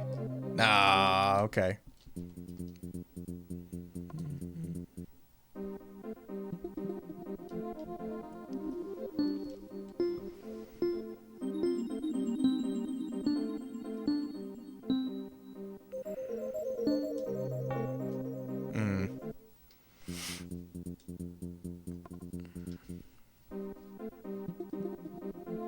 Luke, I really don't want you posting the solutions in the chat, please. Alright, I'm gonna try that again. Eggroll, welcome back. How are you doing? I hope your night has been a fun one, whatever you've been up to.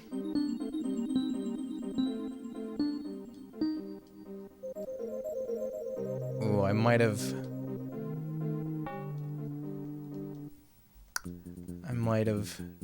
messed that up. I sure did mess that up. Alright, I'm paying attention this time. Y, A, X, A, Y, A, X, B, Y, A, X, Y. Ah, so close.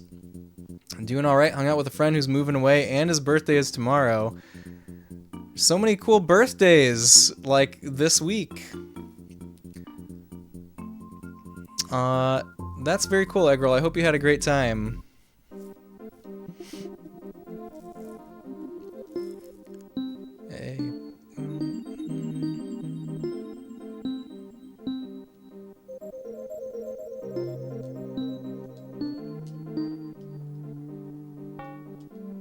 Ah.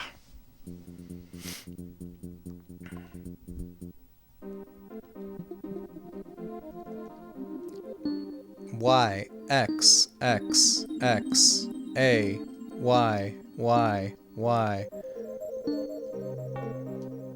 No!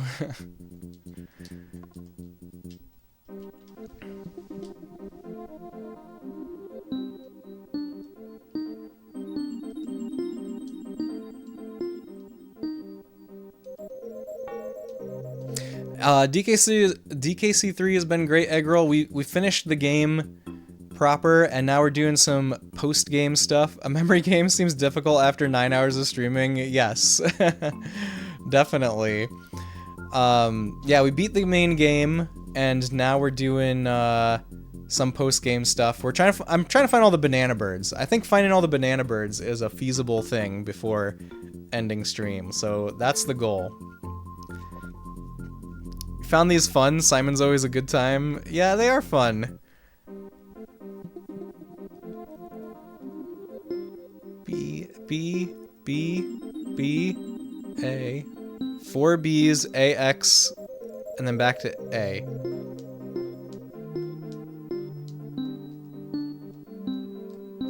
Okay, we got an easy one with it. Whew. You just gotta keep going until you get an easy one. Alright, let's see. Next.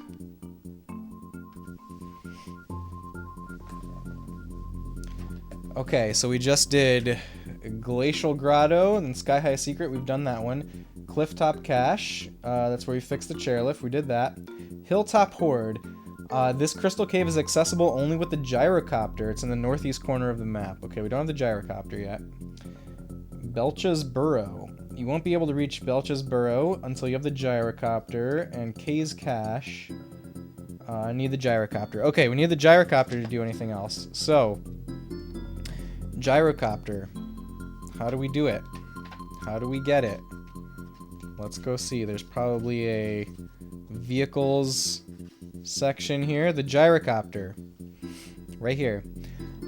Funky will complete his ultimate ride only if you have collected all of the DK coins. Okay, so I have gotten all the DK coins in the past then. But obviously we can't get all the banana birds without all the DK coins. This is how you gyrocopt. Fly high in the gyrocopter to find the last of the elusive banana birds. Tracking down all the banana birds is your ticket to the ultimate goal of 103% completion. Okay, so that's it. It's not happening tonight. So let's go do the Lost World levels then. And that is what we will do. We'll do as many Lost World levels as we can fit in here.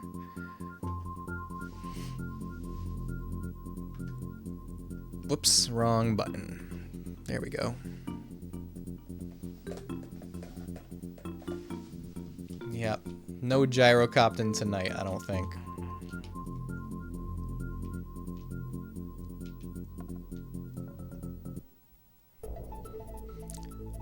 Alright. Let's see. Here we go. Krematoa, the Lost World.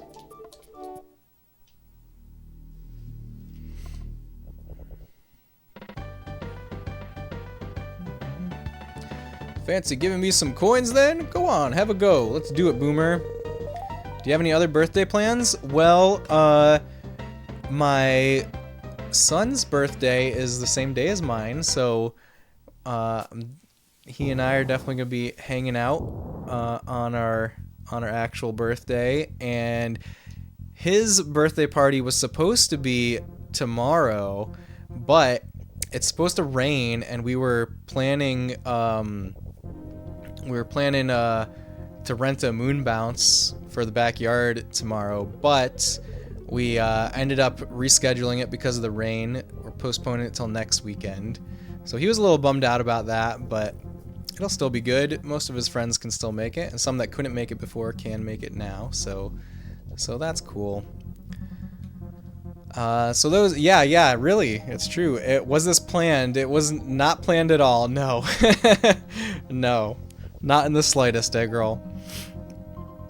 All right, Stampede Sprint. Let's do it. Ah, there's a bonus stage right over here. Look at that. 15 bananas.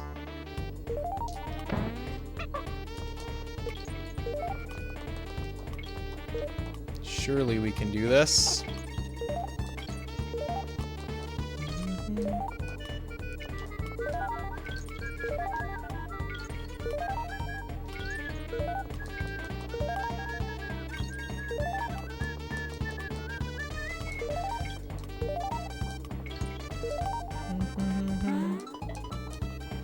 Now there's like 2 animal signs over here before the beginning of the level, so there's gotta be another bonus stage somewhere nearby, huh? I hope they have fun at their celebration regardless of when it happens. I'm sure he'll have a lot of fun still.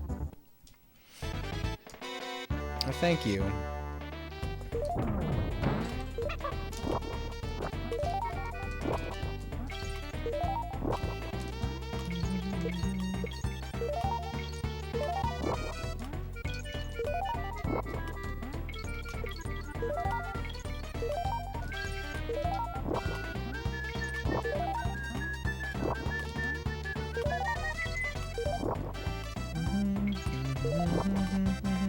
Wrong way, wrong way. Ooh.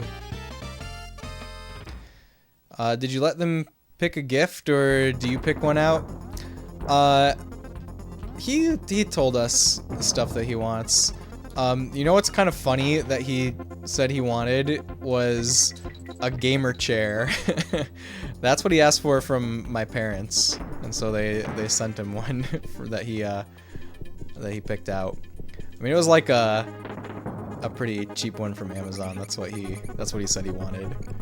I mean, cheap compared to, like, you know, what you might get for like a serious kind of office chair, but still birthday present worthy, you know? Well, let's see, what did I get him? He really, okay. Well, you know what? I'm not gonna say, because there's a small chance that he is awake and that Sasha is watching the stream and that he's listening, so I'm not gonna say exactly what he's getting, just on that slight off chance. What happened to my bird?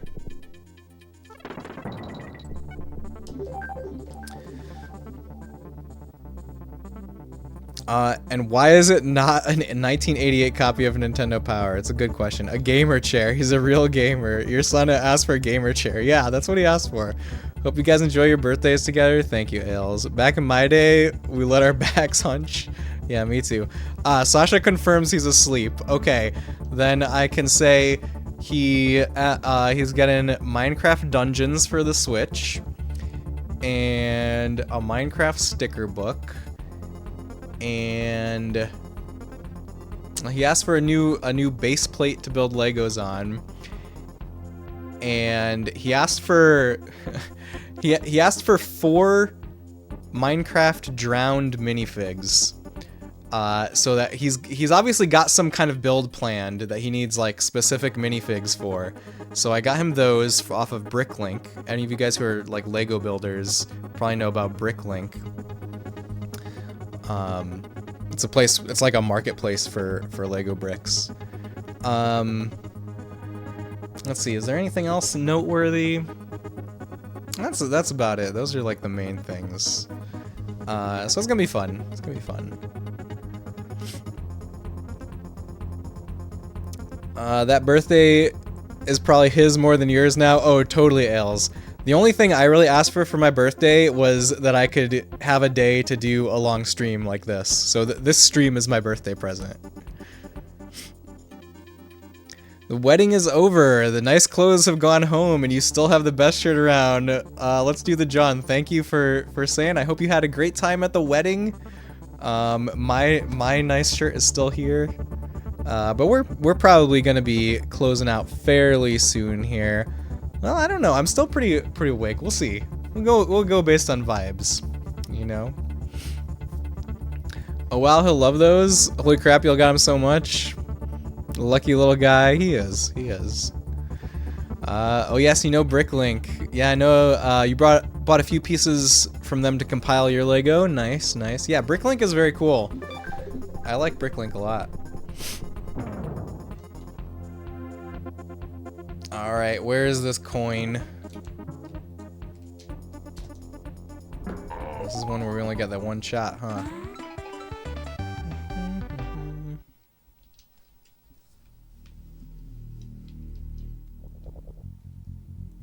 Can we just go to the next one? Crisscross cliffs, we can. Hey, paisanos! Rakas, hello, how's it going? I hope you are having a great night. Thanks for joining us.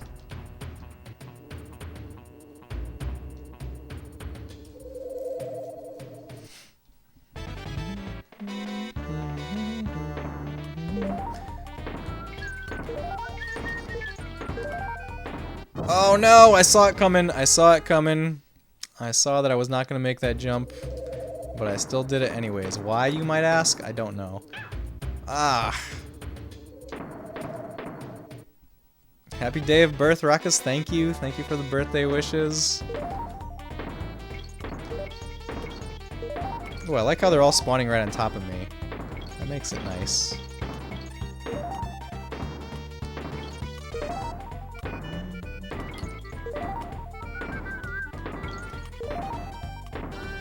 No!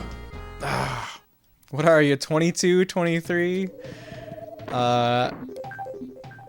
Enjoyed watching Eggroll's Bubsy videos. Do you plan to revisit? That's a good question. We were asking Eggroll all kinds of questions about Bubsy earlier.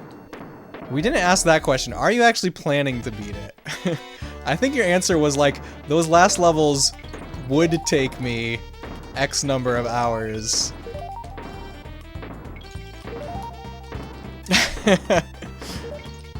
Thank you for apologizing, Eggroll.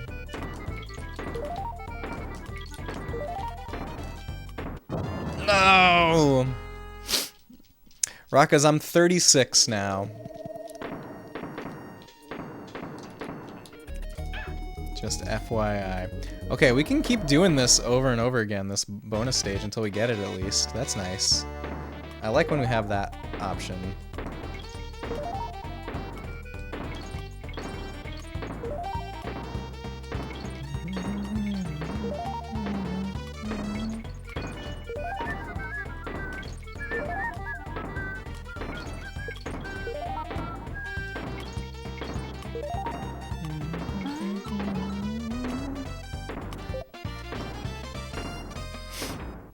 Dang, happy birthday, Dad. Thank you, Rakas.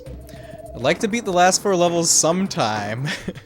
Won't lie, I think the shirt is cool, but also emanates Dad Father. Thank you, Eggroll. I think that's great. I approve. It's exactly what I want.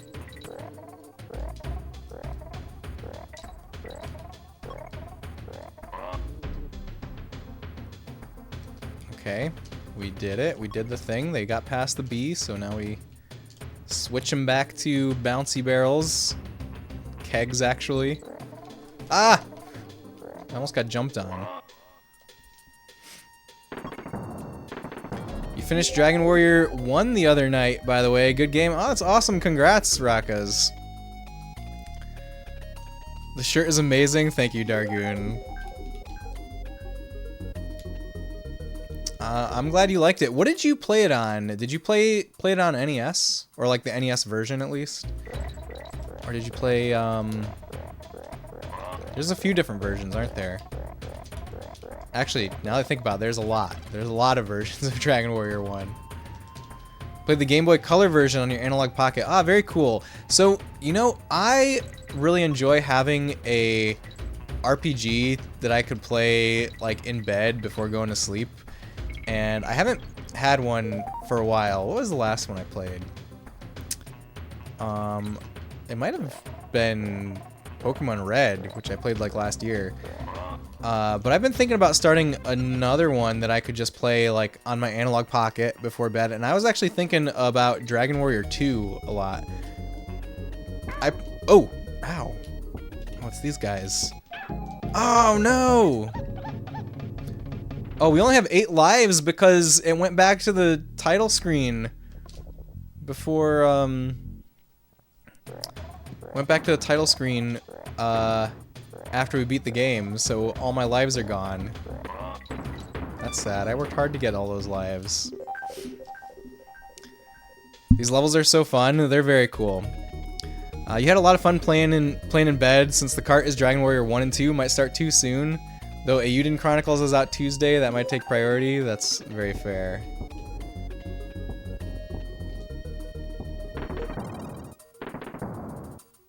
Okay, but wasn't there something else? Wasn't there something else to find over this way? Do I need these to be TNT? Oh no.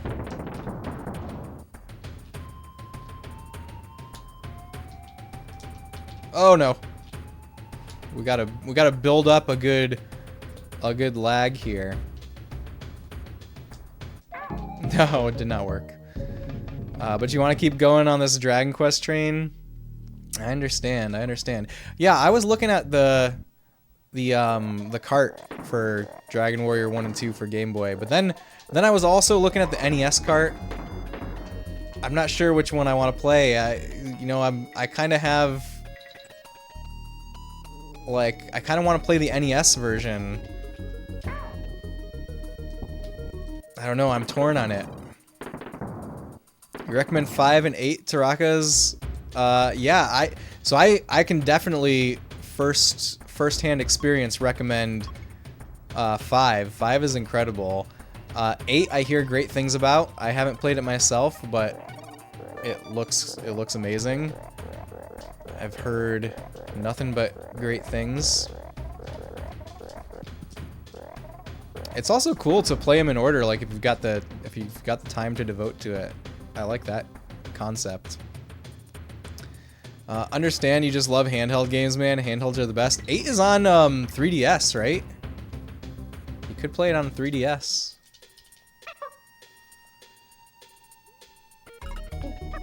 You've got a bad broken brain. You really want to play them in order for some reason. Yeah, I understand. It's fun to do that. Bash the baddies. Did FF 1 through 7 in about a year back a few years ago. It was super fun going through them in order. Yeah, that's awesome.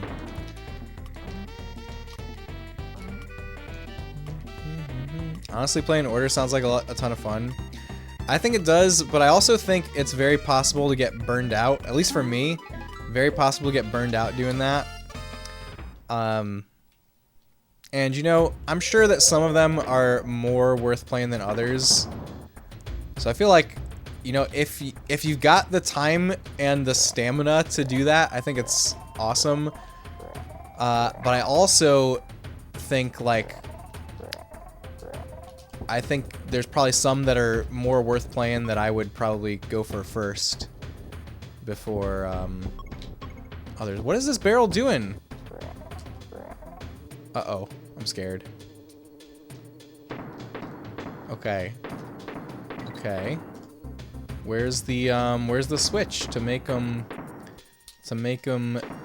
explodey? Well, there's one, but I don't think that one's gonna work.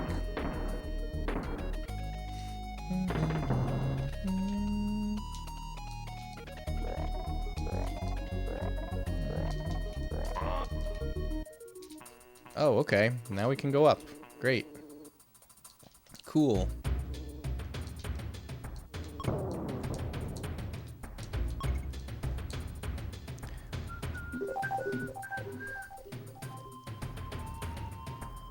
Gotta play FF8 and 9 sometime.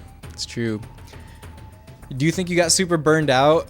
You did about 10 hours of FF8 and was just exhausted and needed to stop? But right now your brain is RPG heavy. All you want to do is play different RPGs? See, I get like that sometimes where I try to play like a lot of RPGs at once and oh no, we were so close to the end. Ugh. Why did I even go there? It didn't look like there was anything over there. I especially get like this with Final Fantasy in particular. I start playing a bunch of Final Fantasy games at once, and it's like way too much to realistically do.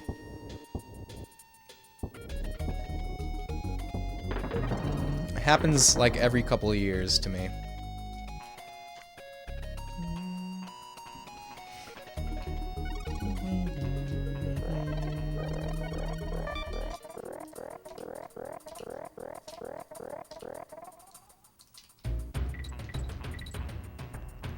I'm honestly surprised right now that I haven't gone on my, like, extreme over binge of Final Fantasy, especially because I've been playing Rebirth. It's very easy to get burned out on one series if you aren't playing other games in between. Yes, that's true. If Dragon Warrior 2 is like 1 and kind of simpler in design, you'll probably play it soon, even with Aiden next week. I think all of the Dragon Warrior games are pretty simple in design like that. I think that's like a mainstay of the series, is just very simple and straight ahead.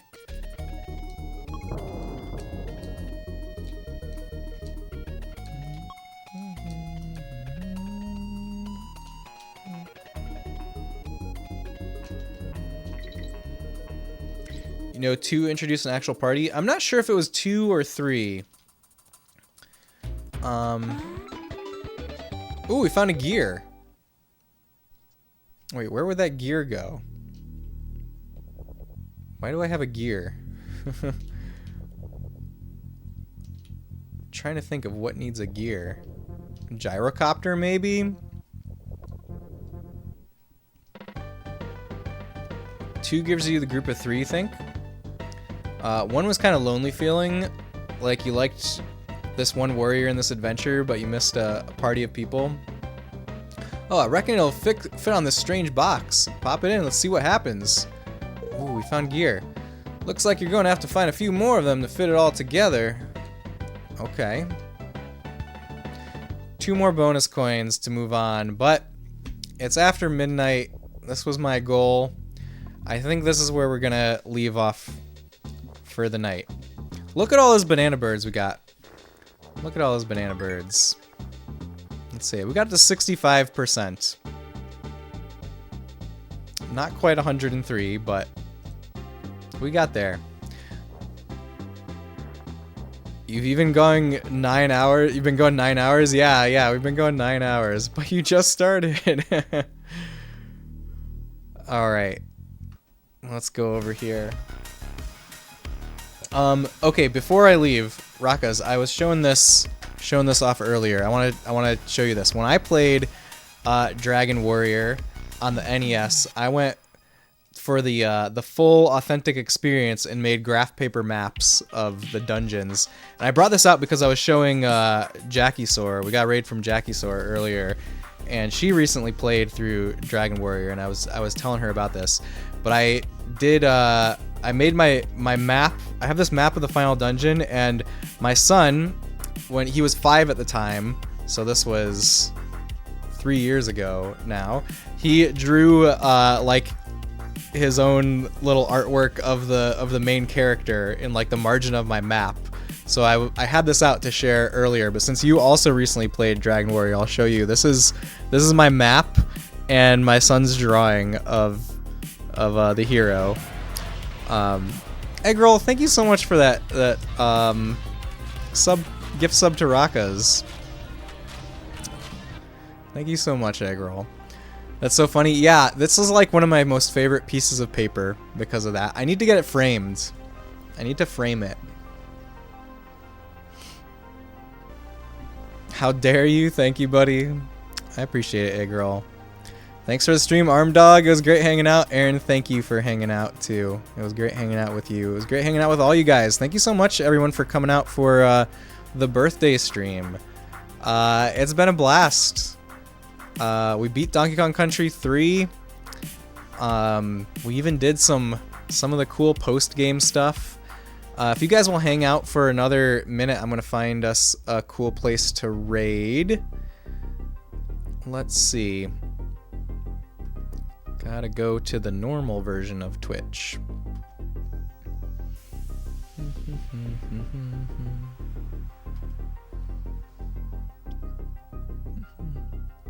Lewis, thank you for hanging out.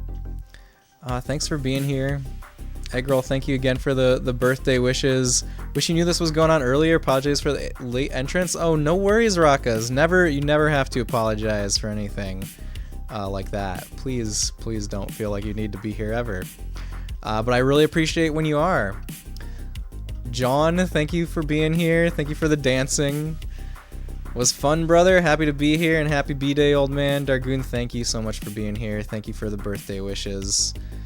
Let's see. I wonder if there's anyone else in my community that has, in my like network of streamer friends, that has a birthday right now.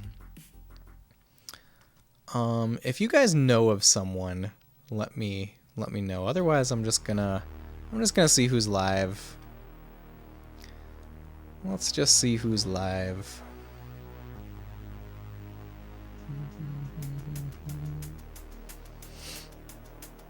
It keeps retracting when I say see more. What the heck? Oh, maybe it's scrolling down actually. It's not retracting, it's just automatically scrolling down. Let's see.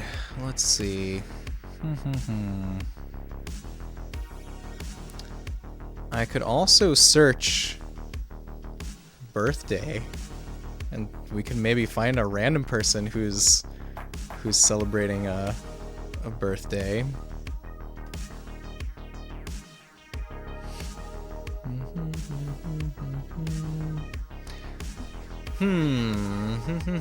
You know what?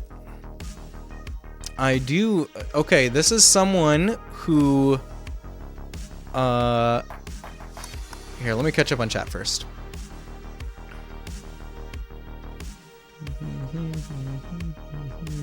Be here next time for sure. Thank you, Rakas. Have a great rest of your night, everyone. You too, Wingman. Seymour, Mr. Seymour Butts. Not a lot of people tonight. Oh, I've got a lot of people on, but okay, there is someone who I'm following who is currently doing a birthday celebration stream. I don't know them super well. I followed them. I think Pandalicia raided into them, and that's how I met them, if I'm remembering correctly. But I think they do retro stuff too, and I think they've got a really cool setup. Their name is Cobra Commanda. I'm opening their stream. Let's see what they're playing. They're in retro category. But yeah, they're doing a birthday stream right now, so maybe I'm birthday twins with them, or close to birthday twins. You know her? Okay, cool. Yeah, when I was over there after Panda stream, it seemed like a really cool place. So let's go spread some birthday cheers. Let's do that. That'll be fun. Make sure that I'm spelling it right. And what are they playing? Oh, they're playing Super Mario 64. Very cool. Yeah, am I spelling their name right? Yes. Okay, cool.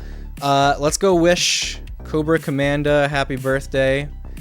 And thank you again, everyone, for being here. Thank you for the hype train earlier, too. That was really, really great. Thank you to everyone who, gifted subs or bits, and everyone who just hung out and chatted or lurked. I appreciate you all. Armed and ready to raid, sir. Thank you. Oh, look at this. Eggroll's got a awesome raid message. Let's do that. Well, I'm going to copy that before I hit the button. Thank you, Eggroll. All right. Bye, everyone. See you soon. Oh, I should probably say, did I hit the button? I don't know. Oh, no.